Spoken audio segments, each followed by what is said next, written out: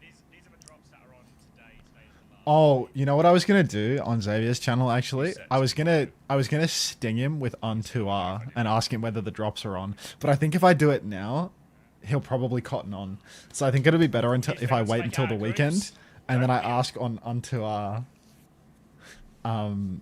Ask him whether it has to be day 3. I'll do it on Sunday. I'll do it on Sunday. I'll sting him like in the middle of a game in day 3 when he's like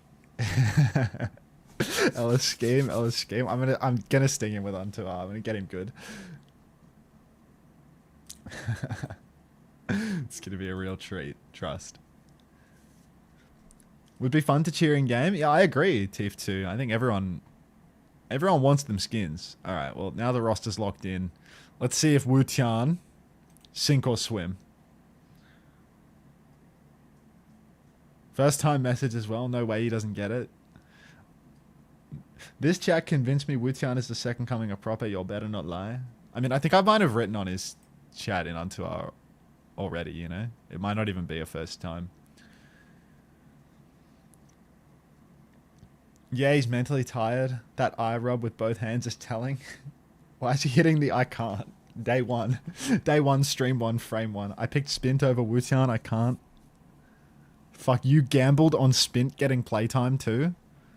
Oh my goodness. And like Fate's played like 8 I can't wait. games. Do you know? Just imagine how hard I'm going to freak out when Farmer is in map 1. Ooh, hang about. Deca F5941. Thank you for the 9 months of stream support. Welcome back to the dojo. Surely per Cooks. Good luck with that one, brother. That guy was on New Era last stage. Thank you very much. GF Bandit, thanks for 10 months on Twitch. Appreciate it. Mate. Farmer's gonna play. I already know Farmer's gonna fucking play. It's just gonna be I show Farmer non-stop in the chat as my fantasy goes crashing and burning. Can I move the drops on text more to the right? Yes, ma'am. Especially because you used the Unter smile for it. I show Farmer. Like, he's inevitable. He's actually going to play, dude. Like... The way is Fate versus Void. Fuck off. Map 1 is Fate v Void. Map 1 is Fate v Void. Stage 2, 2026. Fate versus Void. Let's get in TeamSpeak. 2 dark horses, 1 new name. Can Road Zanside Gaming go further? Connected. Unfucking believable. 2026 Stage 2 Korea. Fate versus Void. Our curtain raiser. It's not a show match. They're actually in teams. It's so ridiculous. I was thinking about the Fate Gambit. I was really thinking about the Fate Gambit. Because they're really tempting, you know? Like, when I was on your stream yesterday when you were looking at, like, the leaderboard, and Fate had, like, 800 plus games, and I was like, what if he's just back? What if he's just... He was so low ranked, though. Like, he looked bad. Like, I was convinced by the fact that he was high champ score, and then I was unconvinced by the fact that he was, like, champ 4. He wasn't actually... He was, like, 150 or something when you actually look at his he's SR. really low rank. You put Sungen? I mean, I put Guthrium, and 100% it's going to be an I show Farmer sweep. Like, Farmer is just going to get all the playtime. I can feel it already. Failure is the greatest teacher. I learned nothing. Hey, Felix. I also don't know how to solve this clean feed problem. What clean feed problem? Is the video's private. Well, that's tough. I mean, I've messaged Craig, but... You've messaged Craig? Yeah. I mean, I need to... It's this new lady, Lynn, right? You got the email? I can email her, I guess. You fucking reply to her email. Reply to her email and say, the clean feed link is private. Thank you, Kate, for the Prime. Welcome back. Appreciate it for 6 months. Thank you, Lynn, for the drops. The clean feed link is private. I'm going to hit reply all on this as well. All? You're going to reply to... Like, Fernando's in that chain, dude. Is this not an everyone problem, though? I don't know. I was hoping Craig would in it. You think just reply to Lynn? I don't know. I mean, like, it's like a really reasonable question. Hey, Lynn. Let me link the spreadsheet I'm struggling with as well. O2 got first ban. Did they? Maybe they chose to And second for Road Zanside. Today. Hey guys. The Wheel of Fate. Video is private. So what's the move is to... Oh, thank you, Murdward. Murdward for the Prime. Thank you very much. Alright, I think we're starting Japanese then. Should I play turning Japanese to open us off? Like, would that be in poor taste? I presume you've been playing it all week, or at least Monday and Tuesday. I only listened to it once.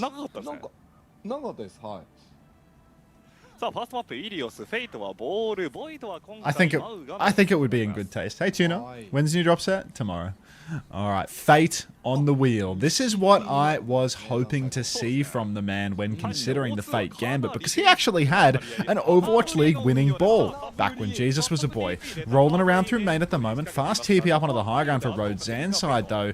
And, well, Wu-Chan is playing the damage farmiest hero imaginable. We watched him play Tracer and do nothing, but Hongyu has gone down first. Missing dead as well. That's a death for each backliner on the side of O2 Blast. Thank God none of us have Missing on our rosters, right? Thank God he isn't the most picked player in all of fantasy, right? Because that would be a real bad start for everyone. Wu-Chan already has ult. Also, Becky.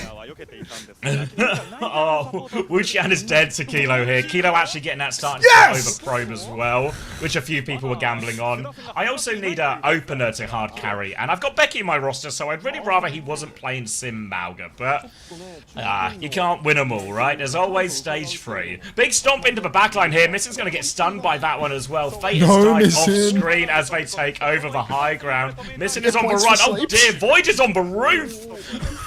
And he's not played in a while, but he looks a natural on the Mauga running over these roofs on Ilios. Tree comes in on my chat to say, can I have a clean feed, please, Zaddy? Does this sound like a clean feed to you, Tree? Does this sound like I'm doing something other than turning Japanese? Oh, nice. Nice, Ryan.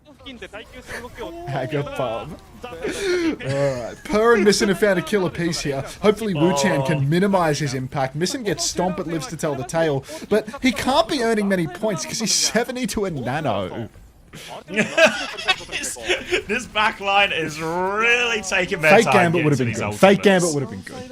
Yeah, like a ball, really good point scorer, low deaths, plenty of limbs, etc, etc. Zanside now have got Becky over onto the Tracer, so no more TP shenanigans, but they can have Becky try and force point a little bit. And O2 Blast don't have a Tracer to match, so the point touch for them is a little bit more awkward. Point touch really hard here. I mean, Road Zanside, their only solution is really to force the point again and again, but O2 Blast, every time they're going to be trying to catch out rotations. Void has pinned to the point straight away, and Zanside, they're actually splitting. They're leaving Void alone on the point, taking some players main. Barrage on the point from Wu-Chan. Good damage, no kill. That will be reflected in the fantasy points, though, as Per rips the overclock, takes down Void, and that's just going to be an absolutely rubbish retake attempt from Road Zanside there. So much investment on the point side, but Road Zan just don't convert in main. B comes out from opener as well. He catches a bash after that one goes off, but they've taken down Wu-Chan, and now the stomp in from Void. Faith is trapped in the corner. Another bash to try and relieve the pressure. Big pressure coming out from this Nano as well, as Faith is trying to live. He's fighting for his life right now, but Void keeps coming for him. There's a minefield outside. Fate's going to get involved, but he can't save Faith's life. He can't even trade any kills. They still have the point. They still have the high ground, but Void is going to start that touch once more. One more point touch for Void here, and with O2 Blast having no supports, it feels like it's going to be really difficult for them to keep on ping-ponging this. Missin, was that a spawn nade, or is he back up top? He is. Point flip goes through. Wu-Chan on his signature Tracer, going to give the cap over and do no damage as well. Classic Wu-Chan, really. Now, Kilo swinging over to the side. High Noon available. Missin just playing this high ground position, waiting for his next turn to take a nade shot. Misses. Oh, wow, you are average, Missin. Per's good for 2 though. Per, another incredibly rostered player. O2 Blast, Per doing it all. Should have got Per. Wu-Chan going to break the cage. Fake going to die. Per with a third. Wu-Chan now pressing forward for a kill. Missin hits nade of the day on the Mauga. Boop off the map for Fate as well. You got to have faith. We all know this. And Road Zanside, they're going to drop the cap again. Thank you, Mr. Fish, for the 27 months. Welcome back. Imagine if you were me and you had Per last stage, but not this stage. What an idiot you would have to be. Also, good news, I've received an email back from Lynn. Bad news is that she's out of office until next week. There's going to be a big nade again from missing onto this one with the overclock. Opener's going to die immediately. Per takes care of Becky on point, snaps onto that one here, and it's actually just going to be all O2 all the way. Kitsune rush on point. Void finds a trade, but they're low on numbers. The Pulse Bomb's out. The Pulse Bomb finds Kilo. Now going to double down onto that one. Wu-Chan, the cleanup merchant, he comes to deal with Void as well. Few more limbs. Per's involved in that one as well. Nano onto Per, and O2 Blast take the first round. No.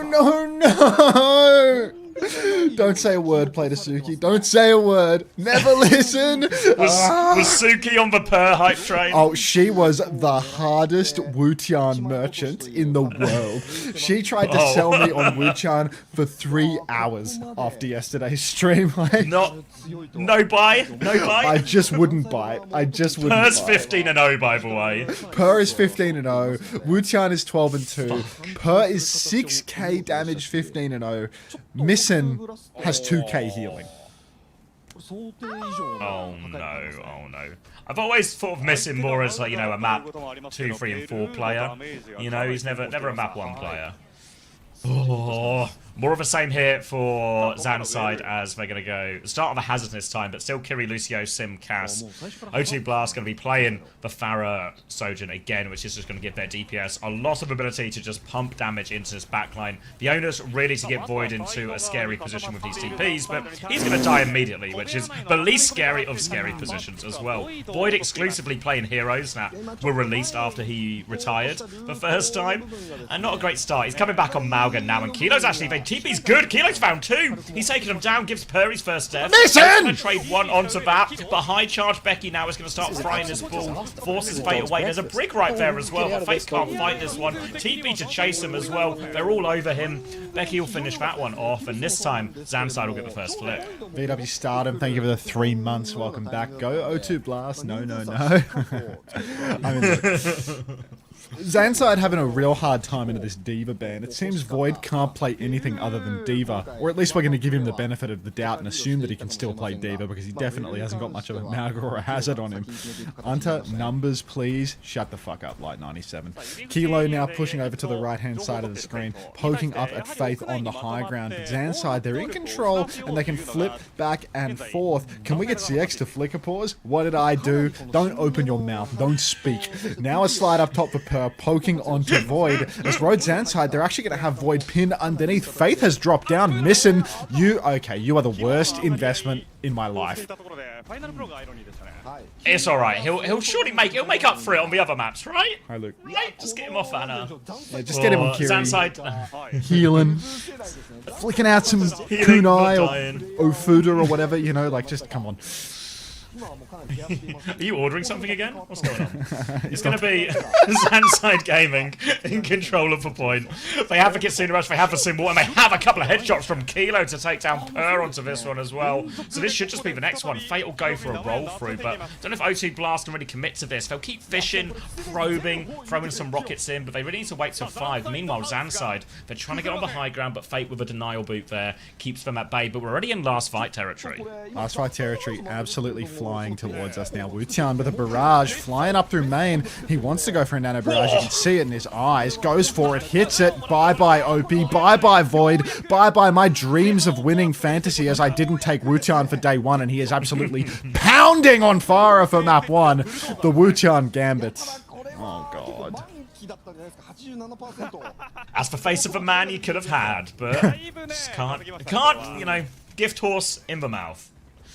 Big ult for the retake now for Zanside. They got beat, they got symbol, high noon, everything you'd want to clear the point. They just have to run this gauntlet of the early slams and everything. First one comes through, overclock comes out as well. 1 bit of damage here. They rotate to main, but Per's already there. He meets him with another one. Takes down Irony, forces them all the way back, and it looks like they're just going to take a free reset here, Zanside. But Fate just pumping damage into them, trying to boot them into Per's line of sight at the spawn. The TP just quite literally back to spawn to live, and Zanside are going to have to try again.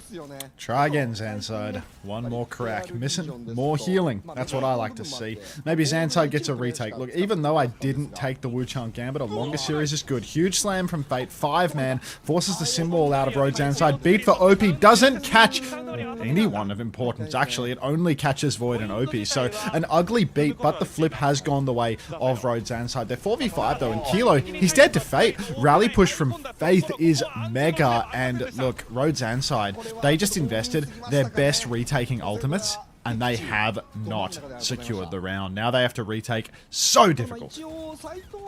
Saving grace is they got the flip at least, so they've minimized some of the damage there. They still have the cage as well. The minefield will be a pretty good answer. The nano's going to help with that as well. Maybe a nano Farah or nano onto whoever gets caught in the cage. So lots of options for O2 Blast to deal with what is normally a very scary ultimate. Zanside now, as they come back, they've actually got Becky on Tracer, so no TPs to move this high noon around as well. So we're just going to have to walk it. But this time, they're actually to point relatively unscathed already.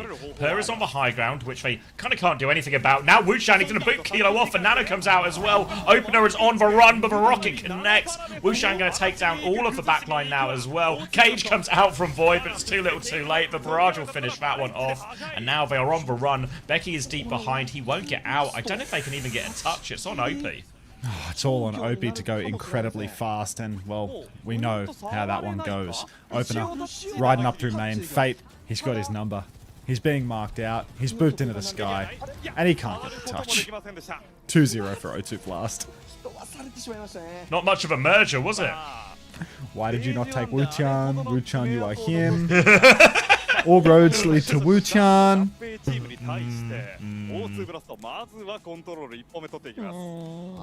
It's alright, Void has Diva maps. Void has Diva maps coming up, and he's going to make the difference.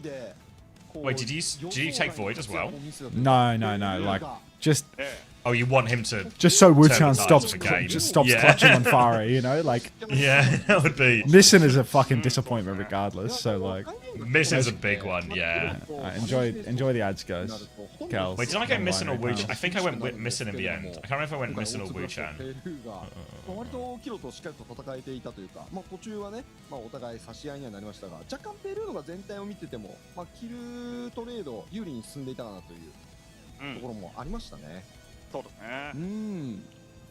No, I went Missing. I went Missing. Great. Great. You're rich. Why didn't you take Wu-Chan post O2 boss system?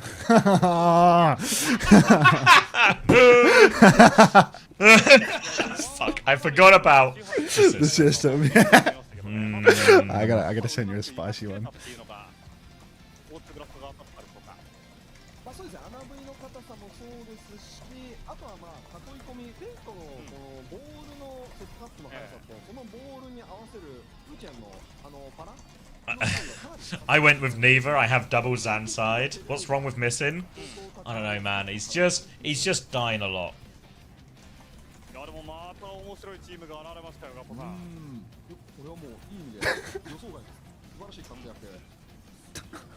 The system. Where'd you hear it? Oh, same guy. Okay, okay. Yeah, we actually know. We know it's the same source. How crazy! Poor little Wu-Chan. To be honest, wouldn't want to trade places. Fuck yeah, no. Look, I know they're winning this first map, but I'd still rather be on Zanside right now. I'd rather be opener in this situation. Yeah, it's never been a better time to be opener. Share with the class. Share with the class. We've just heard that the O2 system is rigorous. Yeah, do you not want to be part of this system? Thank you, Fix, for the 25 months Prime. What's up with Missing? No, but it's not that he didn't play. The problem is he did play, and he died loads. How does it feel? I can hear you.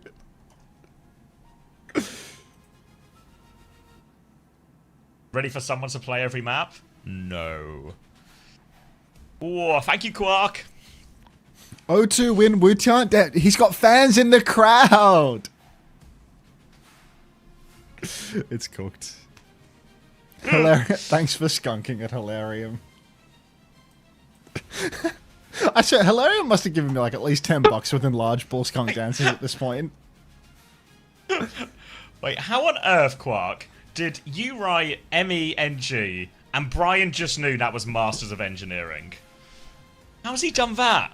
It's good, Fate. I'm glad I got their day passes from the old folks home. Cried. Anna Tank's fantasy? Yeah. Yeah. He's an educated gent. I mean, I wouldn't have figured it out if it wasn't for Brian reading it out for me.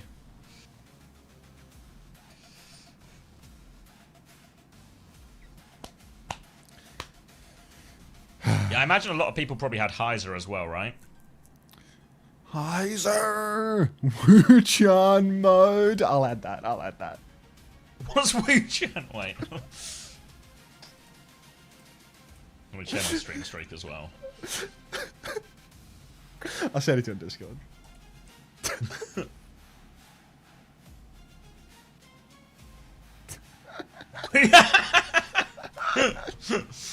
Just total rubbish. This is an absolute disaster. Woku63, thank you for the tier 1. Wait, is that Woku like Woku Goku? I hope so. Woku. Yeah. Cheers, mate. Welcome. Yes, bro. I've seen some good pictures. Woku, Woke, Goku. Images. Her finished on 25 and 2. Missing on 12 and 5. Fuck. The bigger problem I might also have is that Becky is 10 and 6. This is concerning.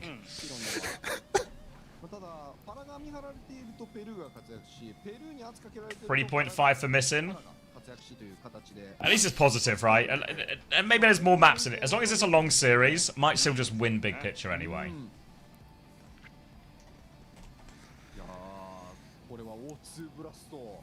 Wu-chan equals Korean White Kevster.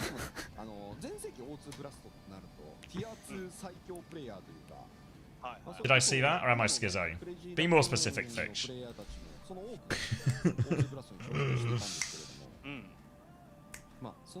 Suki, why is the slot machine off? Is this best of 3 or best of 5? They're all best of 5s. They only do best of 3s on LAN. Only for the important games. Yeah, they only do random Festa 2s for the most important games of the year. At my parents' tonight? Ah, for fuck's sake. Do they not have a computer that can run a slot machine? The whole weekend, the slots are broken. Can we have an Unter Cozy Pride version in the bottom for June? No. Fate Songen out. in? Fuck. Fate. Ooh. Well, thank you.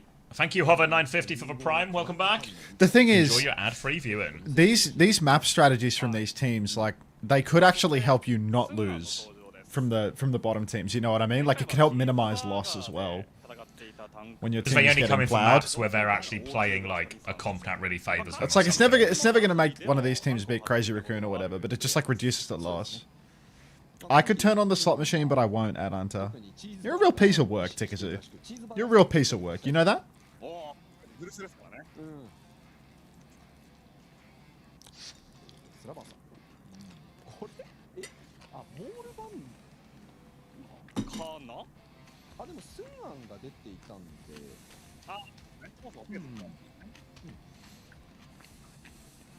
Is there anyone else I can email about this? Probably not, right? Did you reply all? No. Oh. They're gonna be I mean, I can reply all now, but they're gonna be so fucking asleep, you know? I mean, I can call Craig if you want. Yeah, I don't know how. I've asked like a couple of other people if there's anyone else at WDG we can message, but no response. Do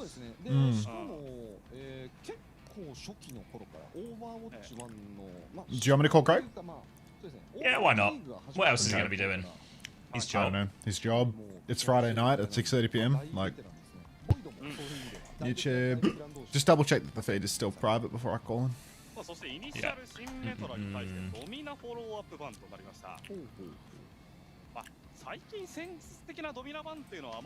Do you even want to use a clean feed? I kind of just want to go Yeah, off it's still soup, private. you know? You wanna just soup it Yeah, I instead? mean, I don't mind the souping it. Yeah, I mean, the quality is nicer. Let me find You're starting to think the O2 boss might be him? Many have been saying this, Kelsey. Dance with Sniper. What's this? Which one is it? Are these all VODs? How do I get to live? I think I got it. You got it? Who does it look like? What if these are replays? Top left? Oh, right. Maybe I've got it as well.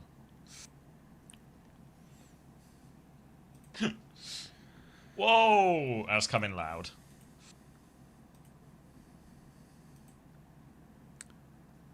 Are you leaving, Bunny Z, love? Bunny Z, I thought you were meant to be studying. She said back to the trenches for for me, so it's entirely possible that they're just sprinkling a little blessing into both chats before going back to being a studious character. Got through half of pediatrics. Nice. Godspeed.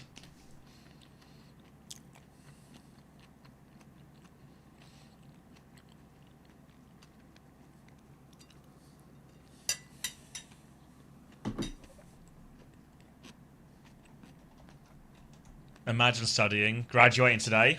Did you finish your essay thing last night, Kat? I'm guessing so, since you graduated now. How do you finish an essay one night and then graduate the next?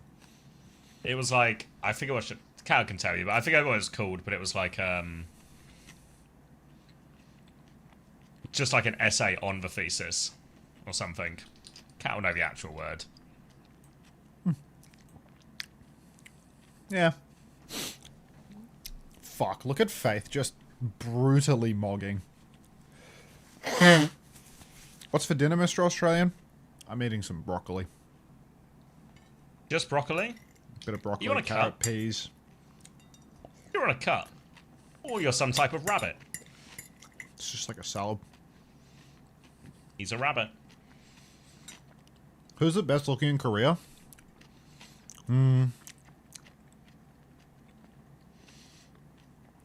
I think Shu has like some of the most striking features. And he's tall. People normally say Banar. Banar, Jumbin, both like very, very good looking. I know, Crazy Raccoon is just full of lookers, bro. Like, it's fucked. It's probably just because they've made so much money that they can afford the surgery to look that way, but you know. What we're actually seeing is a class divide here between those who can afford the surgery and those who can't. Those who are in the Mr. X tax bracket and those who are on cheeseburger. If you ask for China, it's Gushue 100%. Yeah, I mean, Gushue's really good looking. I think Shai's also really good looking. No homo, but yeah.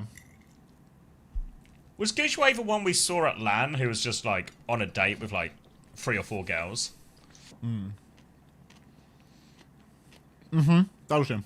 When we went out to dinner and he had just like 3 or 4 chicks with him. Yeah. And he was just solo bolo. Just not another Weibo player in sight. Just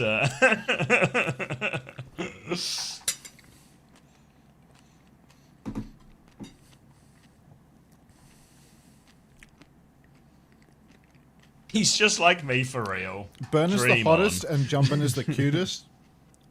And Bunny Z Love is giving herself until the game starts.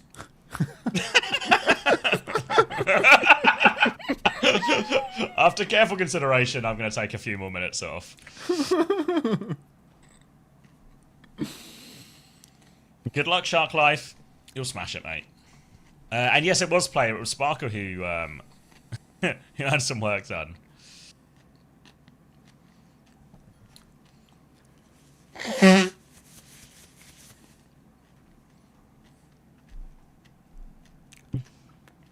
Alright, what are we doing now? Some type of Domina ban? Some type of Sim ban? We get a little Mizuki mirror? Mizu carry for both sides? Mizu Actually, Juno this is sick of the Juno, actually, yeah, so, okay. Right, now it's time for a Wu-chan clinic on the Tracer.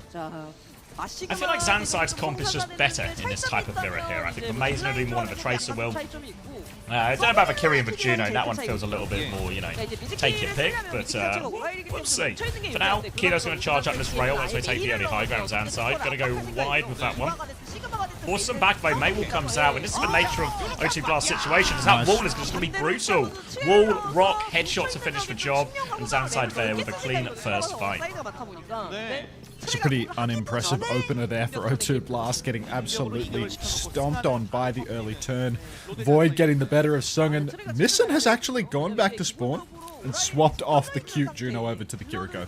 Needs a Suzu available to save Songen from himself. Per, swinging with an almost fully charged rail, finds a squishy up top, forces them to drop down. Now the rail is fully torqued, but Road Zanside hold the high ground. A strong position, which means that it's going to be very hard for O2 Blast to retake up this slope.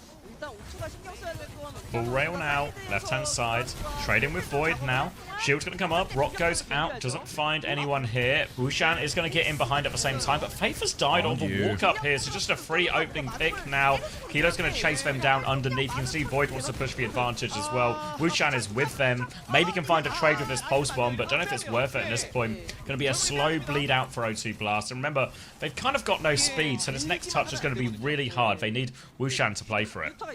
Yeah, Wushan needs to get that final touch, but it is going to be so tough. I mean, you can already see Nissan just after that Juno Gambit is so far behind on Kitsune Rush. There aren't ultimates to win the fight for O2 Blast. Wutian, he snuck in. I think he didn't even get the touch, actually. He got contested out and he just has to run away. So that's a very lukewarm opener here for O2 Blast.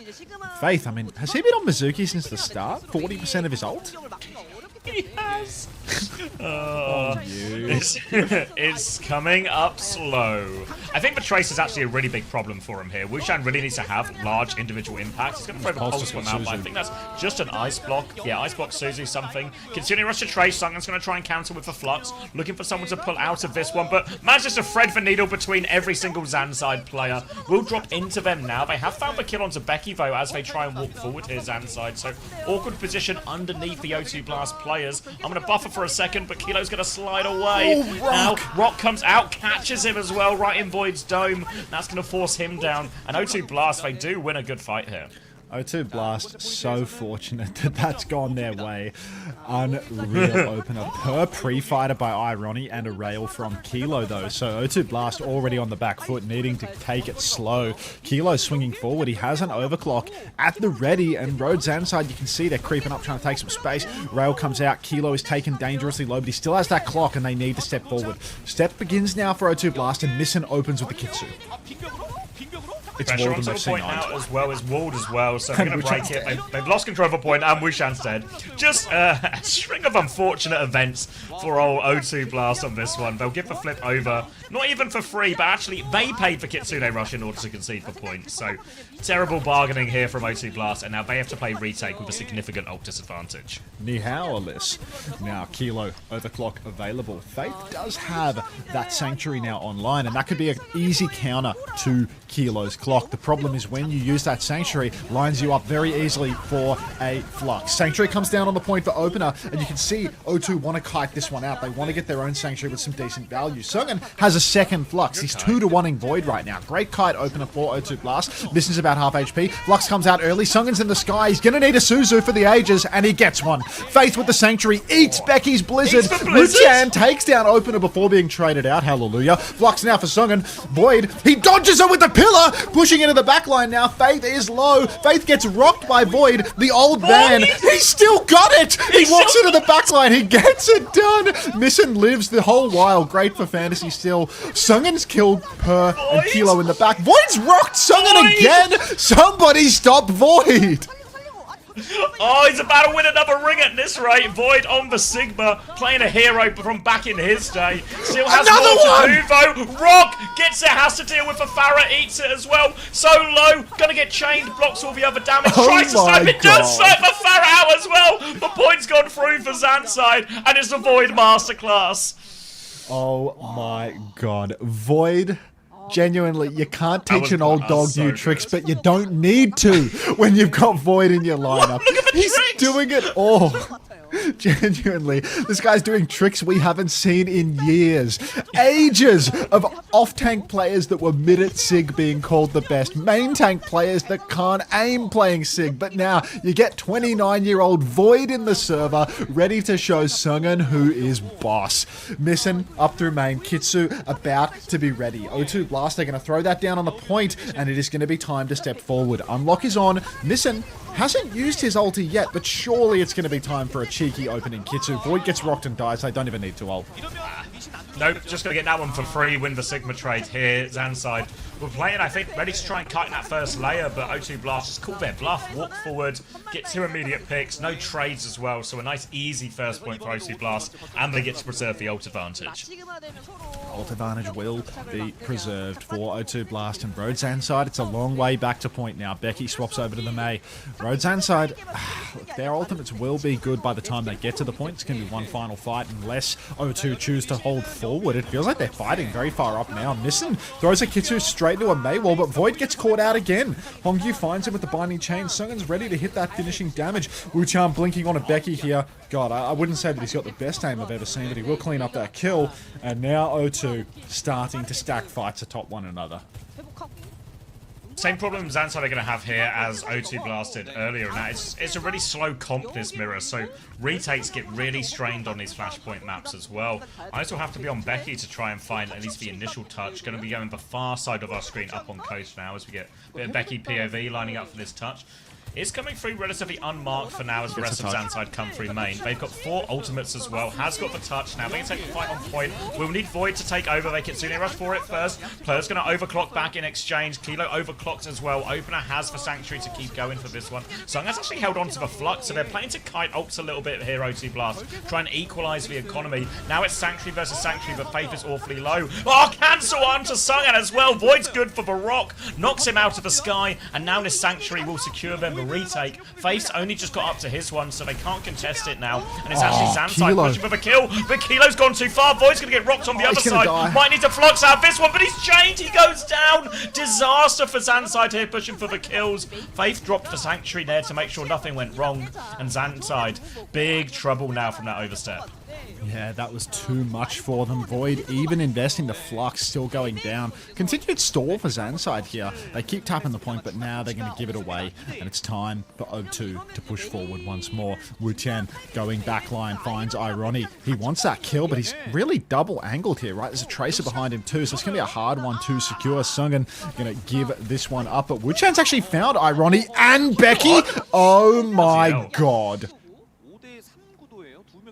Why did I sign Becky? Wuchan was cheaper! Oh no, oh no, oh no. Many such cases. Kitsune rush advantage for Missin now as O2 Blast come over to get their feet onto this point early on. Zanside with not really a lot of options here except to wait for their respawns, try and kite this first layer. Last time in this situation we saw O2 Blast play it very slow, just try and bully the neutral first before committing an ult. Per's a little bit low here, they're behind Void, still haven't used it, Pulse Bomb comes out, but O2 Blast, they have the space advantage. Void will walk in, hits a rock, but Missin has been very patient with this Kitsune rush. Missin's still holding on to the Kitsu. He might be the most patient Kiri. Wu-Chan picked by Irony as well. Getting a bit greedy in the backline. Missin has used the Kitsune rush now, but O2, they're trying to pull it back from the brink. Becky will fall to Faith, but Per is traded. Now there's no DPS for O2 Blast. They've got no more ultimates to layer just yet. Sungan 20% away from his ultimate. And O2, they might just have to swallow a cap concession here. You can see they're all kiting back. They're waiting for more. Wu-Chan comes back in for one more feed. See that one play to Suki? That's your superstar right there. Just a few players left to deal with now. They get themselves behind it, but O2 Blast is still doing a great job of staggering this out. Someone's getting full pocket and corner. Finally, Void will take him down. A chain onto Missin. Faith will find Opener before going down as well. But great stall from O2 Blast. They'll get up to 70-odd%. Wuchan even gets a late stagger or stall as well. Zanside, they built up a lot of ults while they were cleaning up this point, so they actually have 4 ults for this upcoming fight, which mean again O2 Blast are in a situation where they need to try and trade up or kite a layer. Normally what we see them do in this situation is start with the overclock, try and force potentially an overclock back or a sanctuary back, and then just play it slow to try and cheat one of the ultimates. We'll see if they do the same here. Sungan sees a huge flux in his face. Rock comes out, hits Per, not Sungen, but Sungen hasn't actually used the flux. It's Per clocking it from behind, ready to swing over to the side here, but Becky is holding that flank. Looks like O2 Blast, they're trying to decide left or right side for the rotation. They fake out the left and they go back right, and Wutian has caught out Becky early. Clock comes out now for Kilo. Flux from Sungen. Look at Kilo dancing back and forth. A snazzy set of moves from him. Faith in main with the Sanctuary. Forces Kilo to step forward into the danger zone. Rocked in the face by Sungen. Traded out though. Void has found Faith. Void is fluxing indoors. Sungen is so low, but missing with the bucket. Doing it all. Slide back now for Per. Rock comes out. Void can't convert the kill. Becky's in the back. The pulse onto Missing. It's Suzu'd off. Void's going to go down. O2 Blast, are they clutching this? Yeah, they're just surviving everything right now. Becky has triggered the overtime and is on point, but O2 Blast have cleaned everyone else out. Really just weathered the storm in all of that. Great comeback for him there, playing from an old deficit the entire time, but the pocket good in all these situations. They stay in formation, they don't get picked apart, they deal with a pulse bomb, deal with flux, deal with everything they need to, and all of a sudden, it's tied up 2-2, and Zanside need to be really careful they don't let this one slip through. Becky's gone back onto May. Becky back onto the May now. O2 Blast. They have so much to keep this ball rolling too. Zanside, they spent it all. No ultimates for this next turn. How many more masterclasses from the old dog Void are we going to have to witness before we can see a fight win converted into a map? Void up top, holding this choke close. They do have the maze. That's going to force O2 Blast out into the open. They're not going to want to fight into those wall chokes. Sungen has body on the point early on though, and already Road Zanside need to match. You can see Void has dropped down, but they're not going to get much value from the May up here. No, not at all. They need to... going to drop down now, but Icebox been forced early by this wall. Blink through from Wuchan as well. Pulse Bomb just on the floor, though. They try and ramp up the pressure. Full pocket come underneath. Minimal angles here. The Kitsune Rush putting so much pressure onto Becky. He's going to go down. Void is still trying to float over this fountain in the middle. Find something back. You can see Sungen has closed for distance. Void is going to get isolated by this. Kilo, a single trade, but I don't think it's going to be enough to turn the fight. And all of a sudden, O2 Blast. They've tied us up 2-2, and they're in control of the fifth and final point for now. It's an impossible old situation there for Road Zanside. They drop down to the point, just taking the 50-50 contest, but they're fighting into that Kitsu. Road Zanside for this retake, it is all or nothing right now. The double support ultimate needs to find value. Kilo up on the high ground, might be able to find that clock before Faith can get his Sanctuary online as well. This is really the inflection point for Road Zanside. Sink or swim. Road, as they swing, Kilo has the clock. Rock comes out, catches Void on the chin. No kill converted from that one though. He's going to start floating into the back line. Goes for the rock, forces the TP out of Missing. Bodies all over the point here for Road Zanside. Are they going to get a free flip? Someone continues to contest right now for O2. But pressure on, Flux back as well. Sungen's going to pick up Void in that one as well. Flip. Shield is up, Sanctuary underneath. He'll get Suzu'd as he lands as well. So Zanside using everything. They've got the flip during all of this, and they found Per onto the high ground now. So now O2 Blast, everyone's trying to get out, but awfully low on the side as Faith. He is in big trouble. Misses trying to keep everyone up. The rock comes through. Faith will avoid that as well. The backstep seems okay, and the Tracer's pulled him back a little bit here. So they stabilize for now, but Zanside are coming right back. They have Overclock and Blizzard to deal with this next push. So many ults for O2. The pulse goes wide for Wuchan. Overclock comes out in main, and Kilo hits the shot. Faith a little bit sleepy. Joe on the Sanctuary drops it too late. Missing, and Sungen are frozen up by the Blizzard from Becky as well. And suddenly, it's last fight. Wuchan is alone in this world, playing behind. He needs to be the one to get the touch. Road Zanside, they might be able to play forward here, fight off the point. Maybe just leave Wuchan alone on the objective and fight 5v4 in main. And Void, he has a Gravitic Flux to seal the deal. Going to be a big pressure on Void now to find these key targets. There's an Overclock coming. If he can find Per on this one, force all the resources off point, it's going to be difficult for Per to find the value he needs in this. Flux, ready to go. Per, Overclock in hand. O2 Blast, no choice but to make it work. They have Wuchan behind getting the touch. Here comes the Overclock. Flux in response. Slides, committed. Per's up in the sky. He's killed Becky. The cancel. Per is still going. Chain onto him now. Per lands another shot to opener as well. Void finds a trade, but Sungen stops anymore. Kitsune rush onto point, and O2 Blast, they're not done yet. They've got the flip. It's Zanside to now have to scramble. Zanside have to scramble for the touch here. They don't have the Tracer. Void going over to his signature Diva. Oh, one for the ages now. The ults are there for Road Zanside. If they can get that Kitsu online, it's such a huge advantage. But they do have so much point pressure, and Void, it's going to be really hard for him to find individual value versus this Mizuki. Up top, Kilo's already choked out. Somebody's got to touch point. Who's got it? Somebody secures the tap. Irony. He dies without Suzuing himself or using his ultimate. And Road Zanside at the 11th hour, they fall over in the most horrific way imaginable. We've got to put Irony in the brazen ball for that one. Get your vat of oil out, folks, because we've got our first boiled member of OWCS Korea. It's day one, game one, but it's time to get someone in the ball. Irony, Kitsune rush advantage, the only significant ultimate in that final map. They were 2 rounds up as well. O2 Blast, you can see they're absolutely buzzing about that one because they had no right to win that map. They had no real right to win that last fight either. And now they find themselves a 2-map lead in a series that really most people probably would have expected Zanside to win coming into it. And you can see, look at that. Depression on the side of Zanside here. Yeah, I mean, Void is devastated. Oh my map god! 2, Void is 2 Void's maps gone. into his OWCS debut and his head in his hands. It wasn't like this when I had Izayaki and Lee J gone.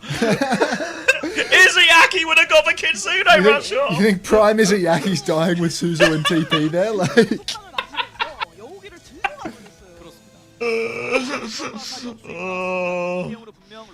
come on, Void, mate. It's only 2 maps into day one. There's plenty more Overwatch to play. brutal. Right. Just I'm brutal. grabbing a drink here. I hope Void can, I hope Void's gonna be okay, you know? Like, I'm... Yeah, I mean, he's had a long career. He surely suffered a little bit more adversity than this at some point, you know? He won a lot. He won a lot. Back. You think he says he's is the most meaningful loss so far?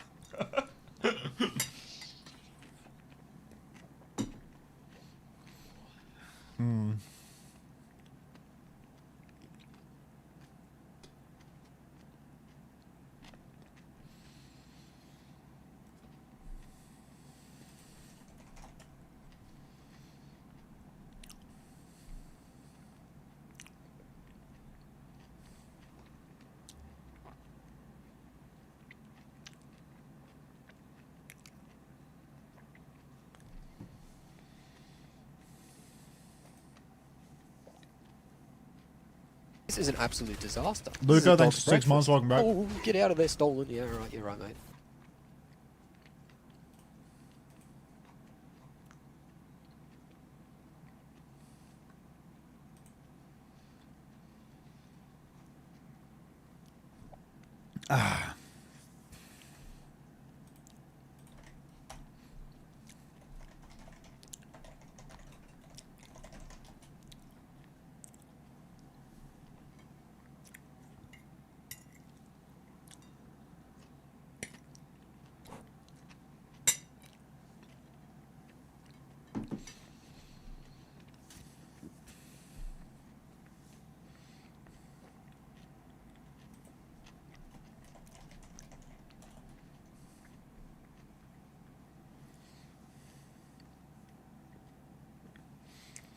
You stole my merger.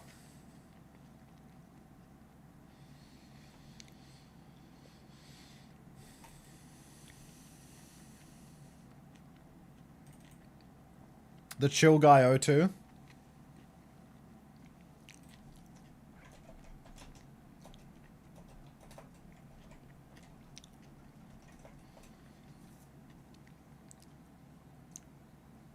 It's a fake chill guy. Use your eyes. It's a chill guy crying beneath his mask. What a chain from Faith. Yeah. Pretty class.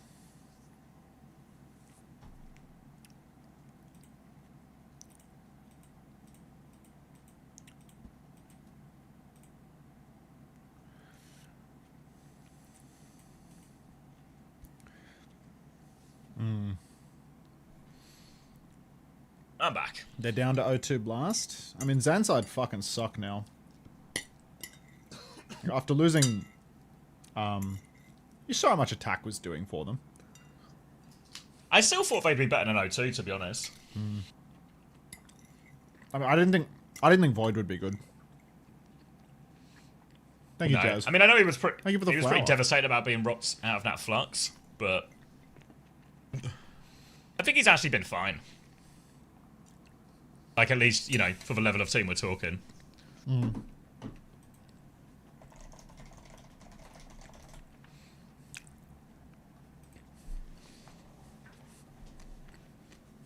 think what's really going to happen out of this merger is now all of the like heroics of onside last stage, like punching up and like taking us to map 5s against these top 4 teams, that's just a thing of the past, you know? The gap between the top 4 and everyone else, unreconcilable now. Stays quiet.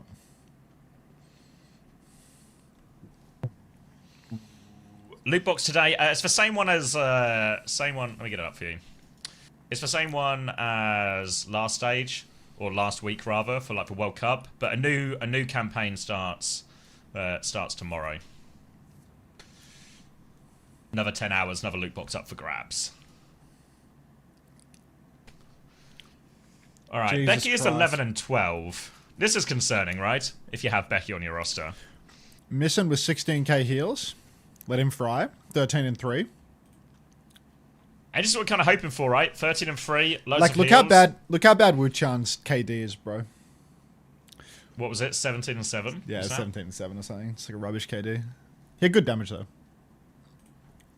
Yeah, I feel like that's a really hard comp to play Tracer in 2 as I was well. really banking on fucking O2 losing that map so we get more maps out of them so I can get more points from missing. Like this, I want this to go to 5. Because win or loss doesn't matter. Win or loss doesn't matter at all when you have a support player picked. You just need fucking long series. Just maps, yeah. Yeah. Like, quite easily, Missing could have lost that last map and he would have scored about the same points, you know? Yeah, Maybe like 1 or 2 exactly. less. Like you just need more maps. But losing that, like, we got to boil irony, bro. There's no other answer. I want to see his skin blister. Like I'm done with him. Just crucial mistakes, right? Like get rocked out of flux on that fight, you know? Like, because Per actually, in many ways, Per ints it, right? Like he uses his shift. I mean, it's the easiest flux of Void's life. He just needs to find a bit of cover or use his shield or something, not get rocked out of it. And then they maybe just win it there and then. Yeah, Becky died too. Right, probably had wall and block and he died to the clock. Yeah. I mean, they could have used the wall as some type of cover as well. Sub in pro, please.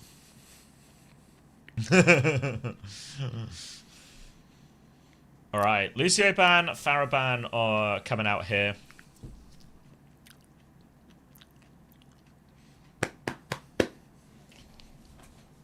Is Void still in? I'm not sure actually, didn't see what movement we had on the benches.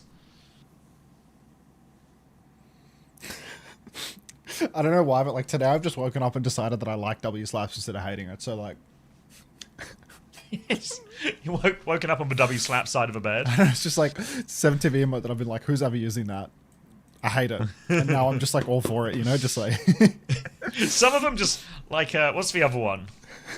A fucking cheeky monkey. You know, stuff that's just it takes a while, but you just what was the other one? After Lenny, what was the one you added? Like the one that's like a reference to a TikTok with that weird ass posture. Like I feel like I could never come around to that one. Like that one I might actually manually remove today.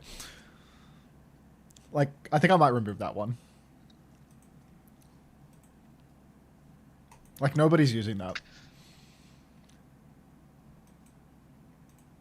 Like I'm not even gonna give it a chance. Alright, Void is still in, Sungan is still in as well. Zanside fighting for their lives.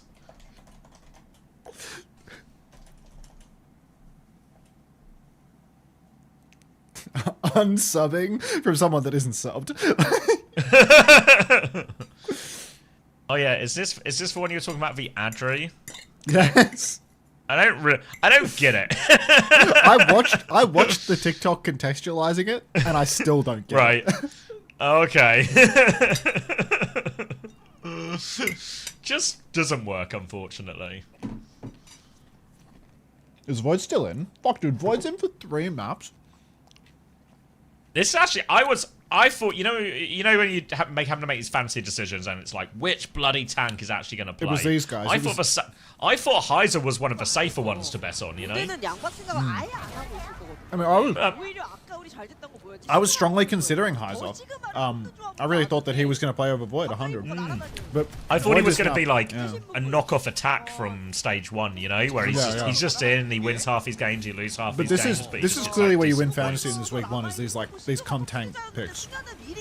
Yeah, if anyone took the Void Gambit, they're actually hard winning. Alright, Cat Bastion over the top. Wushan's going to finish that one off as well. Per sets it up. This is actually another big endorsement for the Per fans, because the Bastion is going to farm so much damage in this matchup as well.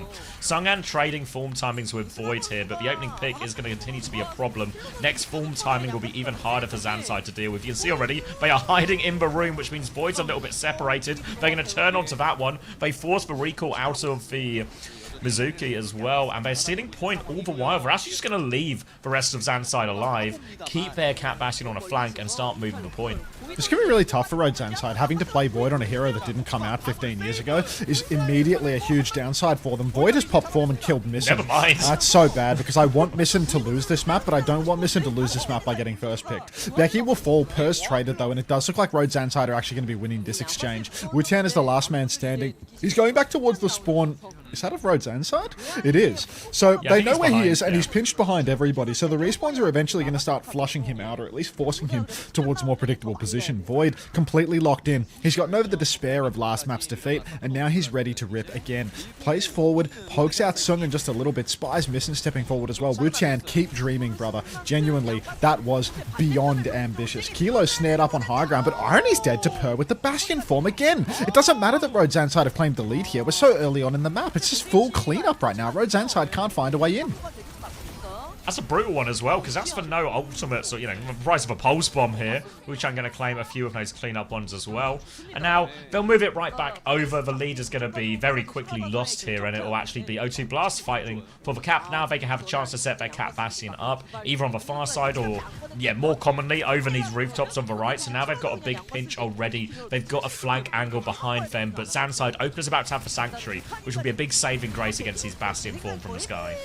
Yeah, form up in the sky right now for Per. He's going to drop down face to face with that Cassidy in a matter of moments here. Opener, Irony, all of these ultimates around the corner, and O2 Blast threatening the checkpoint. Void shifting deep now. He's looking for a backline at a target, but he actually can't find anything. So it's not really looking like any of these ultimates are finding value. Push further into the backline. They're flipping away because they've stolen the cart. The Sanctuary's actually really good. Sungan now stuck out in the open, getting pumped full of damage. He's going to be able to kite into the corner, but the push just continues. They didn't even get checkpoint off that O2 Blast. And Road Zanside, masters in the clutch. I think Void might be the pick, dude. Yeah, Void actually might be time to invest. It was week one was the time to invest, right? Like, yeah.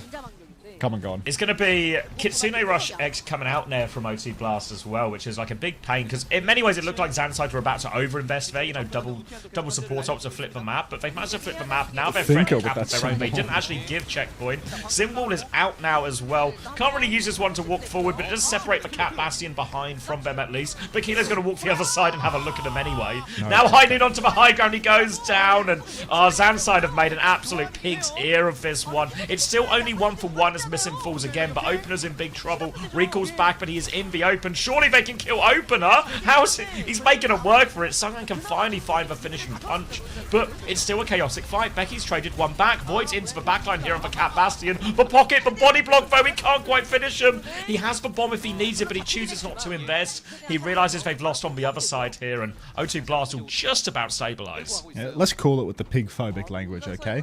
Missin now pushing towards main. Irony's going to move over to the Kiriko. Yeah, I mean, there's a lot of pigs in chat, mate. We all know this. Cuffer might be watching, and we all know he's a fucking pig. Now, Void, the only man left standing with an ultimate for Road Zanside. Kilo flips around the side looking for a target, but it is still just Cat Bastion in the sky, making things difficult for Road Zanside to step forward. Per rips the form. Lots of shots out onto Per, though. Gets him quite low in the air, and he can't actually swing all too much. Void's taken a couple of back shots from Per. Feels like there might be an opportunity for a little push here in main. Wu-Chan does recall away from the flashbang. Recalls out into the open now. Bombs come out for Per in the sky. Per finds Becky. Missin goes down first. Again, this guy's actually a bum, dude. He's just dead first every single fucking fight. It's ridiculous. And O2 Blast pushing all the way to the checkpoint now.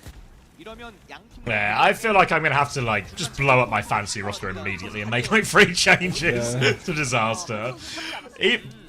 Looking for a late trade here, actually. Huge pressure onto Irony. Full Matrix from Void to get him out of that one. And they've got Irony out successfully, but they have to worry about the lead as they've now conceded it and it's past checkpoint, so all these meters are going to matter.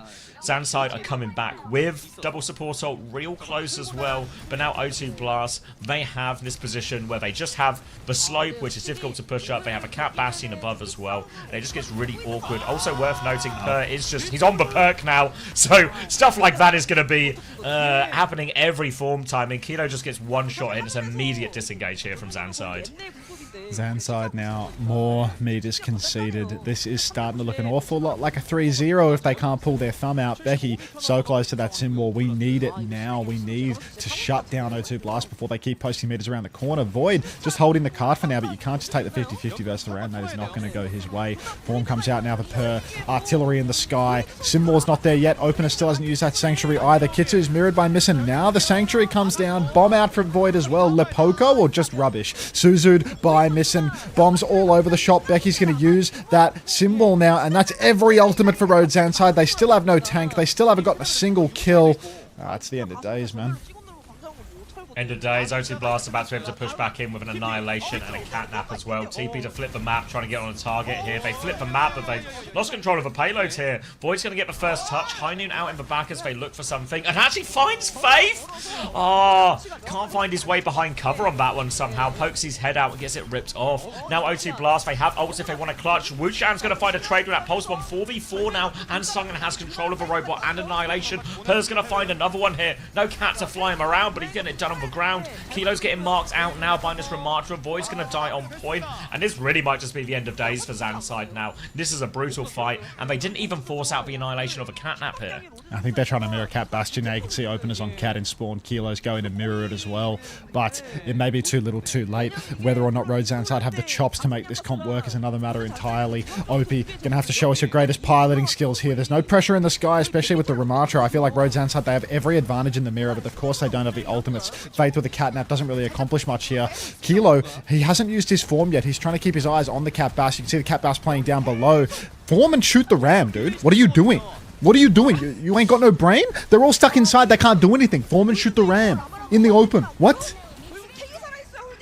What was that? Drop onto the low ground and get inside? Sure can, boss. Kilo's going to take down Sungan regardless. Kitsune Rush makes the difference for him in the end. 4 players still stuck behind for O2 Blast here. Don't know what their players are going to play to trade. They can't really get out from this position. Kilo's up into the sky right now, and O2 Blast continuing to play it slow, but they're just 4 players behind them. The robot's been stolen.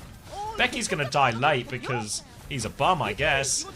This is just really ugly from Zanside and O2, really. Kilo now flying out in the sky, looking for somebody to kill. Per is locked in the corner. Catnap on a Void. Void has nothing. Ironi's going to die off screen to Wutan.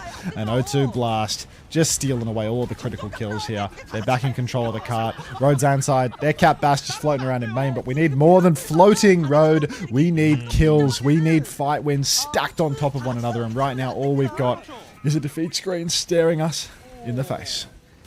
Huge lead for O2 Blasts, both in the map and in the series, and it's about to be all over. They've got Kitsune Rush, they've got the DPS ults to throw in as well. Kitsune Rush comes down first, going to be the bombs over the top. Pulse Bomb as well, Kilo is low. Becky finds a trade, an important one, wants to miss him nonetheless as well. Void somehow gets back into suit. They've lost their DPS, it's still player advantage for O2 Blast. Void goes through, he kills Per as well. He's still half HP actually, healing a little bit off that Matrix, and Opener's with him as well. They still need to get the robot back, but now the trades from Void should be enough for Zanside to stabilize for now. Void is just a way better player than anyone else in this lobby. Like, no kidding. This guy is just permanently making something happen, dude. Like, he's just so good for it all the time. Road Zanside now, they have only a Catnap to work with. Still, they have the Cat Bass, but look at this. The DPS swap. Wuchan has gone Bastion to reset the perks. A different Bastion player. What a crazy play. Double swap the DPS. Insane. Now form timing comes out in the air for both sides. Oh, wow. Wuchan looks like he doesn't really have the Bastion gene from what I've witnessed thus far. Up above, though, Kilo's going to beam Faith, and Wuchan doesn't even look up for it. Maybe we shouldn't double swap the DPS. Maybe Wuchan can't play Bastion. Void finds a Cassidy on the low ground. Critical that they don't lose car control here, and they're not going to because Void is him on the Diva. Just need to avoid trades at this point, Zanside. They need to deal with the Ram on point, but the DPS of a real threat. They take care of Per, they'll take care of Missing, and it will be a clean fight win. Exactly what they need in this situation, Zanside. Still a long way to go, but they've got double support ult, nearly all 5 ults in fact here. The biggest thing they're going to have to worry about is this annihilation that Sung can drop on point. Any trade, any sort of stop of car or C9 is going to be a huge problem for them to try and deal with here. But Zanside, they do have the ults for this next couple of fights. They do have ultimates to keep it going. Of course, we're in overtime, so there is no margin for error anymore. It is match point. Per with the Fly Noon. This is the moment we've all been waiting for. Fly Noon begins. Fly out onto the Cat Bass, and it's just 2 instant kills. No trade out on the ground. Wu-Chan actually living to tell the tale at the moment, and the Fly Noon looks to have sealed the deal here. Fate's going to go for the Catnap on Irony, but the series is over. It's actually just Void 1v5. He's only good for 1 final kill on Wu-Chan. And Road Zanside Gaming 0-3. Youch! That's horrible, yeah. That is shocking. That's really bad, you know, like... If you told me O2 Blast won like a 5-map banger or something, squeaked it out, anything like that, I'd kind of believe you, but this is a really bad look for Zanside here. Yeah, that's absolutely just looks shocking. Outmatched, outclassed across it. I mean, what are they... Who does O2 play next? I play like an easier like team, a proper no? tough team now, no? No, O2 had a Like, double easy week from memory. O2 plays super bad. Yeah, like so O2 they're about to be. Yeah, O2 might actually go 2-0 this week. I should have taken the Wu-Tang Gambit. I should have taken the Wu-Tang Gambit. Yeah, I've actually gambled on Zanside and it's fucked. Yeah, well, I didn't put any points in Zanside, but I think Wu-Tang could have been worth it. Maybe not. Maybe Zest will just deliver more points than Wu-Chan. That was 3. Yeah, it was like a 3-0, right? Like, I think Zest might just drop nukes. We'll see.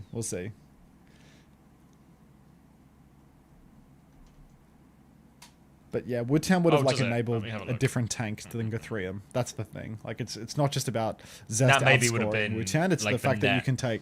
Yeah, but like I just couldn't confidently pick a single tank. You know, like I couldn't confidently pick anyone.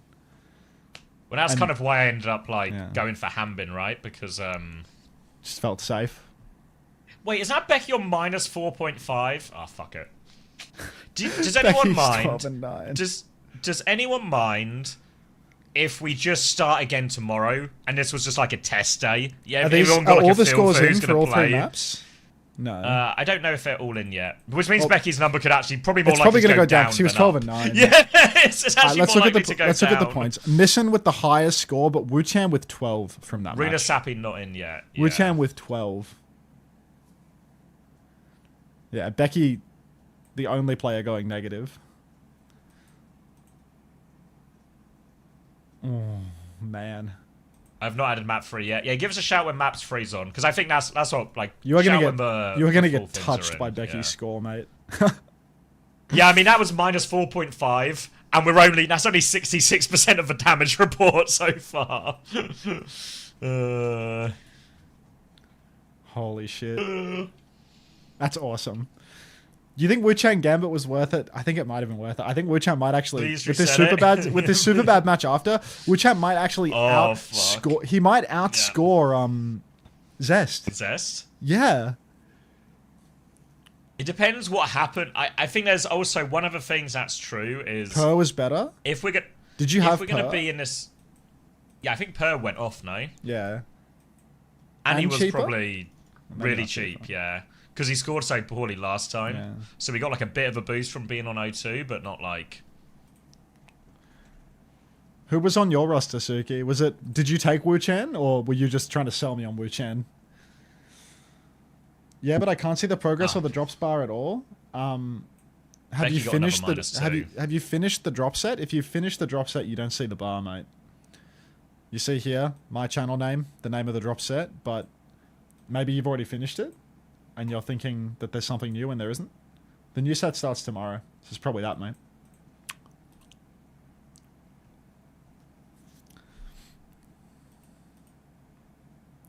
Yeah. Yeah. Just between me and you, if you look at the pinned message at the top or at the top of the chat where it says Overwatch World Cup and OWCS drops are on, new set starts on Saturday after Korean OWCS. That's the subtle hint to indicate that you know, maybe, just maybe. Look, I know, like, my mum used to do cryptic crosswords and stuff, and maybe some people have a mind for solving these big, complex problems, Max, but can you just spell it out for me, please? We're not Tom Hanks in the Da enough Vinci Code, enough dude. your Like, clue. Yeah. Fine, I'm going to the Vatican. Ugh.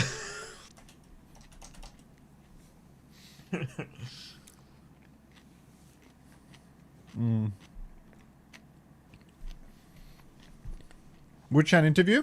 생일 축하드립니다. Let's hear him out. 오늘의 Let's hear him out. POTM은 우티안 선수가 차지하게 He's gonna 됐는데요. recite for 옆에 있는 himself. 페이트 선수도 함께 모셔볼게요. 자, 오버워치의 명가 O2 블라스트가 돌아왔습니다. 금이 환영 복귀하자마자 3대0 첫 승을 가져가게 됐는데요. 승리 소감부터 들어볼게요, 우티안 선수. 네, 제가 프로를 시작해서 이렇게 바로 첫 승을 할 줄 Look how 몰랐습니다. happy he is. 네, 저 소감이 남다르다라고 말씀을 해주셨는데요. 페이트 선수도 정말 오랜만에 경기 치렀잖아요.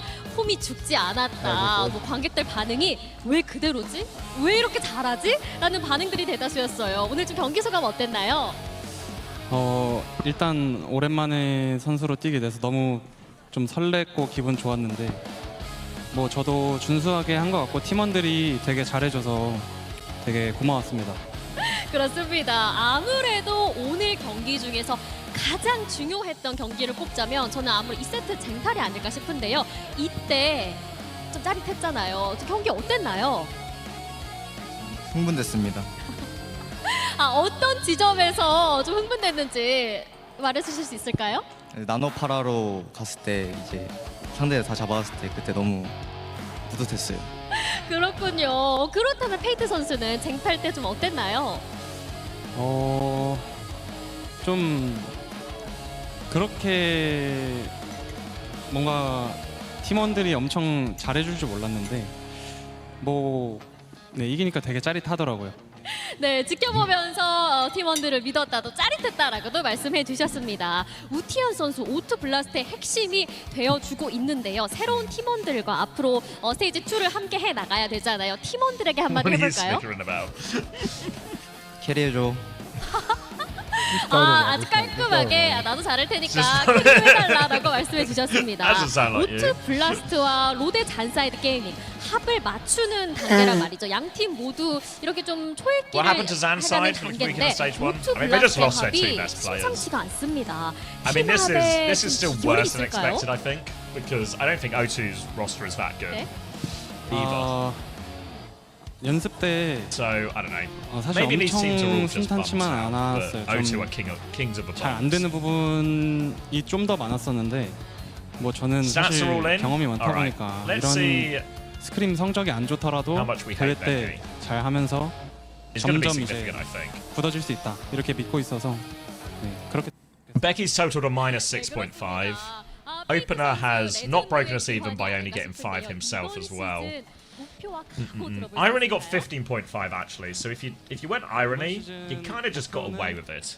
Missing got 19.5 as well, which is actually really fine. More than fine, really. 그러고 No big healing numbers, I think, bailed him out. Per is the big winner, though, the highest scorer so far out of anyone with 23.5. Are they all in, all the scores? All in, yeah. So Wow, Per was a Wuchan money got move. 17.5. And so was Wuchan. Yeah. Wow. Yeah, all of these O2 Blast ones were actually just good for it. Yeah, Except for Per Fate, went- because he only played one map, but Per yeah. went mad. Alright, well that's 1 out of 5 players have played now. And then, I mean, their next series, like Superbad is wank. Like O2's gonna win that. Yeah, definitely. Definitely. So that should just be a farmer, especially for the DPS. Oh, if I see Farmer today, I'm fucking taking it off the top rope, bro. 경기 뛰었는데 응원해주신 분들 정말 너무 감사하고 Oh, but you went Gafreem, didn't you? So you've Yeah, got like yeah, yeah, you've got like a real. I won't find out until tomorrow, right? That's the poker face cheeseburger game. 너무너무 기대되는데요. 저도 함께 응원해 보도록 하겠습니다. I've just seen your message. Just, Yeah, you're right. Yeah, just hot nonsense.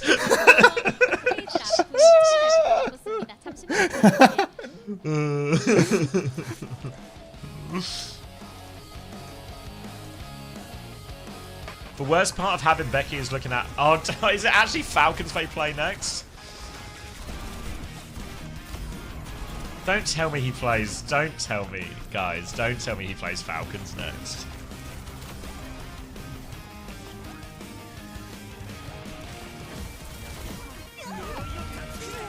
Void Hazard. What do you mean he still has to play for... Wait, no. Oh, fuck, he does, doesn't he? Are you talking about? What do you mean Are you he talking still about has to your play roster? Falcons? Like, yeah, it's just Becky, you know. I thought Why did Becky you- would just be, like, guaranteed to start. did you I not thought look he at would his win this 2 game games today. for the week? Like, Yeah, but no, I thought Zanside would win. Did you really think O2 were coming in as favourites for this game? I thought that it was going to be a dogfight. Yeah.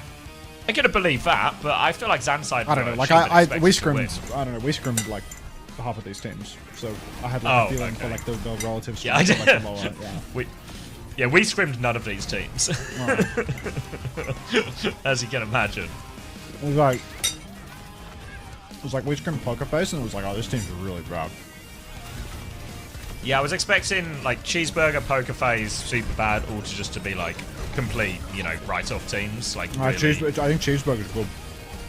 You think they're actual good? Not Okay. good, not good, but like Cheeseburger could also. Like top of the O2 in bottom Zanside, type yeah. good. Yeah. Insider trading? I'm saying it outside. This is outsider trading. Hello? Pokerbase and Super Bad are the worst too.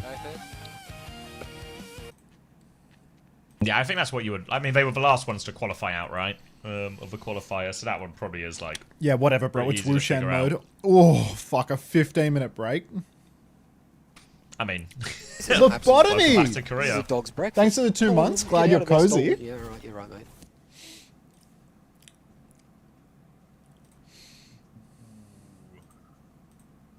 Wait, Scan, are you here? When's the Colin. boot camp? It'll be in August time. I think I have to have... Well, I've got one more meeting on Monday, and then I think it should be sealed.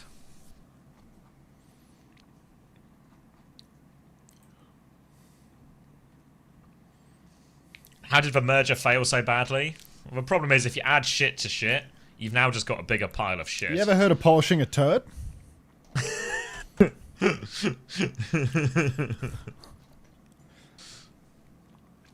45 stream streak for Homicidal. Cozy. Happy to hear it, mate. Happy to hear it. Oh, just die in your arms. Wait, is it Crazy Raccoon Falcons next? Yep. That's all right. Speed time, You know, Harmon I Jump. realized. You know, I realized Go on, what'd you realise? the games are stacked this today because we got like T1 Zeta next as after this one as well, and then we've just got like real slop for the rest of the weekend in Korea. Not really. Yeah, they just stacked the opening day of games. They and always just do that. hoped nobody notices Yeah, no, that they- the they games always are do that. immediately wank afterwards. The opening fixture is like just magical day, and then it's just like genuinely strap me to the fucking electric chair. tell me more about this electric chair.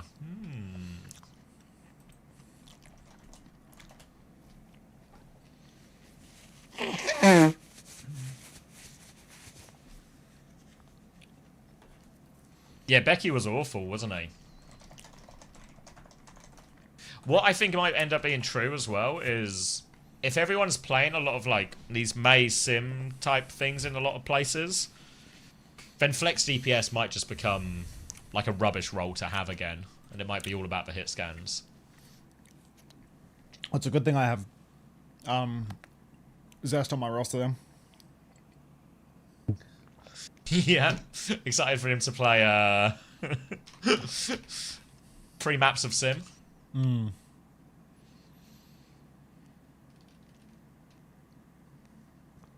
You can call Christopher whatever you want, IDQ038. The problem is, if you say something that insults him, he will ask you to post a selfie. I just like to look at pictures of people. He just likes pictures of people, yeah. Alright, I need to delete some of these VODs. Sneak a Doomfist quick play game in here.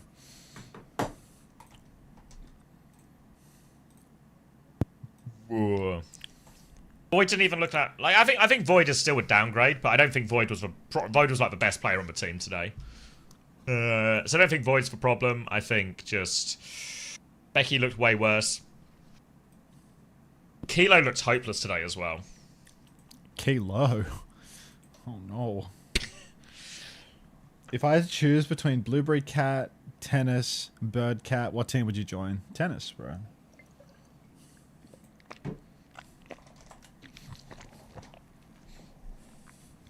Easily.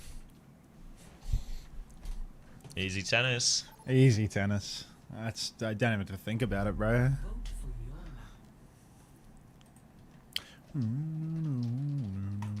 Ilios in the voting pool and people are smacking the icon wall button. Ooh.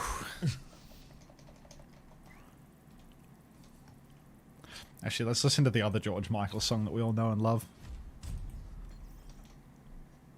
Hong, you OP won and today, Irony back right? to their old selves as well. Yeah, those guys are just the bottom. Get eyes on this team first gameplay. We will learn a thing or two. I'm versus Finn, actually. No way. Yeah. We good, Calling. We good. You see everyone with this table flip title? Like, who wants that? You want the It's you want the the one table everyone's flip? been using on OPR as well. It's like the big grind one. And I want to Oh, get it's the like final reward. Yeah, it's like I want to get the column 3 one, but I don't. I think you have to do a lot, right? I think to get column 3, you have to do. Yeah, you have to do 36 challenges, and I have 22 of them. There's 11 days left. That's drives. The drives will fit me through that, actually.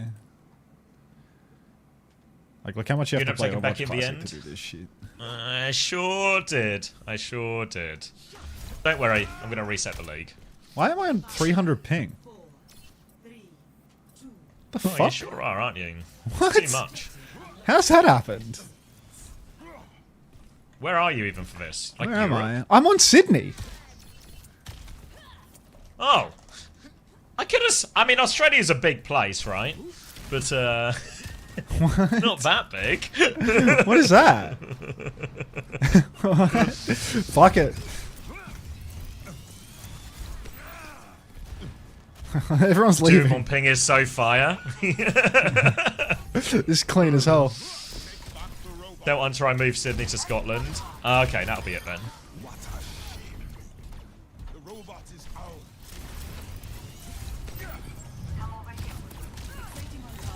What?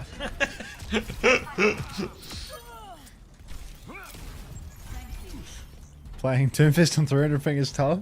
Stop the stream. There's a lot of jittery punches coming out here. Just clean punches.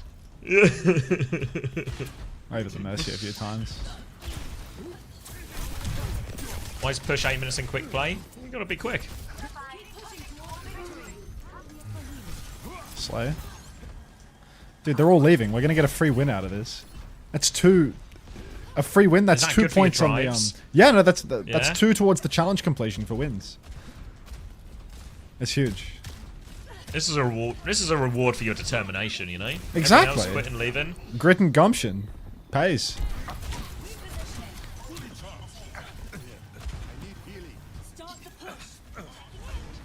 You want to see a fucking 300 ping power punch? Oh, I'm ready for it. Bang! What even was that? You want to see another one? You got magnets at the end of that fist? Oh fuck! Oh no.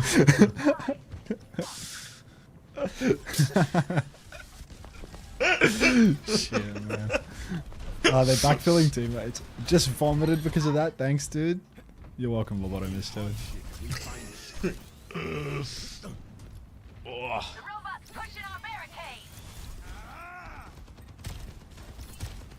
Low-key, the 300 ping gimmick might be the move. I love how smooth it is. Actually smooth it's plays, bro. Also really lowers the expectations, you know. Like if anything, That's what I even mean, like, remotely it's a good bit It just for me. feels like, yeah, oh, that's good. Oh, I hit a punch. Wow. Nice shot, thanks, Gala. Hey, Jake Slater. Is this Dong Hack? Yes, this is Dong Hack. This is the only game time that Domak's getting today. Did you see the Bliss picture? The Bliss picture? Oh, I gotta pull up the Bliss chat logs. Oh, is this when you message him about who's playing? Yes! And What he did he goes, say? "It's a secret," shushing emoji.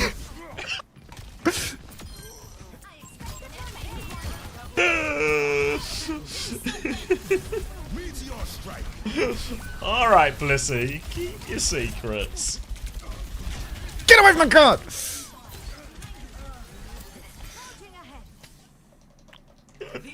This 300 ping battle with Bob.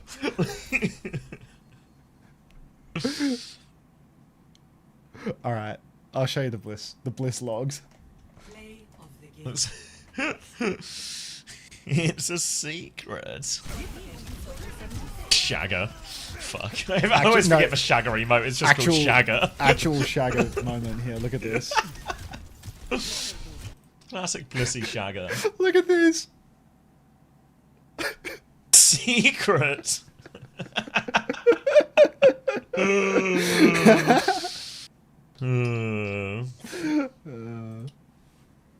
Can't make a fucking fantasy roster to save my life.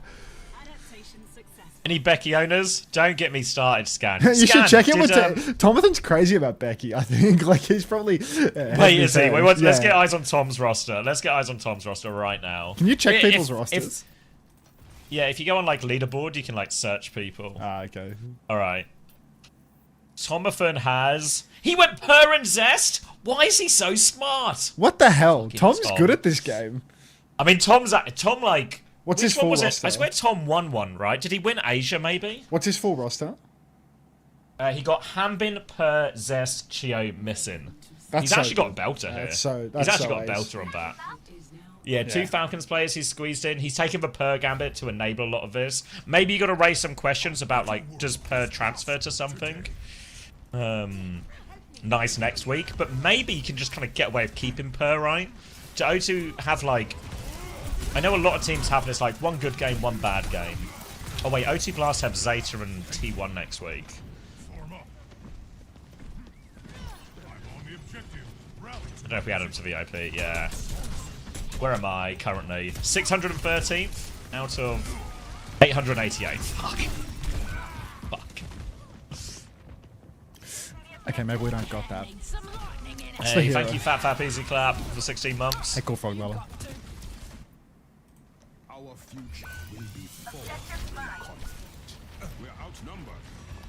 Can you check?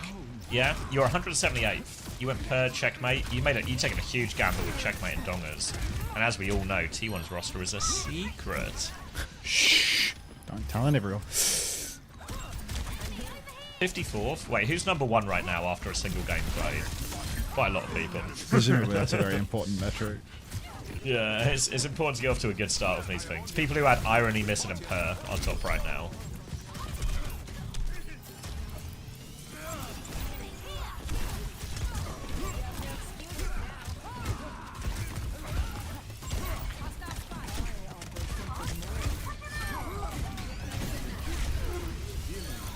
This is an absolute disaster. This is a dog's breakfast. Oh, Trashboat360, thank you for the prime. Welcome.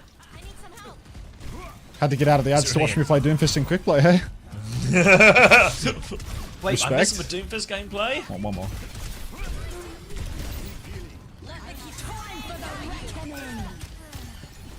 I don't know. Can you even play Doomfist with ping this low? No, but I have less excuses with pings this low.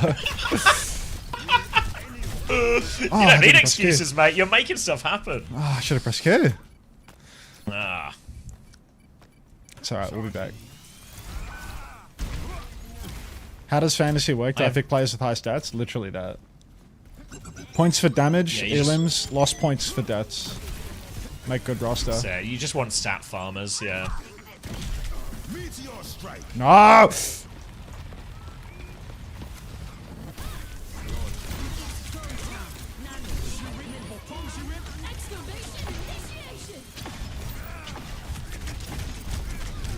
Oh, what a fumble.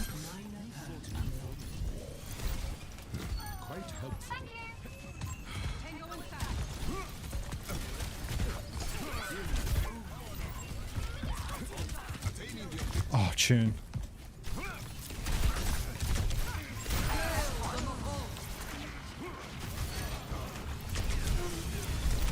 Oh!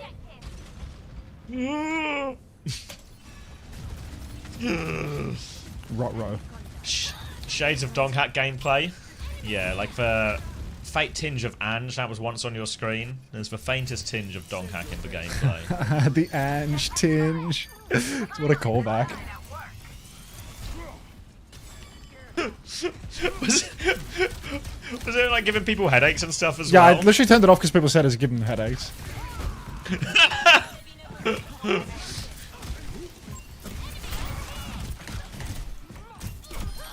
Did you add a way to search on the leaderboard by player? Yeah, probably. I can add it to Toby's list. He's got like his last week's exams this week, so everything's sort of just on hold until then.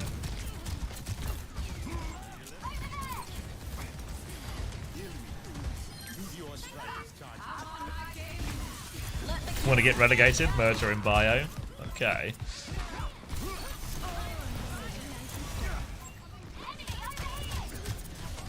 Search leaderboard for player. Yeah, so essentially so you can search for like how well a Donghack roster's doing or something like this. It probably needs a little bit of thinking in terms of how do you want the ranks to show in that? Do you actually want the ranks to reorder like it currently does, or do you want the ranks just to show? Yeah. New drops start tomorrow. Is this Donghack gameplay? Yes. If you just like half close your eyes, you know, like squint real hard.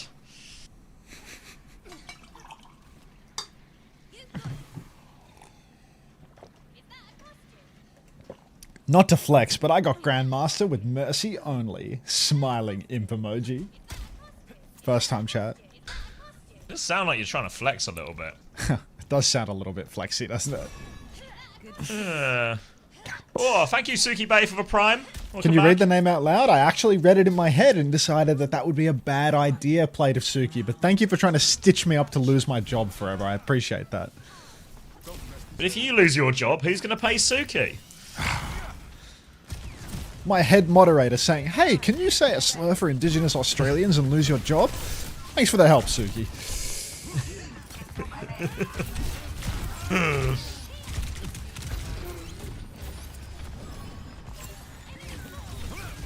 Oh, thank you, Rusu, for the prime. Am I saying that right? Ruisui? God. How many people's names do I actually get right? None. Probably, like, close to none. Not to flex, but I have Peggy on my fancy roster. You're not the only one. Tomahan type message. Close enough. That's actually the most common response when I ask someone, did I get your name right? They'll just say close enough, which is what we're experiencing here is several years of streaming where your expectations have just been lowered sufficiently that you'll just accept that I'm at least kind of trying to say the name, but I won't be very good at it. You fucked that wall up? I try my best. Thank you, everyone, for lowering your expectations. Last roll out. Wait a minute. Our Trace is doing it. Never got mine wrong. Thank you, Easy Clap. How do you do the numbers? I'd probably go 1308, Jet. Try this name. Tokatai Expert. That one's wrong, but we agreed that the wrong pronunciation I did was fine. I believe we call that one a compromise. Is 1308? Shit.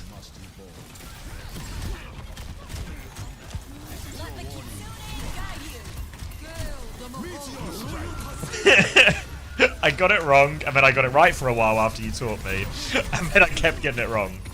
Wait, is it not just far? I feel like I normally say Fargon.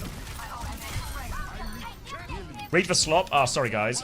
The Falcons' claws are sharper than ever. Wonder who they sharpened them for. All of the slop today has been a little soy smirky, you know. Wonder who they sharpened them for. Soy smirk. Oh, that's GG.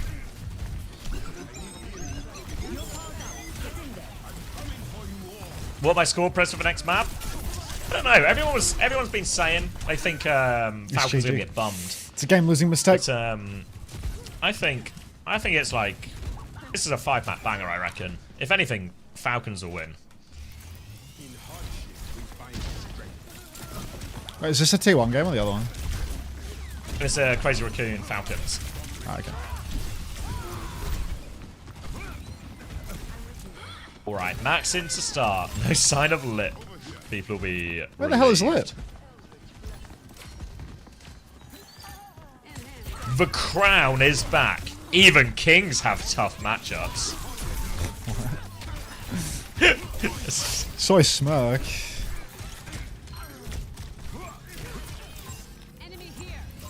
Both these teams are qualified? Yes. Both these teams are in the Esports World Cup already. So the stakes... I saw someone complaining on non-existent. Reddit about Korea only getting 2 slots, even though Korea actually low-key has 4 slots now due to 4 slots. Yeah, so it basically is between Zeta, T1, I guess Zanside and O2 Blast to fight it out for the 2 remaining spots. You'd have to wager T1 and Zeta are feeling fairly good about this. Morning, Gandalf. Welcome back. Thank you for 77 months.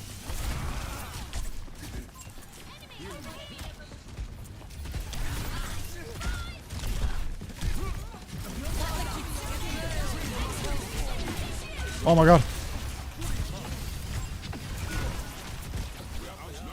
Oh my god. No spin. Was that no spin? Oh, who's the spin gambit? Oh, he's clanking. Not Fix. Fix shook the checkmate gambit. Who's in? Wait, is someone... Fuck off. Is someone in? Clank, clank, clank. Oh, fuck off. Someone's That's in? it. Just... Fuck. Is it...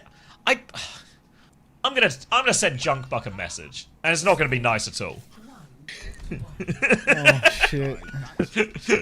And then I'm gonna send 9K a message. And it's also not gonna be nice at all. Alright, are they And then about I'll to send get Sparkle into a message saying I like his new face.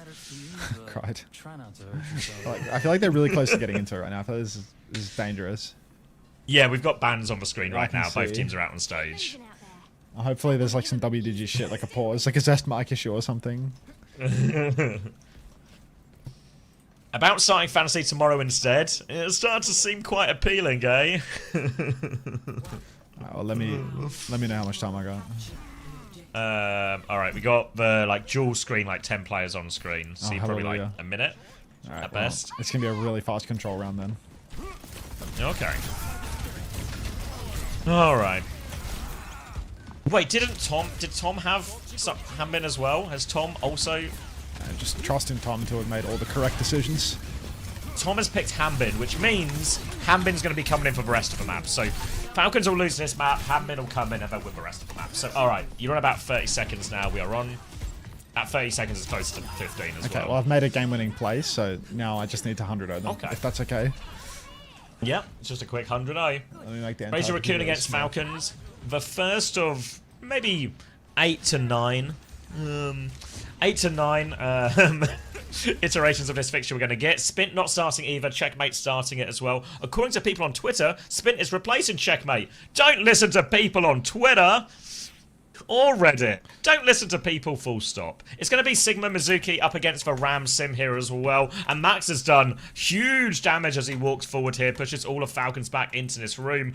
And there's a big slow from someone to try and clear some space, but Max still holds his high ground position. And he can keep farming them inside. Checkmate's actually TP'd underneath to force the point here. Crazy Raccoon. Going to be a Mizuki dropping down to fight Checkmate now, but he's trying to spam to help. Checkmate has fallen off the map. Go on, checkers.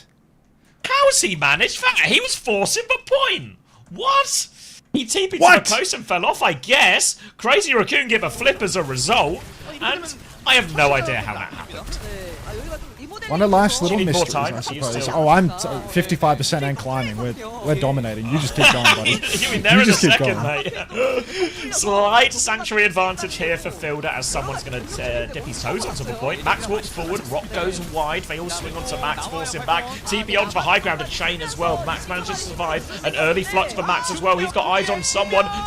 He gets out of it, but the backline doesn't so much damage. Someone's going to die. It's a huge flux from Max. He'll be able to convert this one, chase Falcons out. Falcons just didn't quite have any of the ultimates to respond to that one, and Crazy Raccoon will get another good second fight here, and will be lining up for a big old ult fight here as well. Double support ult for both teams is going to be a tank advantage in terms of ultimate for someone with this Annihilation, but he needs to get it first, really. Team Falcons, ult advantage as long as they get this symbol Annihilation, but they have to walk through this choke, which means Max is going to forearm so much damage. They're already at 50% of his next flux, lots of damage onto someone. Desperate pocket coming through from Chio. They're going to drop a Ray to keep the push going. Crazy Raccoon. They just TP at the left. It's a full disengage. The Ray gives Falcon space, but nothing else. A Kitsune Rush re-swing here as it's how Falcons turn to TP. TP onto the high ground. Someone is here. Symbol to respond with as well. Sanctuary out to keep the fight going from Jerome. Annihilation comes through from somebody. Is Rock. The chase is on, but the Rock is going to buy Crazy Raccoon enough time for backstep. Bombs come out as well. Force Merit down to the low ground. Now a Sanctuary out on point from Fielder. Helps them stabilize, but they've actually lost checkmate during all of this. So Crazy Raccoon, now they can push back in. Player advantage. Rock's going to connect. Chain is going to connect onto someone. Now another flux from Max over top. Lands big damage here. Chio is low. Can't get away from that one. Falcons, they did get the flip, but they've had to give it right back over. Fielder a late trade onto Heesang, but the gang is coming to deal with Fielder here. Chain surely gets traded right back. I want 100-0. All right, Crazy Raccoon. Also on the precipice of winning 100-0 right now. It's a good thing that I don't have any Team Falcons players after watching this absolute disaster class. Do I have any Crazy Raccoon players either? I think they were too expensive. Rock comes out. Massive damage up through main right now. Stalker just poking through the mid-range. Huge poke here for someone as well, but the TP is out. Flip over to the side. Big damage into the back line here. Someone, he's the pivot point. He's not going to get caught out. Chio trying to play it cute up on the high ground. Gets drilled by Stalker. Not cute enough, I'm afraid. He's saying he's going to find Merit, and it's an absolute disaster class here for Team Falcons. Yeah, the swap onto Sigma probably came a little too late here, and Falcons are going to get bled out here. 100-12 in the end. Already comes back to that initial fight where it actually looked like Checkmate was winning the fight on point until he found a way to fall off the map. Still, absolutely no clue how that happened, but led to the first one, and then they just win the ult trade really nicely. A nice efficient fight just off a flux, then they win the big ult trade, a few nice kites laid in there as well. Very tidy performance so far from Crazy Raccoon in terms of the macro. All right, you want to do some numbers, see if we're synced up at all? 15, 14, 13, 12. About a second ahead 11. if you can refresh in any way. Maybe I can pause? No, I can't pause. This feature is available after purchasing Time Machine to hit the pause button. Load, load. 25, 24, 23, 22. I'm now slightly ahead. Ah, well, it'll buff. How slight?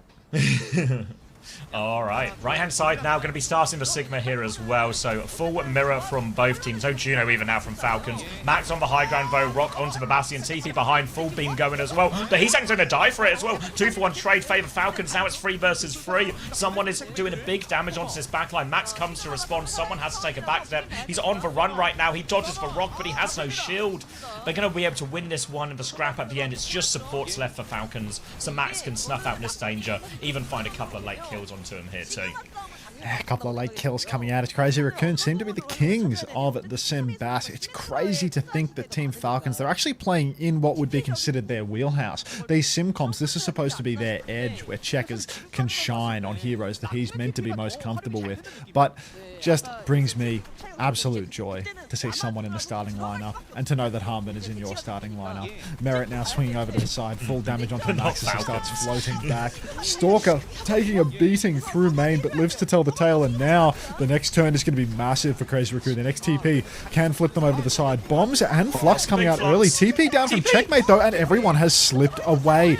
Wonderful play from Checkmate there, but it might not be enough. Vigilante takes down Merit, a fully talked sim for Heesang is doing the work, and Max is bodying someone. Fielder finds a second kill. I believe Fielder now has 2 elims, and nobody else on Falcons has any. Yeah, Fielder is really leading by example on this one. Just need the rest of Falcons to catch up a little bit here. As we enter this next fight as well, a quick flux for Max sets him up nicely. They do actually have support ults a little bit quicker here, Falcons. So Kitsune rush to mirror, a quicker Sanctuary on the way. Someone's going to have a flux too. So should be ult advantage for Falcons at the start of this next fight as well. But always plenty of chances to stabilize and slow it down on these type of comps. It's going to be a swing around the corner. They actually one-shot Max on that Kitsune rush as well. TP into the back line, does find a trade, but with a tank advantage, it should be too much. They're actually going to symbol. He's saying he thinks he can win it, but Flux will be dropped in response. But Flux should put an end to this. He's so low. Chia will punch him in the face and take him down. They had to spend an extra ult for it here, but it was only a 1-for-1 trade, so not too bad for Falcons. Ooh, Crazy Raccoon not getting it all the way up to 99% though, so Falcons have got to be laughing with this one. Got to be happy to still have Sanctuary and DPS ultimates for the next turn. Really difficult for Crazy Raccoon to brute force the issue with ultimates now. They're going to need to outposition Falcons, and their TPs have been pretty good thus far, but you can never catch Checkmate out. This guy does have a habit of adapting and winding up 2 steps ahead by the end of a sim matchup. Now we have to be careful though, because Crazy Raccoon are just taking it slow. TP straight onto the point. Sanctuary, high tempo push, and Merrick gets caught out. The Sanctuary from Chia is a bit too low to save his life. A great opener here. Checkmate's used the symbol as well, but we need kills for Falcons, and right now I'm seeing nothing but a defeat screen.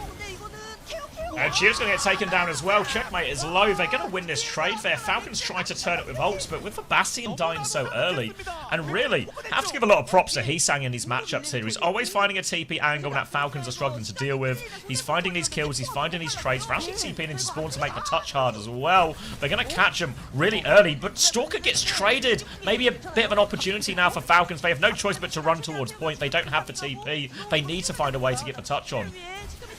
Now it's really hard. Stalker's on Genji. Alright, so Genji dash Tracer swap.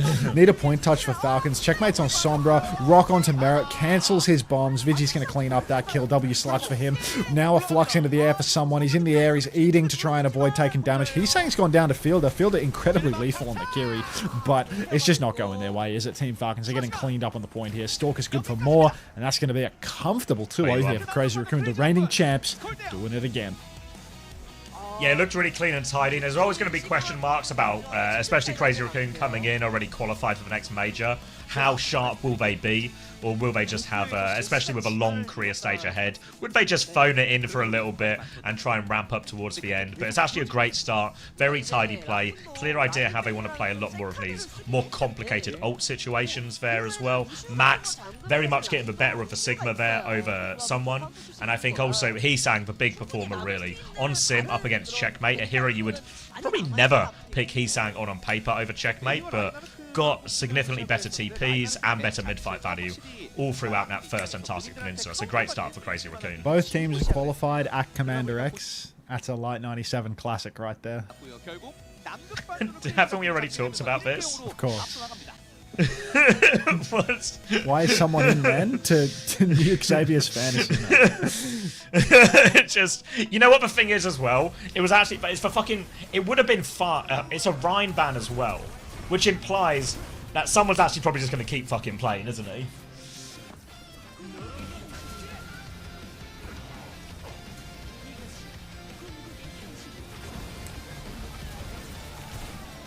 Tomo Fantasy dead in the streets? What's Tomo's roster?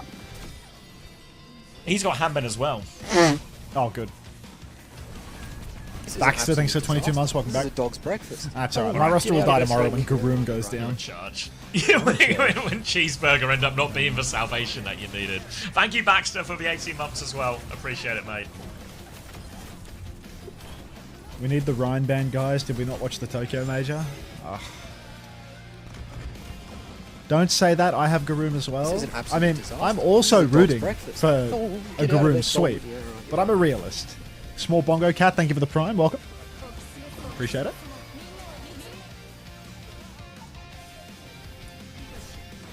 I show Farmer. Please no. Please no. Like, really badly need Farmer to not get playtime. Garoom nuke, millions must Garoom. What's up, Glorp Jam? How you been doing with the weather, dude? Fucking... It's been pouring rain recently. Pain in the ass. Yeah, yesterday was shit house. Today's a little better though. It's autumn for you now, right? I don't subscribe to the seasons of the year. My road got flooded and someone had to come at 1 AM and unblock it. Oh. I just got rained on walking to my grandma's house and walking to the gym. It was like, it was umbrella weather. feel like your struggle is greater than my struggle in this situation.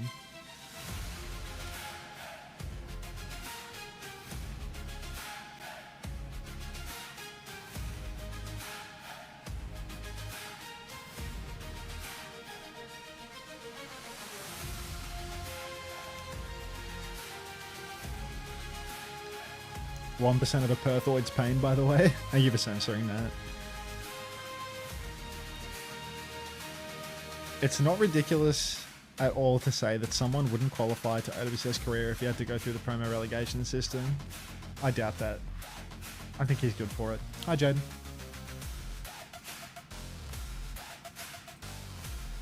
That one guy in the crowd, speed phone. Hey, shock. Oh, itchy. He won the Overleague, he won the Esports World Cup last year. He's good at stuff.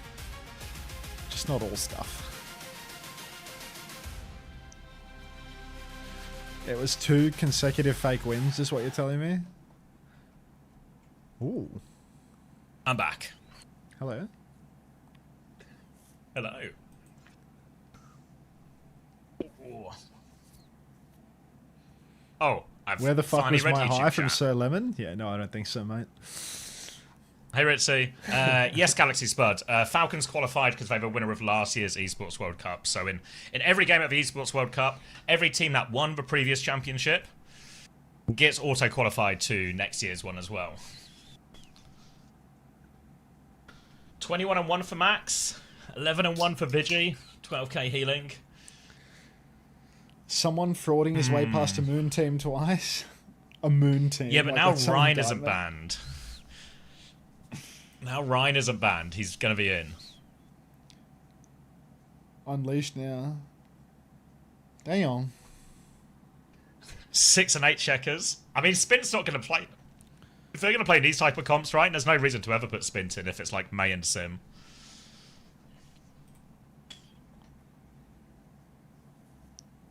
Yeah, check this out.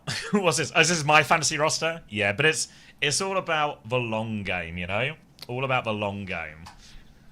And that Becky late season swing. Becky late season swing.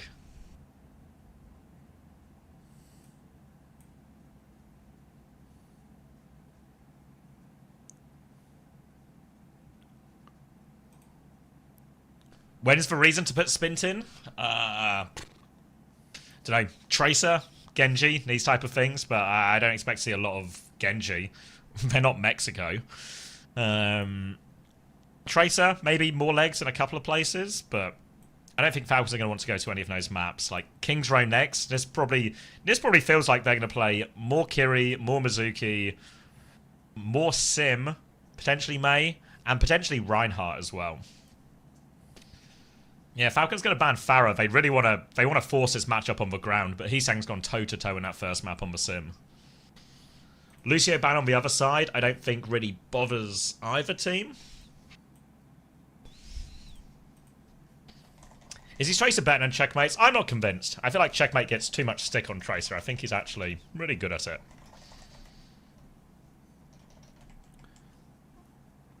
Was that to me? No, that was a response to chat. You're welcome to comment if you want, but thank you, Enigma, for 21 months Prime. Just saw match 1. Is Void next up? He's so next up, don't worry. Life just begins at 29.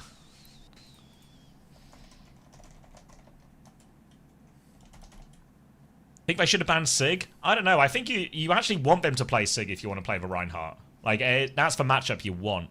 So now I think Falcons have got them exactly where they want them. We'll see if it actually translates into any type of success. Genuinely, now that the Rhine is unbanned, they're in the situation that they want. Can they recreate their Overwatch League win? Realistically? What are you saying? What, like the Florida Mayhem? Checkmate? Yeah, no, someone. it's the big three. We're gonna play. Yeah. Oh, you're gonna play Sigma, but I'm playing Reinhardt. Yeah, it's actually. Is it a someone meta all along? He sings genuinely on Junkrat, by the way. Yeah. Falcons have them exactly where they want them. Crawl out, TP top right, shields up. Now it's time for Falcons to slowly take this space. They shield up and they swing underneath, getting ready to walk up on the back line. Already Stalker comes forward for an early mine, but the next TP ready to go. Look at Heesang up top on Junkrat, making things difficult. All rotations a real challenge versus the Junk. Bunny Z love having a spin. Funny way of studying. There we go. Sorry, the clean feed broke. Cheers. Alright, I'm locking in.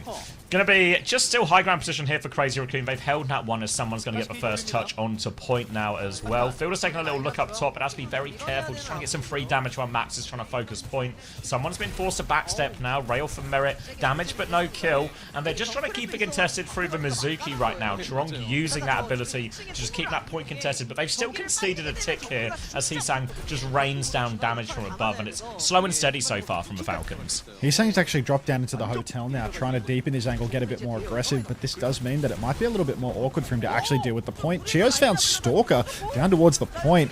Now the time to strike has arrived as someone is going to pin on a Max, stuff him into a wall, and that's going to be first point. Team Falcons, slow and steady, but they will be winning this race. Took them a minute and a half, and Crazy Raccoon actually haven't built up their bank yet. Fielder, W slaps. Gonna get themselves over line here. 5 minutes left in the bank as well. Not too much of a problem at all. And now Falcons will keep rolling this one forward. Heesang gonna make the swap onto the Mei now, which seems a lot more familiar to a lot of the matchups we've seen so far with this. But gonna have a clock ready to go. Kitsune rush slightly earlier as well. So Falcons, once the cart is here, they can really take this fight. It's Crazy Raccoon who have to play disengage, but with no speed or anything from Juno or anything like that, Crazy Raccoon's disengages are going to be slightly tougher. Difficult now for Crazy Raccoon. Kitsu's out early from Vigi. It's going to be matched by Fielder, but it's going to keep on fighting straight into it. Stalker trying to take down the TP. Can't quite do it, and you can see the damage coming out on a Max right now. Massive bombs from Stalker, though. Catch out. Checkmate on the push. Clock for Merit is going to find nothing, and Stalker is truly the man who can do it all himself. He's going to pop the bombs, kill one, track the Sojin out the sky, and Falcons stop dead in their tracks here. Yeah, brutal from Stalker on that one. Takes care of all of that push. Falcons were just about to get to another wave of ultimates as well. They're going to swap onto their own Bastion now as well. Again, Falcons, they're just going to be able to play quite aggressively through frontline in a lot of these situations. Very difficult to play around the shatter timings here for Max too. Might have to use the Flux just to try and avoid it. They're going to go right-hand side here initially, Falcons. Get themselves out this choke. Flux comes through early. They all dodge that one, actually. Symbol comes through. Now the Ray to keep the push going as well. They're trying to disengage everything here, and actually Crazy Raccoon, they might have cheated the bank on this one. They've walked away from the symbol, they've walked away from the Ray, and they flipped the map. It's a very ugly combo now. Someone starts swinging on the corner, has the shatter, shatters a shield. MVP, MVP. Massive block from Max here. The Sanctuary hasn't quite finished the job, but Falcons are all so low. Someone, Merit, Chio, all not long for this world. As Crazy Raccoon, they have robbed the bank with this one. That's a devastating fight for Falcons. They're going to use the symbol and the Ray to take the fight in all of this one, which feels like should be ults that can just overwhelm Crazy Raccoon. We talked about how hard it is for Crazy Raccoon's comp to disengage these ultimates, especially these push timing ones, but they were so early from Falcons, it was a very easy backset from Crazy Raccoon. They immediately rotate, very heads up play from Crazy Raccoon, and now someone has gone Orisa. They've gone Orisa Mei, and it feels like Falcons are the ones struggling for answers in all of this. Will be a better matchup into the Mei and the Bastion here, but Checkmate's already, he's going to get chained. See, Chirong will actually TP back from that one, so Checkmate still takes the angle. He's awfully low, actually. Now the swing time comes back. Kitsune rush over top. Stalker's going to one-shot Merit as well. Fielder did mirror the Kitsune rush there, but they're just dead before it even really begins, this Kitsune rush trade. Free for Chirong at the tail end of this, and Crazy Raccoon are looking dominant here on second. Thank you for the flower, Laurentina. It's just another classic Stalker moment there. Absolutely destroying Falcons on their approach, and they're making some unusual swaps at this point. Someone's over to Orisa, a hero that he's famously not good at. Chirong keeps taking these aggressive turns inside, going for that poke, TPing out, just constantly making every step for Falcons difficult. But the ult bank, it's comfortably in the favor of Crazy Raccoon. The hero selections for Falcons, I don't rate them. I think that the Rhine has already been counted out. Look how much damage Merit's taking just on the walk through main. Yeah, spin round the corner now as well, force them back. Now the form timing comes around here, and Merit's just dead again immediately. The Orisa getting absolutely nothing going. They've thrown a Blizzard out during all of this as well, Crazy Raccoon, which probably wasn't super necessary. It ends up being a 1-for-nothing trade, but relatively cheap. They still have plenty of ults in the bank. They're going to have this Sanctuary, they're going to have this Flux, they're going to have the Bastion Bombs to combine with it as well. And yeah, the Juno Kiri here as well just feels a little bit rough in compared to the value that Chorong's getting consistently with all these hats, and especially now he has the Sanctuary as well. Tip of the hat here for Chorong is all we need. He's doing so much. Wall up top for Checkmate's going to slow down Max, forces him to roll back out through, trying to float away. Someone has to get in on the Mega Health Pack though. He's taken a beating, but the corner's been broken. Flux is out for Max. He's trying to find a juicy target. He's found someone on Checkmate both. Two brothers dead on landing. Not dead, actually. Someone lives to tell the tale. Has the Blizzard and the Terror Surge out for Falcons, and the combo is huge. Insane that someone was able to live through all of that. He gets dropped down, but he's actually not getting dropped on any of the bombs. Maybe that was a little bit of a blunder from Stalker. Some sort of a mismatch there. Team Falcons, they are traded. Merit goes down early, but they've broken the corner, and they've bled everything but the Kitsu out of Crazy Raccoon. The old situation isn't too bad for Crazy Raccoon. They're actually going Sim to help with the retake here. Going to be a Kitsune Rush versus Kitsune Rush. Vigilante does have it slightly quicker, but I don't know if they can actually be in a position to utilize that extra few percent. Max is going to get speared back for now as Crazy Raccoon are back in time for the touch. They have the Kitsune Rush ready to swing. They actually Suzu and TP. They go through onto the high ground here. Low ground comes through. Kitsune Rush back from Fielder, but this high ground position from Stalker is massive. He can't find any kills. Now he's stuck out in the open. Checkmate has to ice block. Merit trying to charge up. He's close to the clock, but close might not be good enough. Checkmate's gone down already. Chiyo is low. Heesang walks forward. Someone tries to spin him back. They need the clock. They need it now, but Falcons are falling. Merit has it, but Chorong shuts him down with the chain as he gets it, and Falcons are going to get held at second. Unbelievable. A couple of blowouts we're witnessing today. Team Falcons getting manhandled by Crazy Raccoon here. Chorong on the Mizuki looking like he is truly a cut above the competition. Feels like this guy is doing so much every time we spot him in the feed, on POV, just side fighting solo and applying insane pressure, finding these picks. Merit pulls the clock, he takes him down immediately. Just insane. What's this got to do with Triple T, everybody? 선수들이 미리 시뮬레이션도 좀 많이 돌리는 것 같고요. 그래서 제가 the Orisa's really bizarre in all of this. I feel like was Varine really getting counted out in these situations? I felt like it was kind of okay. Nobody tells me nothing, to be honest. So. 오버워치 e스포츠 신 자체의 패러다임이 바뀔 것 같다라는 느낌이 들었었는데. You took Chorong in Fantasy LSEA? Chorong looks like a massive pick for Fantasy. I think Mizuki actually scores quite well too, right? Like the healing numbers are surprisingly high for it. Doesn't die that often. What is it, what did he cost? It's probably cheaper than Shu, right? I think it was 21.5. Yeah, same price as Shu. Could have had him for the price of the Shu. Yeah. I mean, it all depends what heroes people end up playing, you know? Like, I think Shu ended up being, like, slightly lower priced than a lot of people just because he had, like, a lot of Ana piss-taking maps last. Yeah, my impression was that, like, Shu was underpriced because I think if he plays normal heroes, he'll do well, but they were, like, trolling and he'll just win his games. Like, yeah, it's like they were literally playing, like, the cat Ana with him sniping in the air, and, like, because they lost, I reckon they'll take it more seriously this time. Falcons the ones right now who are going to be forced to take this seriously. It is a Sim and a Sigma start. Mizuki start as well, so just more of a full mirror this time from Falcons. But last time we saw Max really give someone the business on this hero. TP onto the high ground here. It's a rough one, actually.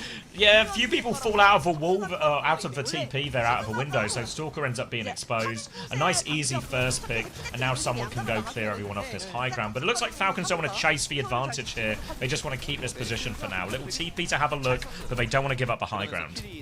Stalker swinging main right now. TP available, takes it to get up top, starts poking damage into someone. Rock comes out, instant slide away for Stalker. Still has that charge rail. Dancing with death as he gets mined by the Bash, but Max has just walked up on Checkers and taken him down. EMEA Sim no longer, it seems. Just not looking good at all for the side of Falcons. Already losing one. Stalker now TP'd into an absolute power position. He can just give back shots to the tank here. He's actually going to TP down to someone face to face, getting amongst it. The Pugilist, and that's going to be a rock out. But a trade onto Chorong might not be enough. Merit's going to have to drop onto the point next as they have no choice but to throw themselves at this one Falcons. It's just Chiyo left now and Fielder. They will both fall here, and you saw a different type of approach here. Both teams went for a point force on the attack, but defensively, Crazy Raccoon were actually using the Mizuki to touch the point a lot more. Falcons there were using the sim, and while the sim can, you know, TP between high ground and low ground, ultimately the sim is just kind of exposed when dancing on point. So Checkmate gets punished first, and once Checkmate is punished, the point force just, you know, requires the rest of Falcons to drop to try and contest. And now we just end up wrong side a little bit of this snowball, slightly behind on quite a few of these ults here, as Crazy Raccoon get to choose how they want to start on this one. They've got the clock to go early if they want. Falcons need to be very careful, probably most about his Sanctuary being behind. Merit swinging with the form. Actually finds Heesang, catches him out completely, pants down. Now there's a Kitsu to remain, and someone, the MVP, steps forward, takes two. Fully Torque Beam for Checkers here, going to clean up the kills in the back. Surely, Stalk is actually a real risk here. Now there's full bucket onto Checkmate. He's stuck in the snare, but he lives to tell the tale. That's 5 for 0. That's only a Kitsune rush for Falcons. Critical fight here if they want to have any chance at winning this map. Really happy with that one because it's actually a 1-for-1 ult trade in terms of supports, and Stalker actually used for clock. He's going to swap now over onto the Mei. Nature of this matchup changes slightly where Crazy Raccoon, they want to punish on these wall timings here. They want to get someone in a situation where he just gets separated, they can beam him down, force the back step. So someone has to play very cautiously. They do have Sanctuary, and he has a Flux to try and save himself here. Big ult fight coming up. Sanctuary comes round from both teams. Flux pulls them all out of that Sanctuary as well. Suzu denies a lot of the damage. They landed it, and someone, he didn't use his Flux here as well, but used for Symbol instead. So even-ish trade here as Falcons hold for choke, but now a chance for a repush with the Symbol of their own, but the Flux is here as well. Symbol not required actually, the bombs over top. Now the Symbol comes out with the bomb still kill Max as well. Tank advantage, they can stabilize around someone. Checkmate with a safe TP just to keep himself alive. With tank advantage, Falcons can slow the game down, walk forward as a group, but Stalker walks into Checkmate's face, takes him down. They're finding trades on this one, but still the tank advantage. But a second one from Heesang. He's got pocket behind as well, and this is now a very awkward situation for Falcons. Max is back, he's TP'd in, he's rocked someone in the face. Now it's someone, and Chio will have to run away from this one. They're going to leap out here as well. Falcons desperate to stabilize. Oh, the protracted fight for Crazy Raccoon is just killer for Falcons. They can't clean up these kills. The TP from Heesang gets Max back involved, and suddenly it's Crazy Raccoon back in the driver's seat. Vigilante is 10% ahead on the Kitsu, but someone, MVP, gets a pick onto Chiro early on. Push deep now for someone. He wants more. You can see he's hungry for it. Rock's absolutely sweet nothing, but he wants more regardless. He's face to face now. Kitsu's a mirrored, but we need to pocket someone. Sanctuary's out for Chio as well. It's become an expensive fight for Falcons. Double support ulti there, but God, you'd wish you could hold on. Yeah, someone was in so much trouble, though, with that wall cutting him off during the Kitsune Heroes trade. So the Sanctuary, as soon as it goes down, they immediately get 4 kills, you know? So it's just one of those. Now Falcons know they're behind on ultimate, so Fielder is hiding up top. They maybe want to go for an early Flux, see if Fielder can assassinate someone, but Crazy Raccoon, they're going the far side here. Are they going all the way around? Checkmate's killed Stalker, the turrets as well. A little trap here. It's an absolute car wash on the coast. Checkmate, a step ahead. The turret ambush right now, and that's a freebie for Falcons, and that is a dream come true. Jeez, maybe dreams really do come true, Zabby. This is insane. Falcons, they needed that so bad. They've got no support ult charge from that fight. Both of them are still like 20% after a full fight. But TP across side to side now as Crazy Raccoon are going to try and flip the map here. Max, they all know where he's coming from. There's no surprise in this one. He's going to flux straight around the corner. Merit's caught up in that one, but the symbol's perfect. There's no follow-up damage at all. Suzu's good, but Chio is iced out. Doesn't matter that he's iced out. He's not going to die. Checkmate falls. Sanctuary on the point now. That means the Bastion bombs do nothing for Merit. Car control's being lost here. This is where it gets really ropey for Falcons. They have no TP to taxi them out. Rock onto someone. Chio's getting pushed. If Max can push deeper here, it is going to be GG. Push out for someone in Fielder. They want the kills right now. Bomb timing from Merit. Can't slipping around the corner, but Falcons, they've all lived. There's 4 people behind right now. Checkmate coming from the front as well. It's actually Crazy Raccoon who find themselves in the middle of the pincer right now. The wall is good. They have to break the wall. Merit's got Chirong. Behind. Merit's found Chirong. Max is going to get changed as he swings around. They've broken the TP. Heesang is trapped in, but he's killed Chio. Heesang is alone. The TP on the Suzu is good. Merit's fair. Fielder's fair to do the same to Merit, though. Both Kiris trying to keep their players alive. Checkmate finds a trade on point. Merit with a bomb on the re-swing right now. Max is chained once more. Suzu from Fielder. He somehow kept everyone alive, and Falcons Falcons are 30 seconds away from the hold, and they might be able to stagger Max a little bit. Or maybe not. Just get Chat the was kill. trying to tell me that Fielder was washed and slow and old. Like, this guy hasn't hit 15 game-winning Suzus this map over and over again. Every time there's a combo for Crazy Raccoon, every time a target is in danger, Fielder's there. Stalker's touching on Tracer as well. He's set up for it. He is known to Falcons, but he is going to get that tap nice and easy. Blinks across, triple over the top. Now they're going to cat in for the next touch. Merit's been rocked in main, actually. Flux from Max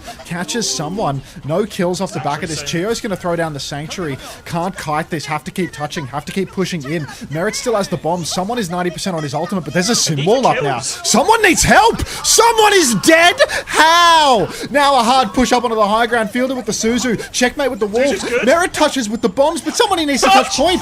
Checkmate throws himself onto the point, but it's 5v3. And Team Falcons, what looked like an unlosable situation, has slipped through their fingers. How they got away with that? They had a huge Sanctuary advantage. They had everything. And I mean, it's that Sanctuary timing though. They Sanctuary and get 0 kills. Crazy Raccoon are just standing inside Falcon's Sanctuary and somehow just impenetrable. The Sanctuary's working for them somehow. Then as soon as they survive that, the sim wall comes through and someone just finds himself out in the open. Can we rewatch? We actually can't. Yeah, we don't pay for the time machine on Soup, so yeah. We actually can't, unfortunately, here because they've not given us a working clean feed link. Crazy. Alright. Well, I'll be back. Insane. Alright. Scotty doesn't know, perhaps? Never a bad time for Scotty doesn't know. Rewatch my own stream. Is they got the Japan one up? I'll do the Japan one. Everyone. Give me a sec. Oh, let me close some of this. I don't need that one, I reckon. I don't need that one. Probably don't need these. Get my channel points from Unter's chat. Will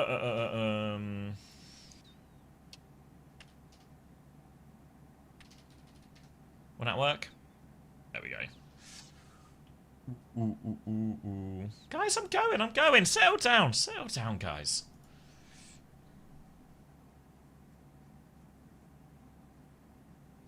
All right.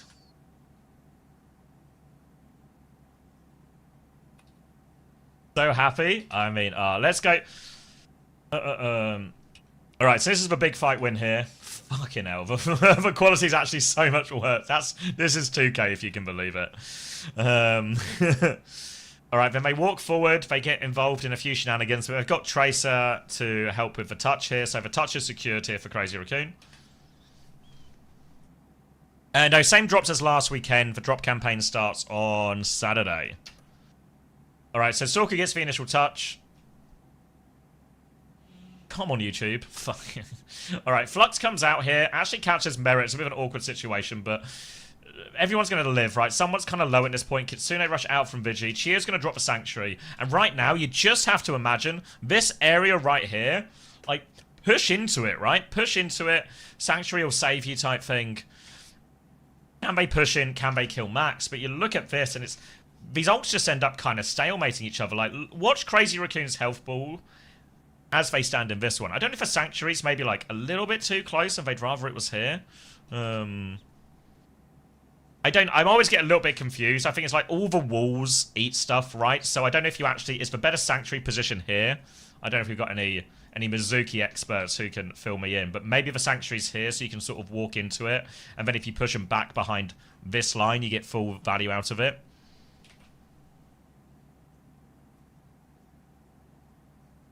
And then they're about to, I mean, they've still got a bunch more ultimates as well. They come through here.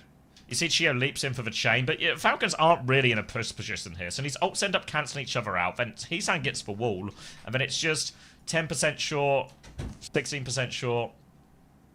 Merit has the bombs. He should probably should drop them now.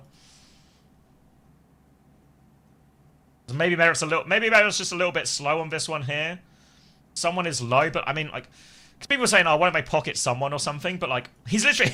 He's got to stay on point versus a Kitsune rush and a symbol, you know? Like, presumably Suzu's already been used at this point of the fight, you know? Like...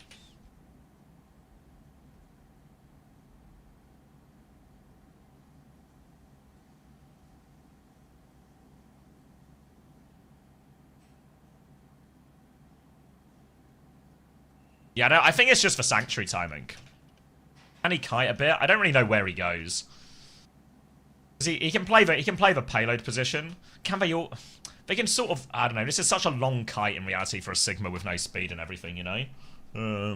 No safety TP. I mean, I think the bigger problem before anything is just... If we have this situation, like we survive for Flux, we play it slow, now we just have this huge Sanctuary advantage. We've got to do something with a Sanctuary.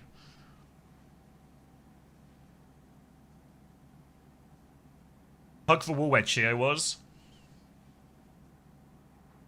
I mean, maybe. Like, by the time the sim wall comes down, he just can't, right? Like, this is too far. He's just fucked either way.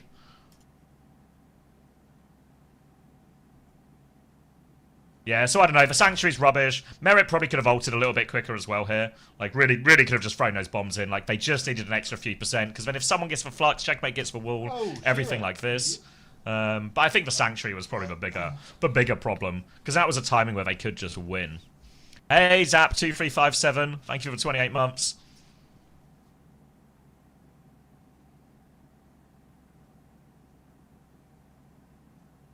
Yeah, I'm pretty sure Sanctuary should beat Kitsune Rush. That's how it's felt to us, at least, anyway. In scrims.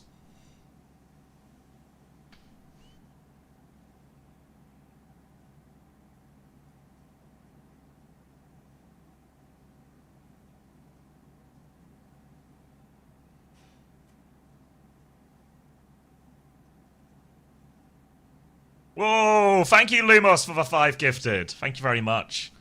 Congratulations, everyone who got one. The Kitsune Rush lasts longer. Yeah, but I felt like there was a plenty of a plenty big enough window in that situation. Yeah, I feel like Sanctuary, like, to us at least, Sanctuary feels like one of the most powerful ults in all of this. As long as you can actually, you know, caveat that you have to get it in an area you actually want to fight and everything. But I feel like they actually wanted to fight there. So I don't know. It didn't feel like Falcons were ready to push with that ult.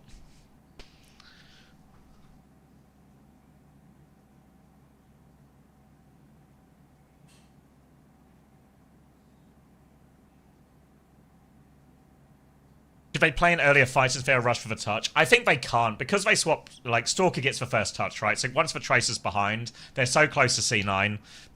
Like, it's a good swap by Stalker, right? Sort of pins them back towards the point.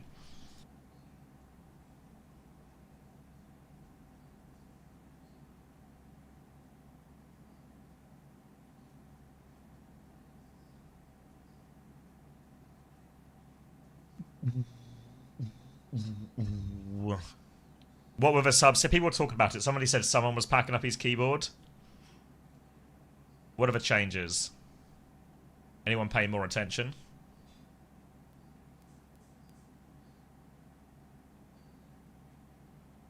Nah, no way. They're not a downgrade. They've probably not got, like, the full value out of them, but I think Merit's been good for Falcons. Checkmate and someone out. Wait, is Lip in as well? Who had Lip in their fantasy, huh? Who had Lip in their fantasy? Any true Lip believers? Oh, that's for Stalker as well. So yeah, he sang pardon me, he sang staying in. I told you to invest in Lip. Uh-huh.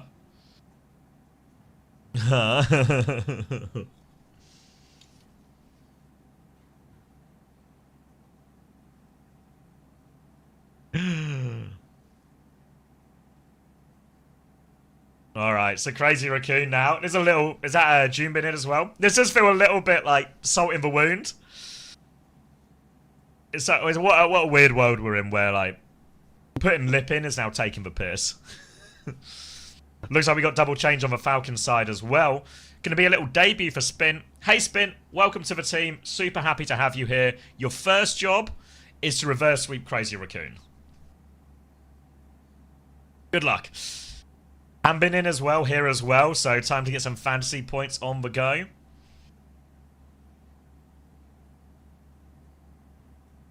One point for my Hambin, please. I feel that, Arrow Boy. I'm on the same.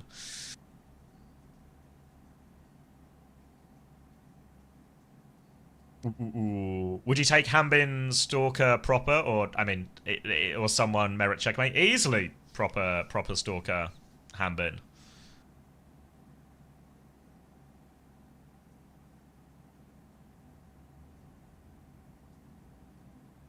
He has 3-0 Falcons before. The worst.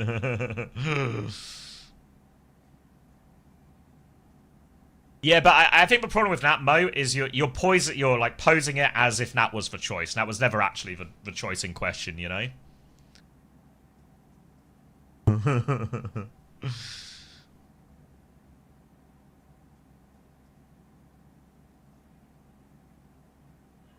Stalker proper happy. Now we're talking. Alright, new Queen Street. What are we playing here then? I feel like really the meta's sort of shifted. I was gonna play like Kiri Lucio or something. Ball Sombra. I mean, Junbin might actually genuinely play ball. Why not, eh? Ha! Not anymore! Alright, Bastion on the ban on the other side here, so seemingly stopping any type of... I mean, lips in, guys. We have to have a Sojin mirror. Okay? We have to have a Sojin mirror because lips in. Are they... So the question now is, are they just going to play, say, the Mizuki style comp? It feels like a pretty big open map for these Mizuki Kiri style backlines, so are they going to play like a Kiri Juno or something like this instead?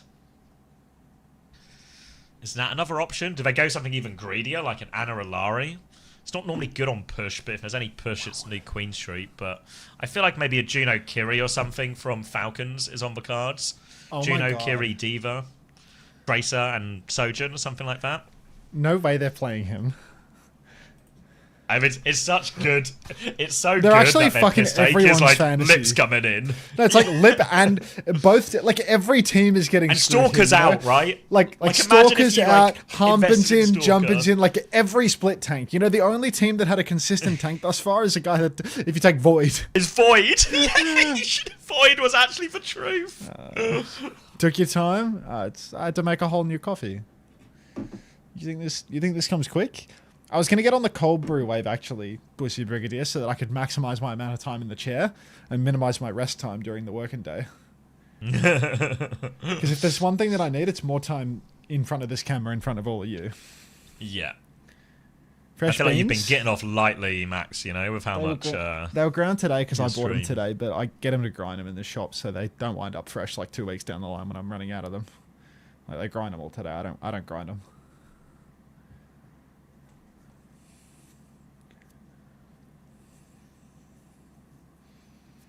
You telling me Checkmate came in, went negative, and gets subs out?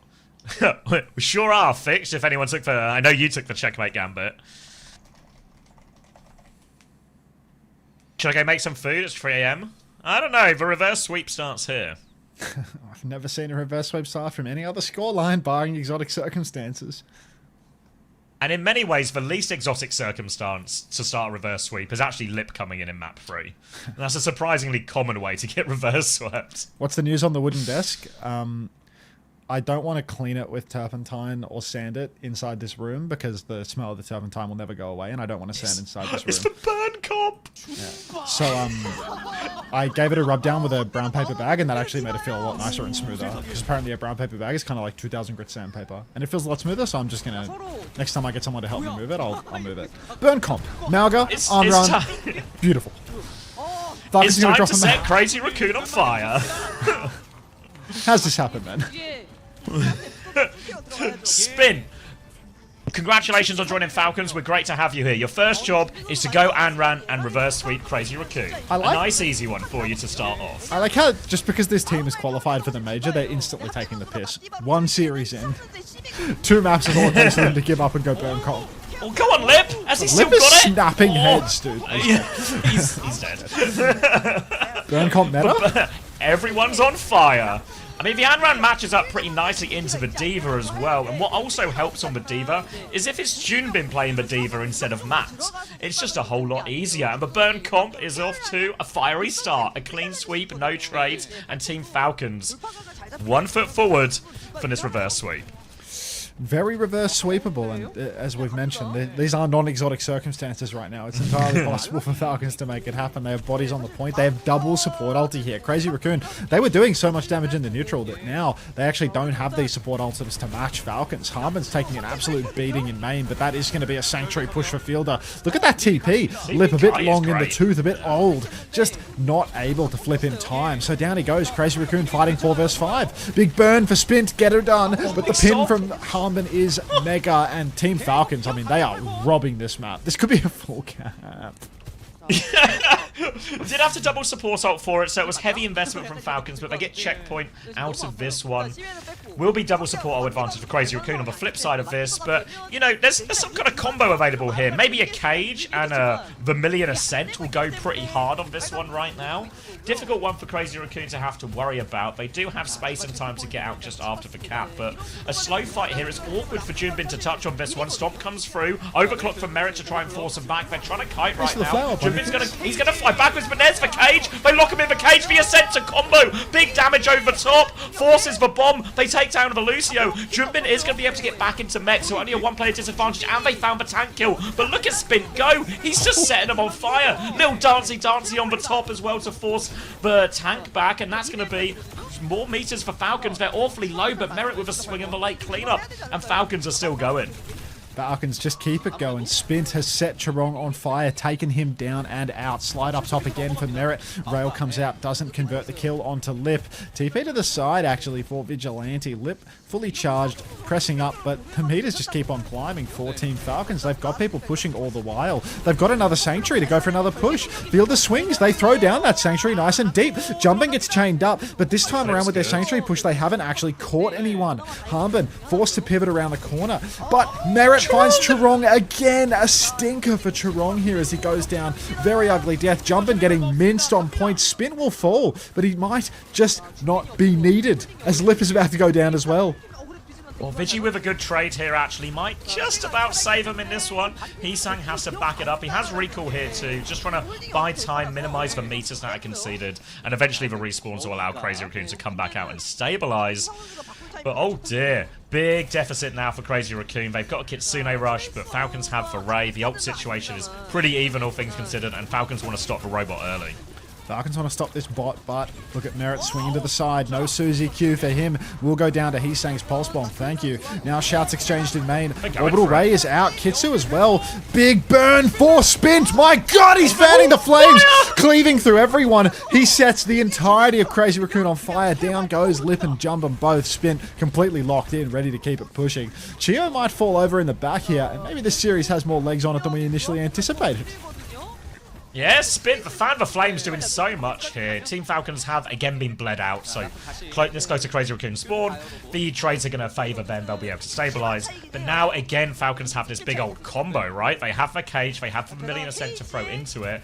Trong doesn't quite have the beat yet. Chunbin doesn't quite have his own Cage yet. So Crazy Raccoon have to be very careful in this next fight. They actually get ultimates before they take it. Harmon pinning deep right now. He has the Cage. He's taken a lot for this. He has to Cage to survive. What a fucking play. What a play from Harmon. Truly spectacular stuff. Spin's gonna die as well, and pops ult to revive. He's gonna res inside. Merit's gonna take down Lip. It was a double cross. Chirong with the beat. But look at this Team Falcons. They're disappearing off into the night. Clock comes out for Merit. He's gonna kill Vigi midair. He's gonna go for more. Cage comes down from Jumpin, but Crazy Raccoon, they don't even have the close spawns disabled. Chirong's going down. Spin fanning the flames once more. Harmon can't quite snatch up that mega health pack, but there's no meters being gained here for Crazy Raccoon. They might even lose Jumpin. Spins! Yeah, Spins set everyone on fire! The embers of Crazy Raccoon. The trades, Falcons keeping themselves in it. They have Overclock coming back right now, but Falcons are just making them trade and work for every single inch, and Crazy Raccoon can't get on the front foot at all. They now have the Overclock, but the Sanctuary in many ways a complete counter to any sort of clock value Lip can get. No clock value yet. Lip needs to back it up. Oh, headshot onto Fielder. That's a great way to counter it. Just shoot him before he pops it. Yeah. That'll work. Now Chio skylining. The clock is out. Actually gives up on trying to shoot Chio. Decides he's too low. That one's too tricky. Yeah. Little push for Spin here, trying to find one final trade, but I don't think that one's happening. Lip is still good for it. And Crazy Raccoon, Well, they finally win their first decisive fight versus Falcons. Clean fight for Crazy Raccoon, just what they need to finally start getting some meters. As much as that kill onto Fielder helps them win that immediate fight, still means they have to worry about his Sanctuary in the next one. At least now they're a bit closer to Vigi's Kitsune Rush, more chance to just ult trade in this. They just got to keep eyes on Spint, who nearly has another Vermilion ready to use. Step. Aggression on the side, but Spint goes down early. He sang is low, Sanctuary on point. Crazy Raccoon try and make themselves scarce right now. Merit's taking a lot of damage. He's getting every hat that Fielder has in his wardrobe, but it's not enough to keep him alive. And now Crazy Raccoon, this is a really good fight for them. They can get serious meters out of this. Just need to clean up on point without trading. Yeah, they just need clean up kills now. But a couple of fights in a row here for Crazy Raccoon. It's not over until it's over. And truly, Crazy Raccoon with this swing back, matching the Mauga. It's starting to look a little bit more competitive for them. Fielder's made the move over to Brig, actually. Interesting swap for him. Maybe trying to shut down He's saying that a little bit more, feeling that there isn't so much value to be had on the Mizuki any longer. Big scrap as well available for them when the Ray comes down. Fielder can push really hard with that, do lots of huge, reliable damage in the push. Merit under pressure on high ground. He's going to slide deep, trying to flip forward. Orbital Ray comes out now. Fielder pushing into the backline. Headshot is good for Merit. Stomp is massive. Cage comes down from Jumpin'. Feels a bit late until Heesang's Pulse Bomb kills two. It's a 3v3 scrap. Vigilante's killed Harmon. Fielder's gone down in the fight. Merit's clocking it. Spint still has Vermilion. He's going to use it. He's going to kill Vigi. But now it's Spint versus two. He needs the mini. He will collect the mini. He's going to pin back out. He dodges past the Mauga, but he can't find any more targets. And look at that. Checkpoint's over. Still Sanctuary available. Crazy Raccoon. No way they're good for another one. Oh, what a comeback this would be as well. Sanctuary advantage. Spin is going to go on to the Reaper here now to help with that Mauga matchup. Hambin's gone out early here. Hambin needs help. The rest of the team are coming. Fielder is back on it. Sanctuary comes out. Hambin's going to die in that Sanctuary as well. They need trades in this situation, Falcons. They can't afford not to find a single one. Merit leaps in. The rail is wide. And Crazy Raccoon, they're right back in it. Straight back into it now. 67 meters on the clock to 105. Lip, oh, we need you to come up big here. Goes for a rail out in the open. This is a great sightline to clock. He actually pulls the clock, and Jumpin's going to kill Spint. Full kite back into spawn here for Team Falcons, but it's slipping away. Now they're going to have heaps of pressure to come out and to touch the cart in the open. Heesang has another pulse bomb. Fielder doesn't quite have that rally. It's all to play for now in this final fight. Oh, desperate for that rally right now. Chain comes out. Heesang's done so much damage on Hamid. The stick is good. No Suzu, remember, so Chio will fall on this one. Fielder's trying to respond. He needs 1 more % for the rally. He's got the rally. He's killed Heesang. Fielder might just have clutched it, but they've lost the lead here, Falcons, remember. They need to win many fights. Chain comes out. Fielder's so rally. Good. The bash is good as well. Fielder back on the break. He's so good.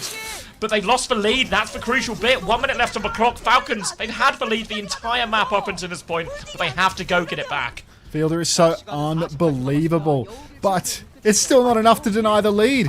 Now Crazy Raccoon, they hold the advantage. Falcons have to win a couple of fights in a row. One fight in the center, one fight towards the checkpoint itself. Lip goes wide, drops the snare, dumps a rail, doesn't finish the kill. Harmbin shout trading with Jumpin early on. I'm not sure that Jumpin actually shouted. Glock now comes out for Merit. Money not on the line, so wouldn't count on it. Jumpin pinning back now, and Merit whiffing horrifically. Team Falcons, they've spent their overclock. One of their critical ults for the snowball. Now it's truly last fight. 15 seconds remain on the clock. Vigilante has the Kitsu. It's still 2 fights Falcons need to win as well. Vigi with Kitsune and a rush advantage, so Falcons may have to slow it down. They've got a few seconds left. Ping goes in towards Merit. Junman has crushed him as well. Now no choice but to make it. Chio is desperate for Beret. Burn comes through from Spin. Kitsune rushes out. Chio dies 4% short of Beret. And Crazy Raccoon, they just can't be beaten right now. Cage trade on the point with a number advantage. Vermilion Revival, or Vermilion Ascent rather, as Spin tries to 1v5. They are all on fire, but it's not going to be enough. Spin will take down Lip. Falcons will fall. Crazy Raccoon have obliterated them here, regardless of what roster, what matchup. Crazy Raccoon remain on top. Awesome. Just awesome. Just how did they let that one slip? Oh.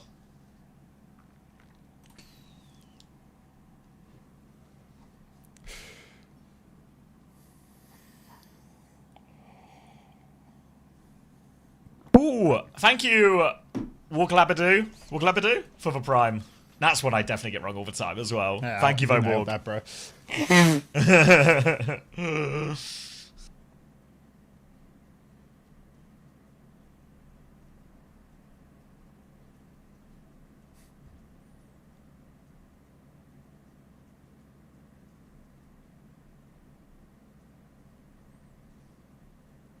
Is the plot armor back? The plot armor might be back.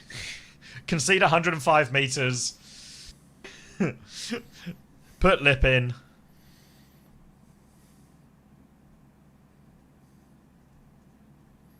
Another case of Avril Theory being disproven. Yeah, many such cases. Until you look very orange today, sent from my iPhone. I can make it less orange. Is it this 28 one? and 4 for Heesang. 14 and 5. What a series from Heesang, really. Especially considering so much of it was on the sim too.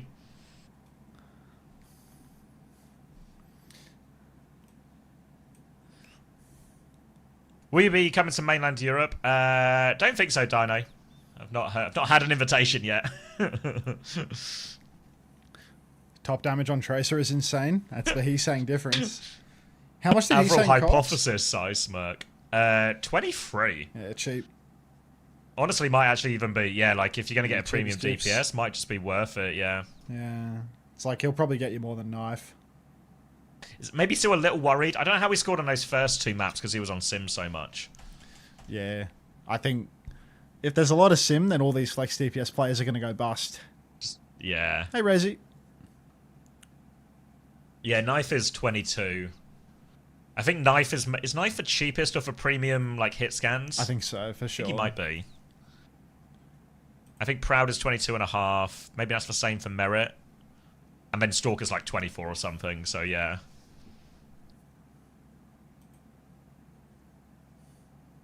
Right, player of the match, Max. I think it was Heesang, actually. Max was really good the first 2, but I feel like Heesang was just, yeah.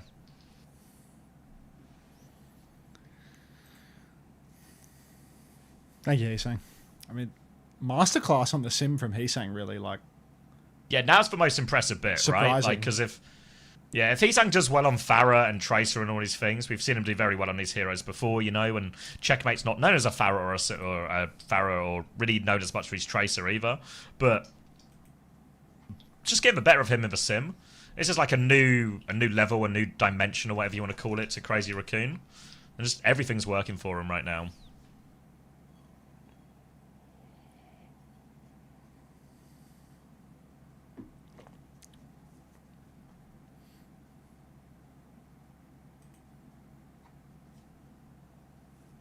Chat, what's the next game? T1 game, no? T1 Zeta, yeah. Yeah.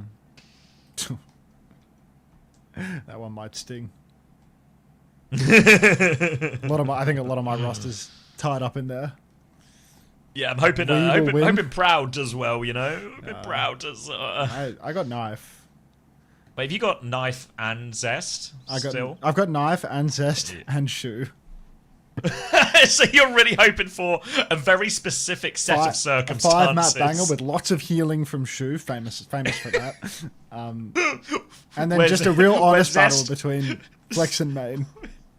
You just need Zest to only be killing Violet, really, you know? Like, if Zest could only kill Violet, and Knife could only shoot everyone except for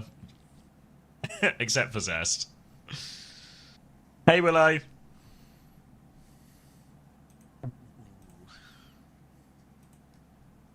I like curry. This lip guy does like curry.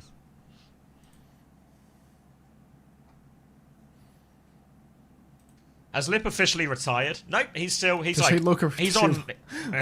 just played against Falcons. I think he's retiring at the end of the year. This is he's like passing the torch year. He's passing it to Stalker, and it's working. The Beast Doctor, thanks for 3 months. Welcome back. Well, he's hitting Lip. What did Lip say? What's your global I feel like Lip is actually just mugging him off big time. I don't know what they're saying. But I think Lip is mugging him off. Could he?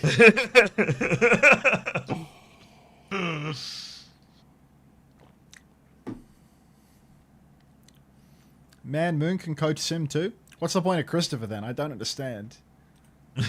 White Moon. Let's not pretend any of this is Moon, you know. White Moon. It's time to boost Kong.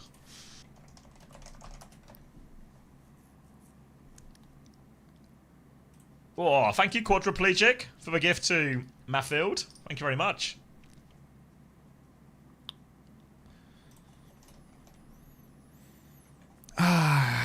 Gonna have 20 minutes to kill now. What do you mean? Kill? Like, Got some Doomfist. hyping Doomfist to play. Hyping. Like, so once off. Unter, what should I get when restaurants open at 10? Something out of the pantry. How's that? Ooh, Talk about an wicked smart. anticlimax. I think I've got a samosa in the fridge. Yum. I have a samosa. Do they reheat well? I was just gonna. I normally just have them cold. A samosa? Yeah. Like the Indian. Yeah. That's like a fried thing. I didn't think deep fried stuff held up very well. I think it holds up well. Yeah, I ate samosas cold a lot too. Okay. Bro, samosas Yeah. are so good. I was never contesting that they're good. Like that. Don't get it twisted. Oh yeah. Wait till I tell Lip about what you think about samosas. He's gonna be livid. Oh, nice. First time thanks for the gift. Nice, Lumos. Oh, you reheat well. You know, some chicken pakora as well. I might reheat the pakora when I have it. Yeah. Layers to this. The anti-samosa agenda. Until you keep ignoring the nugget. There are no nugget bars here. Like, that's just not happening, mate. It's not coming. It's never going to make it. Pretty good maps. Must be happy, Ritzy. Good day to be a Crazy Raccoon fan. Many good days to be a Crazy Raccoon fan, really. In many ways, a tremendously easy team to support in a lot of these situations.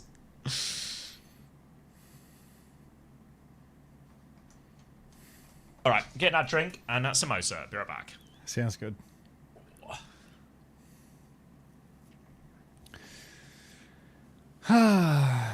You're in charge, Salamar.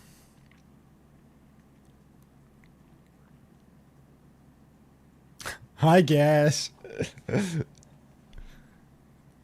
equals cortisol reduction. Need that. Need that bad.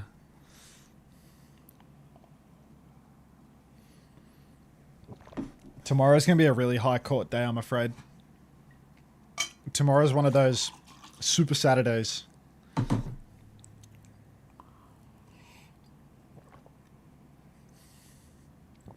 Where I have to go Korea into EMEA into NA, but without Crandop nap time. Look at the schedule. 4 p.m. local time, Poker Face vs. Cheeseburger. Ignore China. 5:30, 7 p.m. local. 10 p.m. local, Finland versus Sweden. There's no time for a break in that. 10 p.m. Finland, Sweden. And that just keeps fucking rolling until Mexico, Chile at 8:30 a.m. Like, just blow my shit smooth off, dude. There's just no fucking way. And then at 4 p.m., I gotta be back on for Superbad versus O2. Like, I genuinely think it would be more fun to get waterboarded than to adhere to this schedule. Fuck. It's gonna be a long weekend. Unter, did you get your free movie tickets to Robin Hood?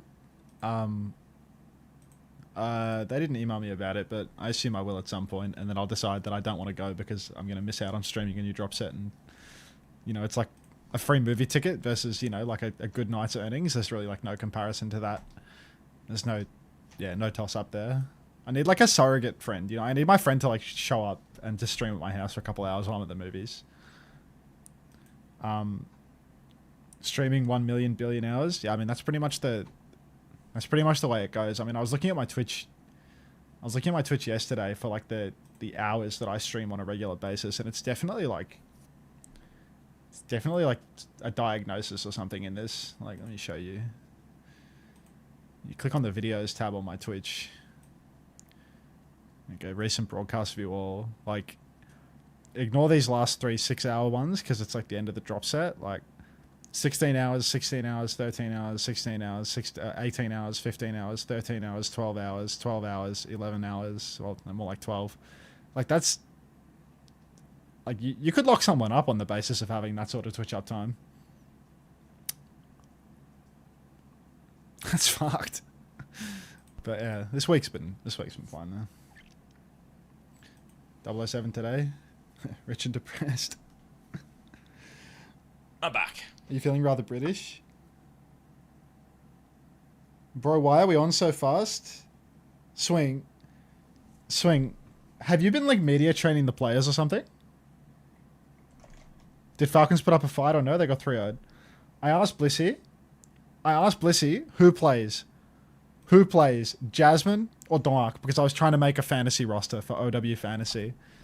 And Bliss replies this: have you been media training the fucking players? Like, once upon a time, Blissey would give me the world. And look at it now. Shh. I can't even win in Overwatch Fantasy off the back of this fucker anymore. What's he even good for? Alright, do you want the final numbers? Vichy continues to be a point monster. 26.5, 26 for Heesang, 24.5 for Trong, so only just behind despite being cheaper. 18.5 for Stalker is probably not enough. Checkmate's managed an impressive 2.5. Hampton has managed 6.5. Fielder and Chio did okay, 18 and 16. Someone got 8, if anyone took for someone Gambit. Yeah, so top scorers updated. Now puts Vigi Heesang up at the top. Strong Purse slotting himself into this lineup here.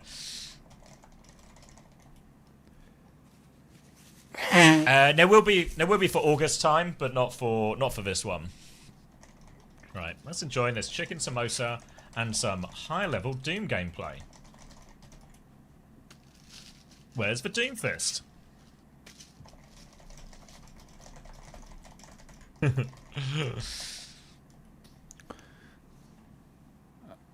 Yeah, just like that, Swing Chip. I mean, I don't know. Here's hoping that me taking Guthrium over Donghak was the move. And Zest is just going to have a series of a lifetime. Hi, Auntie. I just woke up. How is Wu-chan? He actually got so many points. And they won their hard game. And he got so many points in their hard game. So he's going to get even more versus Superbad. So Zest has to fucking deliver today. Wait, Zest birthday buff today? Oh, that actually could be critical. I didn't realize that Zest was a birthday boy when I put him on my fantasy roster. But yeah, this might move the needle. Oh. God, I hope Jasmine's in. Yeah, Void was really good today. He was the best player on his team, for sure. He was a clinician. Ellis' birthday. Zest is 23 today. Happy birthday, Zest.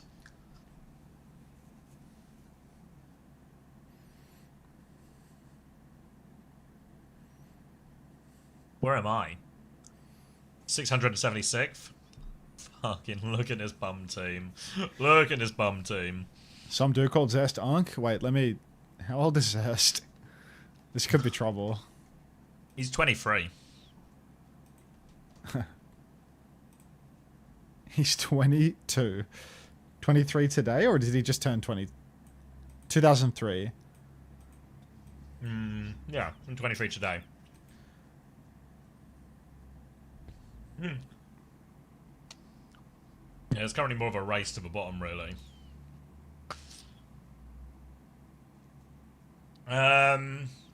Razor ticket, Westy. I don't know if you have any proof of what your roster was going to be.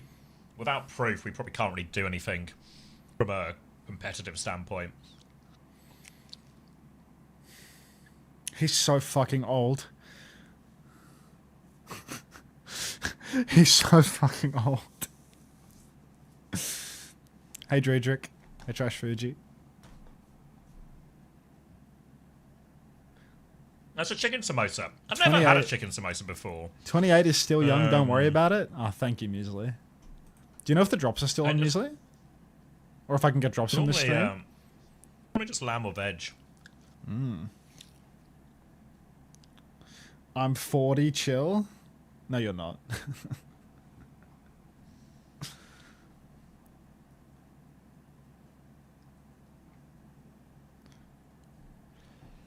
It's okay, Unter. You're akin to a mediocre wine Dad's keep in the fridge for a special event. Thank you.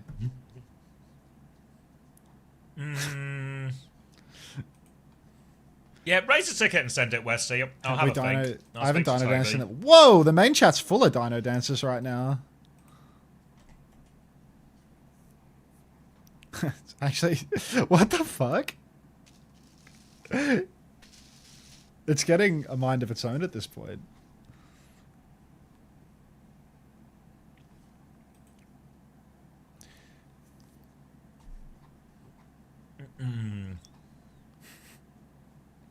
He's actually 29? Yeah, it wasn't an exaggeration. He's literally 29. He's old as fuck. Yeah. Insane performance for an old man like that. That's been out the game for like 3 years too. Yeah, actually just came back was good for it. He was just undisputed the best in Overwatch 1. Do I hop on, what's this, Forza 6 or FM26? I've still never got into FM26 yet. I saw Big Kev was playing a bit of Forza yesterday though, so I don't know, maybe that's the hot property game right now. Fucking hell, it's hype. Did I end up picking Wutan for fantasy or no?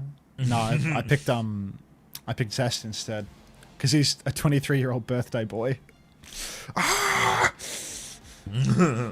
Hopefully it's a 5-map banger. Did I get the T1 hat yet? No, but I think Swing Chip approved my request today. Maybe. I'm not sure. I low-key insulted the merch after she said she approved it, so it might have like gone backwards.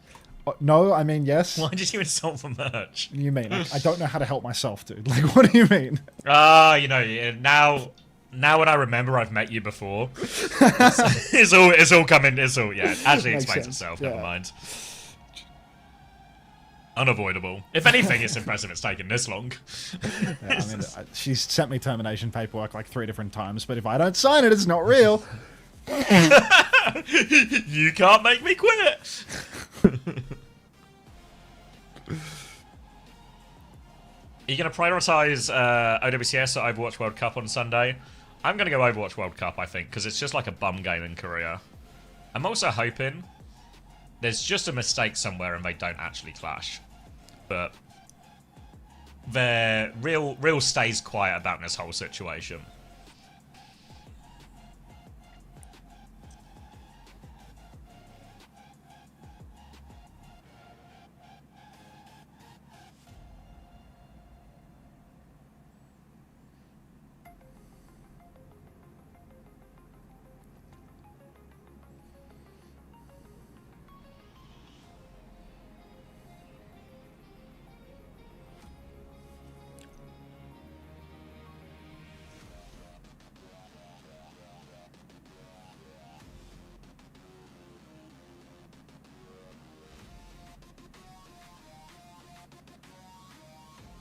God, I actually need Proud to do so much work in this series to recover my fantasy, don't I?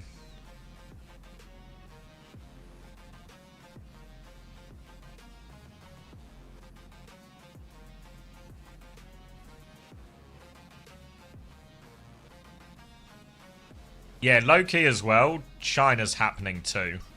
So there'll actually be 3 games going on at the same time. So do what you want with that. Void played all maps, and he played insane. China tomorrow? Yeah, we do not care. We do not care. China have very much adopted the Korean approach to, what if there was 80 rounds of slot before we got to playoffs? Are they doing like seeding slot before their gaming slot before their seeding slot? They do Swiss, and then they have deciders at the end of a Swiss, and then they do a regular season. And then they do playoffs. Just nothing better to do in China, it seems.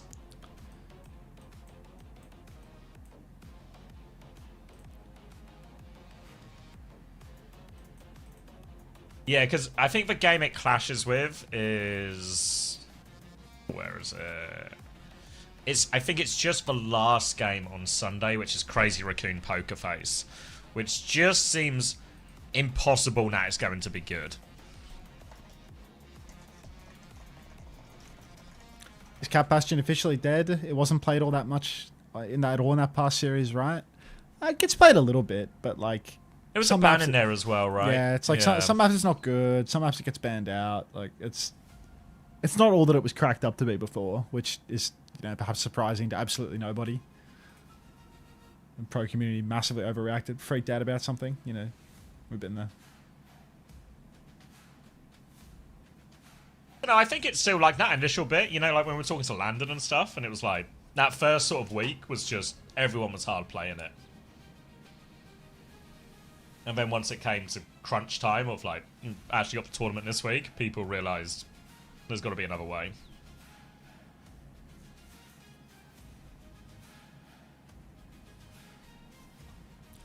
God, I hope it's dead. I fucked with it at first, but I'm kind of sick of it now. I mean, I just think, like, it's just another comp, you know? Like, nobody's going to be playing it for, like, 6 maps in a row. And it was never really that way in the matches, to be honest.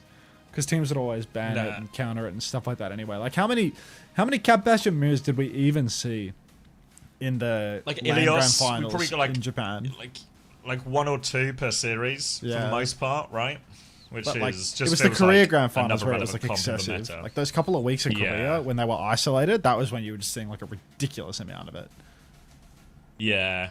Whereas once you get to like much better drafts, I think at Champions Clash as well, for the teams actually actively forcing away from it on a lot of occasions. I think in Asia, was it only T1 who really tried to counter it on a couple of iterations? Maybe against Zeta Division. I want to say it was was it the Asia semi-final maybe or something? There was a time in Korea where they played every map and that was shit. Yeah, but that's just like Korea doing the same thing that they always do, which is just spamming a comp over and over and over again. Like coaches outside of I feel Korea like it really can just draft. What? It really just, I think, slots itself into just another viable comp that's, you know, better on some maps than I others. thought you said better sloth for and I some got like teams than full others. neuron activation. Did somebody say slop? Actually perked my ears up. Oh, thank you, Rain, for the 17 months. Thank you for the flower.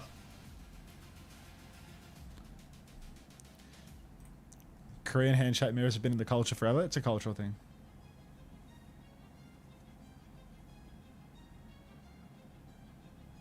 Morning, Finn.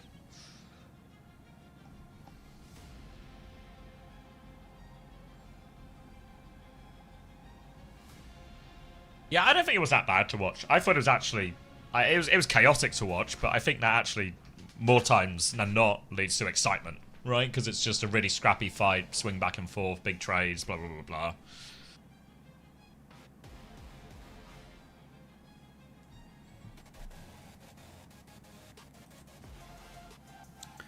Oof. Gimmick comp has a short lifespan.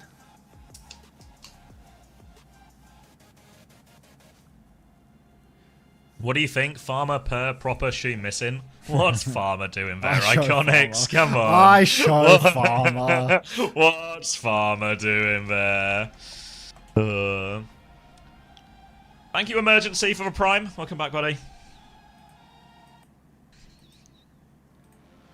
Alright. I've run down the clock too much to play quick plays, so... Rats. What happened to your stream streak, Monk? Like, fuck, I never get messages out of you anymore. I agree with Unter, and there was just that week or two in Korea where it was really bad. Other than that... Oh, it scrolled. Other than that, it was... I hate the Vendetta meta monicasting. Oh, yeah, I don't know, like, yeah. whenever... You think? I don't know, whenever these, like, conversations come up about, like, good to watch, bad to watch, whatever... I don't know. It's all just Overwatch, you know? Like... I don't remember having, like, an active feeling of, like... This is bad to watch because of the comps. I remember thinking this is bad to watch because both the teams are shit or something, you know? But I don't think any of it really comes down to the comp for me.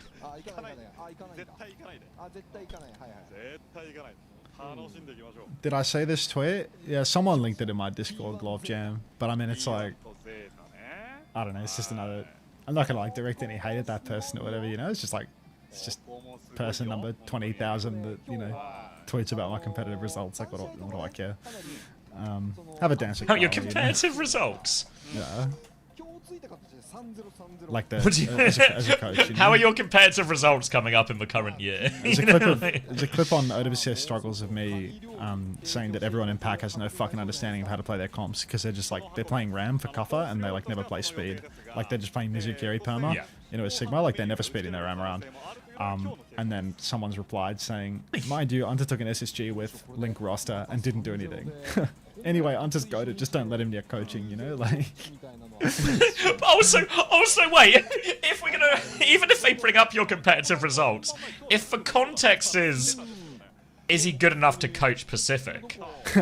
The answer is an overwhelming yes. I don't know, it's He's overqualified. You're overqualified for such a job, right? People Like, just, they people can't just afford always, you. people just always be talking about that SSG roster like coming second is total crap, you know? Like he came second domestically, and then what did he finish at the Champions It was like Clash? 5-6. The Eternal 5-6. We lost to Yeah. Weibo. You know, we played Winston versus Weibo.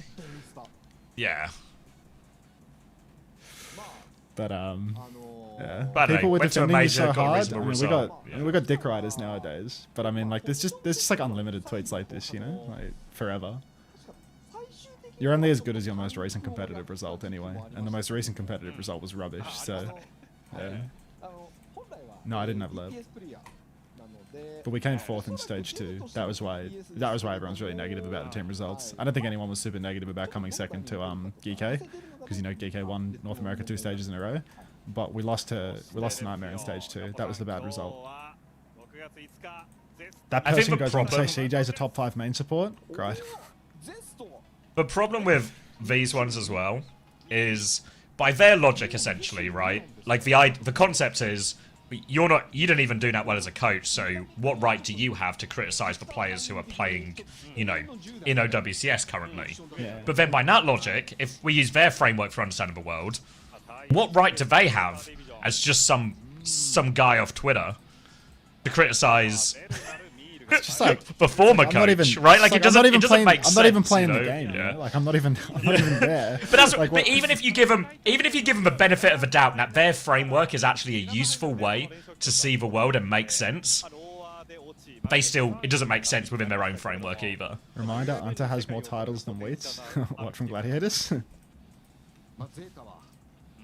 Unstoppable force. After a brief pause, can they keep it going? Yeah, look, my tier 1 competitive results are sick. You just have to like really wind back the clock, you know? Like my tier 1 competitive results, the best came from 2021 and 2022. So like it's ancient history at this point. I missed for T1.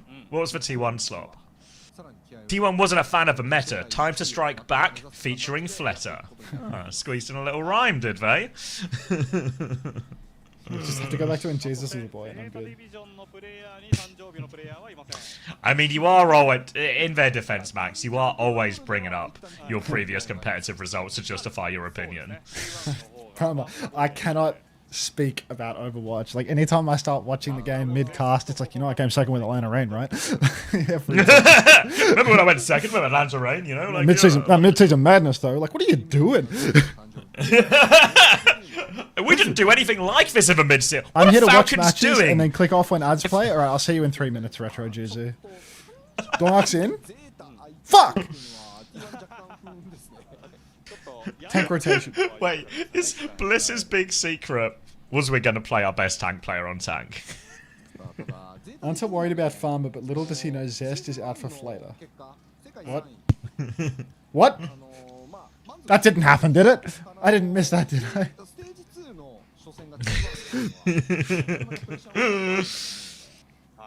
You would have seen it, Max, if you weren't busy talking about, remember that time we got Pata the mid-season madness? Yeah, we all remember. Everyone remembers. We all remember. Because it was awesome! It was unforgettable. How's the team mental heading into this game, Unter? It's a secret, Camel. It's a secret. Alright.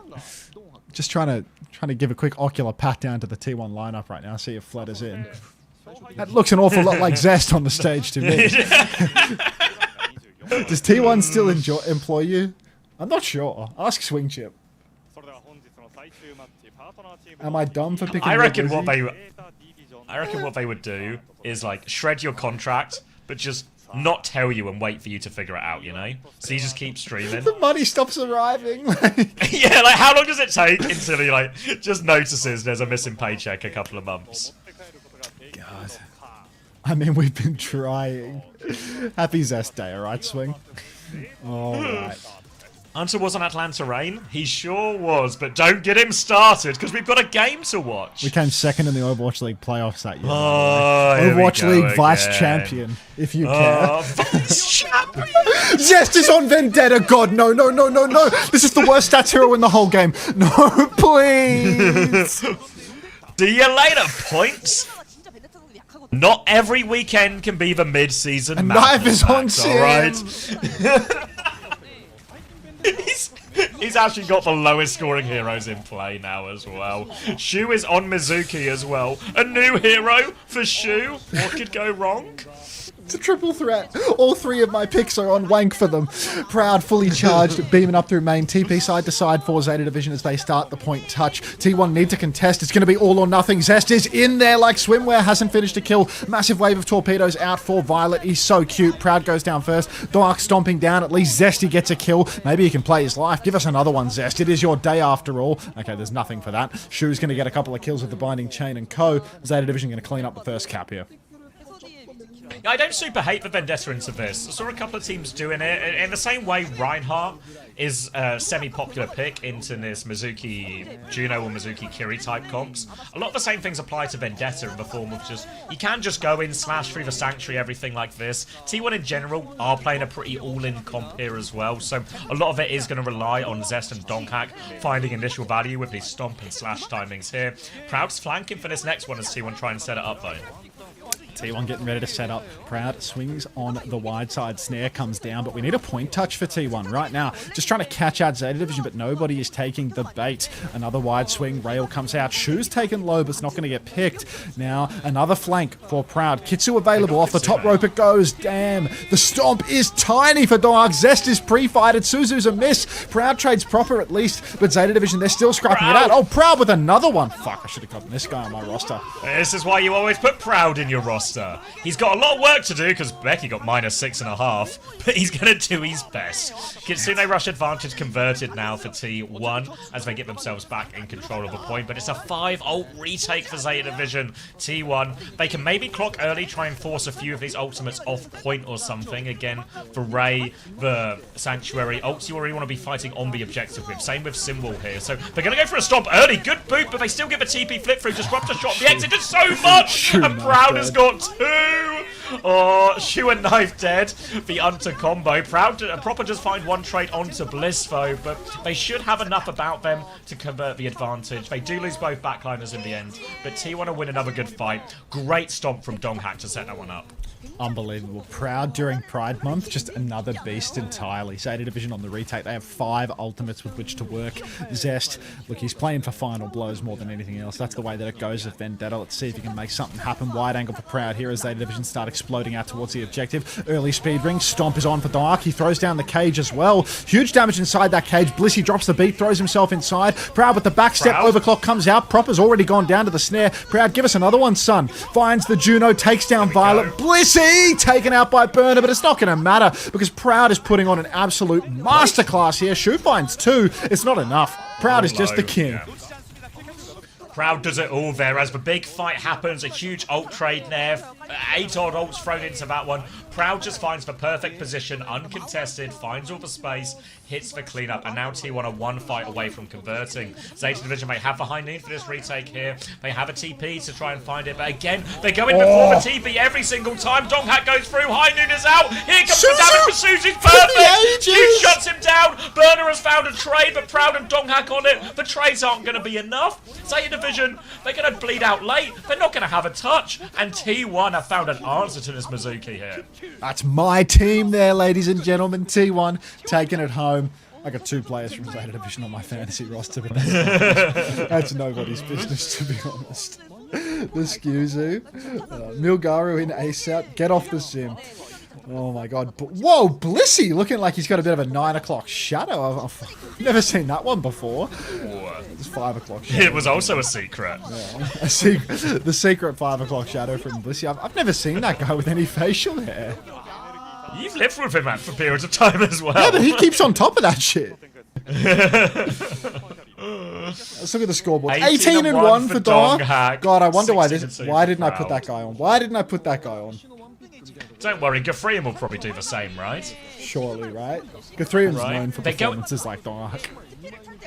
Zeta Division need to find an answer here, because T1, between the Stomp and Zest Spin, they are doing so much to deny these early TPs. Zeta Division aren't actually getting to flip the map or move around anywhere near as much as they want, because a Stomp and a Spin disrupt the TP entrance, and a Disruptor Shot is waiting for them on the TP exit here. So, smart, sensible solution from T1 here. It's on Zeta Division to try and find an adaptation. Now a snare comes through and Zest first to fall. Burner's actually caught him early on, trying to disrupt the TP. Apparently not going to go their way. Blissy's in big trouble as well. Get out of there, Blissy! Dark will fall. Proud will trade Shu as well, which is just a catastrophe for my fantasy lineup. As Zeta Division get bodies on the point, threatening that first cap. Snare out as well, and yeah, it's just going to be Zeta Division taking it nice and easy now. Bodied up on the point. T1. Retake's a little bit awkward for them if Zeta Division are ahead of the game with their TPs to rotate backwards. Secret. Yeah, in that one there, it was a slow, pokey fight, so T1 didn't have the opportunity to go fast. It's much easier once T1 are in control of the map, rather than in these more neutral situations. You see another TP, Fake One comes out, Donghack goes for a stomp through as they take the back step here. Donghack fairly committed, backslide there, but Shu can't get away. Knife's going to get beamed down as well, and Donghack's just walked around the corner and swung everyone. He's going to have to reload, but Zest doesn't need to reload the sword. They kill Burner behind, Proper gets the trade, but not going to make a difference. It's Zeta Division losing with Zest getting traded. My whole fantasy roster just dying on screen. My whole fantasy roster. Both of my Zeta fantasy players first picked and then Zest traded in the cleanup. Like... Oh, T1. My heart can't take it. All right. Swing back in now for Zeta Division on the retake. We are in control. Skewed as a Kitsune rush to push back in as well. Vard's a little bit slower on that orbital rate. TP fast across the side for Zeta as they start muscling up onto the point. Shield is down for Burner. Dark's taking a beating out in the open. Skewed has to drop the Kitsu to keep the tempo up. Massive kill. Proud onto Proper though. Big stomp. Knife will fall. Blissy! And the flip goes away. Zeta Division during the orbital ray, but it still seems doable for T1. One man advantage. Slide back for Proud. He has a second slide charge. 9 HP in a dream. Violet's too cute for that one. It's still a 3v3. It's still doable for T1. Dark, life stealing for the absolute clutch here. Big backshot onto Burner. Zest trying to make it happen into the sky. He does have the Sundering Blade as well. Little low hop up top. Is he going to use it? He's just waiting it. Waiting for spawns here. They're going to go again now. Donghack half HP. B comes in. Skew's going to one-shot Proper. He was clocking as well. Skewed good for it again. The Sanctuary is out. The Zeta Division are dead. 2 players gone down already. And the Vendetta's just going to be able to cut through this Sanctuary. No problem at all. Great explosive retake here from T1. Big beat. Another huge kill from Skewed. Oh, Zest is putting on an absolute masterclass on the Vendetta right now. Such patience, playing it slow in the mid-fight, then spinning back in and constantly disrupting every rotation that Zeta Division tries to make. Proper getting absolutely stuffed into a locker during his overclock turn as well. T1, they just outright hold an ultimate advantage for this final turn. Proud is holding his rail wide, charges it up, dumps it again, slows down Zeta's walk. It's going to be last fight at this rate. Snare goes down on the TP exit. Symbol is immediate. Dark goes deep. Is that a K-Jax? No, he's going to catch Burner inside of it. Big damage on a Burner. Meanwhile, Zest, he's going to get the Sunder. Blissy! Down he goes. It's a 4v4, but Dark, he pins deep. He takes down Shu. We're good for it here. Could be a last fight situation if T1 can stagger these kills. Oh, Zest did the initial damage, and then Donghack comes in for the cleanup. Gonna set Violet on fire as well on the way out. The touch is gonna be difficult here for Zeta Division. They will have Speed Ring, they nearly have a Ray, but T1, they are holding close. They've got Clock, they've got Kitsune Rush. T1 with a chance just to end it right here, right now. They're going into the spawn. There's the Clock. Violet's in trouble. 81% will never be getting to that Clock. The Clock, oh, never to that Ray. The Clock is out. Headshot as well onto Knife. Burner is on the point here. He's got a bit of help from Proper, but they are in so much trouble. Proper has to recall, nowhere to go, booped away from point, no more touches coming, and that is going to be T1 2-0 on this first map. A clinical opener for T1. Really dismantling those sim comps from the side of Zeta Division. Great answer. Yeah, we did that, sweet shit. Emphasis on the we. In fact, how's about I get out of this current t-shirt and I change into something a little bit more appropriate for today? Hang on. Let me go to the wardrobe. See what I can rustle. Honestly, with this result, as if this result goes through as well, maybe Max's competitive results start to pay off.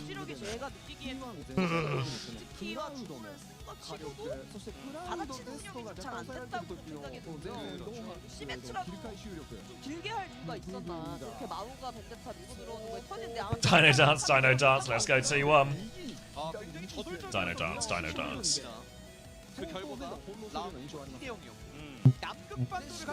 Great start for T1. Seemed like they had a perfect answer to all of their sim stuff as well. Donghak and Zest playing very well around that. They had a clear answer in pretty much all of these situations. Proud seems to be on fire. Skewed. Few really important picks. Ult fights all seem pretty good as well.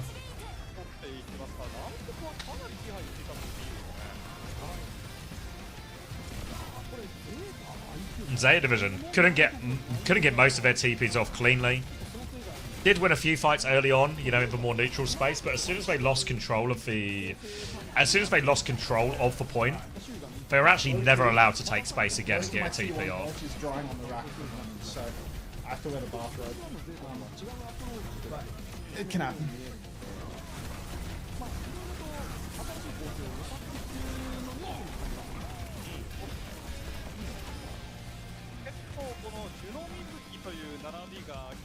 What is this T1 emote?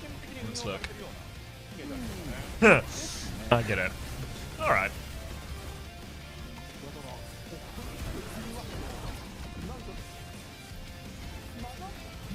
I wish, Zach. What does the Vendetta do here that the Tracer Reaper can't? So, a lot more disruption on the TPs. Vendetta in general, a very strong hero against Sim. Both with the ability to deny people taking the TP, or just to get big damage on anyone coming out of a TP. A lot of movement abilities as well, so you can... What's nice about Vendetta is you can hit them on the entrance, and then you can still have the movement ability to get over to the exit as well, so you can sort of have your cake and eat it too. And also very good into the Sanctuary in particular. Hello, Hexy. While also being just a relatively durable hero up against, you know, up against a Cass and a Sim and all these high damage things. Whereas I think Tracer doesn't do enough damage quickly enough in a lot of these situations. Like the backline's not vulnerable enough. And what's the other one? Reaper. I think Reaper would have been alright into it as well, but Reaper generally a bit better into something like Malga. Whereas Vendetta better into the Sim, while still being fine against the Ram in particular. It's a joke. I've seen it on TikTok. I've seen this trend. What would Xavier's reaction be? This is an absolute disaster. This is a dog's Xavier, breakfast. Oh, get out of there, stolen. What's my reaction to what? Is Is it it the Crash Macarena? No, it's not the Crash Macarena. It's that Rick Owens stopped designing. Ushi, thanks for this 8 months. Welcome back. I don't know what any of those words you just said mean. Alright, let's see the points from that map one. I'm hoping for big points for... Did they show scoreboard? Proud. I didn't see it. Oh no, do they normally show it after the break on these ones? Proud has to be big points. That guy was actually pounding. Dear Commander X, I'm requesting your thoughts and opinions on this one dancing red man. Many thanks, Fat Cummies. Thank you to Fat Cummies on at least 4 of his accounts. Disaster. Yeah, the guy looks classy. He looks good for it. Really enthusiastic. He's always got a lot of energy, this guy. He never seems to wake up on the wrong side of the bed. You're on the right side of the bed. Mr. Macarena.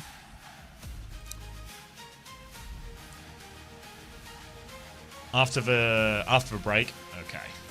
Swing Chip is not here. Do you think the bathrobe is worth the money? Bracket, even if you got it for free. Yeah, I mean, it's alright. It's a bathrobe. It's comfortable. Like, if you're looking for a bathrobe, why not? Just woke up. What happened this morning? So we got to see Zanside get blown out of the water by O2 Blast. Then Matt stopped to talk about the mid-season madness for about 15 minutes between the maps. And then... Can't forget the kickoff clash. The kickoff clash. That runner-up in the Overwatch League as well is pretty cool. Yeah, okay. Okay. Does he just have his CV on his desk at all times? And then Crazy Raccoon actually just kind of smashed Falcons, which was I mean, maybe not a shocking result, but the performances, the scoreline, I think, a bit more shocking. 20 minutes by my count. Proper as 8 and 8. Was that Proud on 29 and 3? Fuck. 35 and 2 dongers. Fuck. Imagine if I went Dong Hack, Proud. Imagine Jasmine gets subbed in now. Oh, I could really do with a little Jasmine sub in here. A Jasmine sub would do wonders for the people that don't have Dark on their rosters right now. You know what I mean? Like, yeah, I mean, everyone else was doing it. Yeah. I feel like I need to change. I definitely need to change Becky because he is on serious fraud watch. Becky is all but done for at this point. Yeah, and maybe Hambin as well, if he's not going to start, needs to be addressed real quick. Maybe Loki OP needs to die as well. Secret almost made me swap off Dark. Yeah, I mean, like, what's he keeping that secret for, bro? Like, what's he keeping that secret for? He's just trying to fuck my fantasy roster is all he's trying to do. Blissey.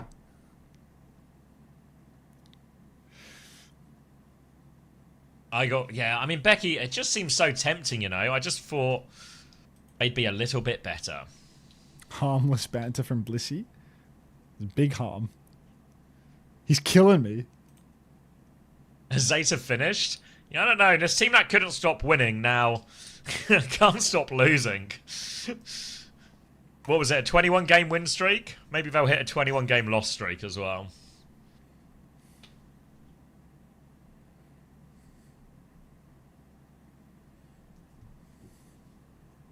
Wait, is Burner still in? Looks that way. Looks like a no subs situation. Dude, look how clean Skewed's bowl is. Holy shit. You'd think it was his birthday. Little birthday trim. I mean, it looks like he got a touch up before he walked out on stage, dude. One to rival the old Twilight Bowl, that one. And we're on Rialto. And Dark's playing ball on Rialto. Finally, Zest is on an earner hero. Are they going to play Cat Bass? Or are they just going to do some like... Just like Widow bullshit out of spawn for a little bit type thing. Caramel. Oh no, he's got Bastion. Alright, T1 are on ball here, and actually, the Farah's going to match up really poorly against this Cat Bastion as well for Zest. This might be a nice, easy break, actually, for Zeta Division on this first My quarter. points! Have you considered that it's Zest's birthday?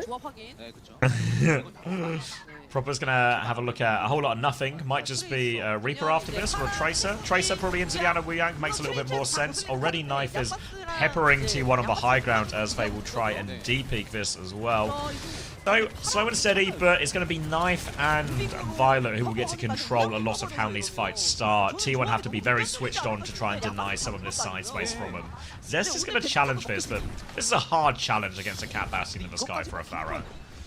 All Proud holding this high ground for now, waiting for the Cat Bass to take their turn. Zeta, they've collected as much free push as they can. Now all they have to do is take some risk. Knife gets picked up, thrown forward, but I think he's been flashed off the high ground. Skewed's down on the ground, though, in big, big trouble. Blissey down to Knife early, and Zeta Division, they're starting to hoon forward. Knife on the flank here, going to start getting bocketed out. Burner's going to clean up a kill on the Proud. Shoe's low, probably going to get traded because it's Shoe on Kiriko, so yeah, that's another point lost for the good guys. But Zeta Division, they have taken the first fight. T1, instant mirror of the Cat Bass. Get in there, Blissey.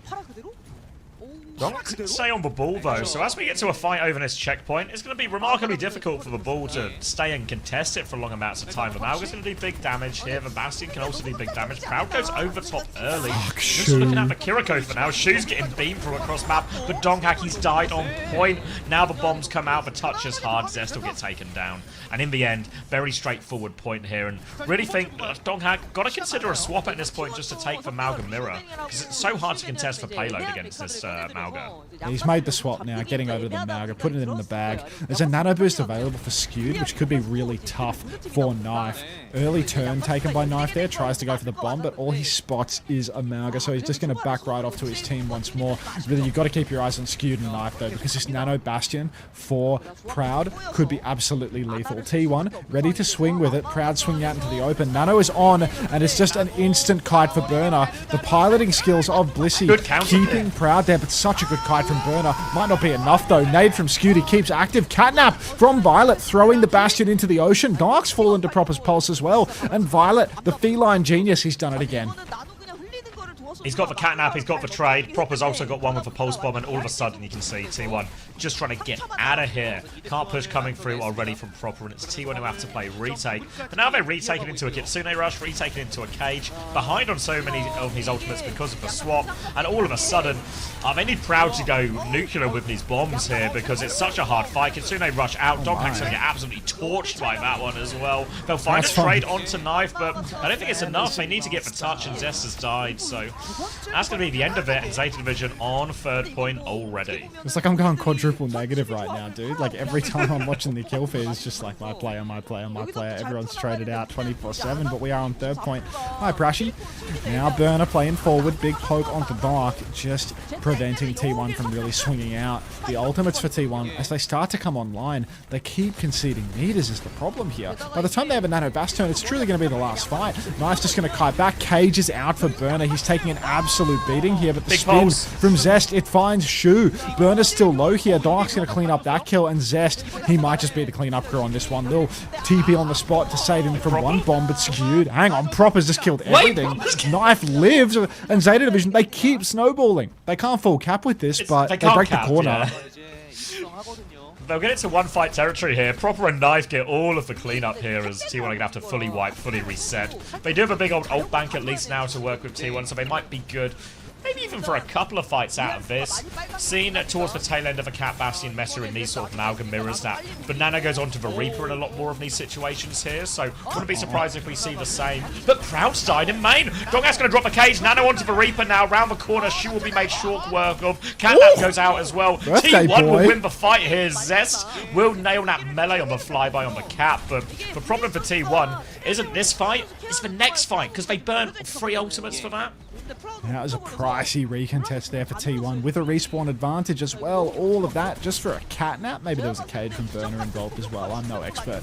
But Proud does have ulti for the next turn. A strafing run for Blissey could be the move here. Looks like they're going to take it nice and slow though, waiting for the enemy Malga to push inside. Knife just posturing in the air at the moment. Zest TP's in there, going for the aggress. They push deep now. Form timing is out. Knife on the ground, has to use bombs. Might not live for it anyway. Goes for the counter bombs, forces Proud to match, and Proper follows up with the kill, so it's a 2-for-2 exchange. Shu's dead, of course, because it's Shu on Kiriko. Blissey out the sky, but the trades continue. And Zest, he might just be able to do it all with Dark alive on card. Yeah, with Amalga here alive on cart, Zeta Division can't really get too many more meters. They have to be careful, no one trades late, of course, T1, but their spawns are significantly closer. Doghack will get top back up, and T1 will be able to stabilize. And very valuable fight, because Shu got Kitsune Rush partway through that fight, but because of the trades, he didn't actually want to invest, which means T1 are now a lot closer to their next wave of ultimates. The spin, the nano, the catnap. They need a little bit more time, T1, but they're so close to having the ults to answer this Kitsune Rush. Knife's dead. Massive spin from Zest. The trades are good. It's a 2v2 right now, I think. But Proud is so low. Blissey and Skewed are the only men left standing. It's critical that Skewed can... Oh, he lives. He gets the kill on Burner. And would you look at this? It's like it's an old vintage Violet plus Shu clutch. Skewed, Blissey doing it all. Unbelievable. Blissey scratching out Proper's eyes to close it out. And T1 holds strong. Great hold there, win the clutch, and really from this situation, T1, as long as they keep getting trades here, they will just be able to hold. It was 5 minutes they were staring down the barrel of at the beginning of this 3rd point, already down to 2 minutes. Now they got Nano and Cage and Catnap and lots of good answers to help win this trade. Catnap goes out early from Violet. Don't quite know what he saw, but it finds nothing, and that's just going to be more ult advantage. Nano Reaper. Around the corner, defensive Nano onto the Reaper, big damage onto Banar already. Down he goes for chase onto Shu. TP in, no escape. Knife has found a trade, but Banana will get the job done again, and T1 fairly comfortable hold. T1 in this Cat Bass matchup doing God's work. Proper's refusal to swap off the Tracer is really costing them here at the end of the map. He can't kill these backliners. They're too close to spawn. They're too safe and able to back it away. Proper now he gets on Reaper with only a minute left on the clock. But maybe the time has already come and gone for this moment, to be honest. By the time he has a spin, it's going to be overtime. T1, look at all the ultis they have. Early strafing run out from Knife here, but he cannot aggress with this one. He has to just take it slow. Zeta Division really, they need to charge ults before they go. They need something to work with here, Zeta Division, because otherwise we're just walking into a cage and some type of cat-nat combo or the artillery strike as well. Donghak going to go in now, goes for the cage. He's taking a lot of damage around here. Cat over the top, perfectly suited as well. Proper's going to die anyway. 1-for-1 trade only. Bernard needs more help on point right now. Donghak's getting topped up as well. Skewed still has the nano though. Zest low into the back, doesn't have the rate. They come outside, the nano comes through. Zest has to do it all. He's got the spin. He pops the spin. He kills everyone else. Happy birthday, Zest. And Zeta Division falling apart here, but they're going to Saga the Malga out as well. And this touch is going to be max difficulty for Zeta. Oh, birthday buff coming in heavy for Zest right now. Zeta Division flying back in from spawn. Proper getting the taxi, Knife getting the taxi mid-out. I think the Tracer has actually had recall forced. A touch is secured by Proper on the Reaper. He has to Wraith out now, but who's touching next? Proper's just doomed. He's getting run down. Proud's going to take him out. Bombs now come out. A couple of blinks into the back for Knife as he tries to get that stall going, but it's so hard for Zeta Division to close this. Violet's killed Skewed. Hang on now. Hold on. Shu's killed Zest. Bernie falls. Violet is still alive. Shu pocketing him through it. Knife goes down though, and now it's just 2 players left. So close for Zeta Division. Shu in the corner. Oh, good KDs. Good KD pad there, Shu. Good play. Oh boy. Shu and Violet in the overtime when we get to 3rd point Rialto. Even the more improbable ones, they make a good go off there. But T1, a great. That was a 5-minute hold on 3rd point there. The trades, the swap on to the Cat Bastion mirror. Great result for them after the start they had to that map as well. Huge plays from Zest in particular there as well. And Skewed and Bliss also deserve some credit, keeping themselves alive in that one big clutch too. So really not too bad actually from T1, all things considered. Actually outrageous. 5-stream streak. Great hold unto Lurk. That's what I'm talking about. Lumpiest Bark 3. Oh god. Damn. 20 and 6 for Zest, 10k damage. These Bastions, though, they do pump damage. Like, Knife is 20 and 7, 10k. Yeah. I didn't see Shu's stats, actually. Did you get eyes on that? No. Shit, he's back on Mizuki. He went negative when he played, Mizuki last minute. Shu wasn't looking good. Yeah, I mean, he was dead a lot.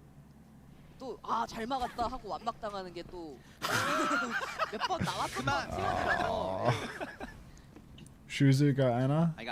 Shu was taking the piss. I mean, see if I can get eyes on these stats. We'll see. So Zeta Division going for a little bit of an interesting defense here. Sigma, Mizu, Kiri. They still have the Bastion, but it's a Bass on the ground, and Proper has to hold down these high ground positions on the Farah. T1, they just have plain old Cat Bastion, which means that they can go anywhere they like up on these rooftops, and it's going to be really difficult to contest them for the Zeta side. Proper, much like Zest, is going to find it very difficult to match up in the sky versus the Cat Bastion. Needs to fight in positions where he can be assisted by his Bass. Zest has actually gone and swapped back over to Vendetta, an absolute terrorist when it comes to my fantasy score. Interesting one here, a sort of hybrid between the Cat Bastion and everything else. Again, it's going to be sort of tough for Proper in a lot of these situations. Everyone's just going to come gunning for him. Interested to see how T1 take the fight. Again, it's kind of just a crash out comp, you know. The Malga's going to go, Vendetta's going to go, Bastion swing from behind as well. One trade comes through, Skew dies if they go in for this one here. Big damage on the way, but Zeta Division might have kited the worst of it. Donghak goes in for one more, but the shield is perfect. Zones them off, and Bernard can play cleanup now, and really this is the nature of the game, right? T1 have a comp that will keep crashing out, and Zeta Division, they just need to try and survive that first engage. If they survive for 5 seconds, they'll probably be enough to win the fight. It's a hard engagement there for T1, but Zest has abandoned this pick after just 1 life. He's gone over to the Farah instead. Dominate the skies, take all of the angles, and just force Zeta Division to sit indoors. If they come outside, then Proud can dominate with the Cat to assist his Bastion gameplay. Zeta Division, they're really balled up indoors. Feel like a point force would not go astray from this position. Dark pinning all the way behind, though, setting up for some sort of newfangled flank from the looks of it. And Zeta still just continuing to be boxed indoors. Yeah, Farah now from Zest, so they can just play a lot spammier, a lot slower in these situations, but eventually they have to try and get this payload to move away from Bernard. The rest of Zeta Division will pivot around, and they are sort of stuffed in the choke a little bit here. Now the stomp comes through, tries to move them off the map, awfully low. Suzu is good. Proud into the skies, getting beamed down, has to pop the ult just to live. Bombs come through as Donghak drives through. Knife's going to respond. Zest got the better in the skies, by player advantage for T1, but Donghak goes down looking for more. They try and repeat into Zest, but T1 T1's still being forced to play it slow, and the payload hasn't moved this entire time. But the damage from the skies, it's just too much in the end. Yeah, Proud and Zest surrounding the backline of Zeta Division. Now they're just trying to touch onto the point. That makes sense why there was a good Suzu. It's Violet on Kiri and Shu. Now Zeta Division. They have one final fight for this first point. Decent ultimates for both sides here, so really is anybody's game. This flux can be so difficult to manage, but Violet's actually moved off the Kiri over to the Cat, so they're going to go for a little bit of a Cat Bastion gambit early on here. Shu going to presumably dump that Sanctuary and go for a swap afterwards. Boop from Zest nearly knocks Shu off the map. Strafing run in the back. Knife has forced Proud down to the ground. Suzu hits. Sanctuary's down. Big damage on a Proper. He gets stomped. He dies before he can shift. Zest barrages inside the cage, kills Shu, but Knife has found trades in the back. Dark all over the payload though, and that's going to be our first point cap for T1. Takes us 3 minutes, but we get there in the end. He sure did. Reminds me. Gonna be first point after a lot of time here. Reaper swap now for Zest as we just end up in a mirror, really, of what we saw towards the end of last map, except Skew's gonna be on the Kiriko this time here on the attack rather than the Ana. A little bit less space to work with. The nature of the swaps, though, means the ult's reset, so T1 do still have the ult advantage here. Donghak has that cage ready to go already. As many on the corners. They just want to fight early here, actually. They go all the way around. Artillery force straight away here. Bombs to try and save his life. Bliss is going to die. The cage is out. Donghak has a lot of people in this cage. Can they find the kills? Zest gets 2, but Donghak's low. The trade's pretty brutal here, actually, for T1. They're all going to fall in the end, and that was the cage fight. That was the cage fight, but what a disaster that Proper just comes back in on the Reaper and does it all. We've seen this many a time with Proper playing Reaper. He's got this insane clutch factor here. Zest trades 2, but it's not enough, and now T1, the bank is dry, having to fight tooth and nail to take this high ground space from here on out. Proud getting beamed up in the air by Burner, set on fire, but Dark is the next one under pressure. He actually just dies instantly in main, and Zest has TP'd out. A full kite for T1 as they lose their tank far too early on in the piece. Have to fully reset again and go back to trying to cross this bridge, but now with these couple of fights, Zeta Division have taken control of the ult economy for a little bit. They've got their spin and their catnap already. We're right behind this bridge, of course, so the catnap can be lethal if someone gets dragged into that river. You see Proper holding really early. Bernard's actually with him too, so T1 they have to fight for every inch here. They drop down, but a great angle for Proper, and Donghak has just been absolutely obliterated here. They come in, the catnap outdrags Proud into the river. Trades come through, but they're all going for play of Zeta Division right now. Any trade will help T1 in this situation, but I don't think any are coming. They take care of everyone, and Zeta are looking dominant. Zeta really taking control of this second point defense, squaring up in the mirror now and looking very comfortable in doing it. Proper on the Reaper, making all these high tempo plays, making it so difficult for Dark to ever get his foot in the door. Dark loves to hit a big stomp. He starts to contest high ground. He finds Zest, but there's 3 members of Zeta waiting for him indoors. Form timing comes out from Proud. He's dueling with Zest in the air. Balls of titanium as Violet's going to drop him down to the ground. But Proper, he's hit the spin. He's taken down Dark again. It's 2 for 0, Zav. Nice and easy off the back of that one. Did cost them actually 3 ults there. They rush in main as well, so really expensive. Bliss gets back into spawn. KD saved. T1 now have 5 ultimates, but Zeta Division, they're still quite happy with this. They've bet so much time off the clock. They're going to hold forward again. T1 need to try and win this next fight as efficiently as possible. They can't blow the entire back.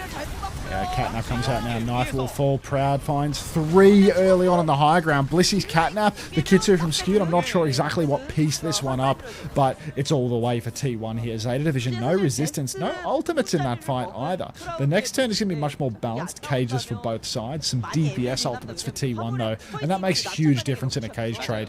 But T1, it's overtime. We can't leave payload.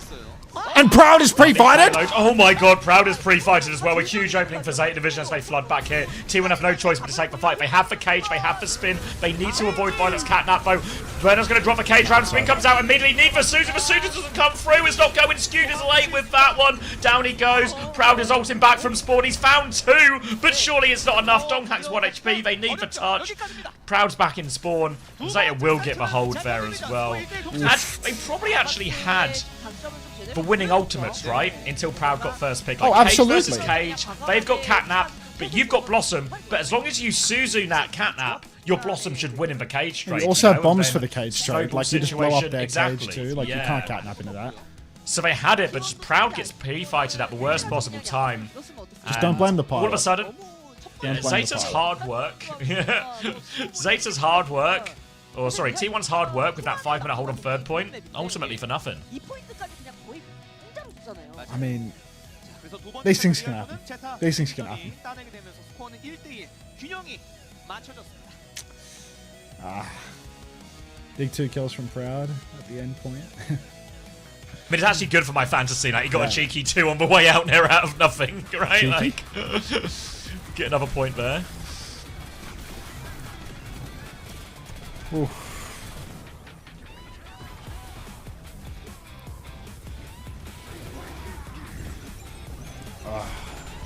I'm hungry again. Yeah, I'm gonna go get some food. Go back. All right. Who wants to be in charge? Who's looking responsible? How's the fantasy team looking? Car crash. Mine's completely different, but it's also in a separate ditch. His is ultra car crash. Alright, I'll be back. Not me, not me. No one is in me, charge. Me. All right, no Power one's of in the charge. people. It's it's democracy. Oh.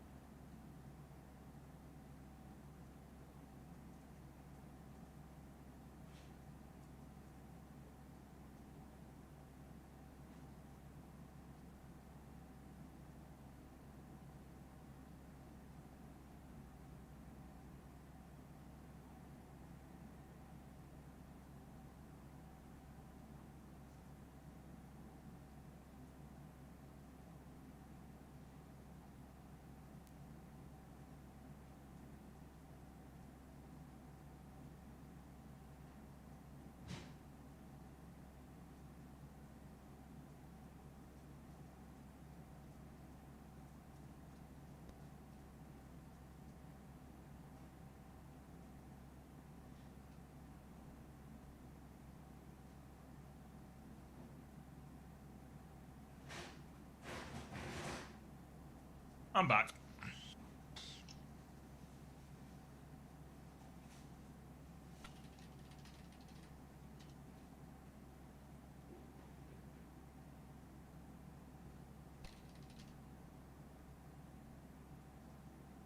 You're all good? I kept everything in order? Thank you, Defiant. I knew I could trust you. Did we get a scoreboard and points and all that? Where am I going? Here.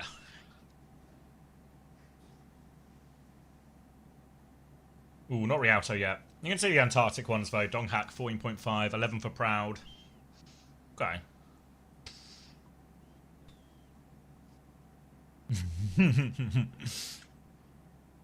You check on Unter's chat. Everyone in order.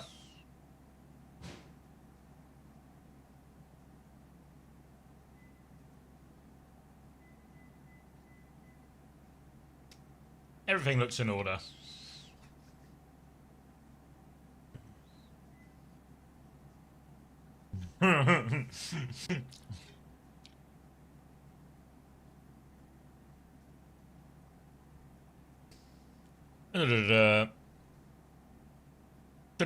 Is Attack on Liquid in the same pickup? Yeah, I think it's mega for him. Feels like a really well-rounded roster now, but I hear the drops for this week, so let me zoom it in for a bit for you, and then I'll come back to the attack thing. So this is today, and then this is like the weekend and next week, so Saturday and Sunday onwards. Yeah, no, I think the attack pickup is great. Phil's, obviously, he's going to be way better than Kluge. He's probably now the best diva in NA. So Team Liquid should have no excuse, really, not to do well on this stage. But did they do scoreboards? How they're exactly... I didn't see them. Oh. But maybe chat are paying more attention. Chat room. I was looking at the drops. Oh, fuck. Just missed it? Don't say that. Bliss 28 and 8. Milgaru in. Don't look at me. I'm looking at you. Zest 13 and 12. You're making that up. I know you're making that up. I know you're making that up. Are they making that up? Zest went 36 and 11. I knew you were making that up. Fucker.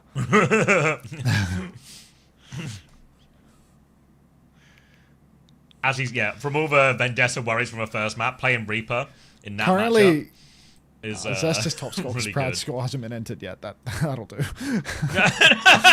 Zest is looking like the best investment in this lobby because Dark and Proud haven't had their points. As long as we don't get all the information. Yeah, with the limited information we have, Zest was the best choice on the table. Oh, fuck. How have T1 won a map? Grit, gumption, heart. Alright, Hilarium can tank it. Resilience, yeah, that too. Talent, yeah. Keep them coming.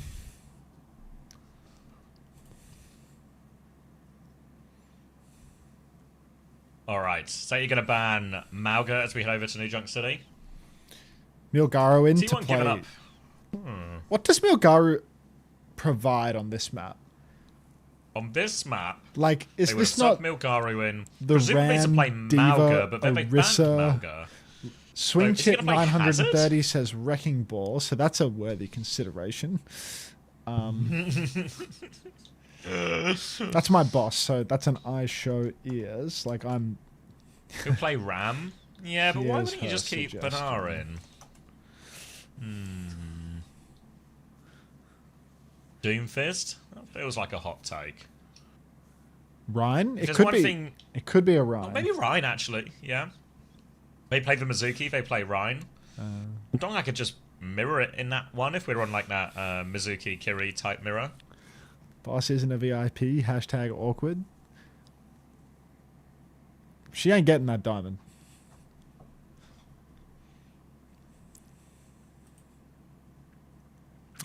It's quite hot on this map, so you need the Iceman to keep everyone nice and cool. Okay, makes Dark sense. is super scoring.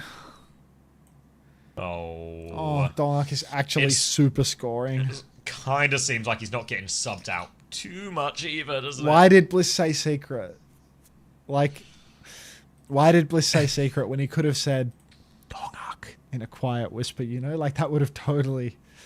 Can I Another just say... year, We but lost Unter right is blaming after. all of his problems on You Bliss. changed. You can say that, Swing. But, like, presumably the solution here is to send me more T1 merch. Because Lightning How doesn't much strike merch twice. for him to do his job? Like, 'cause we started losing as soon as I put on the PJs. So just to be clear, your boss in this situation is asking you to take your clothes off. Correct. Okay. Somebody get HR on the blower. Come, think somebody needs to have a little chat with Swing about appropriate workplace conversations. More things for you to wear as we burn to death. Team Liquid was selling a $5,000 sword. Why can't T1 sell that? T1 has Faker, and he's priceless. Anyone found comp snap break for Sigma stuff yet? That isn't for Malga. Seen a bit of Reinhardt up to attempted. Didn't really work for Falcons. Saw a bit of Malga and Ran from Falcons. That kind of worked until it didn't. Some Vendetta Malga from T1 has probably been the best looking counter so far, Jamie. So it might be time to go Vendetta. He's got the T1 gems. Dino Dance map starting. Thanks for the help, Sniper. Appreciate that. Who do you think is winning? New Junk City. Probably Monk Z. Wow. T1 really going to do this? Or maybe it's just a secret for now. No, that's Aura. That's Aura. Okay. Go on, Genji. Go Genji. I was like... Wait, Vendetta? Okay, I can kind of get behind it. Wait, he's playing Hazard. Well, we're going to go Hazard, actually. Oh. This is interesting. I believe. Similar idea, right? I believe. Still going to be good. Both of these are going to be very good into the sim as well. Decent into the Mizuki. Ways to be explosive and exploit the fact that Zeta Division are just slow and grouped up a lot of the time. So, name of the game once again for T1 against this sim comp is aggression. Punishing these TP timings through the spin, through the wall this time. Lots of opportunities, and all the while keeping Proud free as possible to get this damage. Disruptor shot just so much. For Suzu counters out some of it. Donghack is in there, full spin. Good counter Suzu though. Donghack will get a 1-for-1 trade. 3 versus 3. Tank advantage as Milgari wins that 1v1 on point. But Proud and Bliss still on the high ground. They find one. They got to deal with Ramatra. Heal him, Bliss. Heal him. Shield is up from Milgari. Bliss with a little boot back. Form timing as he's forced away. And Milgari wants to try and get the cap here. Milgari, down to the point. You aren't going to cap that one. Proud is actually the point farmiest player ever versus these sim comps. Like, just so good for it. Now, Dark's back on a true Aura pick. He's playing Doom. And you know he's good for this one. Now we are actually talking, and whoever picked Dark for week 1 is definitely winning fantasy, because this guy is just doing it all right now versus Zeta. Milgaru opting to mirror the Doom. Yeah, that worked so well. That worked so well versus Twisted Minds, buddy. Let's see how it goes versus Dark. Good fucking luck. All right, punch out for Dark. He's immediately contesting Milgaru, ready to go for his next turn. Can slam the choke if he needs, but Proud has a charged rail. He's going to dump it into Shu, who immediately has to backstep. Suzu's out from Violet, and Shu is first picked. Zest good for another, and it's just all clean up for T1. It's just so hard for this backline in these situations. You know, Donghack will come flying in, and Zest will come flying in. There's just not enough. You saw there when Zest goes down. There's just no peel left, and Zest found another big slash to chase down Proper. And now it's a difficult touch. Milgaru, another curveball solution here at Zeta Division. Try and find a comp they think can work. Milgaru moving over to the Hog now. Outrageous, really. This guy just eternally trapped in a losing position. And that's going to be the cap going the way of T1. We did that, baby. Now the push continues. Zeta Division angling to go negative with Knife and Shu for 2 of the maps that I've had them rostered here versus T1 now. Proud swinging out into the open side. 64 on his rail. Quite a slow charge, but versus the Hog, that is going to be bulk damage. Hard for Dark to find value on Doom versus the Hog, of course. Any engagement matched with a hook, but if Milgaru goes for those early hooks, he can just get punched right off the high ground. Suddenly it's Dong up top. Proud finds Knife, beat by Bliss, and the push is on. Milgaru finds a hook, can't convert it into a kill, and Zest is slicing through the whole lineup. This is T1 domination. Kitsune Rush trade is so good for Vendetta there as well. Both teams trying to play in the same area, but just slicing and dicing through everyone. Convincing first fight for T1 there. Did cost them both support ults, of course, so Zeta Division gets a repush with a Sanctuary advantage. But T1 have a lot of good ults, you know, the Sundering Blade, the Meteor Strike, both good at fighting into this Sanctuary here as well. So Zeta Division might not be as safe as they would maybe hope, even with that ultimate. Yeah, not a whole lot of safety here for Zeta, especially when the Sunder and Dark are both available. Dark just permanently a presence. Hook comes out, actually catches Dark. He's no longer much of a presence as he gets one-bopped. Shu throws down the Sanctuary as well and gets traded by Zest. So Shu, you are genuinely killing my fantasy at this point. Hook in the back, catches Zest though. Every one of my fantasy players going down. Trickle in, boys, trickle in. Lose me another point. Zest to a real get down Mr. President one from Zest as he leaps in front of that hook.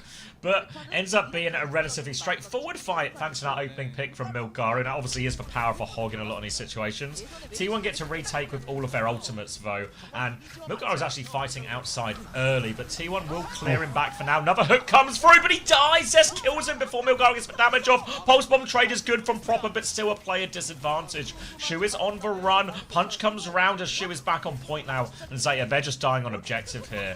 All goes wrong at that hook timing there. Good push from T1. Proud overclock damage making a big impact. Oh, Yakitsu down the line, but T1 already 85% in control. Huge point pressure about to come online. Proper's going to have to go down low ground to get the touch. Milgaru's trying to bait somebody in to find a hook angle. Dark engages deep. Now there might be a hook timing for him. He's actually just sucking down that vape, going to push towards the point. He pops the whole hog, but he's getting absolutely overwhelmed by T1. The flip's gone the way of Zeta in all this, but now Milgaru is dead. It's a 5v4. Clock? 5v4 as Donghack looks to close the distance here. Clock from Knife, but Donghack is in his face. Or a Power monster. punches up. Suzu is out. Down he goes. Now, nothing Violet can do about this. Can't ult back. Can't do nothing about that. And that's going to be second one in a row now for T1 once they get the flip back. Oh my god. How has he done this? Now Dark doing it again. Meteor Strike. Sundering Blade. And beat for the next turn. Milgaru with his 4th tank selection of this Jujang City, moving over to the Orisa now. Knife onto the Genji as well. And now to the Mei. You can see how rattled Zeta Division are by these comps, how hard they're struggling. Just constant swaps trying to find a solution that they don't have prepared in advance. Didn't they say this was their biggest problem after losing the Champions Clash? Oh, we're just not ready for a few things, you know? We picked bad comps. This won't happen again, they said. It's literally happening again, right now, the very next game. Now, the Orisa does seem like a reasonable swap in this situation, but Donghack is on the backline, beat over the top, the backline's in big trouble. Here is the spin, there is the win, the backline is dead, but Kitsune Rush is going to do absolutely nothing unless Milgaru can push everyone off the map, but he can't push anyone off the map, and T1 with a convincing first fight, Are they going ult Cat trade. Bass? They've gone Cat Fury. Are they going Cat Bass? Just have no answer, do they? Just spinning the wheel, really. Seeing what sticks. Flinging some shit at the wall. Maybe something will stick. Milgaru's on ball. Swing chip was right. 5th tank selection of the map for Milgaru, but swing chip was right. You could have said any tank had been right. All right. Roll it on through now. T1 in power positions. Proud taken very low early on. Cat Bass go for a strafing run. Proud's just trying to hide inside. Skew getting packed up as well. Proper just constantly delivered value, but Proud finds Proper. Shu's dead to Dark again. What a fucking waste of a spot on my fantasy. 21.5 for that. He's trying to Meteor Strike the Cat Bastion out of the sky. Max difficulty here, but will do it. Punches the Cat there as well. Violet's now awfully low. Violet can't actually afford to stagger out here. Thank you, Lazy Cupcake, for the Prime too. Welcome. Now, Zeta Division, desperation, about to be a 3-0 here on New Junk City. They need a miracle. Proper with a Pulse Bomb could be the answer they need, but they're going to have to push into a Proud overclock. For now, T1, they turn their attention. Damage onto the ball, damage onto the sky, headshot onto Violet. He's 1 HP, he has to TP. Proper goes in, Proud takes care of him as well. No chance to use that Pulse Bomb. Proud doing it all again for T1 on this. The Suzu in to keep everyone else alive. There's a Cat Bastion still above him here, but Bastion is low. The slash comes through from Zest. They try and get the players behind the point. Kiriko's so low, but Bastion falls out of the sky. It's just Milgaru left versus the entirety of T1 right now, and that is going to be T1 regaining the lead in the series. Oh my days. 2-1 lead for T1. Blistering map. Let's check out the scores from last. What were Alright, the Rialto was actually, it felt fairly even because they won so many of the points, no? Yeah, let's see. 5 for Proud, yeah. 15 for Proper.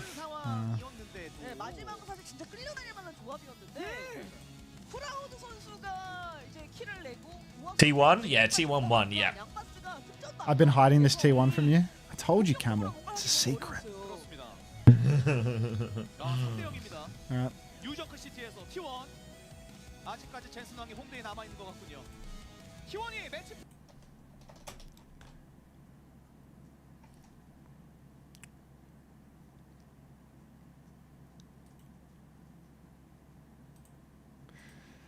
BRB. Roger, Roger. You're in charge. You can do it. All right.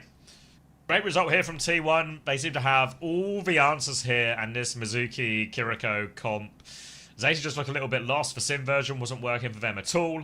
They swap onto a more, I guess, classic Tracer Sojin, but the Kiri Lucio Doomfist just causing them all sorts of problems here. Proud on fire. Knife. Anonymous so far in the series, really. But I feel the bigger problem for Zeta is just this Kiri Mizuki backline. They're having all sorts of problems. I can't remember who it was who said it. Maybe it was Landon said it, but I think a few people said it after Champions Clash. Now, a big difference between Zeta and Crazy Raccoon in that tournament was the quality of the Mizuki play. Obviously, it was Violet playing the Mizuki for the majority of the time in Champions Clash. But it seems they've swapped it over here. But still, Shu struggling in a lot of these situations.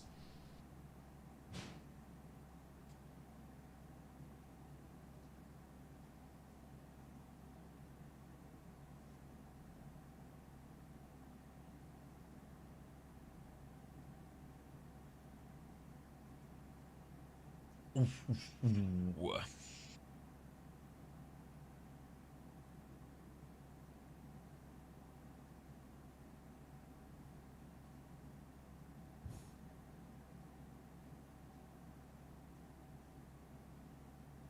We've been playing Ven all the time. Yeah, pretty commonly. Now, for a bit of Rialto, it ended up in like a Cat Bastion mirror, so it was very much just Reaper from Zest at that point. But for pretty much the entire time they've been playing into this Mizuki Kiri, it's been all on the Vendetta. I'd kind of feel like the Vendetta would struggle a little bit into the chain. That feels like it should, you know, for heroes that Mizuki are good into, are normally these mobility heroes where you can counter it out with the chain. You know, Bull, Hazard, Diva, all heroes that can really struggle into that. Doomfist feels like it should be one. I don't know if there's just a level of... If you have a Doomfist and you have a Vendetta, then you can't chain everybody. And you only get one chain, you still have to hit the shot. You just can't chain everyone, so you just get overwhelmed in a lot of these situations. I think that's why he went Orisa for a bit. Like, Orisa sort of felt... I mean, Diva is probably what you'd really want there, to try and help you survive that initial one, even though it's not really a Milgaru-esque hero. Every hero is a Milgaru-esque hero. That's why they sub him in to play 6 of them. Yeah, we've seen though throughout stage 1 that Zeta Division are keen to avoid the Kiri Lucio as much as they can. And this is what the Kiri Mizuki felt like an answer to for them, or like a more recently at least, but yeah, not working at all here. Till Shu went negative every time they played it.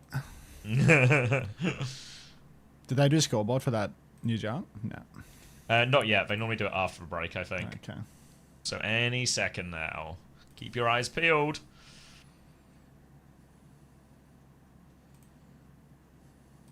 Alright, 14-1 for Bliss, 23-2 for Donghak, 25-2 for Proud. Zest into 21-2 as well. Shu is 2-8, which is that's a good investment, I worrisome. Think is what you're trying to say. A classic 6-7 from Proper as well. No,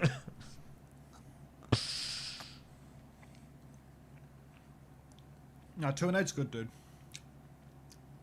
Yeah, I mean, he did get 4k healing, so don't forget to factor that in. Big heals. He's known for his ability to do that. Mm-hmm.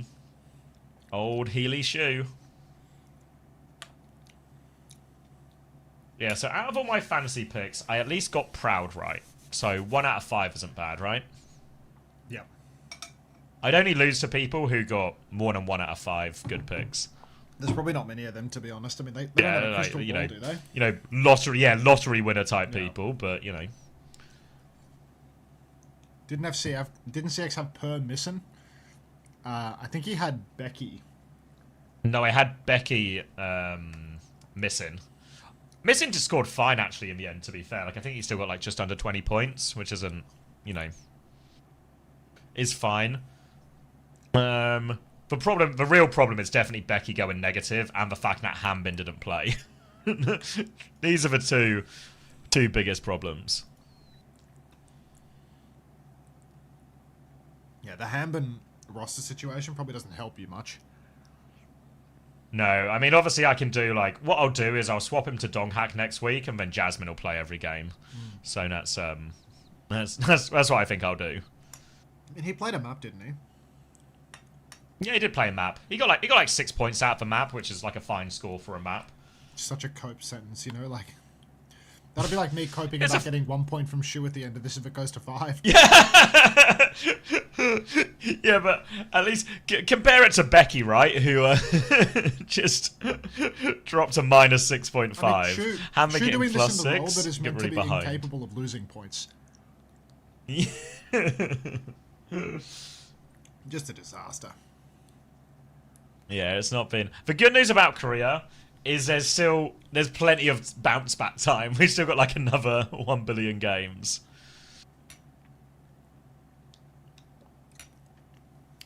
Yeah, maybe the victory isn't decided from like one game.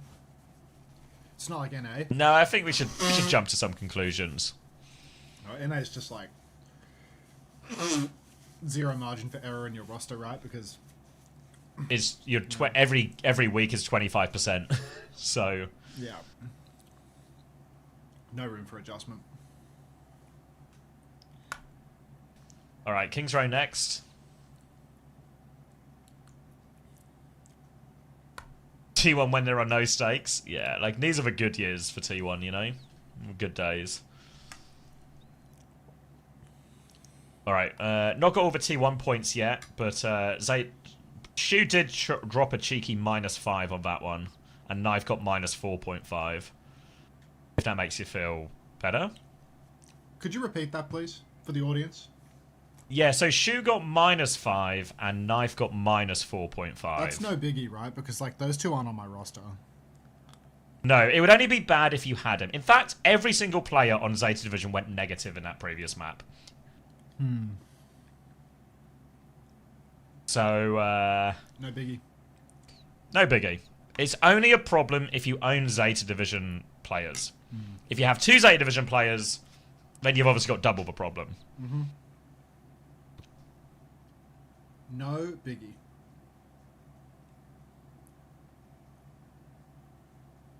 Alright, Bernard is back. No changes for T1.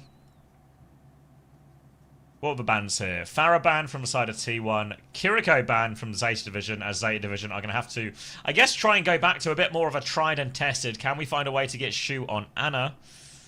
Are they going to play... I wouldn't be surprised, potentially, if they play like a version of the Sigma, you know, Mizuki Lucio, but instead they try and play like a stronger backline, where it's like an Anna Juno, or maybe even an Anna Ilari. Something like that. We'll see what they pick once they actually settle, but doors are open now as well. Zeta Division trying to keep themselves alive, send us to a 5th map right now, and they are going to be doing this, so it's going to be Sim, maybe a change on the cast, Sim Freya actually, with the Ram, Anna Juno most importantly, so the Anna versus the BAP here being one of the key differences. Yeah. Can we give Krusty Coach of the Year for figuring out that Shu is good at Anna? Yeah, I love this decision here from Zeta Division. It's a stroke of genius to put Shu on Anna. Also, to put Burner in the lineup. Shu's killed Proud. Wow, this is unprecedented, to be honest. This is why you put Shu on performing Anna. on Anna, like the first time he's ever done this, honestly. There's no precedent for this, so it's a surprise to see it working now. But push inside for Burner. He wants to run down that Symmetra, forces the TP, which means now the recontest is going to be harder still. Many bodies on the point. Proper on the Freya. Going for gold. 2 ticks conceded here in Zeta Division, getting ready to respond. I shot it between the legs. That's just, yep, just first point. So, yep, no real response. We're just going to hold for choke instead here. T1 try and play to control this space. They'll have the chain and Baroque to try and disengage any sort of ram aggression from these speed rings. But the more immediate problem is going to be this nano boost from Shu. That is now 20% away. As soon as they have Nat 1, they can throw it onto Bernard. Just try and run over the front line here. Even TP him into a more aggressive situation as well.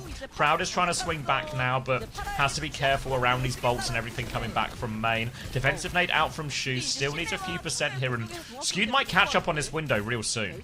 Yeah, now Shu poking forward. He does have the nano boost around the corner, but Who are we targeting right now? Nano comes out, full TP inside. Nano onto Burner. Nano Ram. Hard push in main for Knife. He's a bit split from the rest of his team, though. Good pocket from Shu keeps him healthy, though, and Burner is just running down backliners at the same time. Dark will trade out Proper, and Proud will take Knife, so it's a 3v3, but car control is in favor of Zeta. They have the supports to absolutely sustain through this, and that's going to be a fight stacked up for Zeta here. Yeah, good work with Banana Boost there, able to get through and onto the back line, making it very difficult for Skew to really get the window value he wanted in the situation. He's actually going to go onto the Ana now as well. So now they both have an Ana in play. You would have to feel this probably does lean the comp advantage maybe slightly back in the favour of T1, but you have to factor in that one of the Anas is Shu and one of the Anas is not. And look at Shu right now, he's hiding for a nade. Do T1 know? Skew's going to walk in. They're actually behind him. Sleep goes out, nade round the corner, down goes Bliss. Skew's at it again. Sleep and Flux onto Shu. We will avenge you. It's the only kill that T1 are going to get in the fight though, as they drop a Sleep Flux to take care of Shu. The payload's still rolling in. Proper, rocked in main, kite out now, hard push onto the Ana as Burner will clean up these kills in this 5 minutes for third point. Zeta Division, I mean, they had a lot of 5-map bangers last stage as well, didn't they? But Hybrid was always their ace in the hole, even on Blizzard World. Now it's more of the same, I suppose. The Cat Bastion a little more awkward on these maps. But do we still have those strange Korean rules where for map 5 you can go anywhere? I presume we still have some strange Korean rules where you can just go anywhere on map 5, which means T1 in theory have huge choice.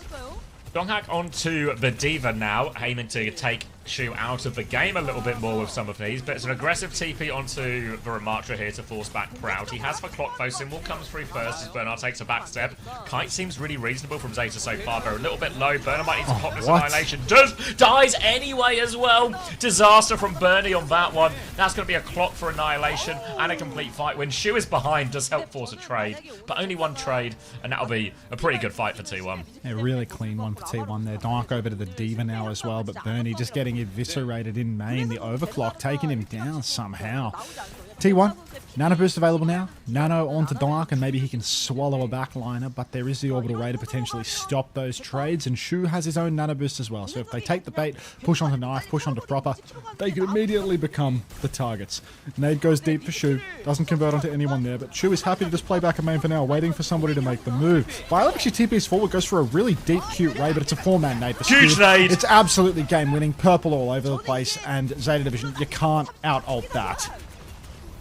No, the nade is going to make all the difference there. The Nano onto Donghack as well, able to get so much damage done in these situations. Zeta Division can't get the flip. Also going to have a little stagger onto Proper as well. More time off the clock. T1 looking rock solid there. Great play from Skewed. Great play from Skewed there. Absolutely game winning, and with no beat drop or anything to cleanse. No Suzu, it's just not going to happen. Zeta now pushing back in again. Same old situation. Skewed hiding on the high ground now. Going for another one, but he's been poked early by Burner. Maybe they know, maybe they don't. He's dropped into the back and he's done it again. He hits the Sim. He hits Violet. They both fall. And look at this. T1 really taking Zeta Division at their own game with Skewed on the Ana. Burner will clean up kills though. And Dark, he actually invested Bomb trying to keep these trades going. He might find himself staggered here in the back. He's going to get staggered. Yeah, that's rough. He missed a sleep. Shu's getting old. It'll just kill him. Didn't want to stagger him anyway, huh? Let's just take a 5v fight on this final point. Zeta Division do have ult advantage for it, though. They're going to have a Symbol, a Nano, and a High Noon to make this one very treacherous. T1 desperate for their DPS ults. Donghack swapping heroes in spawn, but the Nano's already out. They're just killing them here, and this might just be a tap-in the end. Symbol comes out. Donghack is getting fried. No chance to get any of these ults online. T1 will die, 10-15% short of free. And Zeta Division, once they cracked them open, perfect snowball. Great attack for Zeta when they needed it. Yeah, perfect one for Zeta. And what was that? 3 minutes? Not moved? Yeah, no big deal, Bussy. No big deal at all. This is all par of the course for the average T1 Zeta series. I'm sure it'll buff right out. Attacker's advantage. You think AA can move the needle on this one? Still over. Shu's sleeping at the wheel, man. Hang on, let me get the cozy back. 잘 매끄럽게 안 흘러갔던 게 좀 컸죠. 왜냐면 라마의 준호까지 써서 상대 이제 시그마 조합을 잘 터뜨렸는데. Seems like it's just shifting towards again this sort of Ana Mizuki style backline. Always a chance Donghack could go Ram as well. Ram or Reinhardt too. 12 and 4 for Dong, 11 and 3 for Zest. T1은 결과적으로 아쉬웠던 게 Some nice scorelines on the side of Zeta at least. 14-3, 10-3. T1이 오늘 컬러를 Drop and 동아리를 Violet. 잡은 것 같아서 이해는 됩니다. 라마는 저렇게 하는데 플레이 Gotcha. 한계가 있을 수 있어서. 예. Looks like it's going to be an Anna Wuyang start actually here from... Oh, it's at least T1 threatening it. Bap and Mizuki on the other side. Interestingly, both started Bap on the defense here rather than the Anna. Maybe the Anna just perceived as a little too difficult. 시메트라 메이를 들고 있습니다. 앞라인. Too easy to run over by the Alright. leader. Violet's in the broken pocket spot. Always put your Bap on here on King's Row defense. Now it's going to be Zarya. Okay, Zarya. Anna Wuyang, Zarya, Vendetta. So Bubbles will all be going on to Zest to try and cut through the backline here. Bliss and Skewed will just be sending down his water orb, sending down his nades, trying to find an opening. Aggressive TP, but the nade is great again from Skewed. Proud will find one. He'll find a second as well as Zest is cutting through him. And they have carved him wide open. And it feels like T1 just have infinite answers to these Mizuki comps. Every time the Mizuki comp comes out for Zeta Division, they're immediately faced with a defeat screen. T1, Zarya, Vendetta, an immediate blitz through. Just not happening. One step ahead in terms of the meta development, it seems. Classic Rush with his system. He's known as a system coach and a man who understands the big picture more than the nitty-gritty. So that would explain this incredible game of swaps coming out from T1 here. Violet on the Baptiste and Shu on the Mizuki. I mean, doesn't this all just feel ass backwards? Yeah. Violet's kind of crazy at it as well. I feel like they just have no one who can play Mizuki, so everyone just has to take their turn struggling on it. Proud wanted to go left-hand side there, but he is marked out by Proper, so it's slow and steady at the choke. No ults online for either team just yet, but Donghack's trying to steal a little bit of ground through this library area. Proud hits a dink from the high ground now as T1 just trying to take the angles and force them back. Getting close to support ults, but not quite yet. The wall isolates Zest. Zest is awfully low, actually. Bernard can find the kill. Now, without that, they don't have a clear nano target, really, or a way to go through this window that Violet's about to have. Donghack's still trying to just get out here. The wall's pretty good. They're going to break it for Donghack so he gets out, but now T1, Nano on the next turn. Zest will be back in the fight. Yeah, Zest going to get back in the fight. Nano boost available here. Zest with a Nano, or do you just Nano Proud and go for gold, really? I feel like either will do. Proud's up top, he's positioned for it as well. Has the rail, hits it on Violet, windows down. Easy kite or a Nano on Zest? What are we going for? Kite, This is going to be a kite situation. Great timing there from T1, making it happen. There's another opportunity now for T1 to push, and it's way better. Look at that spike, comes down, Nano boost onto the Vendetta. Violet can't hop away from that. Shu dies off screen because of course he does. He's not on Ana, so that'll happen. And Zest is just going to clean up on the point.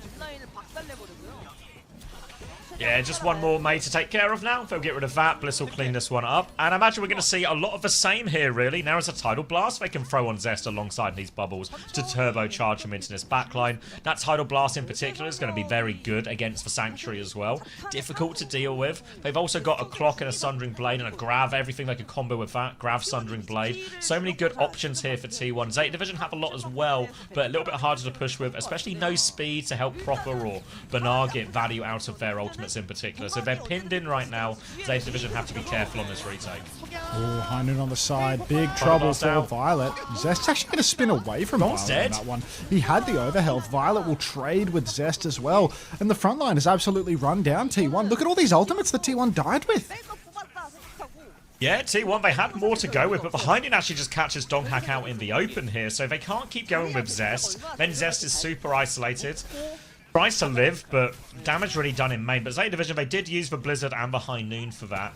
2 for 1, not the end of the world. They still have to worry about this Grav Sundering Blade combo, though. The Sanctuary, it can save them from a bunch of stuff, but that combo is still brutal as long as Donghack. He's grabbed already, actually. There's a big old flank going on. They turn around for Knife. The Grav in main, the Sundering Blade. The Sanctuary, it really doesn't keep him safe from that Grav Sundering Blade combo. That's a clean fight for T1.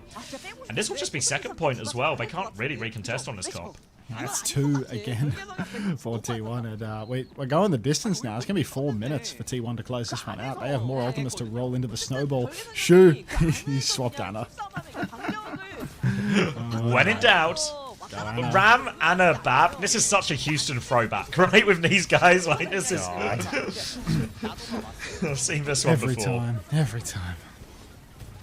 All right. Right, Nano turn now for Skewed onto Zest. Could Nano clock? Maybe a Nano clock of a high ground would be hard to deal with. Oh but no, my it is God. a Nano onto Zest. He is in the back. The spin is huge. Looks to deal with it. There goes the backline here. Nice, important trade Birthday onto the boy. Anna as Zest gets it.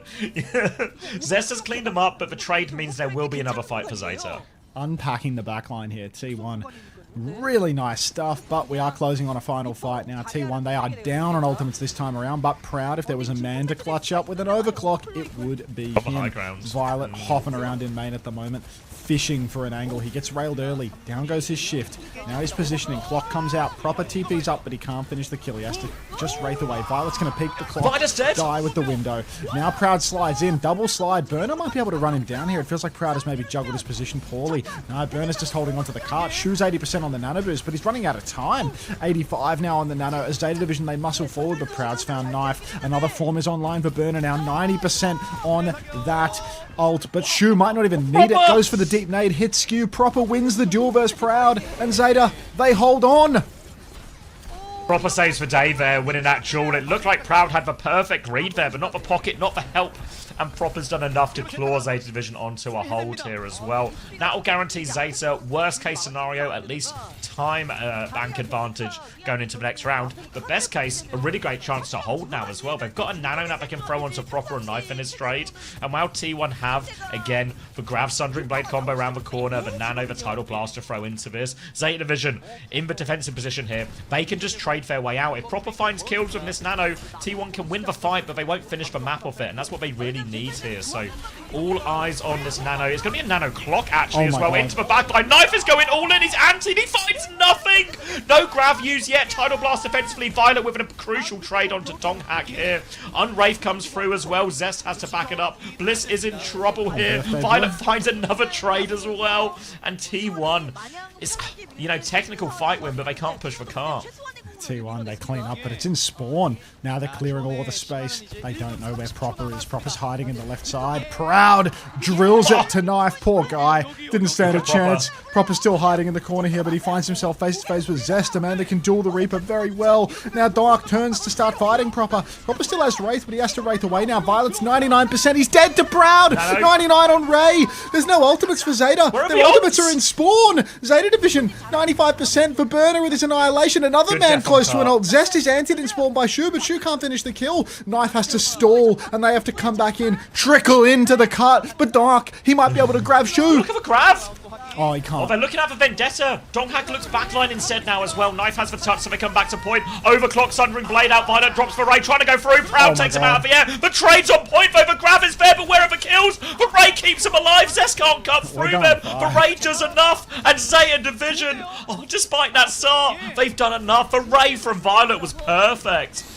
Can't keep getting away with this. Violet comes out, gets the trades. Now there's still Annihilation in the tank. Shu with the Nano boost. They're setting up forward. They want this final touch to be difficult. Shu goes for a pot shot, sees the Diva straight back.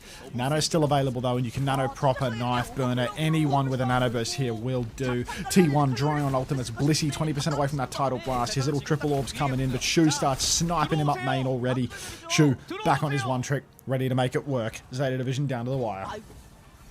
Playing slow here a little bit, T1. They nearly have Tidal Blast, but Zeta Division they can go if they want. There's Vanado onto Proper right now. TPing in, looking for backline as well. Can he find anyone? Juice died for this one, but for trades, Venture Reaper into the backline. There goes Skewed. Proud gets a second one here. Bliss, for point though, Bernard has to drop the Annihilation. T1, they don't have any healers. They have to kill Bernard. They can kill Bernard. Can they get the touch? Proper's Wraithed on the Mega. They can't get the touch.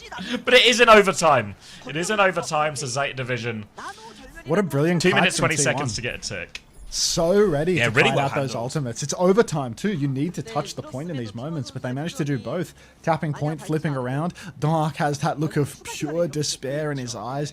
Blissey. Why always me? Blissey, there's nothing behind those eyes, but yeah. Insane. Insane clutch. Let's go T1. Exactly. 27-7 for Proper. Pretty fairly even KD across the board, really. 6 maps of Shu and Knife going negative. Yeah. You actually want less maps. End it. All right, Zeta Division here. So many options here. A single tick on King's Row. King's Row, first point, one of the easiest hybrids, first points to attack out of them all. They could go Cat Bastion with the perk. They could go straight into that bomb perk as well. It's really hard for T1 to pick a comp that can really handle everything that Zeta could pick here. T1도 최대한 무난한 조합을 선택을 했어요. 공학의 디바.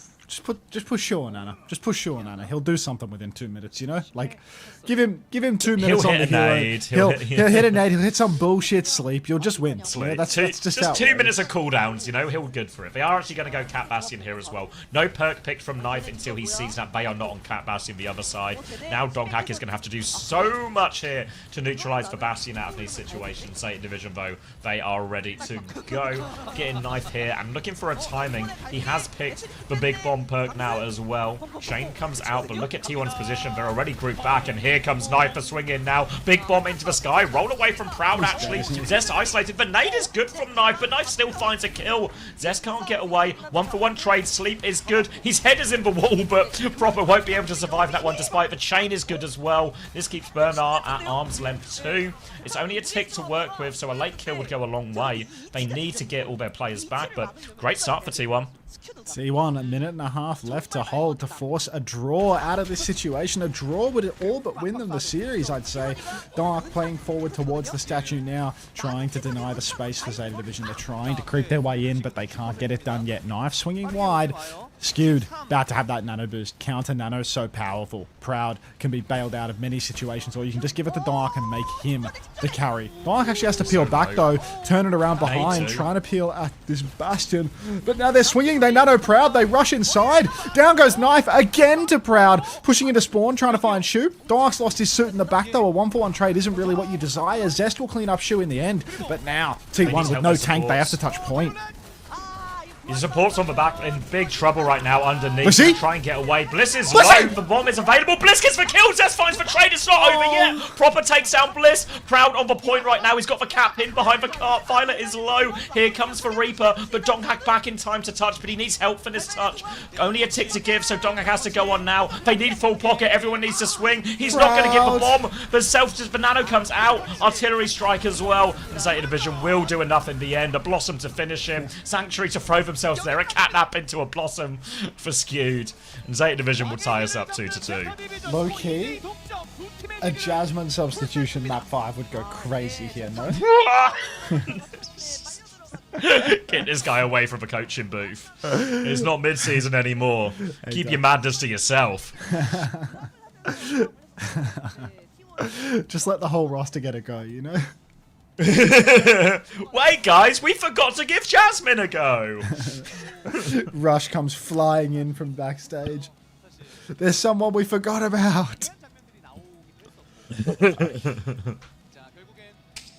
Dogfight. Alright, grabbing a drink. That guy on Twitter might be right about you. I'm gonna hide chicken. Belka. Let me hide behind this Unter cozy real quick.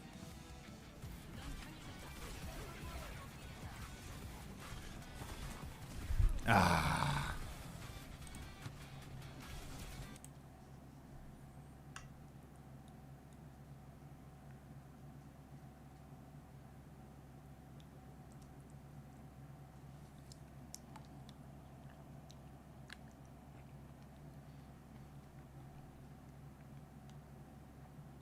Dog, 50-point series. Just you wait until Guthrium drops 100 tomorrow, Suki.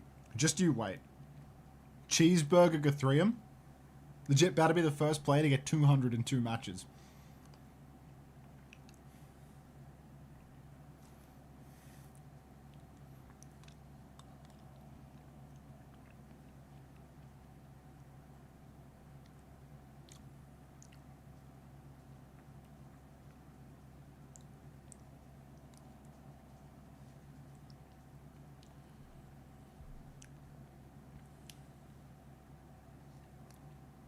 It's over, Unter. I know. Karoom, that's 100 in the wrong direction. No, no, no.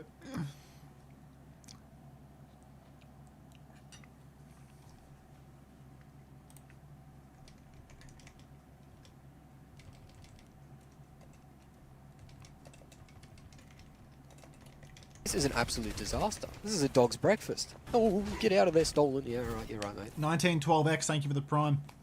Remind me to fist bump when I'm done stuffing my face. Thank you, mate.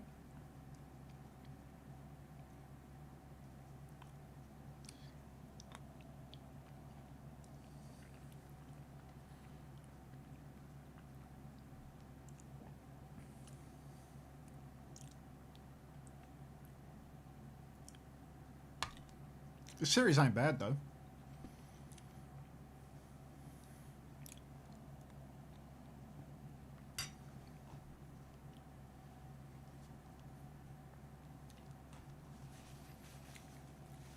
Do you think SPM Lenny giggles and kicks his feet up when he sees me posting that I like W slaps?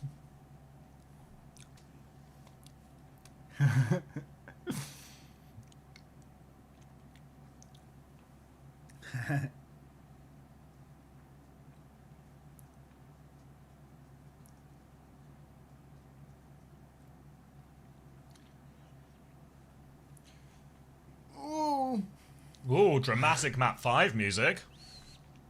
It's How to Make Gravy by Paul Kelly. I was talking about the WDG music, but that's also suitably climactic for a map 5. I assumed that this was coming through the main feed. They stole your playlist. Play Love Sosa for map 5. A bit of a pivot, but I hear you slapping.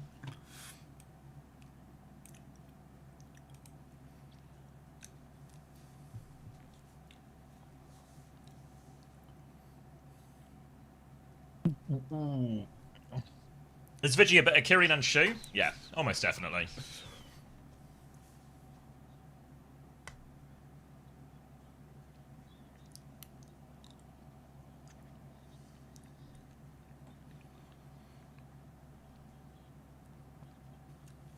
Hi ho.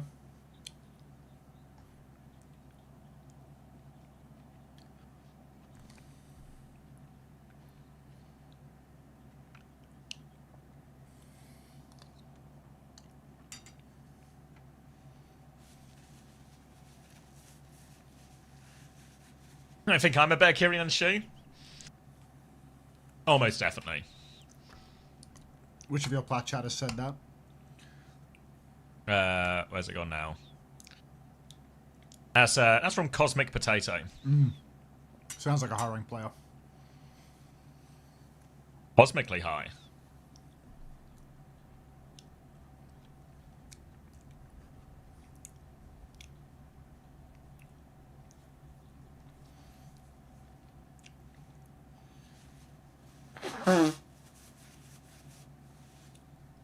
Ooh.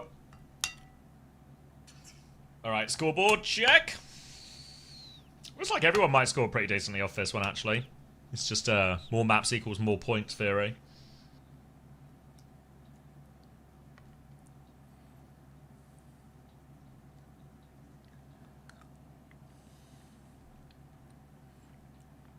Proper probably going to be the biggest winner here, you'd have to guess. 33 and 8. 13k damage.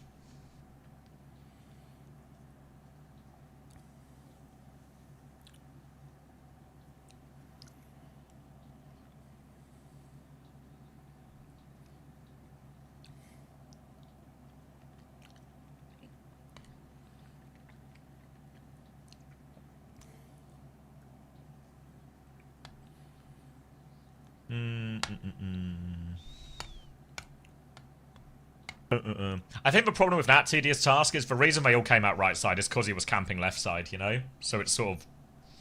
If he'd camped the right side, they would have come out left side, you know? It would have been like... Either way, he would have had to sort of cross and make a decision. That is the fight, though. We have to... That's like the one, right? We're, the bans, we've not seen yet, but we are going Rena Sappy for map 5.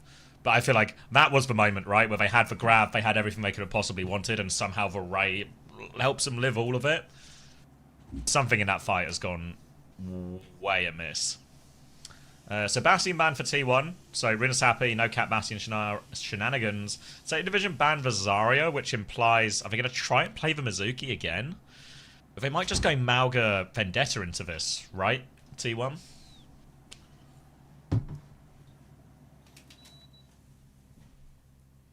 Stays quiet.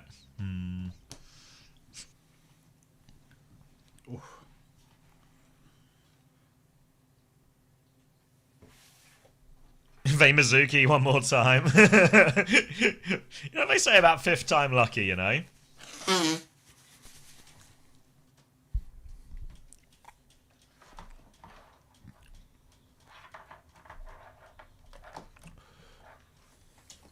This shit is too loud. Gonna be the same again. Yeah, I have to have the soup on like 5% volume or something. I was talking about the Chief Keef, mate. Alright. Oh. Okay. Alright. Map 5. 양팀의 마지막 세트. Shoe on Bring Mizuki your for the team, final Zeta map. fans. This ain't gonna be easy. Let me tell you. T1 playing the Hazard into the Mizu though. Last time this matchup came about, it was borderline impossible for Dyak to get a foot in the door. He went straight to Doomfist after one fight. But that was with a Bastion in play, something that plays quite well into that situation. Now T1, they have banned out the Bastion. So it's entirely possible that maybe Dyak can make this one work off Aura alone. He's killed Shu. Out now, so he can just walk on Shu. Yeah, he's just going to walk forward and kill Shu. No punish on that chain timing there, and that's going to be an easy opening pick. Proud. Got to keep his distance from Bernard, avoids the stomp timing coming in. That's going to be a very easy one, but Proud's going to risk a trade here, but the pocket is good. And alright, clean first fight for T1. What swaps do we see from Zeta?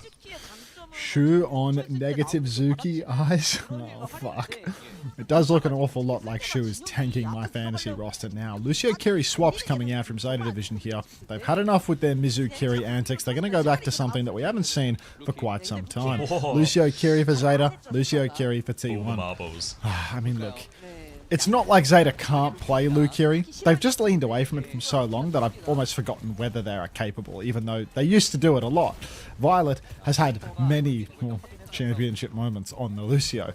Anyhow, Knife gonna swing main, especially on this map now that I think about it. Hard push forward for T1. They're going all in. Everyone is deep. Dyak goes for a second slash turn into the back line. He lives to tell the tale, but he's so low. Yeah, they TP on to try and save him, but Scooter's now in bigger trouble. Yeah. Violet can get that kill and the second one as well.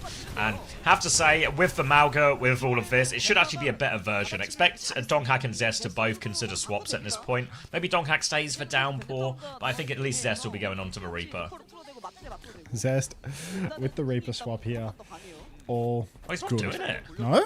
Oh, he's actually gonna stick it out on the Vendetta. Let's see if he's got the hands. Let's see what he can do with this. All right, it is his birthday. It's his birthday. He can play what he wants.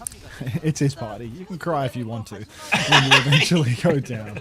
All right, Dyak face to face with the Malga at the moment. He has to work his way around Burner to find that engagement. He actually slashes straight at him, uses the wall for that. Overclock comes out in the back. Proud, of course, he's good for it. Shu dead soon to follow, of course. Just straight lining out in the open. Nothing to do here. 2 shots on a proper, and T1 right back on it. We did that. Why you always stick Vendetta in the situation here. Going to be a clean one just off an overclock too, which means T1 gets to keep a lot of the big ults for the upcoming fight. It's going to be a double support ult throw down. Donghak with a downpour to throw over the top. But Zeta Division nearly have whole 5 to work with. Going to have to throw themselves at this cap a little bit. You can see Donghak just playing above them right now, making himself awkward to clear. Walls off Bernard right now. Downpour onto the high ground. Locks up Knife. Proud dies on the other side though. Proper with an important trade. He takes down Bliss as well. Going to be proper dismantling this backline. And when Zeta need it most, just remind you they're the most clutch team. Was that an Ajax as well? I can't rewind. A lot of chats writing Bliss Ajax, but I don't know nothing about that. That's none of my business. Hi, B. All right. No. Bliss would never. Bliss would never, guys. Come on. Bliss would never Ajax. It's a secret. It's a secret. Did Bliss Ajax? It's a secret. Now Zest with the Sundering Blade. He can counter out Burner's cage with this one. Anybody fighting in the cage will get boxed. Donghak pinning side to side here. Zest goes high for the Sunder. Looking for a target. Zest has found Violet. Cage has been broken. Vest finds a second onto Shu. But Bliss and Donghak are both dead. It's not over yet. Proper's found Proud. It's 2v1. It's skewed versus the world. Zeta Division win. No! Proper's doing so much in these mid to late fights as well, and all of a sudden Zeta Division chance to retake the lead and get the cap out of this one. Now T1, Mauga, Reaper, the swaps are coming now, and can they touch before checkpoint here? They are going to manage to actually, so decent stop. They deny the cap. Zeta will regroup at the corner. No ults ready to speak of for anyone. Closest will be that clock from Proud, but still 30-odd% required, so both teams will stall it out for a little bit right now. They did actually steal the cap, actually, sorry, as well. So Zeta Division, pretty nice objective. But Proper's got one shot. Tire triggers. Zest finds one onto Proper, but Knife will trade out Proud. Still, a tank advantage is massive, and T1 will be able to close this one out. We did that. Shoe in the back. Won't get anything, and T1 off to the races now. One fight win to secure checkpoint and the lead that comes with it, and a pretty solid ult advantage to go with it as well. Proper's the only man with an ultimate right now with the Pulse Bomb, but that's not going to stop Skewed from throwing down a Kitsune Rush as soon as this fight begins. T1 taking it a little slow while they wait for Proud to respawn to get back into the fight, but any second now the fight's going to break out, Savvy. Proper with a pulse bomb, looking left-hand side here as well. He's got eyes on his backline, trying to force an early Wraith out of Zest. Big damage just forced that Wraith. Now the beat comes through from Blizz. Zeta don't have their support ults yet. They are low. They are stuck behind. They're going to get cleaned up for this one as well. Did we need that? That's a double support ult there for T1, so it's an expensive way to get a checkpoint here. Remember, they still need checkpoints, so they're not going to gain a huge amount for that double support ult investment. Ah, that was way too cozy. Blissey just dropping the beat there. When they have a Kitsu advantage and nobody has matched an ult from the Zeta side, that was a fight win for T1 regardless, or at least a layer that needed to be forced out. T1, they've gained the lead, but they've lost in the ult economy. Hiding on the corner, Zest forces the Wraith form out of Proper early on. Now he gives a little bit of space, takes it again. Cage up top, early. Zest can fight with that. Cage can be broken because Zeta have double support ulted now. High Noon comes out, but Violet's dead! Proud. Down he goes, Proud gets traded nuts. while he's clocking. Dark will fall as well. Everything being thrown into this, but T1, oh my god. Love that from Proud. Just takes a look at the High Noon, like, I'm going to hit it, I'm sure of it. Doesn't hit it. This fight is going to be a loss for T1, but they have done a great job equalising the ult economy out of this. Double support ult, mainly kited, meant the High Noon actually had to save the day for Zeta. Now it's going to be Cage for Banar, Blossom for Zest. A much more manageable situation here from T1. Need a good Suzu from Skew to keep this spin going on the side of T1. So all comes down to that. Donkhack is low early on. They drop out. Wraith has been forced. Chance to push for Cage. Goes for spin. It's good. Proper goes down. 1-for-1 trade. Donkhack still low within the cage. Everyone's in the cage for Proud. Fight the crucial kill. Knife on the flank, still looking for this one. Proud wants to take the jewel. He snaps onto Bliss's head, but Proud is there to respond. Get him, Proud! Coming back in, but Proud, he's chasing them out right now. Support's on the backline here, playing for trades, but Proud's going to deal with everything. T1 hold, they maintain the lead. And they take the robot back to Zeta's side. Proud is just that guy. You really thought you could beat Zest on his birthday? On Zest Day? Grow up. Zeta Division now only a spin and a High Noon to work with. Kitsu advantage again for T1, and Blissey doesn't have the beat to double support ult with. Let's get that Kitsu going. Skewed drops it, but Violet is throwing himself into the backline. Burner is dead in the water. Birthday boys traded, but still, another beat by Blizz. It's 4v4, it's 4v4, it's They have no reasonable. tank They're and gonna there's a hunt down Kitsu up. Proper. They have no tank and there's a Kitsu up.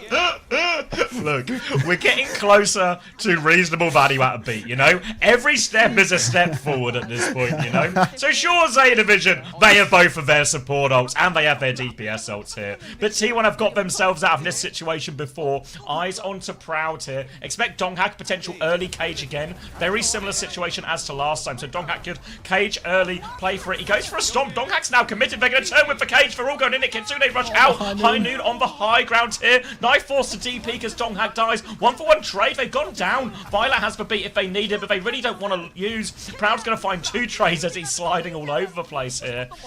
P1 trade for Cage again for 2 ultimates there, but Zeta do a better job managing their economy this time.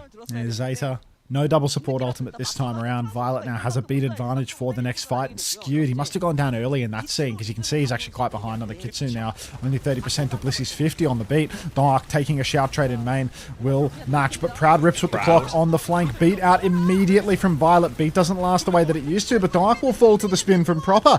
Birthday Boy trying to run him down. Knife is dead to Blissey. Proud, but now it's just Blissey and Zest. They're holding down the cart, but they're not going to win this fight. They've bled the bank dry though. Look at Zeta Division's ult situation after for that one. 1분 15초 남았습니다. Nasty shot from Proud to find that second trade as well, which really puts just a big hindrance on how many meters Zeta can take out of this. They have the cage again, but T1 are so close. Donghak's actually going to go out and get the touch as early as possible. 1 minute left on the clock as Zeta are forced to take the back step here. They can take the fight with cage, but Kitsune Rush so close. An early cage actually, they don't have Kitsune Rush yet. Birthday boy! The Suzu's late though! They're a player down, Bernard is low. The Suzu is good this time from Shu. Keeps him alive, proper with the trade, but Skew trades it back. T1 need trades, but B comes through from Bliss. 3 versus 4, but they need kills on this one. They push forward. Donghak goes in. The stomp comes through. They're all so low. Bliss gets 1.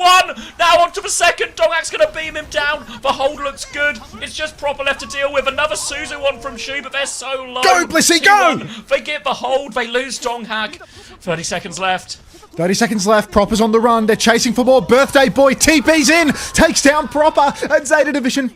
Now there's only 18 seconds remaining. There's Kitsus for both sides, but Dark has a cage. Knife and Proper both so close to their ultimates. No close spawns for T1. They're taking it slow. They're forcing Zeta to walk up, forcing the issue a little bit, making Zeta swing into their angles. But there is going to be DPS ults first for Zeta. This is scary, Zav.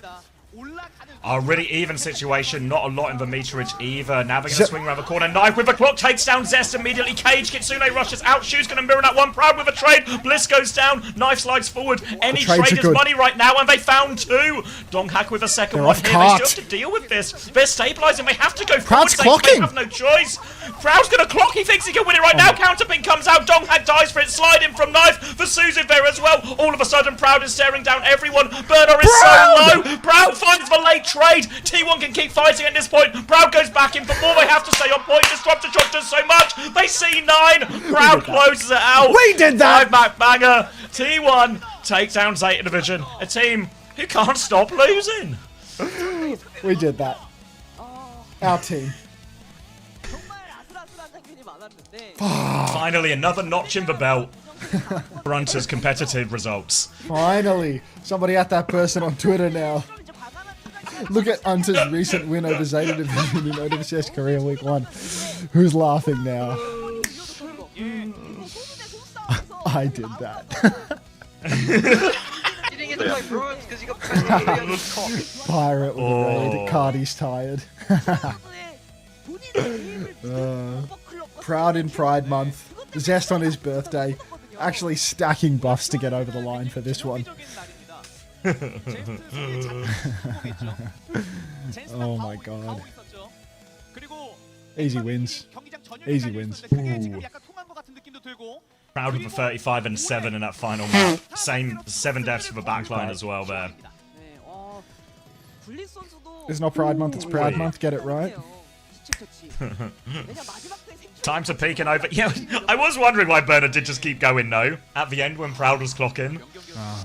Like, get behind the robot. Get behind the robot. Like, how is Shu just 12 and 9? 31 assists, though. Bliss 21 and 7 as well, just like a clinic. I mean, really solid from the T1 like that backline trio, you know? Trio? Oh, Proud. Yeah, we're proud, yeah. Right, like that core. Who's the third support? Violet 5k healing. That's big damage though, I'll bet. Thanks, Rogue. Neil Gara got you a cheeky -5. I mean, Shu probably got me like... I can't wait to see the final numbers on Sniper Shu, with 108% raid as well. That's... I gotta dino dance over this. What?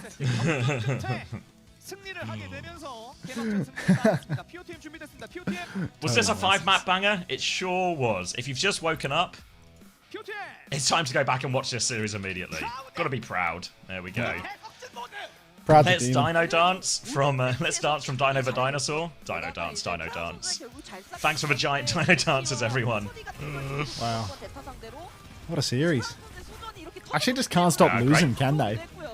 Yeah, it's a 3 in a row. I mean, it's going to be 0-21 before they know it. God. Unlosable to can't win a series in the blink of an eye. This franchise. They've actually picked up the skipper's curse, you know? The skipper unretires and then suddenly... Just Zeta Division, you know? No matter who they sign. Just disappoint them. Has Zeta tried winning instead? I don't think that is on their radar. Pretty sure. Big sad, big sad. Don't be big sad. Be big happy. My fantasy would have been fire this week if someone weren't real. My fantasy has been found dead in the streets of Melbourne. Yeah, I mean, you might be onto something there. Yeah. I mean, like, Shu and Knife just, like, fully self-immolating my fantasy. Like, you do better with Wu-Tian than you do with Knife on your fantasy roster after this match. What a world it is, where you should have actually gone Wu-Tian. Wu-Tian Zest. Yeah. Wu-Tian Zest Donk, like... Prouds, yeah.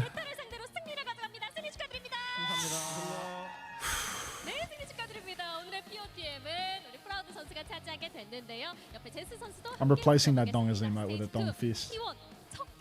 It doesn't belong. You're dead last? Oh no, pussy. 일단 앞서 오늘 현우가 생일이라 I went with Wu Shan and Shu.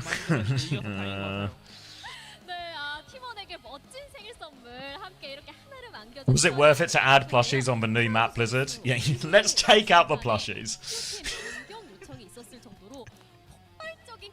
It's important to keep our reactions in check, but we should remove the plushies. Not to jump to conclusions or anything. Yeah, no jumping, but we do need to design the map. I guess Red Sea Global bought some space on the jersey at a glance. Dark 46.5. Yeah, just you wait. Just you wait. You think Dark 46.5 is money? Just you wait until Garoon hits the server tomorrow. Don't know if a cheeseburger player has ever scored that high in any situation. It's a new stage, new cheeseburger. Just you wait and see. Right around the corner. Guys, I heard Wurchin did really well today. He's making it on my fantasy roster for sure. Farmer gets 58. Wait for it. imagine Farmer's subbed in. I just can't see all the comps we've seen today. How is Farmer Winston going to solve all of these comps, you know? Red Ice writes in my chat. Unter, not to brag, but I got second in the Overwatch League.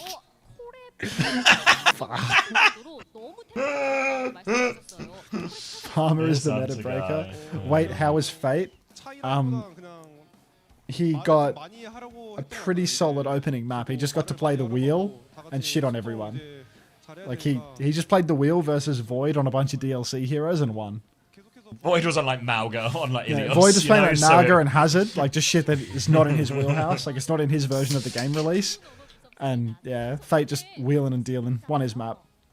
I mean, I kind of understand it from Void, no? Like that's kind of the first thing you do when there's new heroes out, or new heroes at least from your perspective, is you want to give them a go, see how they feel. Give it a whirl. Just hit GM2 and I'm calling all the Zeta players burgers. Someone call dog ears. Oof. It's pretty early, dude. It's only 11 o'clock. Yeah. What's on the calendar today? What do I need to do? What do I need to do?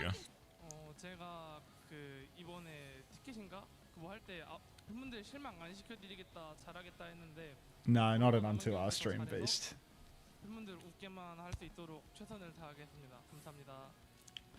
Please don't say stadium time. Chicken's dancing with good cause. Shh. Oh wait, are the points in? Or are we still waiting for a couple? Shu is 8.5 across 5 maps. He went positive. That's my cope. That's my cope.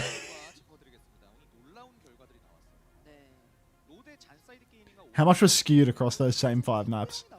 Alright, so yeah, Runa Sappy's all the way in. So total points is minus 0.5 for Milgaru. Shu got 8.5 in total. Skewed got 38.5 in total.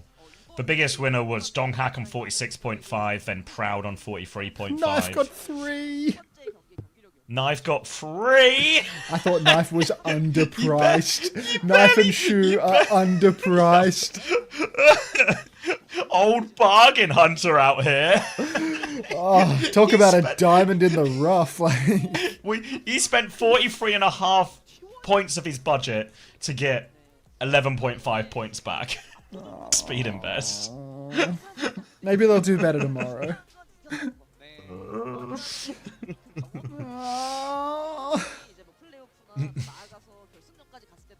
Proper and Bernard probably got away with it, 25.5 and 26. Oh, not respectively, but yeah.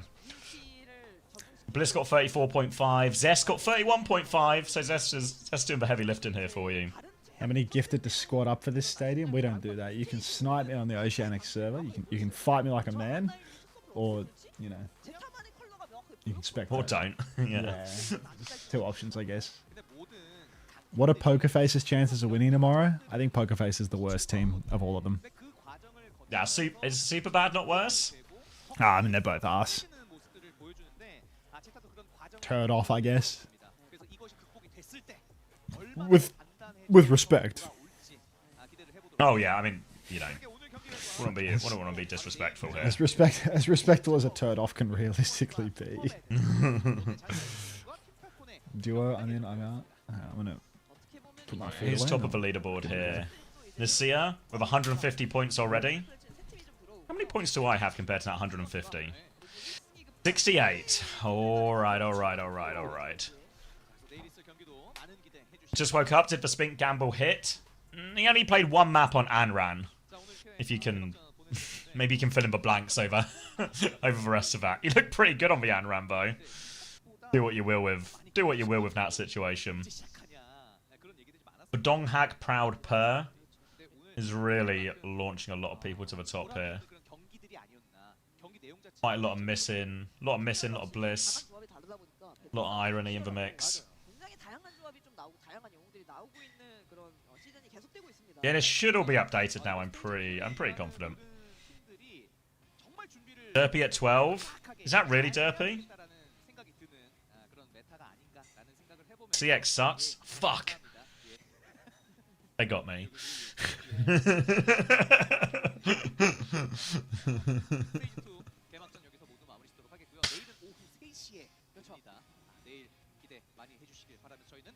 Damn it.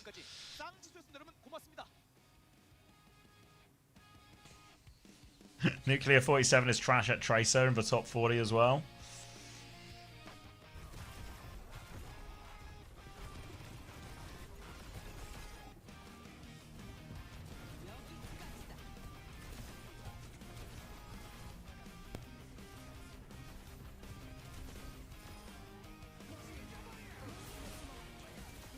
I'm 94 for checkers. Yeah.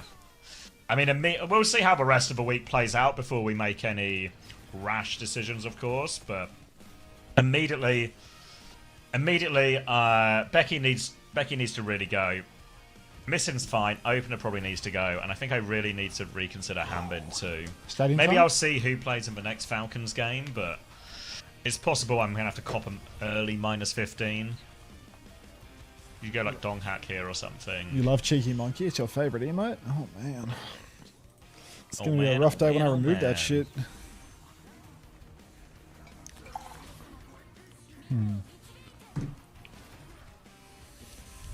I'm 843rd out of 888. It's not too hot a start, no.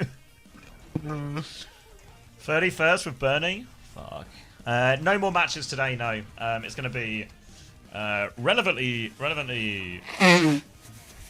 short day today compared to it. Tomorrow we're going to get all of Korea again into the World Cup. So, yeah, the problem is, like, today was like short, and we had 2 out of 3 really good games. Even the first game had potential to be more interesting, so there was like something in that, you know. But Tomorrow's I think we got really start, sloppy games in Korea.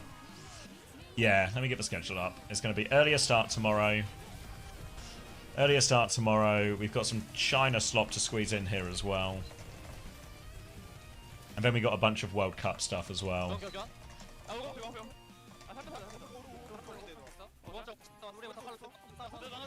The World Cup games tomorrow. Let me just mute Soup.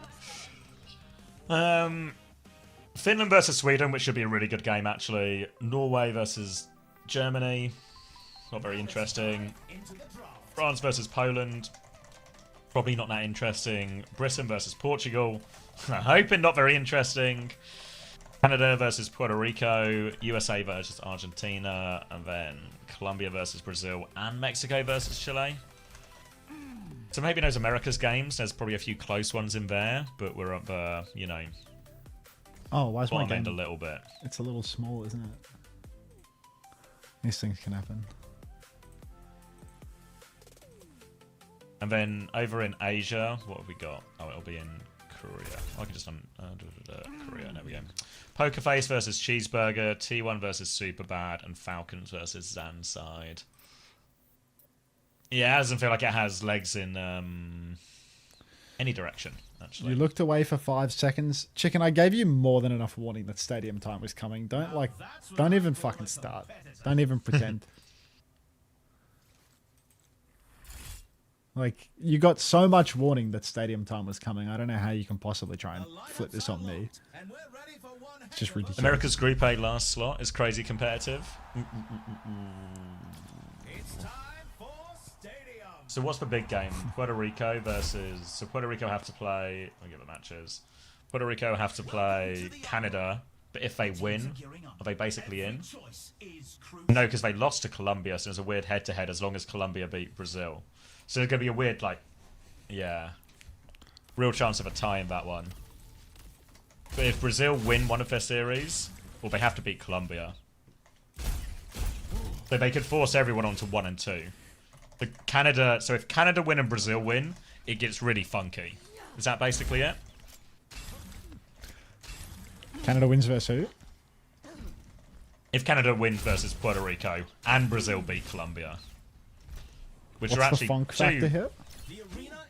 They could end up in a if those two results happen, it will be a three-way tie for the second spot, with Canada just going through 3-0. But then it'll maybe come down to map diff. What are the current ones? Puerto Rico 3-1 Brazil. Hydron versus Canada Elemental guy. I mean, Brazil. Hydron already got shit on before, didn't he? I thought Hydron already lost. So Colombia kind of have the most control, right? In the sense that if Colombia beat Brazil, who currently haven't won a game, they'll be on 2-1. Puerto Rico could beat Canada as well. I guess that could actually end up in a three-way tie as well in that situation, right? Like, the best situation for Colombia is Canada win and they win. And it's just nice and easy and just both teams go through cleanly. But it actually feels like most of those important games are all actually these day 3 games, no? I just took all the damage in the world to the mines. I gotta go.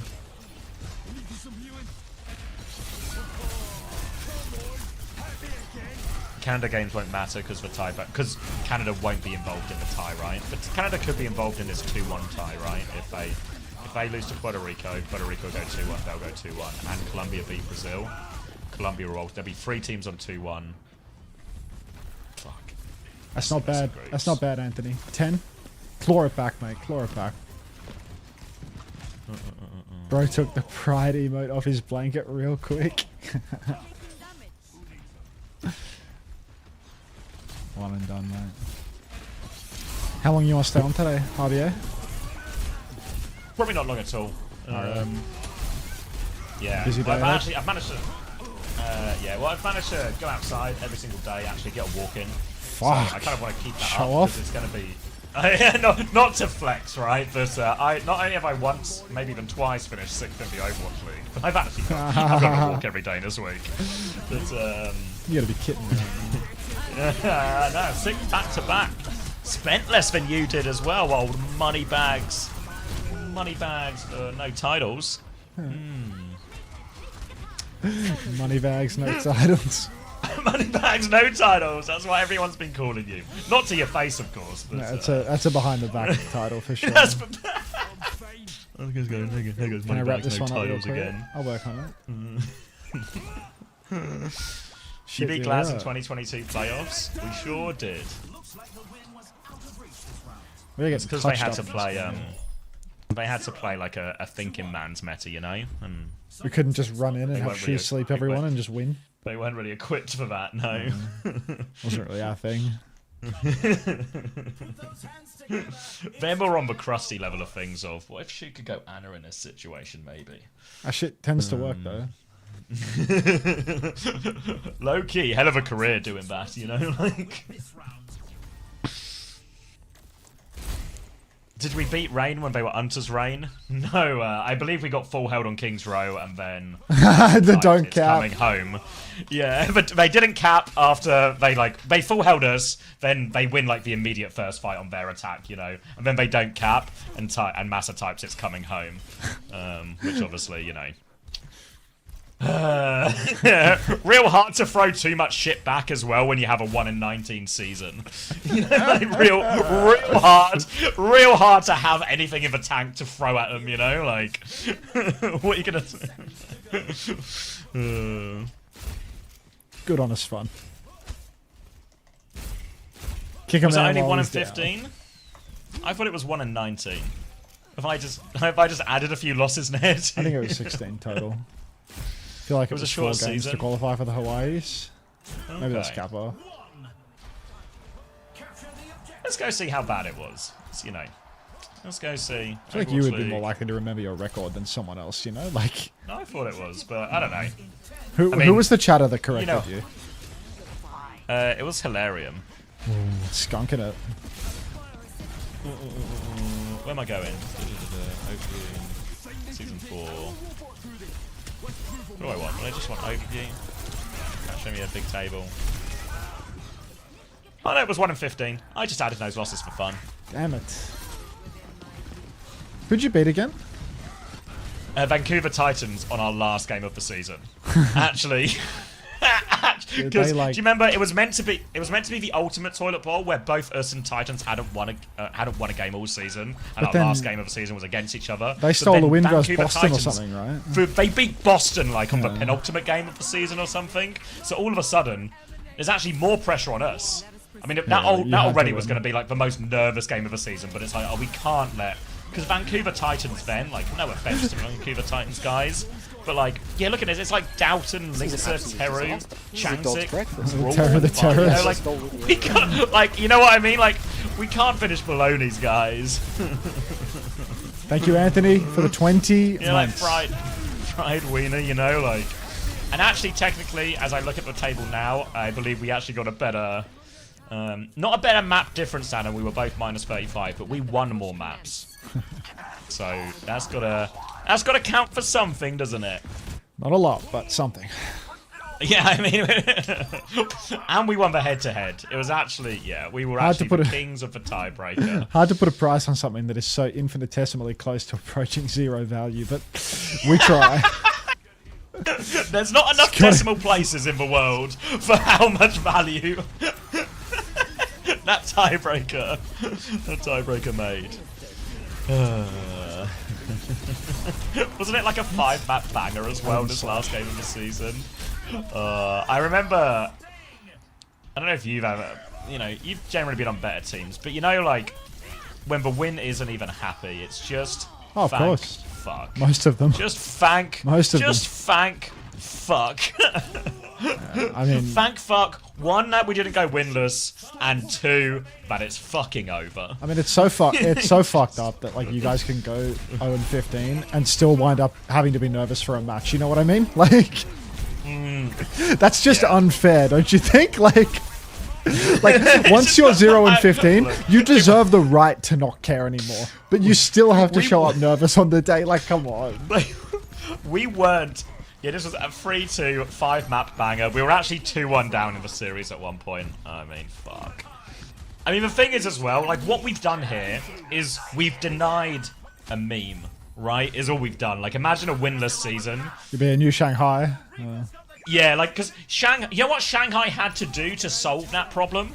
They had to win the Overwatch League, you know, to erase that previous... These guys have never won a game. 0-40? They did also win the Overwatch League, you know, so, like... Okay.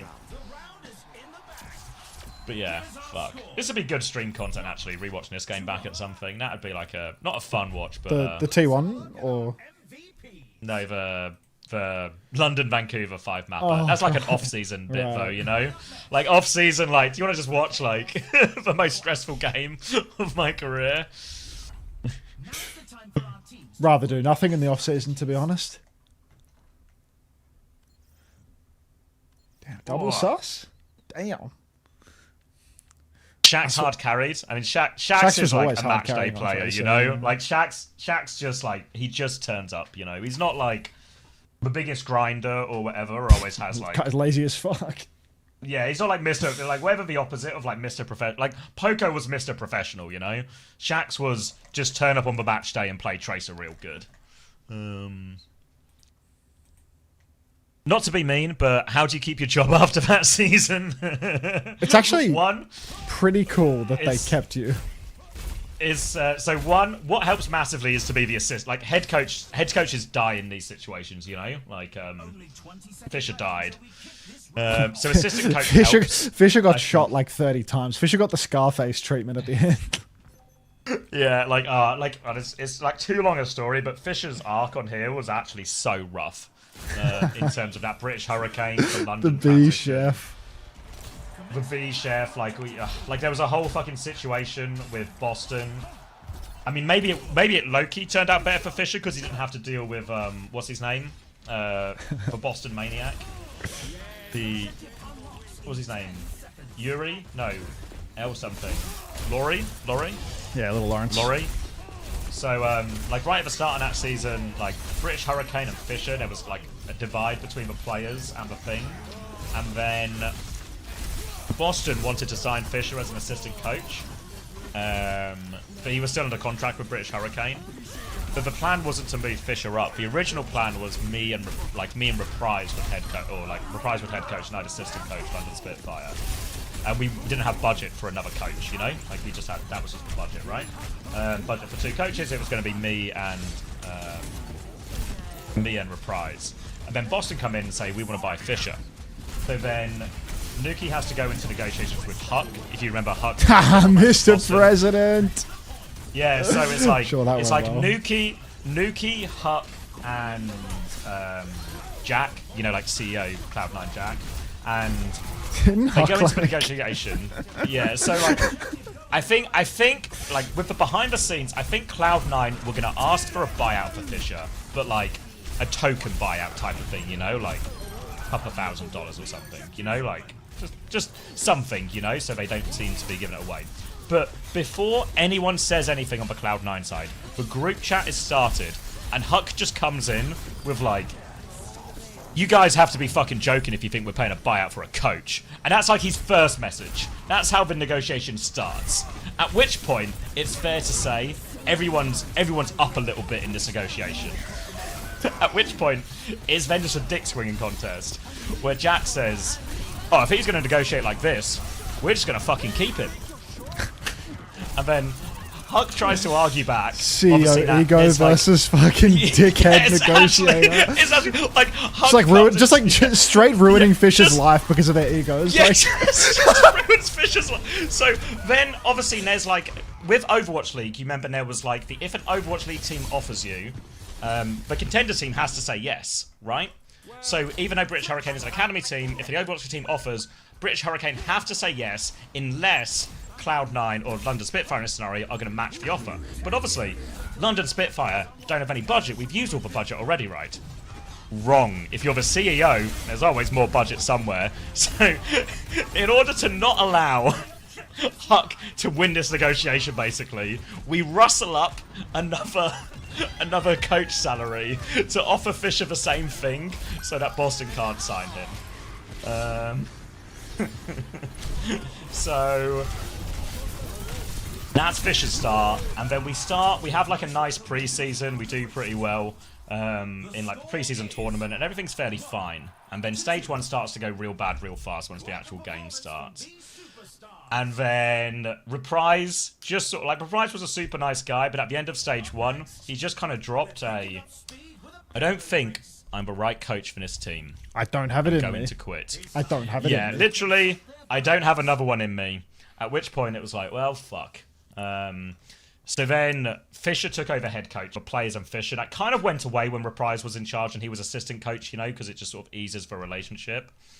But when he was back in charge and stuff was going wrong, more tension, etc., etc. So it's like rough. Like obviously it's always going to be rough when you're losing, but this is a really unenjoyable rough as well. And then eventually Spilo comes in, and Spilo helps. Like, I know it doesn't change our results, but I think Spilo actually made a huge difference in terms of the vibe and like the attitude and everything. Eventually it sort of ran out as well, because the vibe improvement only lasts so long when you're losing every game aggressively. You know, eventually it's just, your mental's still just going to crumble. Then I guess to get to like why I kept the job is, I think the original plan was to like fire all of us. Like the baseline was everybody's fired, but Nuki had already talked to Chris to come in for the next year, so she asked Chris basically, who do you want to keep? I'll keep the other Brit. Chris was like, well, he kept Spilo as well, so it was like, Spilo, keep the assistant coaches, happy with those. You know, he asked like a few of the players, and they just kill the B like, chef reasonably well of me and really nicely. Obviously, Chris was coming in for Fisher's job anyway, right? Which is like maybe in a weird way a nice full circle from that time, like when Chris and Fisher were on a team and all the days taking the piss out of Chris. You know, last laugh and all of this. So then I got the nod that I was going to keep my job surprisingly early, which was really nice actually, because the silver lining to losing in the fashion we did is our season. It's really short, right? In August, right? We ended in August, and next season was delayed as well, right? Because remember, it was like Overwatch 2, I think, coming out for stage for season 5. Big off season. So yeah, so like my season ends in August. I find out my contract was running to the end of November anyway, because that's technically when the league ends if you don't come fucking 19th. There's apparently a few more games in the season that I never saw any of. So I find out I'm keeping my job. So my contract just, because originally it was a 3-year contract, but you know, 3-year contract with we'll super fire you at the end of a contract if every end of any year we want, you know. So then yeah, I found out they wanted to keep me. So I just had like the longest paid time off ever, which in many ways seems like a suitable reward for a horrific job coaching a team to a 1-15. It's always that way in Overwatch League. The teams with the worst performances got the most PTO. Went out early. Yeah.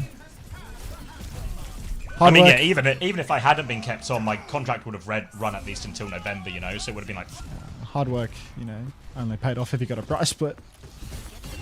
Yeah, I mean, honestly, would have been way more. Would have sacrificed that free PTO to keep the job for next year as well, anyway. So a little have your cake and eat it too. Hey, yeah, there's like 4 of them here. Scary. Where are you playing Stadium? Of course, whole time.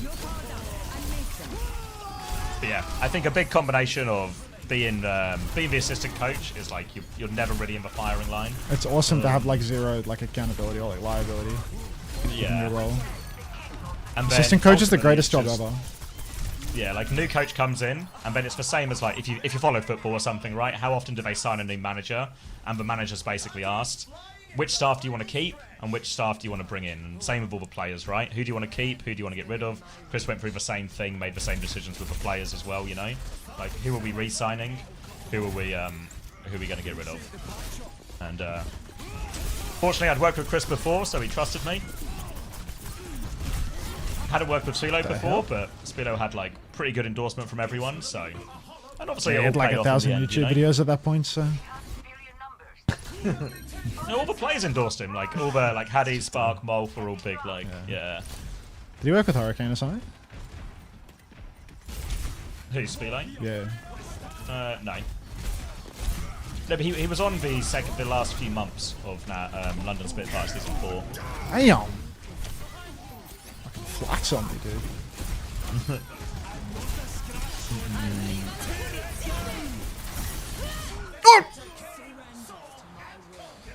Did you do better after? Yeah, after that, we had like a similar budget team in terms of, you know, like bottom end of the league in terms of budget, but we finished 6th place in both Season 5 and Season 6. So, way better, way better. Is that Zest? I mean, guys playing like Zest. Jesus. Just pieced us up. It's really hard now. How did Spilo work out from your perspective? I thought, like, what happened is, I think Season 4, the one where we did really badly, Spilo was a huge impact, because there's a certain point you get to in a team, whereas if you're just losing all the time, especially in Overwatch League, where your roster is locked and you're losing all the time, you know? There's no, like, end of stage 1, let's make some changes or do something different, blah, blah, blah. It's just, this is your roster all year. That no matter whether the Overwatch is good advice, bad advice, and I'm really not trying to say I thought we did everything perfect coaching-wise as well, because it was a shit show all round. Everyone's responsible for that season, I think, to varying degrees. But you know, good advice, bad advice, whatever, you know. You just can't win anymore. You just can't fucking win. You can't catch a break type thing. Your confidence is so low. So what I think Spilo did is he came in. Obviously, if you guys have seen Spilo's stream or whatever, like, that's not like a stream persona type thing. He's like that, you know? He's got that kind of relentless Rob Lowe energy. He has even this when we're real sense of American optimism that's only possible with a man Yeah. that, you know, worships God every night before he goes to bed. So that comes in, and it actually just helps big time to have someone who is not just positive, but willing to just like keep pushing everyone to do better, you know? Willing to put in all of the extra time, anything needed. And I think it did help at first. The problem is, kind of like I said before, is we just also kept losing, you know? Like, as much as the confidence was an issue, and the ping was an issue, and all of these things, we were also just outclassed. I mean, by that a team lot of was so rosters as well, doomed I to think. fail, man. Like, Yeah, like high ping, immediately like just out of depth, probably like player quality in a lot of roles as well. I don't know, like needed Molf on low, needed Daned. Yeah.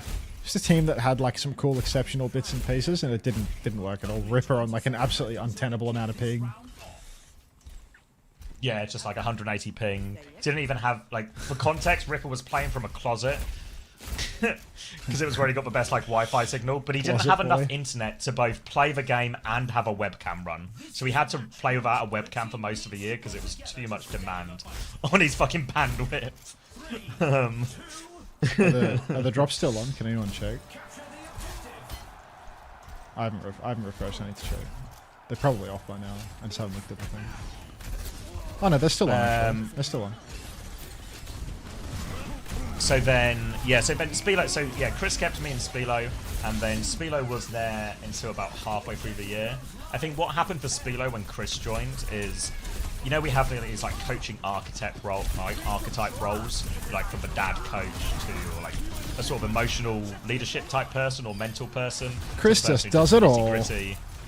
Chris kind of is a one-man army, you know? So, like, for me and Chris, that worked quite well, because it gave me a lot of chance to focus on, I don't know what you call it, like, the ancillary stuff, almost, you know?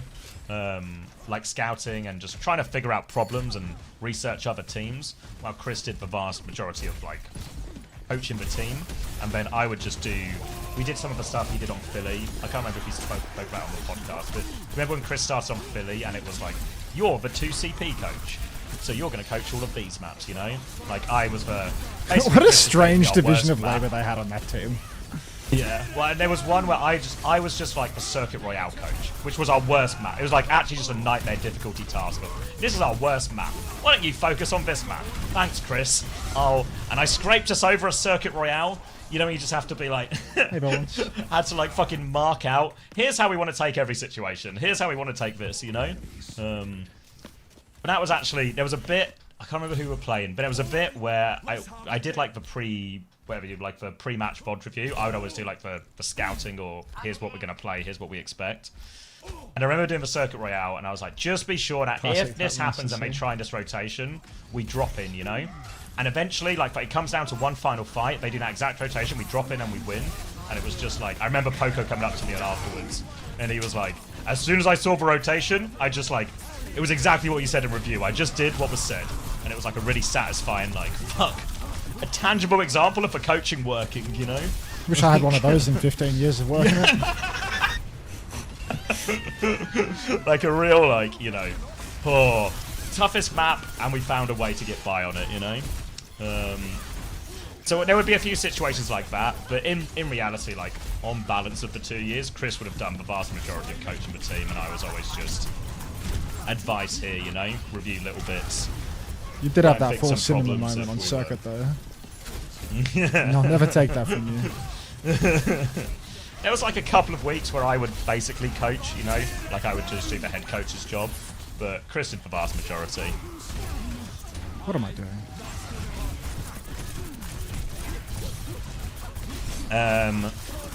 So yeah, so what I was saying, like so what I think actually happened is me and Chris complemented each other really well in terms of like, I was quite happy to do all the supportive stuff, and would quite happily sit there and just try and solve like, oh, we don't have a fight, we can never win this situation, or we can never win this comp matchup or whatever.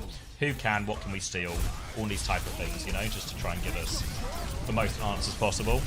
But I think what happened for Spilo is one thing Chris is really good at is that sort of the like framing of expectations of what we need to do this week or what's important for us to get right, etc, etc. So a lot of what Spilo was doing a really good job of in Season 4 was just taken over by Chris. And obviously Chris wants to do that because he's the head coach and etc, etc. So I think Spilo really struggled to have the same, I guess, role or like clear identity in terms of what he's used for in Season 5 to Season 4. So then yeah, eventually it got to the point halfway through the season where Khan was available, and Khan was like insane in terms of like raw talent, you know. He was the Ana player we felt like we needed to solve the problem. That guy was nuts at like Ana. Dr. Anti-buy-in. But basically Jack said we could make changes, but we can't have any extra budget. So if we want somebody else to come in, somebody has to go out. And obviously we felt like there was still, obviously like Landon, Admiral definitely staying. All the, you know, Poco definitely staying as well, right? But I think, I need to get the timeline right here, but I think Poco also took a pay cut at this point. I think that happened at that point. So I think Poco takes a pay cut. In the middle of the year? Yeah, I think so. I thought he got paid it might have been at the everyone. end of the year. I'm not sure. Huh? I thought he got paid more than everyone. Yeah. I think he still did after the pay cut as well. Cried.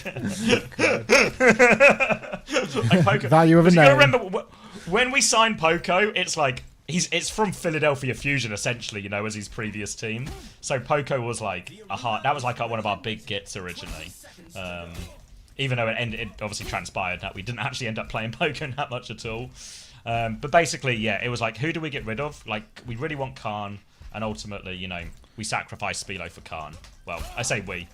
Chrissy decided, and I just found out one day that it wasn't me getting fired, it was Spilo, which obviously.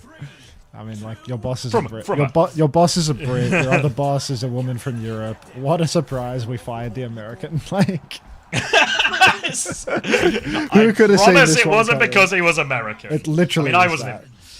It's not. It's just everything just worked better, you know. Just had a with your full team of Europeans. And we've done it. Spilo and Fisher. Yeah, I mean, if there's one thing I've had, it's staying power.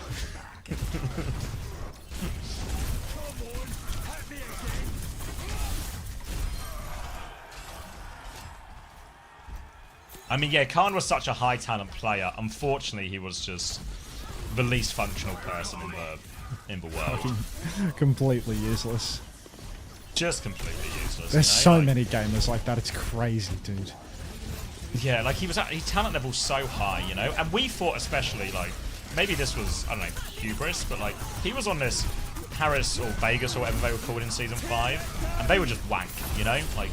They were really wank, horrible environment, struggling for results. So we really thought, like, Khan would be kind of grateful that he joined us. You know what I mean? Like, we saved him halfway through the season. Come join us. We had a pretty good start to the year. We got, like, a really nice team environment, you know? Not to flex, of course, but at Season 5 especially, that was, like, such an enjoyable year. Great attitude from everyone, like, great camaraderie, or whatever you want to call it. Really nice time. And then Khan was just like the biggest client in the world, you know? Just incapable of joining the gang or fitting in or responding to kindness or anything, you know. Responding to kindness is a message. Yes. Yeah. Well, like, it was his birthday on one of our off days. Like Zest. Everyone goes round to... Yeah, just like Zest. Everyone goes round to his house, you know, because he's staying in one of the houses, like, by himself, just because he was, you know, last one to join, so there was no room in the current houses. So it's like a 2-minute walk around the corner. So every off day, everyone would come into, like, the office and just, you know, play ranked or dick about on the computer, or if you're me and Chris, you'd watch the football. But Khan would always just sit in his room in this other house, like 2 minutes around the corner. No computer or anything, just sit on his phone, doing whatever, jacking off all day. But because it was his birthday, the guys like bought him a cake and went over there, you know, to, you know, help him celebrate his birthday. And then say, oh, you want to come to the house, you can hang out for a bit, blah, blah, blah, blah. He just, you know, just did them. So, can't be helped, some people. He just really liked wanking, mate. Give him a break. just wants to sit and wank all day. Can you blame him? Like,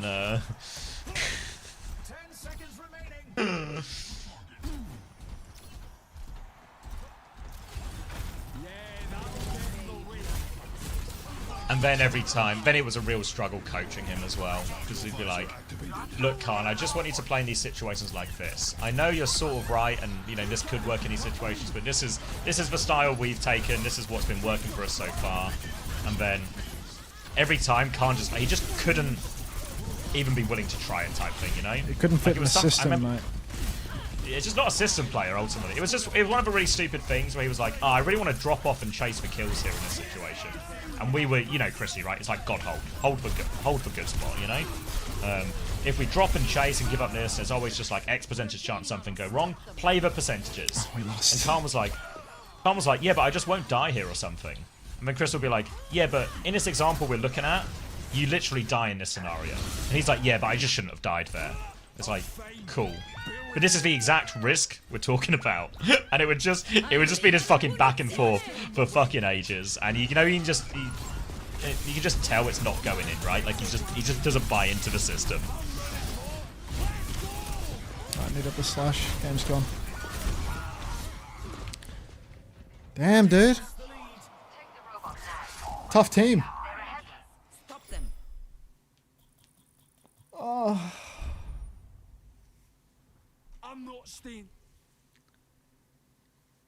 But you know, what can you do?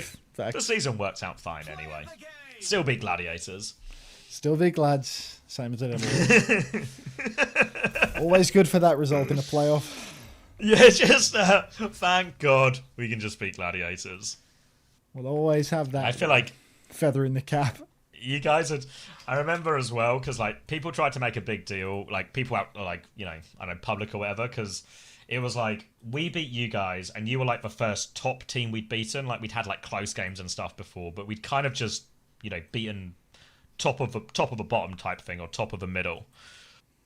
So then we beat you guys, but because you guys were so bad in that meta, was it like, that was Reaper, Winston? Winston, Reaper, yeah. Well, Winston, Kiri, Lucio, Did you beat like Sojourn Houston or someone as well, or go close? We should have beat Houston, but we lost. We lost to Houston in the up. We beat you guys and played Houston next, and we had been like spanking Houston, I think, for a while. But we just absolutely beefed that upper bracket semi. That team came third with Dante and Winston, bro. I mean, Dante just is like one of those, you know, like just when something stupid happens and it just throws your entire team. Like Dante was changing how he used his bubble, and we just like one-shot Jamie like a few times, because what Dante would do is he would just immediately bubble. Like, you know, normally in that meta there was a lot of like use the later bubble or something if you can, you know. And then what would happen is Dante would just immediately swing the corner with Pelican. I think it was Pelican at that time on Houston. Swing the corner on Pelican on like Reaper, and they would just one-shot Jamie before he reacted. And you just couldn't find the fucking solution in the moment, you know? And then before you know it, you're like 2 maps down, mental's going, and we just get 3-0'd by Houston. Even though I'm convinced, like, you know, you play that series another 10 times, we'd win like 9 out of 10 of them. And then we have to play Spark in the lower bracket, and Spark were pretty good. Didn't that go pretty was deep? Just like on fire. Yeah, like we like gave them a good fight, but like Shy was just on another level to Sparky, you know. Was that 3 or 4? You know, like in the same. That would have been season. No. You mean, like, how many maps it was season 5. But yeah, how many maps did you go to? I remember there was a Kings Row third point where Shy was getting juggled, and while getting juggled, he's still during the overclock gap spark again, and it's like, oh, this is over. Just like this is so you know, what I mean? over. It's like like you think how that final. If you remember that final, right? You obviously remember like proper just going like proper versus Steady Eddie, you know? Yeah. In that map 7 banger final, by the time we got to like late stage playoffs, that was all just it was 4 maps in the end. It was just. Everyone had sort of like got a really good grip of the macro, so the whole game had just slowed down and kind of just became about Sojins, and Shy was just a fucking monster at the time. Good for that pick. Yeah, that was like his pick that year. Sparker's not a bad player, but like Shy was insane, you know. But really, when I look back at it, you know, like fuck, if we had beaten Houston and we were upper bracket final against Dallas, we almost definitely lose to Dallas, you know. But that means it's a top 3 finish at worst, you know, even if we lose every other game. Yeah.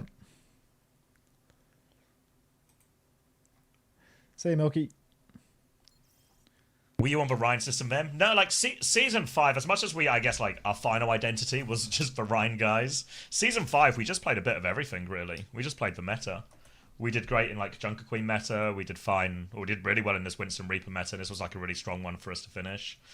We kind of like... You know, we were never going to beat any of the good teams, but like on these circuit royales where we're playing like Sigma Zen Brig, right? Like we're winning maps off these like middle and bottom table teams, you know? Same with Anna Zen. Both teams have locked in their lineups and the games can finally begin. Enter the stadium. First up. You know the match you guys beat Atlanta? It's the season 6 one, I guess. My friend and I were sitting in the Red Bull Central seat for that. This is like the sofa. You reckon this is C-Tones? Yeah. What are the chances that this is C-Tones? I could see you guys it. got top 6 on Junker Queen too. I mean, we were just good. We were just a macro team, you know. Like if it's a brawl meta, we would do really well. If it was dive, we'd struggle.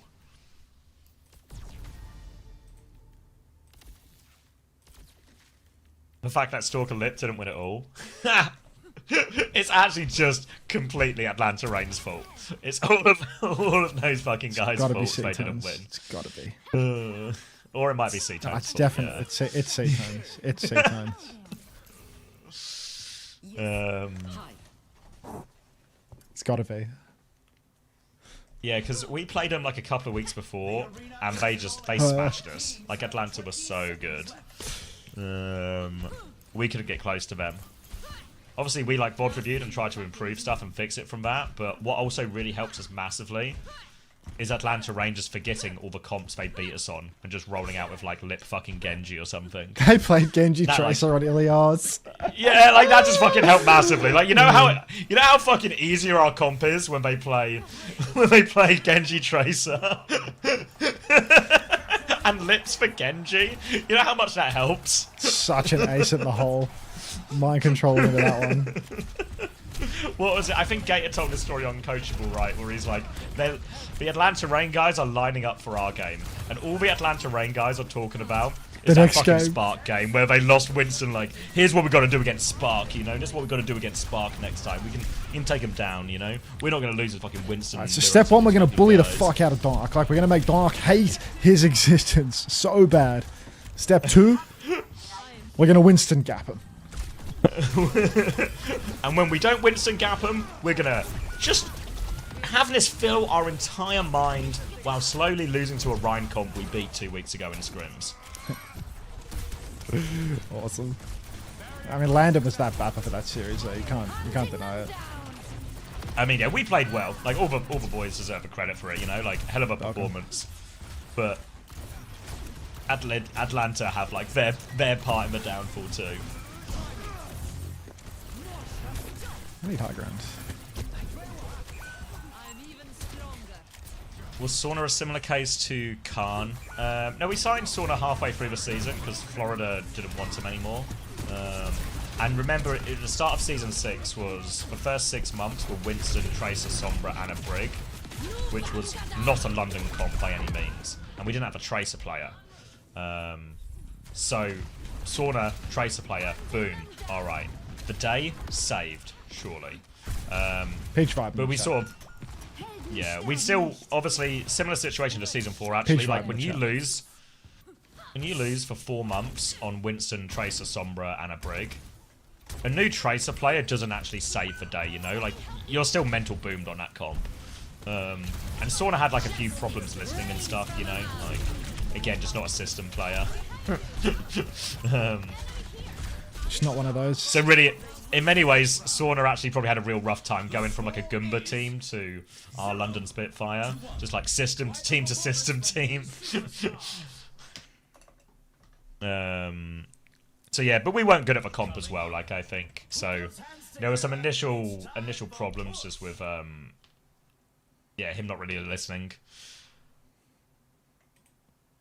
I think we'd got like real cozy with the system as well. Cozy? So whenever someone came in and didn't buy into the system, it was like cast them out. It's yeah, like it went down real badly. Like with the whole team, you know, like it would be really like You were like cultists, honestly.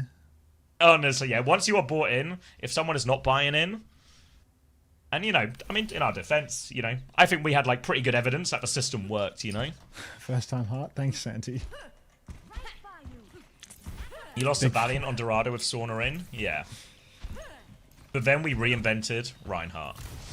Has this been an hour of Stadium and Pop Nemo? Yeah, I mean, he's actually just been talking the entire time. It's actually really good. It's just a podcast for no reason, you know. Just do a solo pod. Just a solo pod. I just toss him Stadium and you just keep talking. Bit of Steely Dan as a backdrop, like sort of. Overwatch League stories and the best Zarya gameplay this side of bronze. Peach vibe. You lost to Valiant on Dorado. Yeah, Dorado was actually... You'll be surprised how many times in teams, the reason you have an argument is like just some stupid shit, you know? Like, all we wanted Sauna to do in all these situations, like, Sauna, just tap the point, will you, before you... Just don't stop the cart rolling back, you know? Objective focus gamer and all of that. And just wouldn't. Just wouldn't, no matter how many times we told him. Maybe it was an issue with delivery, because you shouldn't tell him, you should ask him. You know, more flies with honey than vinegar, yeah, but it starts as an ask, and then it becomes a tell, you know, once the message isn't sinking in. I have 20 energy, and I'm proud of it. Tis the month for it. I'm here for drops, but I stayed for the monologue. It's good. Memory Lane podcast. How did you guys even decide to play Ryan full-time? Ryan player. So, what you have to do is get so sad and so depressed, lose every game for 6 months, that eventually you just go, fuck it. It can't get any worse than this. There's nothing left to lose. Actually, Should got we way just better. fucking play Reinhardt? Yeah. Because if you... I can get them up maybe, but if you look at those results... I don't know if there's an easy way to see like first half of the season versus second half of the season. I think Chrissy wasn't even sure of like wanted to do it. Like if I remember right, I think the players did more talking into it as well. And then I was like, eventually it was just, yeah, fuck it. What are we gonna do? Like, what are you gonna do? You got another 6 months? Fucking another 6 months without winning a map on Winston and a Brig? All the guys just gonna fucking kill themselves? Like, this can't be the answer. Fuck it, let's play Ryan. And I think that was when the season 9 changes came in or something as well. Or maybe they'd been in for a while, but they hadn't really landed yet, if that makes sense. And the thing that shows team scores, let me see. Overview. Not overview.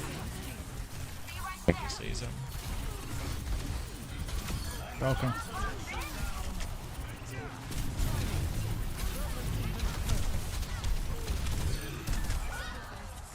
Bit of a match chart. Which one? This is low-key and atrocious watch. This must be genuinely how it feels to watch Game of the Hope, you know? How do I show duplicates here? It's how it feels.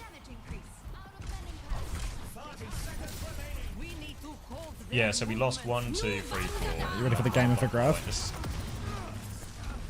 isn't quite what I want either. At the top. That's the ticket.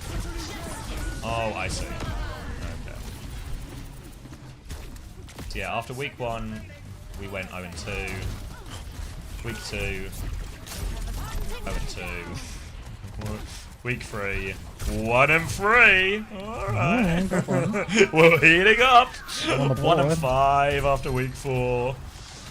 2-6. Yeah. I think the only teams we beat here are like maybe Vegas and Valiant. Week 7. 4-8. We're coming back. Week 9. 6-8. Almost gonna break even. 7-8. Oh man, I guess week 10 is where it ends.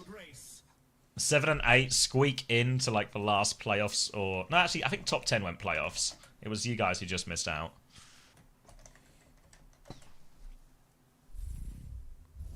Yeah, so we squeak in, and then we have like the best day I think of. You ask any of the players, this was the best day of our like time on Spitfire. This play-ins. Gone past it. Yeah, no play-ins. And we just do this improbable run.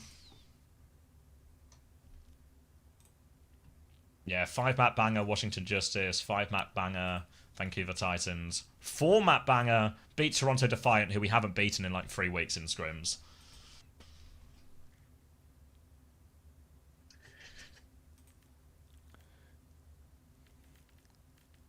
The hell is a weapon jammer? Why does it want me to buy that? Why not?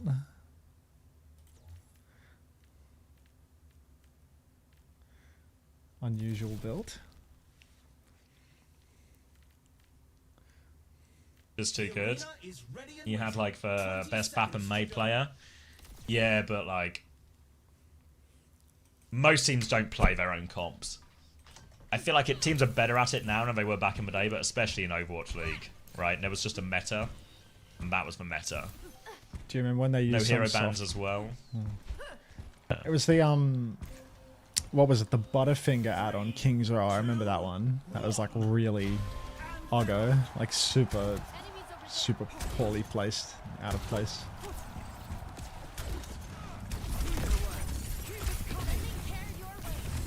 The lower bracket was probably, yeah, the lower bracket was high.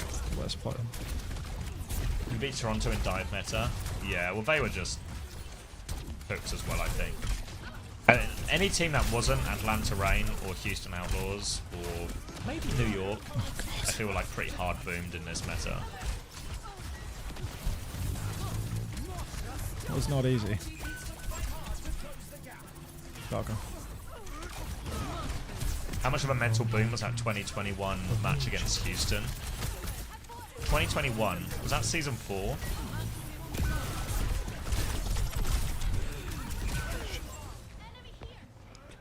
Cheese It Crunch? Was that an ad in Overwatch League? It was like Cheese It Grooves or something.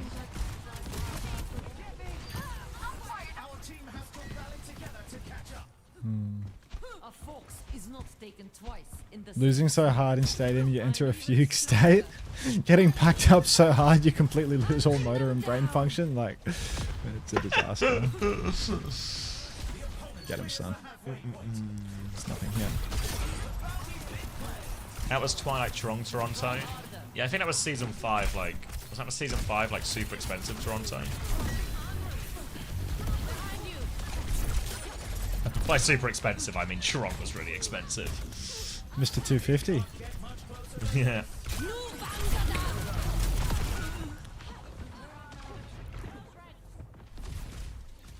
I don't remember that one in particular. I feel like so much of season 4 I've just erased from my memory, you know?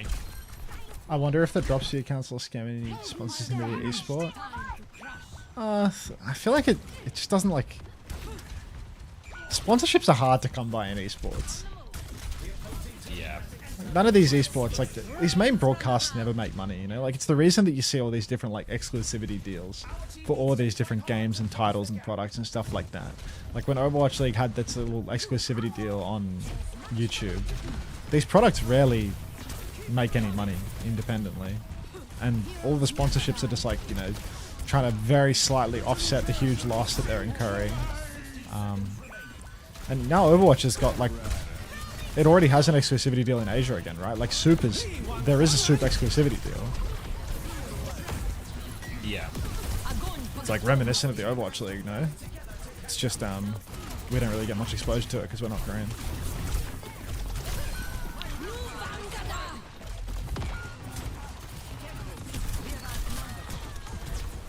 Muse, Hotbird, Twilight Tron, yeah. I don't know, it's the same thing, because you see this argument a lot on like Reddit or Twitter or stuff, where some people go like, why do we have to deal with this? But our viewership is so high. But if it doesn't translate into sponsors, like, you're not actually making money, you know? It's not like mine and Unter's co-stream where a big view count actually just means you make more money. I think that's actually what they do on the Asia broadcast. What? As in run ads? I think they run ads and like they monetize the stream like with the subs and stuff like that. That's like why they do like the sub outro. Like the thank you type things. Yeah, like that big thank you, like the sub count. I think that's a part of the monetization model. Yeah, I mean, there's a sort of why not to it, really, right? Like, it's just if you're just gonna be putting up a splash screen for 3 minutes anyway, does it actually doesn't make any difference, you know? Yeah. But yeah, I think it's because even beyond Overwatch, like other games are struggling and having to rely on like more and more dubious sponsors, both in like a gambling and crypto sense, and even Twitch itself is struggling to sell the same number of ads it has done historically too. The military, like the military is anything keeping it afloat right now, right?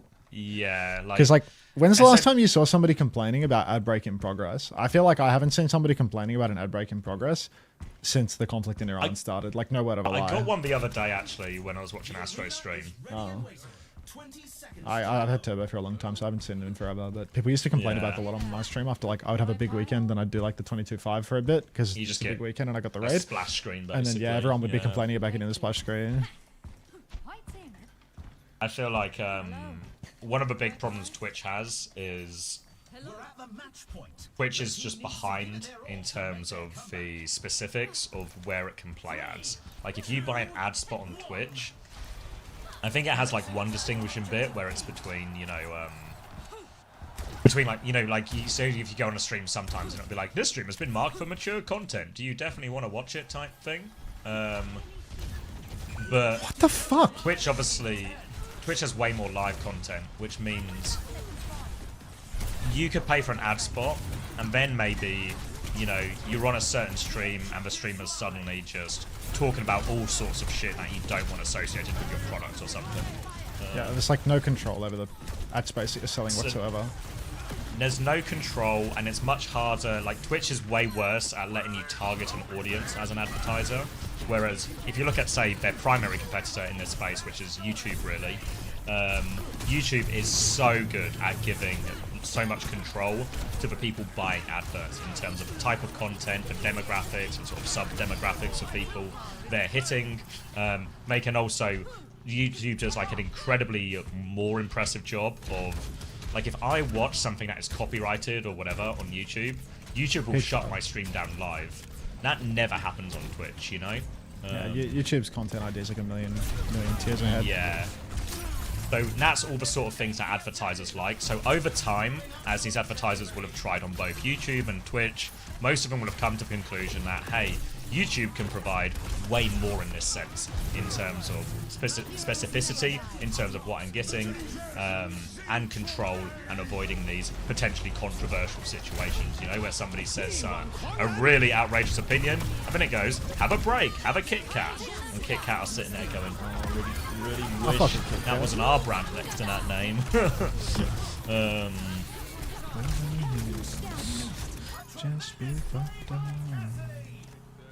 And I think on top of that as well, I think Twitch don't super care either. So it's unlikely to really shift. The hell is stalling? Shift that much.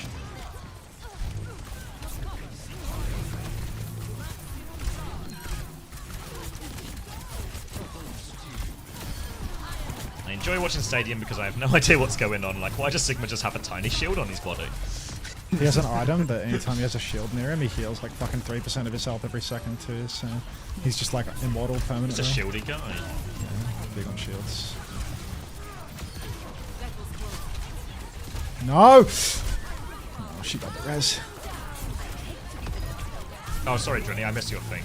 Probably not now, because it's just like, I feel like that's better as more of like a prepared, remember what happened type thing.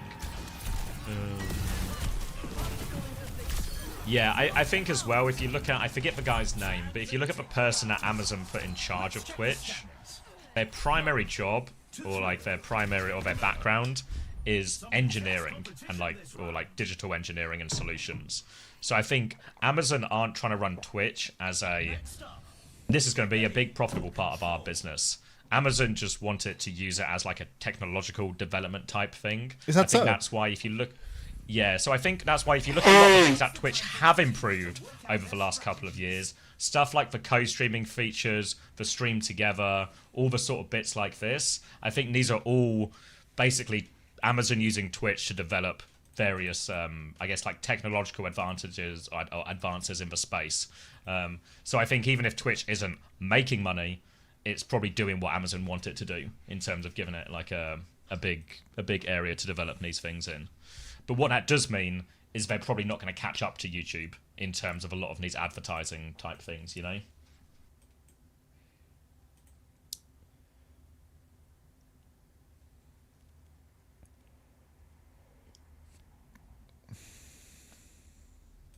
Whose idea was the Backbone Zen? I can't remember. Let's all go to Mixer. Screw this. I'm headed to Mixer. Mixer folded so fast, and didn't Ninja get $100 million payout for that? Yeah, because it was just like a contract with like a huge guarantee or something. It's a $100 million so guarantee contract, folds, and it folded within a year, and he got it all. Like, how sick is that? I was an unironic It's just Mixer great, viewer. isn't it? Of course you fucking were, Like- Zikazu. Like, of course you were. Like, you talk about like me getting the extra PTO from London. There's nothing on this Mixer deal, you know. Like that's like a 100 milli for nothing ain't too bad. Is my stream used for AI training? Not that I know of. I mean, you There's a said that bit this on website's for YouTube. technological development. I feel like this website's like really behind on lots of, like, I don't want to say industry standard stuff, but you know, like the quality of broadcasts on this stream, it's like lower than every other streaming platform. Obviously, other streaming platforms have different monetization strategies in general. Like Twitch is a lot, like Twitch does less live streaming in general. Kick is just an ad for a gambling website, so they can afford to do better quality, etc., etc. But you know, like this website doesn't have like proper 4K streaming. It's I wouldn't say that it's But like the technologically... rewind features loads. Yeah, well, like the rewind Yeah, I'm feature not- is like I'm not- inferior to YouTube. That way, it's monetized unlike Yeah. it is on YouTube. I feel like there's not a lot about the technological side of this that's actually even up to date with the competitors. It's just got market share. No, but yeah, but I think there's a difference between like what's achieved and what the aim is, if you know what I mean. Yeah.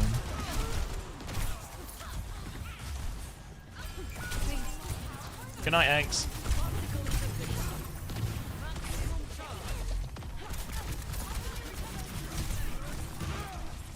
Esports are an ad for the game and for retention of players. Leagues will lose money. You know, I think what's happened in esports quite a lot is it's sort of become the norm for the game developer to prop it up in most situations. And I feel like for the most part, this is just bad for the esports themselves. Because you just create bubbles. And then eventually, and Blizzard have a huge reputation of doing this in the past, you know, it's like StarCraft. Pulling the plug. Of just going, wow, this bubble is maybe costing too much. Is there a way this bubble could cost less? Let's pop it. Oh, we popped the bubble, it's all gone away. Phew. Whereas I think if you look at like CS is the obvious example, the other extreme end of the example, you know, of just it's all just run by tournament organisers and stuff. I know that's less true now. Valve are like more involved than they probably ever have been in CS. But at least for a huge, you know, like decades, CS has been run kind of just on its own. But I feel like when you put all the power in the hands of the developer, you just obviously, you quite literally, you start a monopoly. And then that has all the same problems that for reasons you have like, I don't know if you have this in Australia or I guess you maybe have some version of it, like in the UK there's like an anti-monopoly commission who are responsible for making sure no industry within the UK is over-monopolised by single companies or anything like that.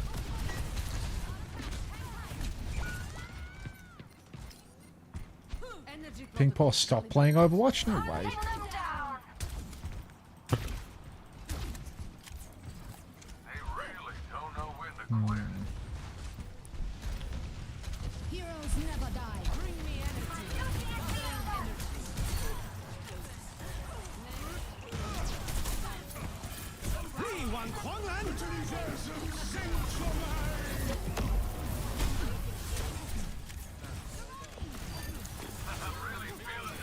Wet noodle.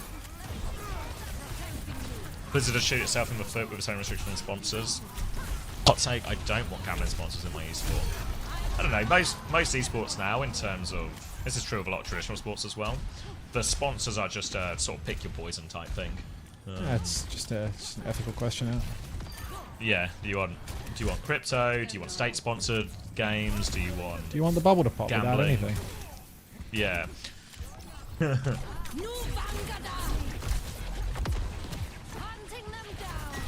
There's a real lack, I think, of companies that are genuinely not interested in sponsoring them. Like DHL is a big exception. Like DHL also sponsored CS. I don't know if they still do, but they sponsored CS for ages as well. I don't know if Intel still do as much, but I feel like Intel have been like a big sponsor for a long time of a lot of CS events. Couldn't believe the amount of gambling ads there are when I moved to Oz. I mean, Australia has the highest rate of gamblers per capita, right? Like, whenever I watch like a perfectly legal version of a stream of football and it's like the Australian coverage, every other advert is like the dangers of gambling, followed by you can gamble like, at this site though, but remember the dangers of gambling. Chances are you're going to lose. But also sign up for a free £10 with your first bet. Oh, okay. Fuck. I don't know, regular. I mean, yeah, it's true. If you look at traditional sports, look like for Premier League, look at the logos on the front of every Premier League team shirt. Thank you, Bond 007 Junior, for the Prime. Thank you very much. Oh, Bondy. But if you look at the front of, or, you know, the big like sponsor on every jersey in the Premier League, like half of them are fucking betting sponsors, you know. 007 reference. That game is just burning a hole in my Steam library right now. Is the campaign still on for that game? For the sub badge? Not sure. I don't know. It's a question for the class. Integrate gambling into Overwatch, it'll save us. That's what the Nexon partnership is, mate. Just not for you. The football bubble won't pop. I mean, the main difference between traditional sports is, someone can correct me if I get the numbers wrong, but like for most Premier League teams, for example, if you look at the amount of the stuff they profit from, the vast majority of the profit they get is from TV rights. You know, so when they sell it to Sky Sports or BT or TNT or whoever, which is what they do when they any sell combination, to YouTube and whatever. Yeah, but the problem is YouTube and Twitch don't buy rights anymore because, and I think this is Overwatch's fault primarily, or they're at least a big part of the problem. Oh, thank you, Bond. That's a very nice message. Hey, you're more than welcome.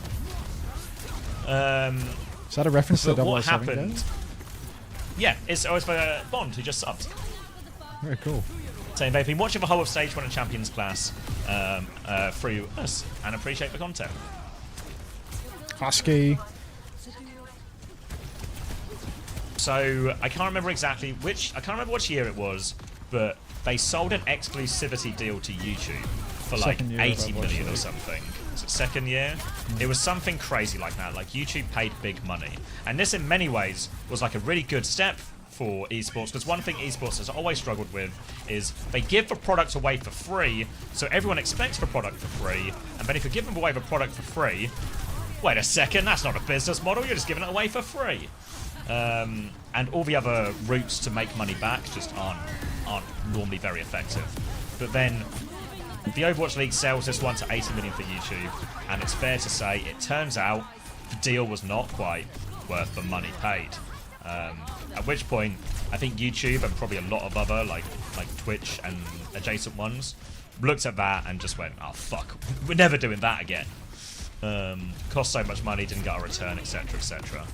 But it's interesting because it's still happening in Asia, right? Like the Soup deal is an example of exclusivity, but I don't know if we'll ever see one on like a major Western platform anytime soon.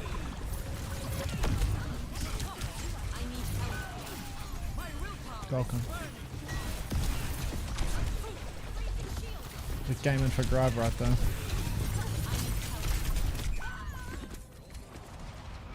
Exotic His Spilo usually circumstances. steals my prime. Looks like I've taken another dollar out of Spilo's pocket then. He'll never be rid of me. Didn't Twitch also pay big in season 1 and 2? Is that true? I can't remember. Maybe they did. Hot take, if a non-essential industry has to enable or do unethical things to exist, which probably not exist. It depends what you determine as unethical. Like for me, like I have nothing against gambling sponsors. I think That's the only 'cause you're a important punter, thing though. is, yeah, but I think the important thing is it's like a legitimate gambling company in terms of, you know, etc. etc. I want them to have no take people's problem money with, in an honest way if possible. But you know what I mean. There are definitely casinos that are just scams, right? Like hard scams, etc. Compared to say, like again, unsponsored opinion, but like Paddy Power, Bet365, Sky Bet, all like the biggest ones in the UK. You know, when it's That's like doing a heavy fucking ad regulation and read. everything like this. I wish I was doing an ad raid. Then we could maybe play best of fives at LAN. If I was doing an ad read, I'd pay for the extra 2 maps.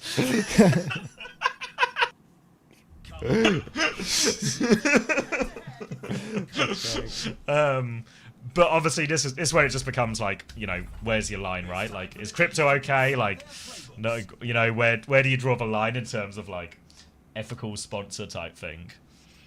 I like my scams more sophisticated. As long as I genuinely believe I can win the punt, guys.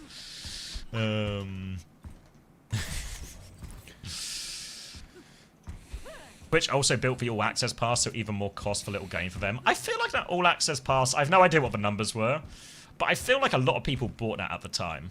It's not like it wouldn't have made 1 million sales, you know. Like the exclusivity deal is worth $80 million, you know. It's not like if you sold fucking. Did Twitch pay that as well, or was that just the YouTube one?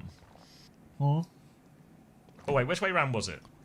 Who paid the exclusivity? Was it Twitch? Or YouTube? That was YouTube. It was YouTube because it was on Twitch for the YouTube, first 2 seasons, and then season 3 onwards was on YouTube, and that was when the viewership died, and everyone said that YouTube killed the esport because it went onto YouTube and got less viewers.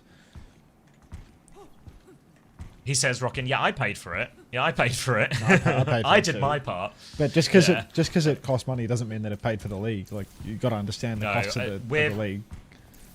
People who are still watching Overwatch today and find themselves on either mine or Unter's stream, including me and Unter ourselves, are probably also not a reflective sample of the overall audience and how many people. We were probably more invested than the average viewer. You watched 0 Our games on YouTube. You only watched on Twitch. Yeah, it was like way worse on YouTube, to be honest. Like way worse discoverability. You had to be like a real diehard to find it, compared to, you know, just top of the Overwatch category on Twitch. Easy find, top of your following lists. Like that's just the way that YouTube works versus Twitch. Yeah. Thank you, Chaz, for the 10 months prime. You watch 0 Our games, yeah, but you're like a child IBQ. You know, like you're not expected to go back 8 years.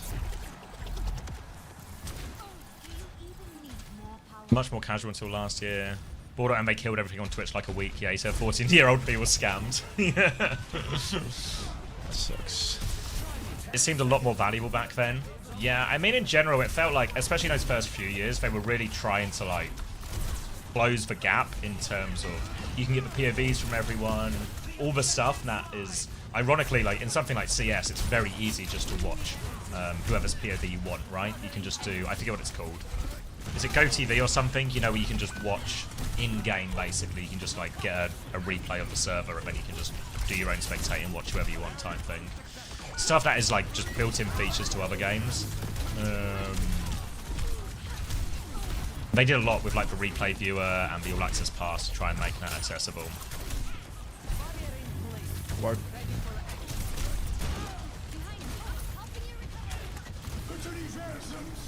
The original deal was 90 million with Twitch for 2 years, and then 180 million with YouTube, and it also included the COD League and server staff. Fuck. Oh yeah, it was a combo deal. Yeah. No wonder YouTube were like, we're never doing that again. Fuck's sake. Fuck. Yeah, replay viewer is just private these days. Yeah, no, I mean, there's a lot of steps backwards, you know? I think some of these things really hurt. Yeah, like, like the lack of replay viewer, the lack of the fact that replays reset really quickly. I know that maybe it feels like it only affects like a small niche, like, you know, like me, Unter, OC, Tomathan type people who are trying to like make videos and then they get like taken away from you type thing. But I feel like it's also just worse than that, like for anyone. Like a lot of people watch, like OBS Sojan's channel is a good example of this. Like a lot of people actually will just watch pro player POVs, right, to learn and figure stuff out. So it's a really underrated part of like the growth thing. And all of these things are just out of budget. Oh no. Hello. Hi. Is the COD League going? Yeah, I think the COD League is still going.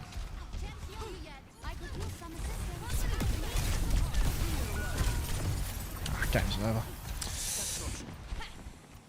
That'll do it. I feel like having an invested customer base and a high-paying customer base is paradoxical in esports. Yeah, I think this is true of all. Wait, I'm just sorry. 2 seconds behind. Back it up. Oh, was this the reverse sweep map as well? I'm gaming for hope. Gaming for hope. Our play. Belka. Gaining. We're getting shit on by all these long range heroes, and we get the longest range map in the game for the map set. Like you can't give me a cheeky Li Zhang at the end or something. Like Pharah, Freya, Sigma. Like come on. Just getting touched at range. Fuck. Yes, I think the COD League is still going.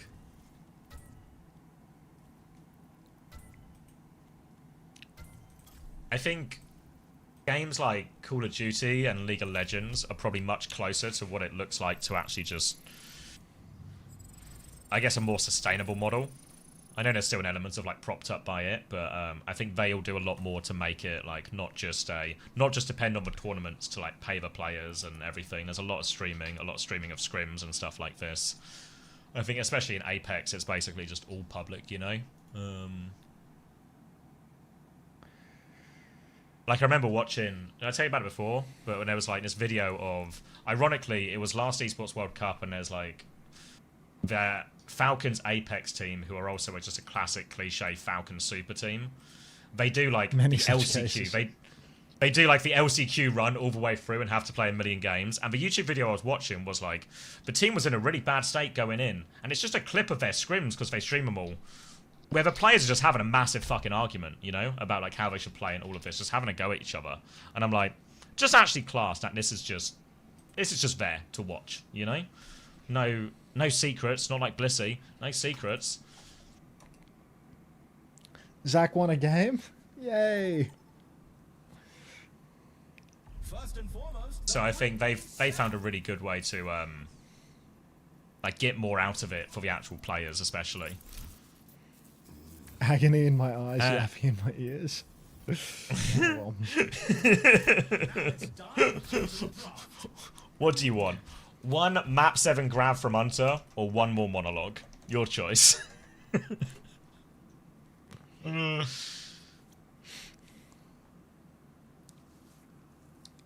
Monologue? Fuck. I mean, I'm 0 for 2 now in Stadium. This is like an hour gone. You're about to slingshot, mate. I wouldn't hesitate. I'm gonna grab a drink, though. Explain the law.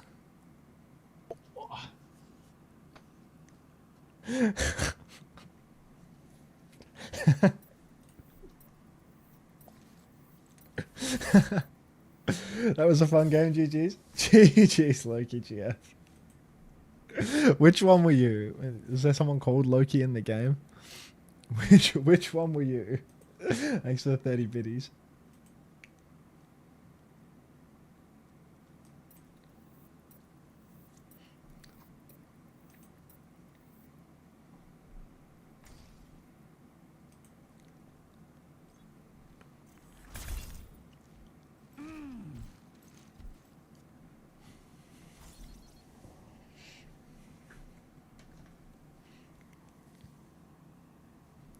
GG's, I was your bubble.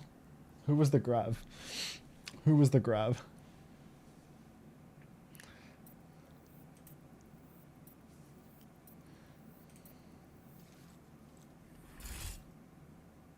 lineups are locked, and we're ready for one heck of a match. I've consulted their chat history. Victory calls in the stadium.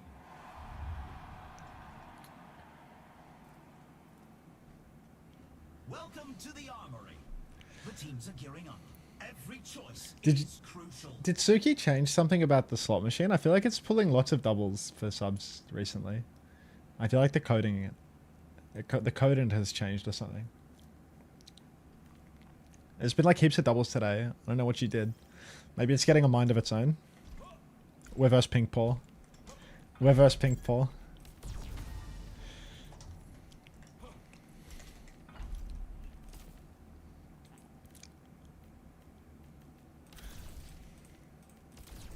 It's time.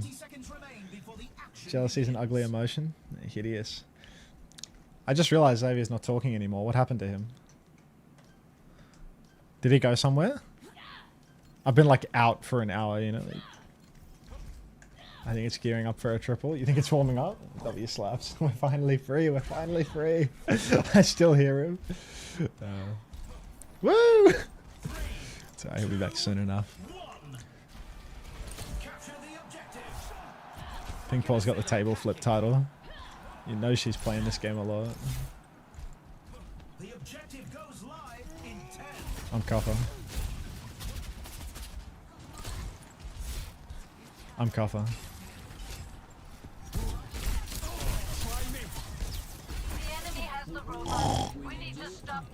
I'm Copper.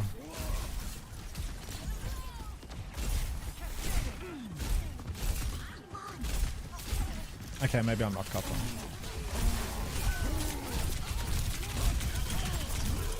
Yeah, I'm definitely not Copper. I'm back. I'm nothing. Why is Zach asking for chair where the drops are?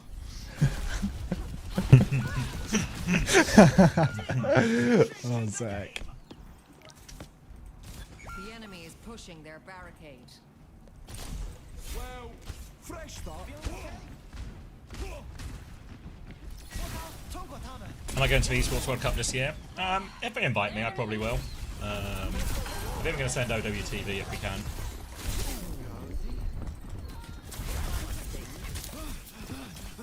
This is an absolute disaster. This is a dog's breakfast. Oh, get out of there, stolen. Yeah, you're running.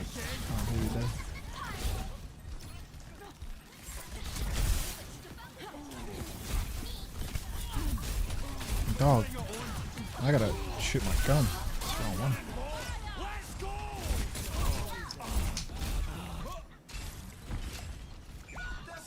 Is Unter going to Paris? I imagine the same situation for Max. Ow! For co-streaming, the way you make more money is you stream more, you make more money, basically. Time in equals Going there money makes it out harder for the to most stream part. more.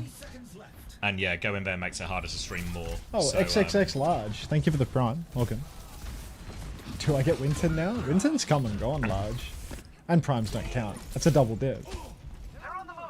Paris is so close I have to go. Yeah, I feel like a lot of people are now it's just become way closer to obviously mainland Europe, like the French, France, Germany, UK. Everyone's like, people are signing up left, right and centre.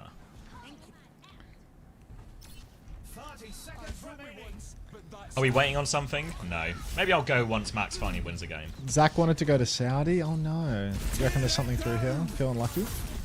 I think you can still go. If anything, I imagine the flights aren't that It was expensive a right pink now. ball, but I couldn't kill her. Maybe now? Maybe not.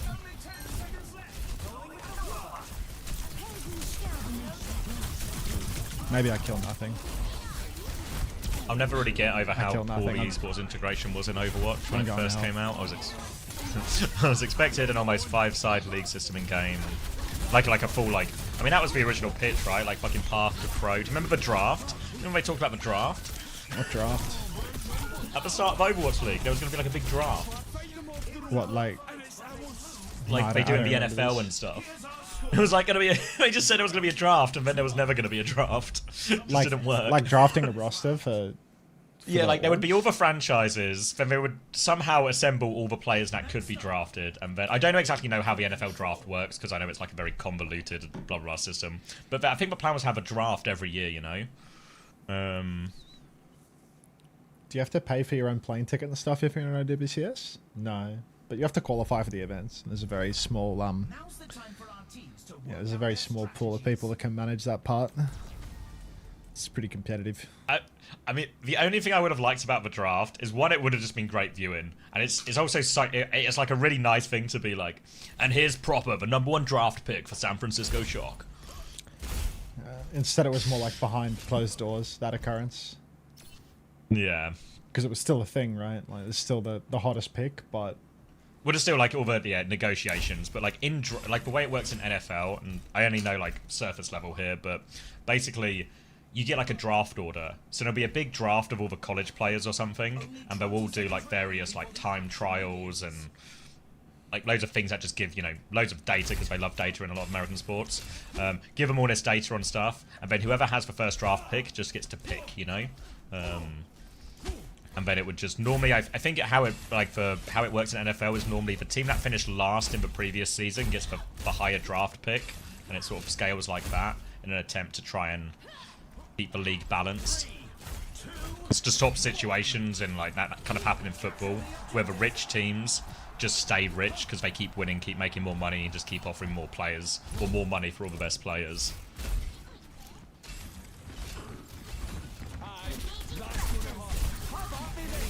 So it would be, yeah, in this scenario, it would be like LA Valiant get to sign Proper because they've got first draft pick or something, you know?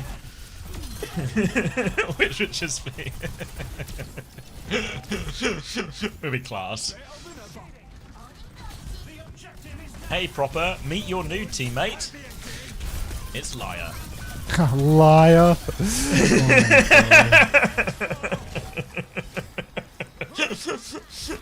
Vegas Eternal Junbin. Yeah, exactly. Mason Lower gives you higher percentage of top draft. Yeah. The silver free Proper dive duo. Yeah, what was interesting, I don't know if anyone else watched it, but it was a 4 Horsemen episode they did with Doa, where like Monty and Doa talk a lot about like the original pitch for Overwatch League versus what actually happened. And it started a lot more as they were like pitching Monte and Doa, like, come here, it's going to be like a real like old school esports thing, you know, akin to how like StarCraft 2 and League started, and you'll have full control to do like a more edgy show, you know, something that is like by gamers, for gamers type thing. Oh yeah, it was really by gamers and for gamers on Disney Plus or whatever it was. Yeah, but this is what they would pitch, and this is what it was going to be originally. And then I think Bobby Kotick and, you know, the bigwigs got involved, and all of a sudden it changed very quickly after, you know, a lot of talent had already signed up from this. We can be like a show for gamers, you know, do all like design it not to be like just a copy and paste of professional sports leagues or anything like that. It can just be its own thing, its own style, everything like that. And then all of a sudden, Bobby Kotick wants all his sports friends to come in, all like his sports team owners, everything like this. They want to go on Disney fucking, what was it, Disney XD, the name of the channel. So all of a sudden it got real PG-13 real quick. Yeah, the show changes completely. It's, yeah.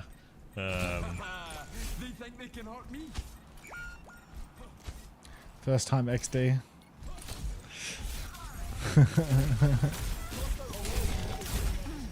I really wonder what if... Yeah, I mean, I believe, like, when Monte Cristo and Doa say, like, that's what they were sold on, I'd believe them. Maybe there's an element of, like, you know, I'd believe they had the wool pulled... Not even the wool pulled over their eyes, but it started as one thing, and then the nature of these big businesses is if the boss man in charge wants to make a change. The hell am I downpouring? Like, it just happens. Just seen it now. What are you downpouring? I don't know. I thought someone would be coming to res like this. Well, when it rains, it pours. My mate said that to me today. Are you my mate? You're my co-worker. You can't be right. No. The real test is when the bubble bursts and if we ever talk again. We won't. Don't count on it, buddy. You've got this baby, by the way. I have so much. She's so, like, I don't know, this Anna, like, this Taylor is insane. Like, just actually so good. Their supports have 10k healing. Like, they're just... I can't kill a damn thing versus this backline. After the first round, I was like, I tried to kill that Anna for like a full 30 seconds at some point. It's like, if I don't kill the Mercy first, it's actually impossible. I have to rely on the Anna not being able to hit a shot because the Mercy will auto-aim heal the Anna forever, and I can't do it. Like, I physically can't do this. I don't have the facilities, the capacity. Like, didn't they try and run a CS:GO league later? Yeah, what was it called? Whatever happened to that? Because it was like Foreign, Richard Lewis, and Monte. They all ran this. What was it called? Stuff with like the pirate they became like a tournament organizer. Last Free something or no, Last Free Nation I think is kind of like their I think maybe it's like a podcast and content platform. But there was something before that, and that was like they ran like a production studio organizer thing, right? I remember this. Yeah, I think that's Last Free Nation. That they still run, and they put out like a load of different, like the Four Horsemen's part of that, but they also have like league shows and CS shows and a bunch of other stuff.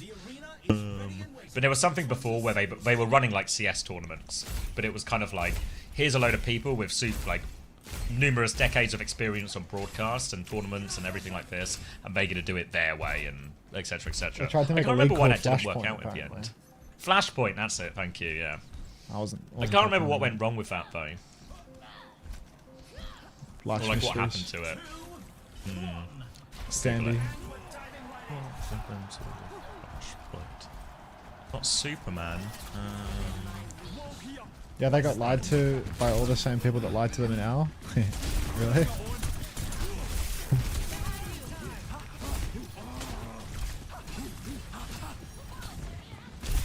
Ouch. Let's see. Flashpoint itself failed after facing numerous obstacles. Pandemic, disruption, blah blah blah. The risk of the rise of Valorant at the same time. Held 3 seasons. Reports indicated that it was completed. Many partners dropped their teams from CS:GO altogether. For a deep dive, there's this full video.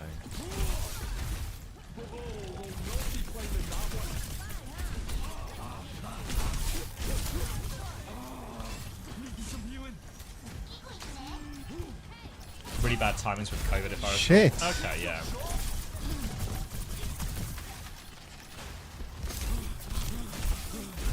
Yeah, I mean, the hard thing, especially with the CS circuit, is to break in. You actually need to start with big money, I guess, because all the major teams are only going to go to tournaments if there's actual big prize money on the line.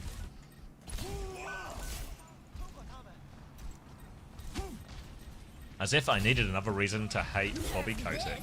You know, he was also in the Epstein files. He was... If you want another reason, he was emailing Jeffrey Epstein asking what the best way to, like, basically, I'm gonna be careful with my phrasing here, but the best way to, like, microtransaction to get, you know, get kids hooked to gambling and stuff to get the most money out of them. And your kids. Just, it's time to get kids addicted to gambling. That's how you grow your game, Bobby. No!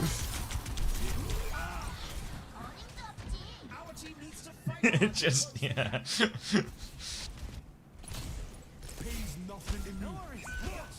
Just, yeah.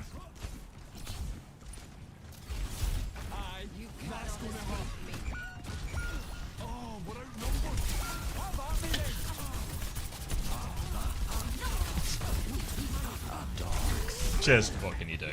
What can you do? Thanks, Jake.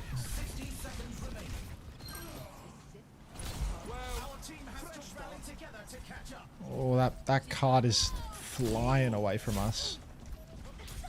They here. Lighten up this game.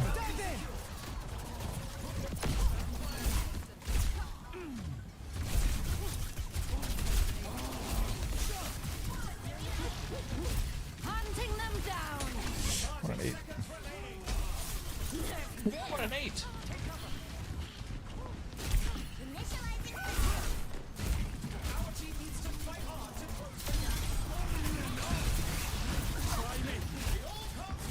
happened to the OWCS China? I think this is a YouTube chat, so I probably would reply to it like 5 hours late. It starts tomorrow. We probably won't be streaming that much of it because there's a load of Overwatch. Maybe Saturday, yes, but maybe Sunday, no. It's like no time for it, right? And there might be a little bit of a gap between Korea and World Cup. So we might get like, I don't know, like half a series, like maybe one series in, half a series. 1 PM start, but I guess we're probably talking different time zones. Maybe. I don't know. Yeah. 1-2. You can really tell who the playmakers are. What game for host running backwards cap today? Get ready for chaos. Interesting. Like Ash Ketchum.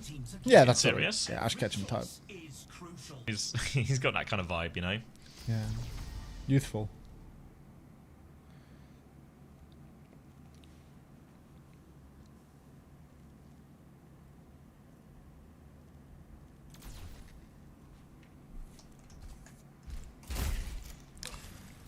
This game's a real struggle. This one. Remember when I said, I'll always go hard. once until wins a game, and now I'm just going to be here for another 18 hours. I mean, you'll be stuck here for the rest of your life at this rate. It feels like it's not going anywhere. No. Yeah, that payload race one's always killer. Why are the maps so claustrophobic in Stadium? It's just, all of them are just like much smaller versions of existing ones, aren't they? Alright, tickers in. Only 20 seconds remain before the action begins. I've just left the drops on today as well, so you know, it's a cause for a long stream, I suppose. Oh, yeah. Yeah. Just gonna record that short thing again. What, the whole thing? Well, the UB one? Yeah, the UB one. It's like, he said like he reckons I should cut like a bit out of it or whatever. So I won't re-record the video, but I'll re-record the spoken component. Yeah, because it's 2 separate tracks anyway. So I'll just send him a new video track to chop in with my voice. Are you cutting a bit out, or are you just like trimming the wording? Keeping all the segments, but changing the wording a lot, like cutting it down a lot. Is it the TP that you're changing? Bit of everything. Whoa. Just reduction on all sides, I think. Thank you very much, Camel, for the 5 gifted. You got Camel. Thank you, mate. What happened to my... You excited to root against Denmark again this weekend? Camel hates the Danes, doesn't he? She's too fast now, I can't kill her.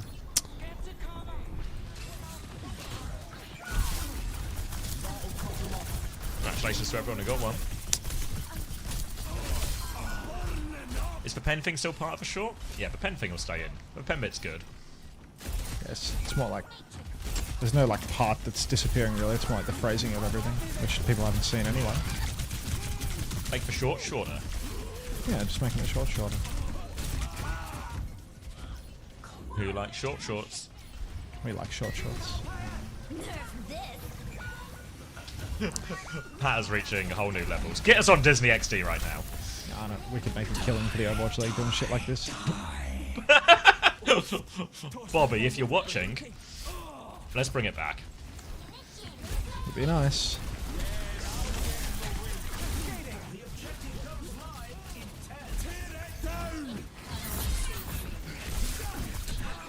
Just gotta get out of What's that. this one? Oh, you got a little UB pen emote. Let's add that. I don't know exactly when it'll come up again, but you never know. It feels like a common reoccurrence, the UB pen emote. Like really reusable emote. Best moment of the tournament. Low key. I thought the final was pretty good, but I think the pen bit was insane. Like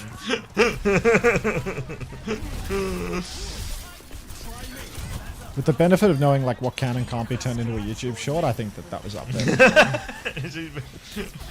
It's really rare in Overwatch you get like a fun LAN moment, like an actual interaction on stage.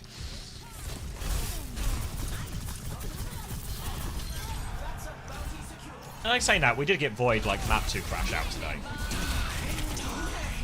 Oh my god, we just can't win under any circumstance, dude. It's never gonna be free. How did that bomb get to? The bomb's broken in the stadium. It kills everything. Like the power that makes it do double damage and the power that makes it have double range is kind of, and the power that makes it blow up 30% faster, like all comboed together, makes it quite a powerful thing. But this game's just unwinnable. Both these DPS have 2k damage, mate. Did Void win? No, but he played well. He's cruising right towards a comfortable 6th place, I reckon. Which is all a 29-year-old can probably ask for at this point.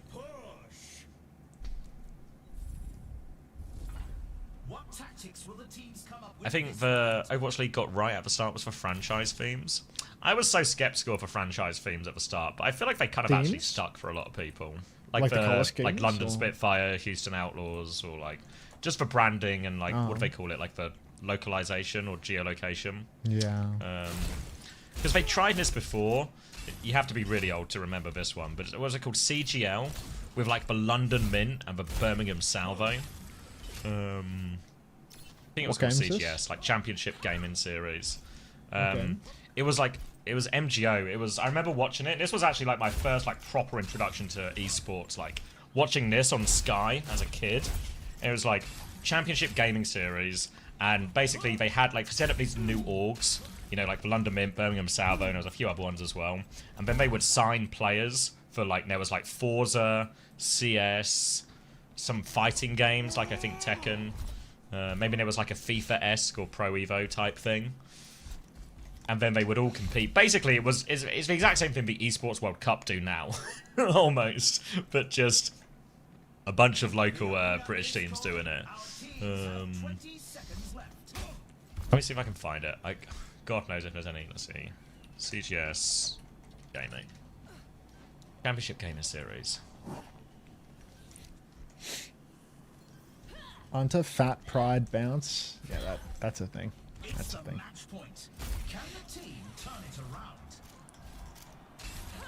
Yeah, so it's Dead or Alive 4, Forza, FIFA 08, and Counter-Strike Source. You have the Carolina Core, the Dallas Venom. Yeah, so this thing had happened over 2 years and had already gone massively bust. There was even an Australian one, the Sydney Underground. What? So yeah, so this went massively bust in 2008. So when, if anyone remembers, there was like that Richard Lewis interview he did right at the start of the Overwatch League, where it was basically like, we've been here, done this before. That, basically. This is what he was referring to, of like, this happened with CGS and it just went bust, you know? Probably like Termination Aftermath. Substantial growth of the league in its second season, consuming a significant portion. Presided with a challenging economic climate as the global economy approached one of the worst recessions. Oh, of course, this was the 08 housing crash, right? Hello. My health just goes up.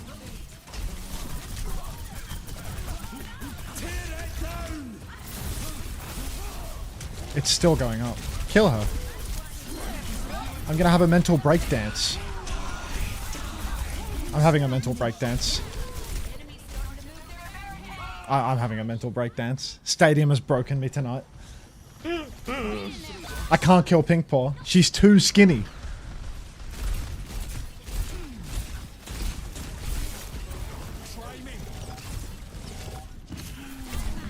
So it just sort of collapsed on all fronts, I think. Just couldn't handle.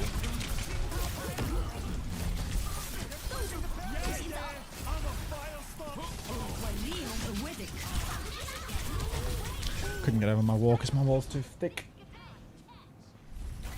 Nothing dies in the stadium except your teammates. Cried. I don't know. Some of this termination talks about it. Like it not actually managing to scale up as it wanted. It's from a Richard Lewis article.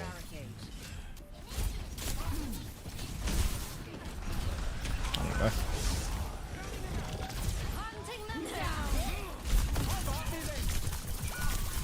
They did a draft as well. It'll literally just be Overwatch League.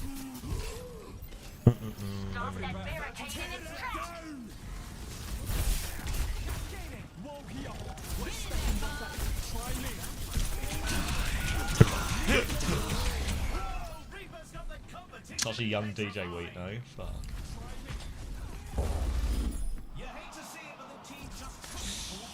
Bit too skinny, that pink paw. I can't remember watching this on TV when I was a kid.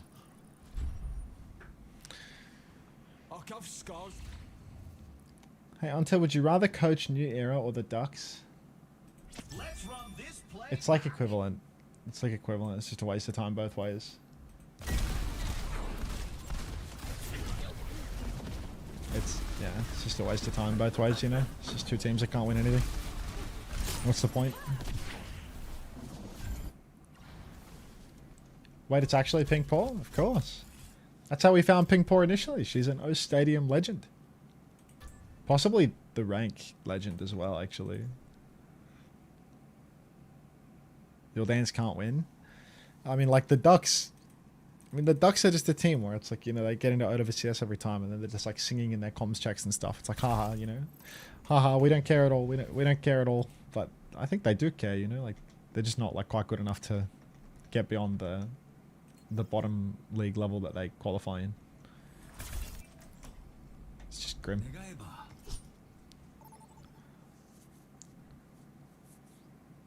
We're kicking off with a pre-game setup. Yeah, I don't have many details on it really. Juice, that's enough. Juice, that's enough. I'm sure Richard Lewis will have a video on it somewhere. Richard Lewis is gonna sort you. Oh yeah, but the championship gaming series, this would have been very much his era. I think it was involved. Obviously, CS was like one of the main games as well, both years.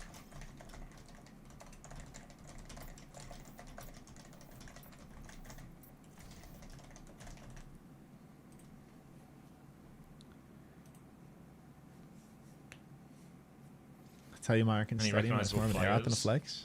I mean, she's just a legend. Spiritually a legend, whether or not her rank reflects it. Will Richard Lewis unblock me on Twitter? I mean, you remember when Richard Lewis like blocked everyone associated with Overwatch? That was a legend moment for him.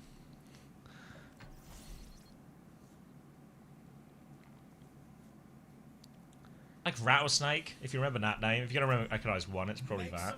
You're making up that name. That doesn't exist. There is no Rattlesnake. Rattlesnake? Rattlesnake. That's a CS legend, mate. That's none of Fifth Lauren. Obviously, surely people recognize Fifth Lauren. That's none of any. Everyone knows Fifth Lauren. It's a ninja in pajamas right there. Yeah, well, obviously for CGS he was on the Berlin Allianz. Henry G. People remember Henry G, right? Yeah. Or still know Henry G. Wasn't he like a caster or something, and he turned out to be like a domestic abuser or something? No, and that was all fake news. Oh, false turned out to be allegation type shit. Turned out to be a fake domestic abuser. Yeah, but before he was a caster for CS, he was a pro player, one of the best players in the UK. And funnily enough, my mate in TF2, Fishu, used to live with him. They used to be roommates. They were roommates. Yeah. Massive coke addict. Living the high life. Living the high life in esports circles. Oh, here we go. Sponge was on the Sydney Underground. People know Sponge as well. This is an absolute Matt Merck, thank you for the 4 months. Vehicular. Get out of there, stolen. Welcome back. You're right, mate. Vehicular. Unter, are you aware of PK Fishy theory? No, I'm not. Vehicular. Mouthful. So, anyway, is there like a pyramid emote? It's pyramid scheme guy. Is that Boston Huck? Where did you see Huck? It won't be in CS. I mean, I remember watching like Huck play fucking StarCraft against like Idra and stuff. What a time. Huck was on Popular Then as well. How you doing, mate? Just a career of being known as an arsehole. No, this will be a different Huck. The Huck you're thinking of is Canadian, I'm pretty sure. Like the Boston DM guy. Right, I mean, toss like a salad here. Salad. Oh, yeah, I'm really tossed. Just typing.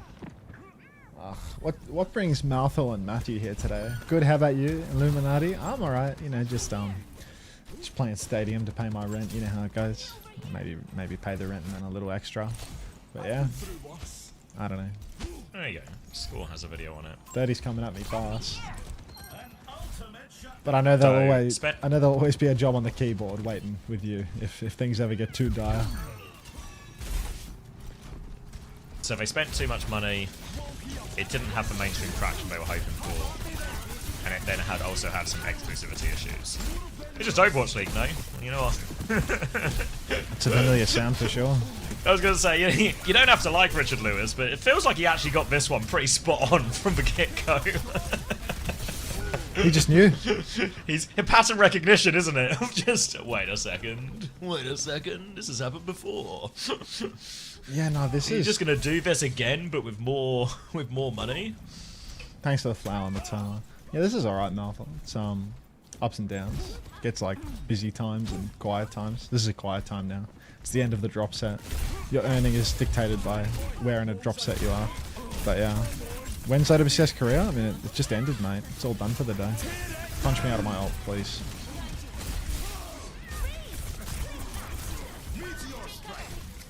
The Malphite safety net will save me if things ever get too dire, though. Don't worry. It's Corazon, I didn't even notice.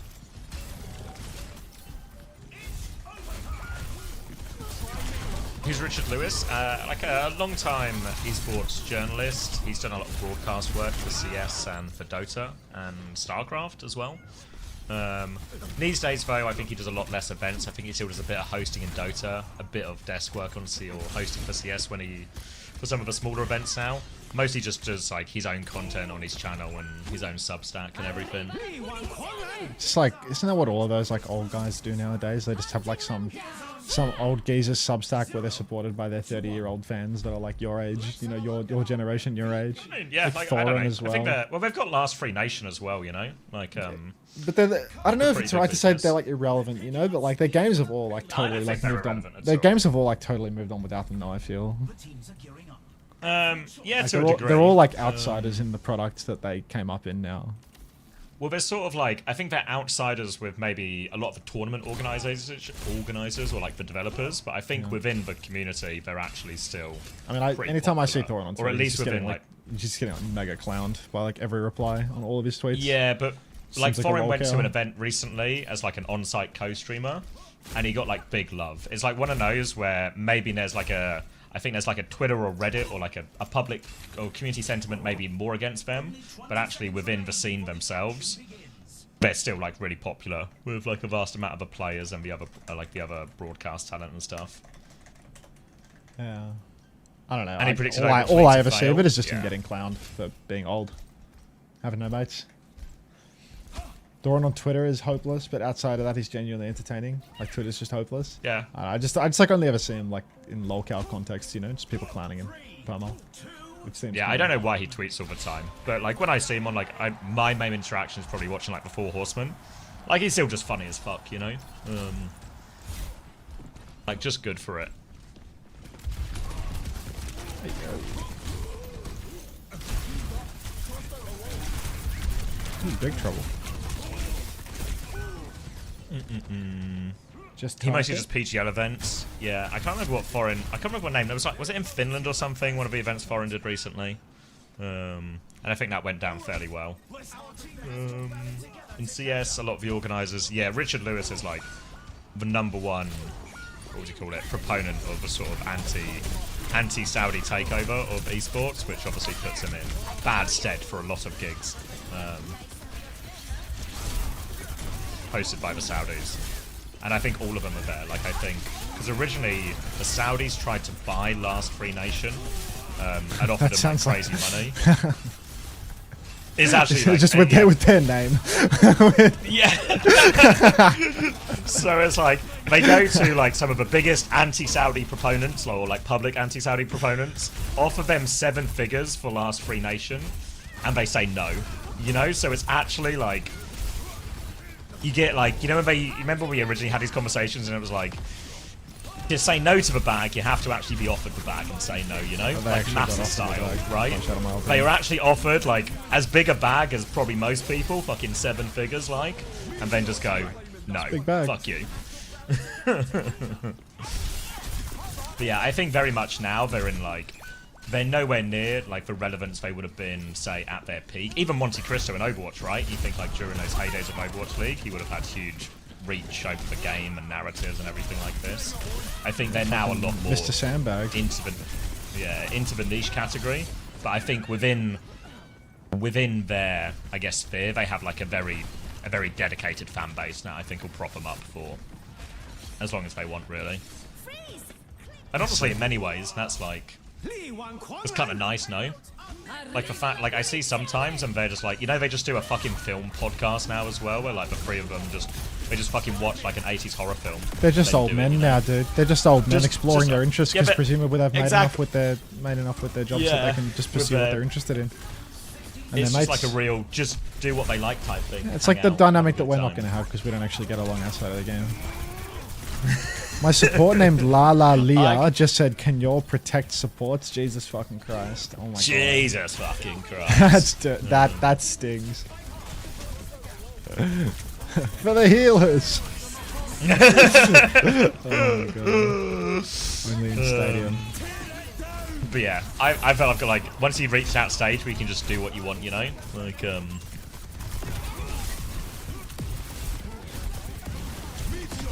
Got so bad. Fucking hell. I feel like if someone has the money interest to take over, they inevitably will. Money always talks in these things. Like the reason it doesn't work for, like, say, Last Free Nation is because it's just a group of individuals who don't need the money, don't want the money. Dude, I need to start protecting the supports in these lobbies. I mean, Jesus fucking Christ, Max. She didn't say Jesus fucking Christ. She said JFC, IVQ. Don't you start with me right now.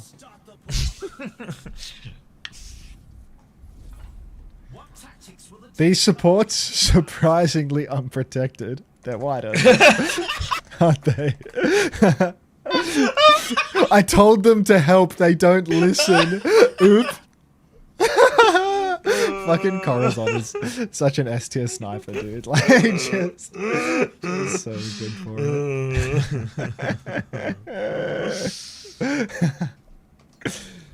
Face it was going to invest, but they hid that they were going to be bought by the PIF.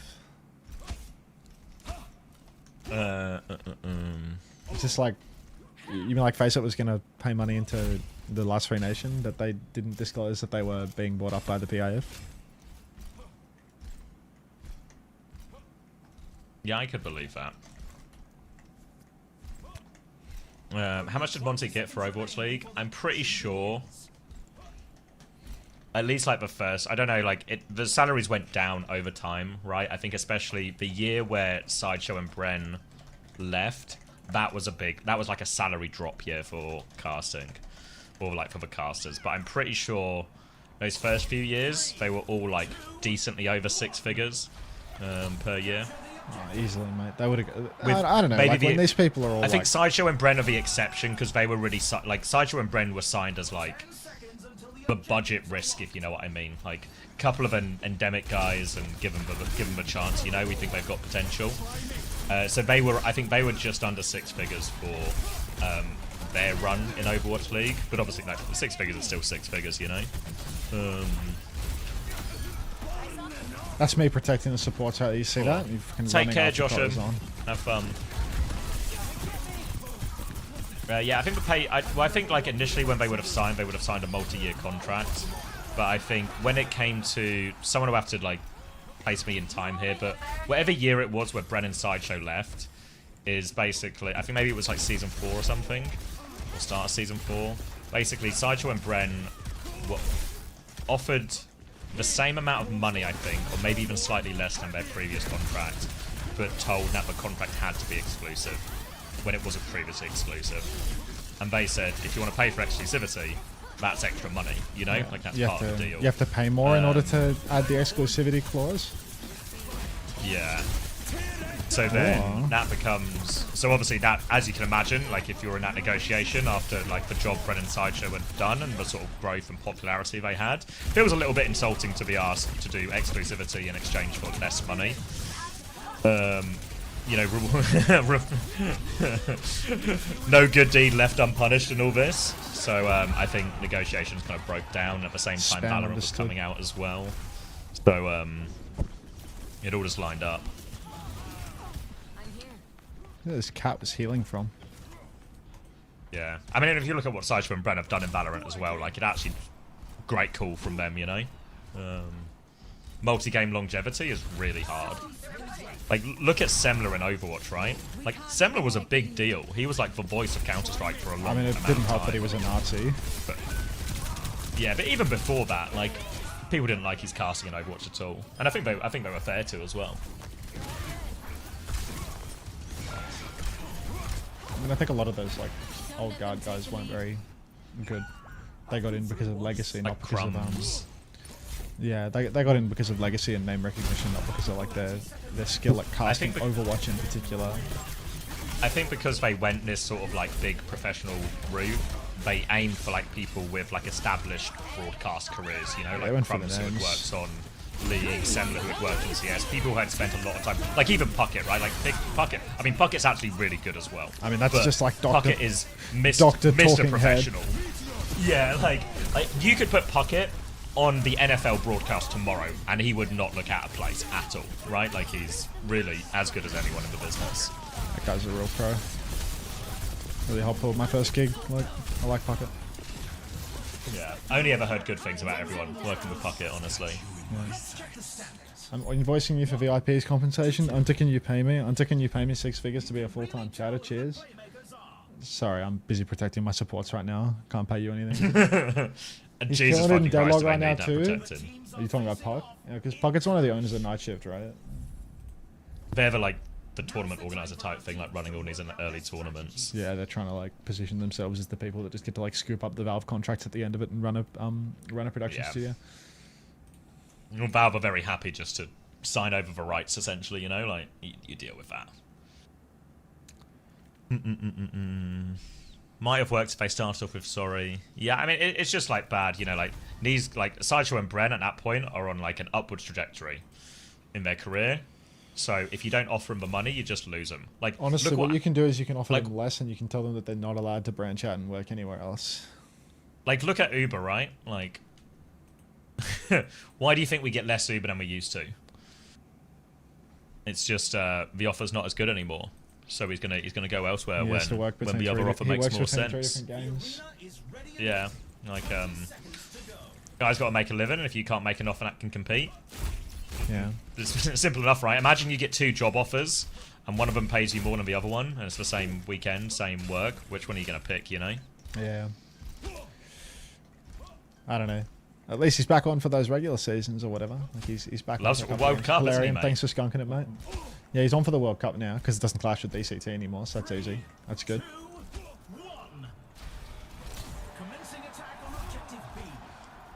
Are any of the current casters exclusive or no? I don't think so, no.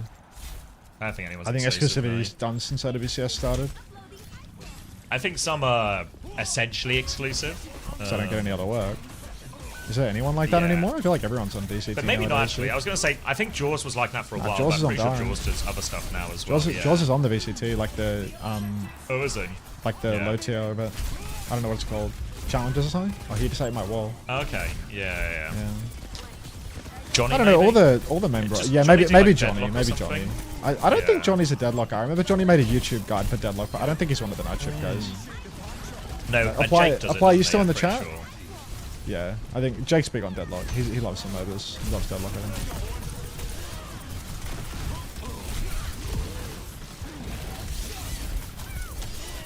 I don't want to die. I want to ult.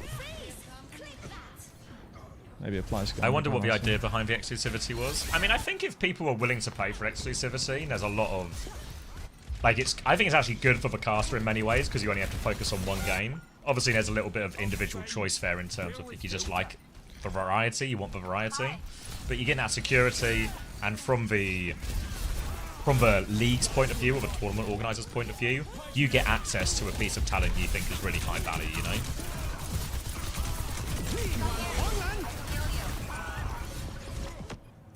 I don't imagine full-time casters get paid a full-time salary.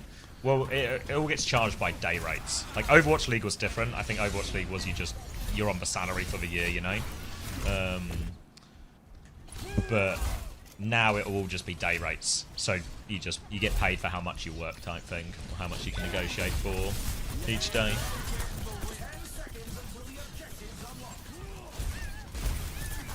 I don't know. Talent.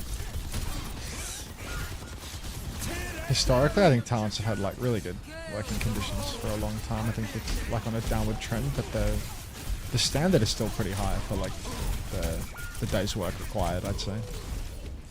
Yeah, I think where talents suffer, and this is certainly less true in Overwatch. It's more true in other games than it is in Overwatch. Like one thing, like I know What the hell the big is this cat doing, bro? the big problem a lot of the CS casters have is because the CS circuit isn't like one big league, it's a load of individual tournaments every couple of weeks. It means if you have to work all the tournaments, you know, to make good money, etc., it means you're constantly traveling. Like every 2 weeks you're flying to a different country, preparing for a new show. And I think like the schedule can be really aggressive. And I think especially if you're like the big talent, say of the time, like Anders and Semler, you can maybe start cherry picking your events, right? And we'll only go to the bigger events and you can ease your schedule. I know this was a big thing for Anders because he has kids. So he wants to spend some time at home with the family. But especially if you're like an up and coming caster and you're trying to break in, you really feel like you can't say no to any gigs, right? Because if you start saying no, maybe next time a tournament organizer's like, oh, that guy let me down last time, I'll just go with someone else, etc. You never want to say no to anything, really, because if you say no to something, then they will remember that you said no, and you know. You want to be as accommodating as possible, right? Like, yeah. You're ultimately. So you say yes to mercy. everything. Yeah. And then you get like this nightmare schedule where you're traveling all the time as well. So I think all throughout all of that, you know, like the day rates are actually good. Especially for LAN events as well. Yeah, I mean, you make for pretty much all the talent. But nowadays, like the rates that casters get compared to what they would have been getting back in the Overwatch League era or whatever, it's just like not even in the same universe, I'd imagine. Like for context, back in the day, before Overwatch League, I got offered a casting gig for Assembly in Finland. It was my first ever paid casting gig after doing it in TF2. And the day rate, for me, a guy with no, count the TF2 experience as much as you want, but no formal experience before, never casted an Overwatch tournament before, it was like a 1,500 day rate. It was fucking insane. And that was them, like, I'm the cheap option in their eyes, if you know what I mean. Like, because they would have had to pay someone else more. Undercutting at that rate. Yeah.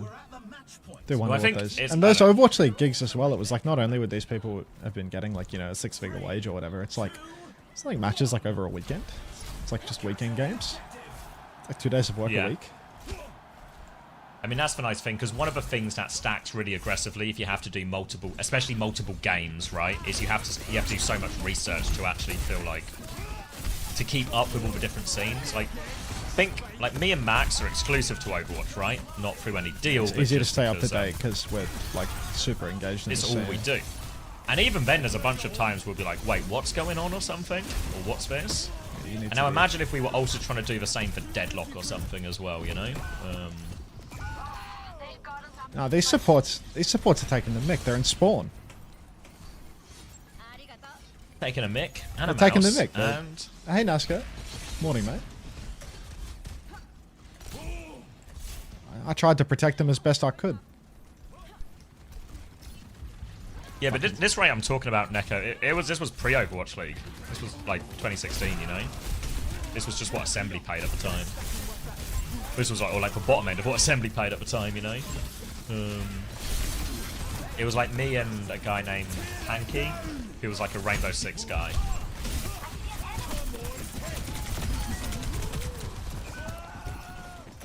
Let's look at the whole backline. Still 3 corners away. What the fuck? This game is unwinnable. This game is unwinnable. Why is the whole chat purple? That's purple. Hey, Ricardo.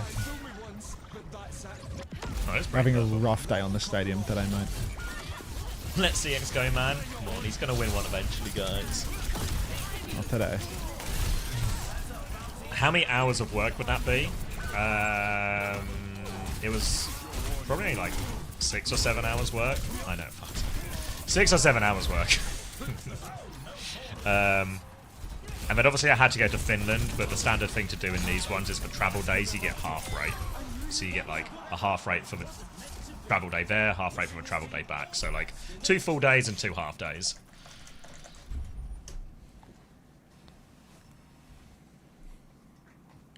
Are we looking further into this stadium gameplay? D1 versus Zeta Division. It's just a reference to the stream title potentially being a little less accurate.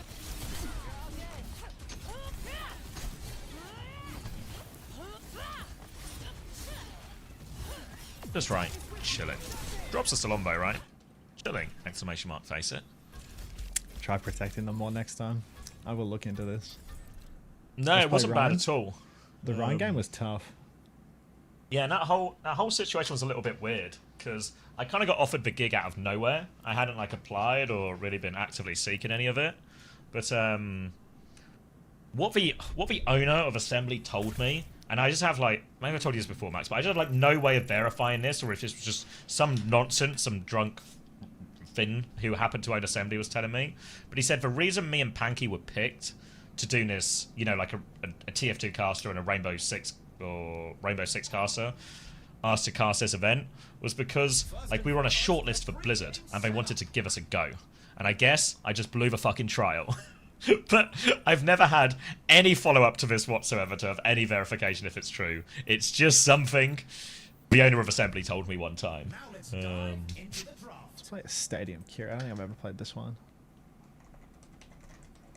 But that event was, to be fair, that event was fun. Like, nice hotel, on site, got to meet, fuck, what were their names? Does anyone know Lurpis from CSGO? I got to meet Lurpis and the other Finnish guy, something. Naru, maybe? But I got to meet them. Larpis? No, Lurpis. He was like a CS analyst, but he didn't really commit to it that much because he was also an investment banker. I remember fucking like being like the fucking nervous fanboy type person, you know? This guy. Being like the nervous fanboy type thing, and I was like, oh, I'll go up and introduce myself because I fucking watch him on the desk and stuff, you know? I go up and introduce myself just to say hi, like, big fan, blah, blah, blah. And he just starts talking to me, invites me to sit down and stuff. And then he's there with like his fucking investment banker friends. So immediately, I'm so fucking out of my depth in this conversation. And it was just after Brexit, I think, as well, or like coming up to that. So they start asking me about like all these Brexit questions, and I'm so fucking out of my depth in this conversation. But I think I got away with it. You didn't get away with it. He was super nice. I didn't get away with it. He was super nice, though, you know? I think they knew it wasn't all that, but like, they were super nice about it. Thanks, Makey, man. That's what I'm talking about. Twitch sub auto renewal. That's the ticket. All right. Power. You get 2 Suzus. Yeah, it just like as soon as he introduced him as like the fucking this guy, he's investment banker for this one, and I was like, oh my god, man, I work at a fucking service desk, man. We're in different. These guys are going to be a few steps ahead of me here in terms of the political and economical understanding. Only 20 seconds left until we kick this round off. Why is he playing Kiri? I still haven't got a game with Zach. Zach's on drunk, right? This is gonna be trouble.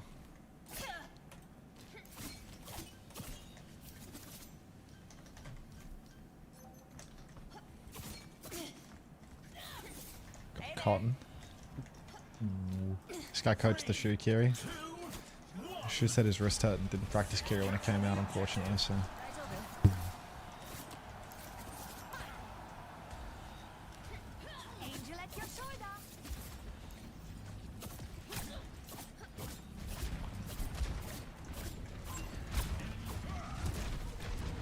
My friends from school went to Baker McKenzie. It's Baker McKenzie.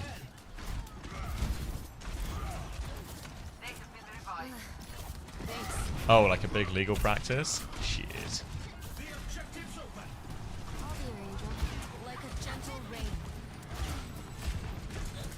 Everyone always has a couple of them, you know, We're friends of a friend who just get onto like some outrageous like scholarship or internship type thing.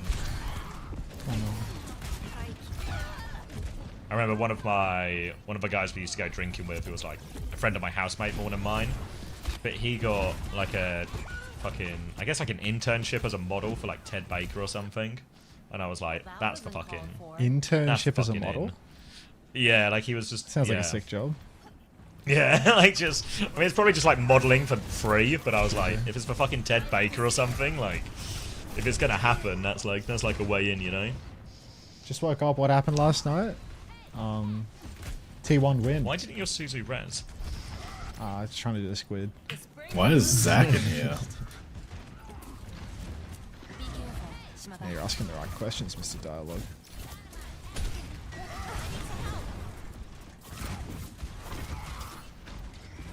Who is Zach?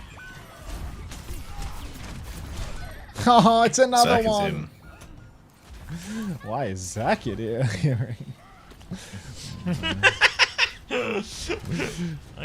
Your Suzu res is broken. Have you not got the perk yet? It might be a perk problem. I've been offered internships for modelling comedy and being a genius. Same.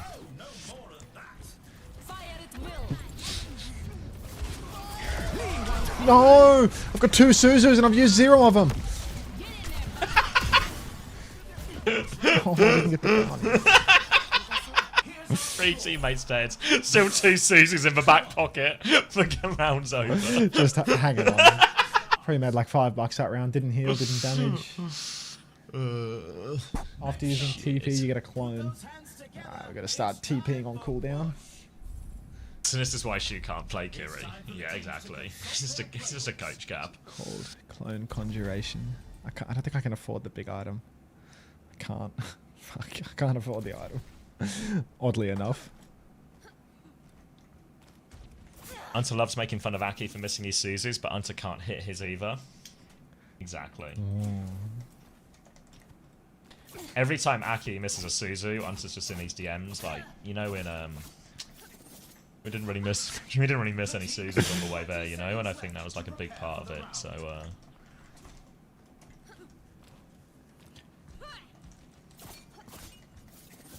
got this. Cotton got this skin by watching Twitch TV, Unter. Aki deserves it. Very good.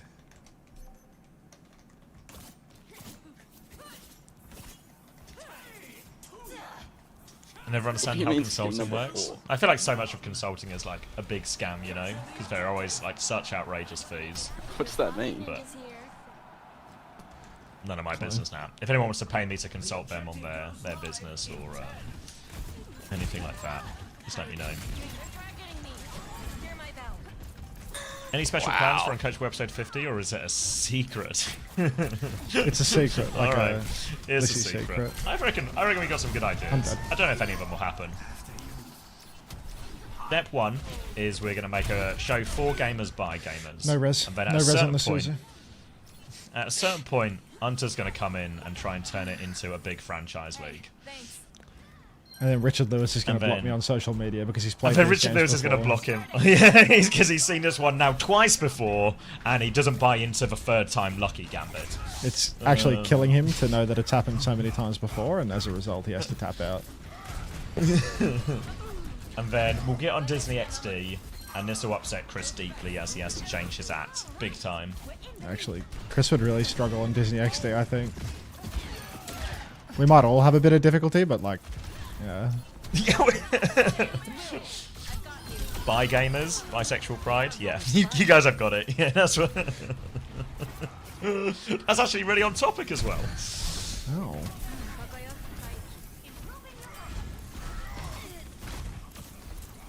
Well, I do believe bi gamers wasn't actually referring to Richard Lewis in that situation, or of just anyone who plays games. He is bi. Really? Yeah. Oh, well, what's up then? Yeah, he was like. I miss my Suzu. He was on like, what do you call it? Like when he was at university and stuff, he was part of like the LGBT or I guess whatever it would have been called at the time, type committee and stuff. I thought you were trying to suggest that he was one of the college gays or something. Like I didn't really know what you were getting at there. No. Like when he was in school, he was a part of the LGBT. It's No, okay. no. As in, like he was like an active proponent of like fighting for right. Bear in mind when he's in. This is like the 90s we're talking about. He's you know? he's so old. Yeah. Yeah, like there was actually we like gay. significant work to do. I see.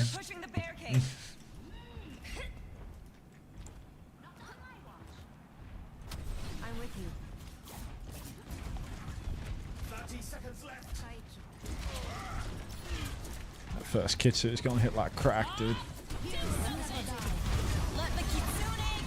Nobody can use it.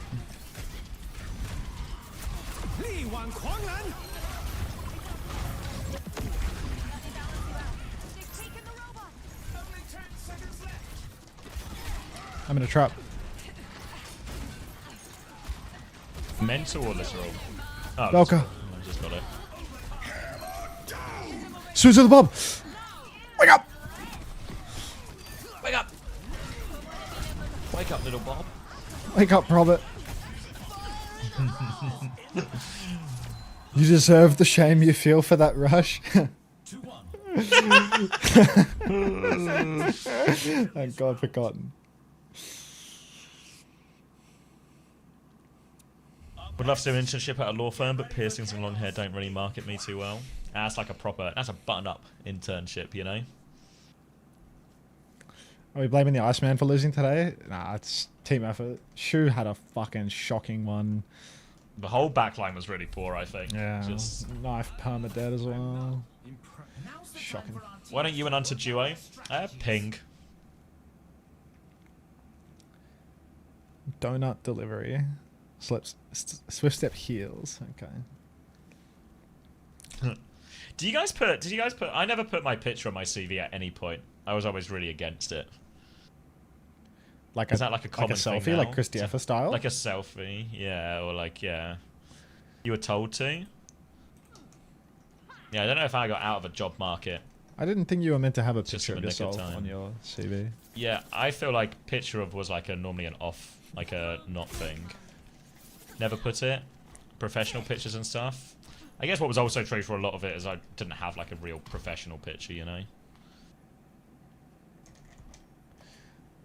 I do because my parents gave me an insane name and I need to prove I'm a normal human. Alright, Fruit Shoot. I'll bite. What's the name? Fruit Shoot. Maybe that's the name. Or is Fruit McShooty, Shoot? you know, like, yeah. Is Fruit Shoot actually your birth name and this is for... It's Mr. Shoot to you.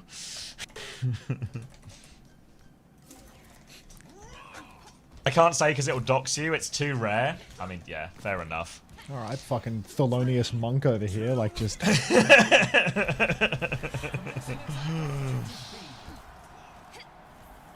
They Frano's in the bin, it's against non-discrimination laws. Yeah, I always thought it was a big no, but I don't know if I'm just old or if, you know, times are changing.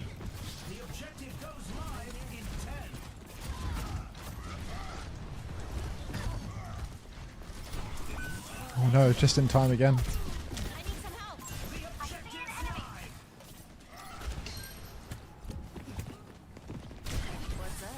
They actually got me playing like Aki. No!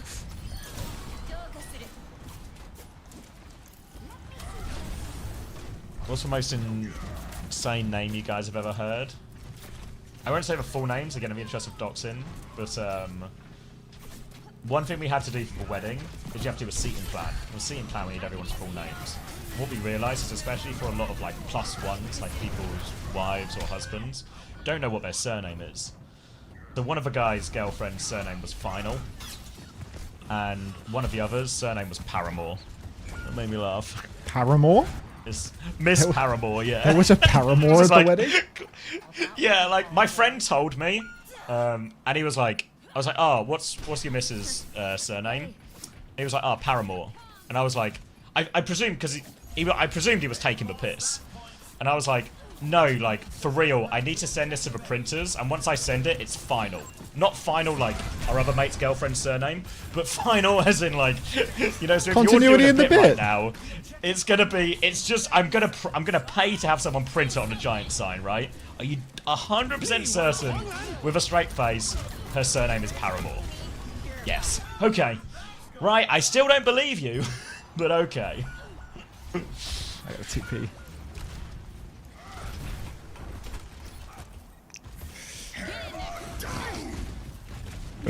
Listens. Someone in my old school name was Princess Peaches for second. Can't That's be just true. Kappa. That's just that's just a lie. can't be true. I'm trying to think if there are any other good ones. I mean, Lancelot Sergeant has to be up there. Go, little clone! Oh, little clone didn't last very long.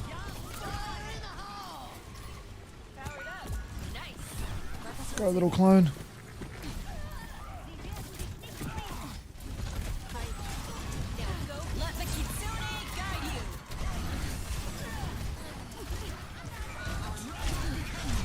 I don't know if I know anyone really.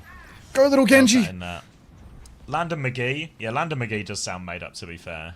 Landon McGee just sounds very like Dr. It's America, so you know? It sounds like a made-up name you'd give like an American character in like. It's like how Hideo Kojima would name an American character or something like.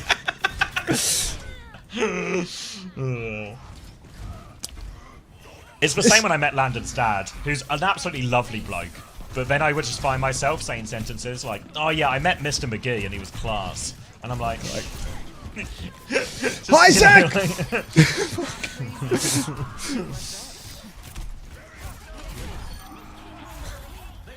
Who is this Ash? This Ash is fucking keying, dude. Like,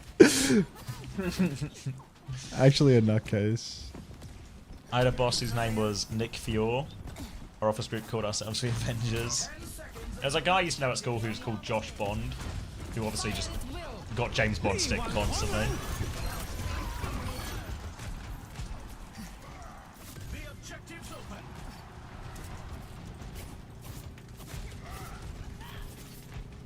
Well, I was watching a short the other day, and what was his name? Is it Joel Dermot or something? It's like a TV personality or something. He was on like the most recent season of Taskmaster. He was talking about he's just had a baby. He's named it Dutch. The kid is named Dutch. The kid is named Dutch, you know, and I was just like, you're taking the piss. That's a caricature. That is a caricature, yeah. It's like, good job, your child's a joke.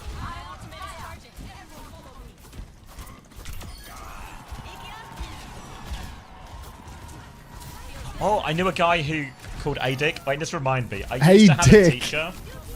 I used to have a teacher. His name, he was our French teacher. He was English though, and his name was Mr. Lord. Hi, Caleb. And then we found out his first name was Richard. So I was like, he's unironically just called Dick Lord at a fucking secondary school. Like, imagine being a teacher called Dick Lord at a secondary school.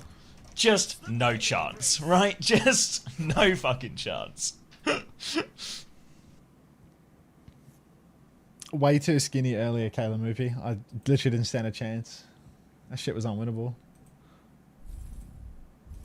Why are you giving her a Rennis, Ashley? Hey, Unter, what are your thoughts on me hitting top 500? That sounds like something you would do, Ricardo. I believe. When you cleanse negative effects with Suzu, gain 5% old charge for each hero cleansed. Sure. You know that's what happened so far in this game, no? It's like, I feel like I'm never Suzing it. Let's do Leaf of the Wind instead. More healing. Like, we're never Suzing anyone's negative effects off anyway, so. I had a third grade teacher whose last name was Wiener. Classic. GG's earlier, I finally won against you. You destroyed us too. I've had a bad night on the stadium tonight, having a real hard one. I've actually been being held hostage here until we get a win. I mean, hopefully this is it. Hopefully Cotton can bring us to the promised land and tuck us both in. I need to record that short. Sadness for I Love Dudes 88. I need to go for a walk. Maybe I'll go for a walk with my wife. Maybe I'll like to finish work. She's working at home today. Xavier remembering that he's married and he can do stuff with his wife. What? Yeah, but she's working. She has a job. Cotton's got this. Cotton's bringing us to the promised land. He just said, don't worry, guys, I'll start throwing. It's so fucking over. Like, no! Oh, God. Let me out. My history teacher's name was Jizzle. What? Guys, it's not like a game of one-upsmanship where we make up more and more bullshit names. There was a guy I used to work with. This wasn't his actual name. His actual name was Jeremy. And everyone called him Jezza. And then we started calling him Jizzy Jezza, and he fucking hated it. But the problem is, you know, it's just too fun to say, you know. Oh, Jizzy Jazz. Oh, Jizzy Jezza. I can see why he didn't like it though. Onto our stream. Wait, what is that? Glueless? Hey JC, hey right mate. A monkey smoking a pipe and a Reddit run. Yeah, had a health tech teacher whose last name was Beers. I mean, I have a main support player on Team GB whose surname is Beer right now. So who's the beer on your team? Lewis Beer, crispy. Good roll. Good roll. Unlike these Suzus. Get him, little Kiri.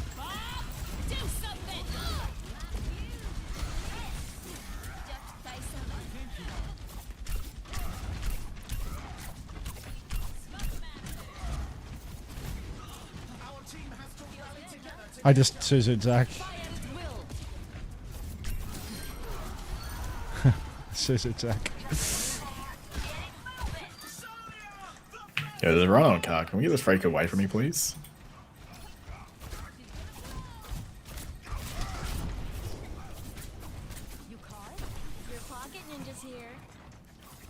I think I'm sure. Yo, am I muted?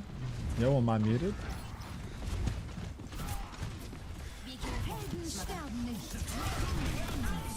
I was trying to TP to Cotton and instead I've walked into Wex pin. Giving these Suzus out like they're candy. What's he doing? What if I name my kid Violet? I mean, Violet's like a real name, but if you found out you were named after Violet when you grow up, like the Overwatch player, how upset would you be? Alright, this is the Suzu for the ages. Kitsu for the ages. No! I've tried to Suzu Bob. Yeah, this is officially the worst we've ever done.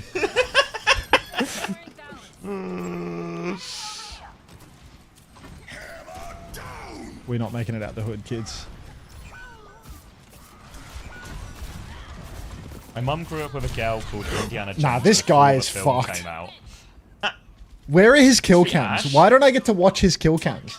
Like, this guy. I don't give up that easily.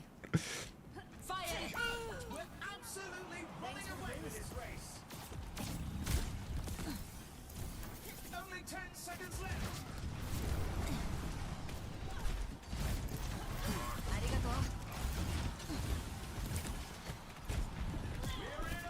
Squeaky bum time here. Not sure what my ass has to do with this, but I digress. It's squeaking, mate. Squeak, squeak. Whoa, good Suzu. Push keeps going. Another good Suzu. Oh my god.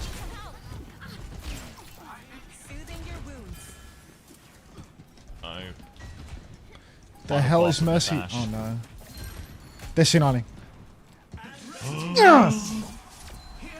Oh, has he stolen it? When will the new OWCS drops come? Tomorrow night. Like 24 hours from now. Maybe a little less than 24. It's actually already pretty late, right? It's already 1:30. Yeah. Can't wait for your kid to be named Lep Haku Hardy. Yeah. Well, when will the new OWCS drops come? I just answered your question. Hello? You can't please some people. Hello? Answer it better. Answer it twice. And also not with the pin demote. What, Dwippy? How you doing? Cheers, mate. Thanks for nothing. How you doing, Dwippy? Oh my god. I didn't hear. Tomorrow. What? I've just answered what I said. What time do you finish? And she says, "What time do you finish?" Why is she? No, you hang up. Yo, you. What time do you finish? No.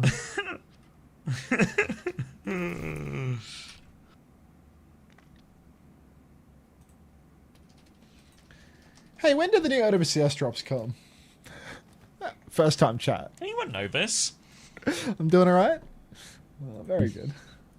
That's what we like to hear. Onto my first time chat, Shadoinky.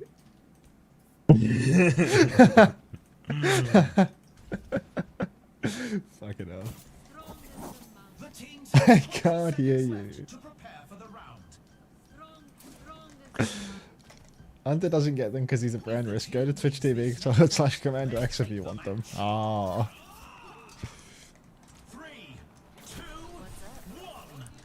This is it. This is the one. I've been lifting your tunes off Discord low key. What do you mean? What you like say? You mean like you watch what I'm listening to on Spotify and fucking terrifying Let's see stuff. what's he listening to right now? I don't even think I was. I mean, consider this as an option. I guess I'm at the top of my own Discord, so people can just see what I'm listening to, right? Oh yeah, you'll just be top roll. Yeah.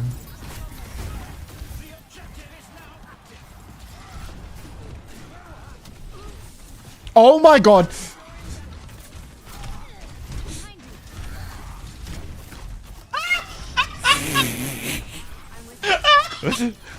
I lived.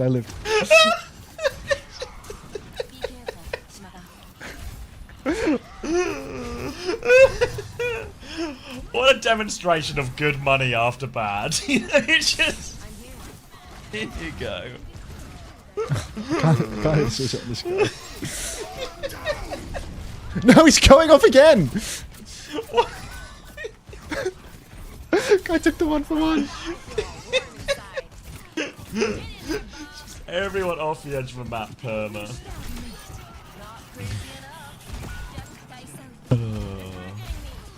Finally in a hero, more up Unter's speed. Morning, Speedo. No!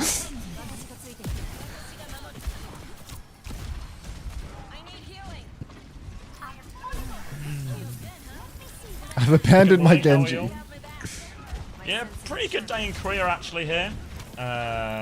Crazy Raccoon kind of smashed, but the Zeta T1 game was like a banger. Lots of different comps or like different attempts at. My sushi got cancelled. Oh. I've abandoned my child. Is more than one of them stealing my songs? It's on the main page, bro. Oh, my bad. I don't know. I try to turn off as much Discord functionality as I can so that all I see are the messages. Like, I don't know. The day that I got the fucking like a push notification from one of my thumbnail editors where they updated their status and it's just like locked in as their fucking status, and I was like, yeah, I need to actually like make it so that this thing can't even send me notifications on my phone anymore. This is ridiculous. Like, I'm afraid if I have to find out one more time that Mari's locked in, I'm just, you know, removing Mari from Discord or something, like. Hearing this for the first time, Mari's locked in. I'm sorry. I tried. Thank you so guys. much. I Thank really you did. so much. I've been waiting for this for like 3 hours, but I couldn't end on a loss. We've Thank done you it. so much. I was straight My like wife's the also whole responded game, guys. saying, I I can Oh my finish whenever. God. So it seems we're both just bumming done about good, it's pretending okay. to do work on this Friday. You're my hero, Cotton. You're my hero. Alright. Good Who's job, this Max. wet guy Yeah, talking shit? Like, Dude, this wet guy's got beef. I don't like this. Who cries when gets environmental offer? This was serious for some of them, Max. This was serious for some of us. that was a fully locked in game, mate. Ah, fuck me dead. But yeah, what a Falcons series. tried at Spilo, but they quickly gave up. Alright. I don't know why they gave up. I don't think they should have given up, actually, but someone gave up real quick and then just lost a Sigma mirror. Who am I trying to raid Max. today? I was going to say, I'm going to send everyone to Wimone, I think, if anyone wants to go to Wimone. I was thinking I could do ML7's VODs channel, maybe. That's funny. That's good. Or Lars is streaming as well. You want to send these to Lars for Pep Slayer? I could do Dip. Dip's out of a job. I might do Lars. Maybe, I mean, it's like Dip or Crown or something. At Unter, PK Fishy. Do you hate us? It's not that I hate you. It's that I hate myself. It's not me, it's you. Why did you host me? Is it because I'm out of a job? You're more employed than all of us, Spilo. Your income is not dependent on drops. Your income, you just sell your own services at a reasonable rate and are fully booked all the time. We just have to go out here. Like, it's probably more akin to, like, a job at an oil rig, you know? Like, it's tough work, but somebody's got to do it.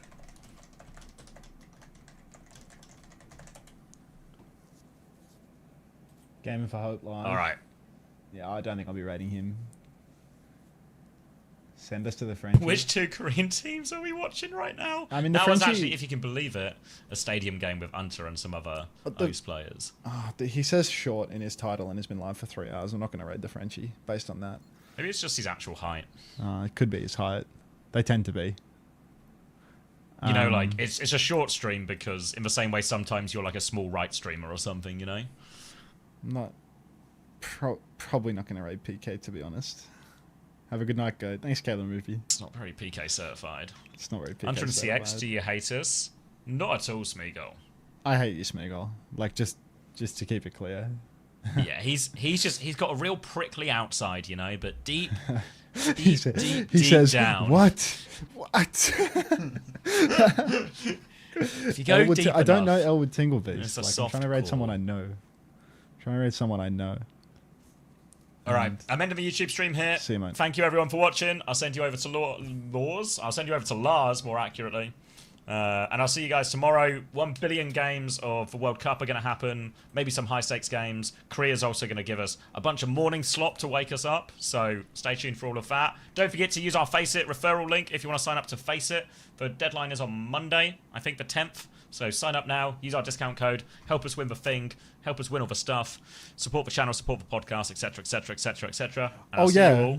FCE.gg/uncoachable. Please sign up on the Face It leaderboard with our code because we're seemingly not winning the thing this time around. So fix that, please, everybody. We're not fucking winning. FCE.gg/uncoachable. Fix it. Give your money to Face It. Sign up for Face It. It's a big discount. Yo, Unter, are we fucking done with this shit? Yeah, I'm done for tonight, mate. From I'm fucking done with this shit. Cried. Yeah, I'm finished. I'm gonna raid Rack Attack actually because I'm pretty sure he raided me when he was at the I'm pretty sure he raided me when he was at the major in Japan, and he's a nice guy. So I'm gonna raid Rack Attack, and you can all go be nice to him. But yeah, that works for me. That works for me. See ya tomorrow. Oh yeah, join the Discord too. Which one of you in the Discord is fucking Dwippy sniping my bloody Spotify status, by the way? It's just fucking mystery chatters in the Discord. Not even talking. They're just fucking... They're just lurkers in the Discord. Sniping shit. Like, I turn off my Spotify status. Stay out of the Discord, says John P. I show eyes. I see your Spotify. Shocking. Bye, Anthony. Caught. And he said, Dwippy's already gone. Unbelievable. Huh? Me? I'm still here. The chatter that was sniping my Spotify, mate.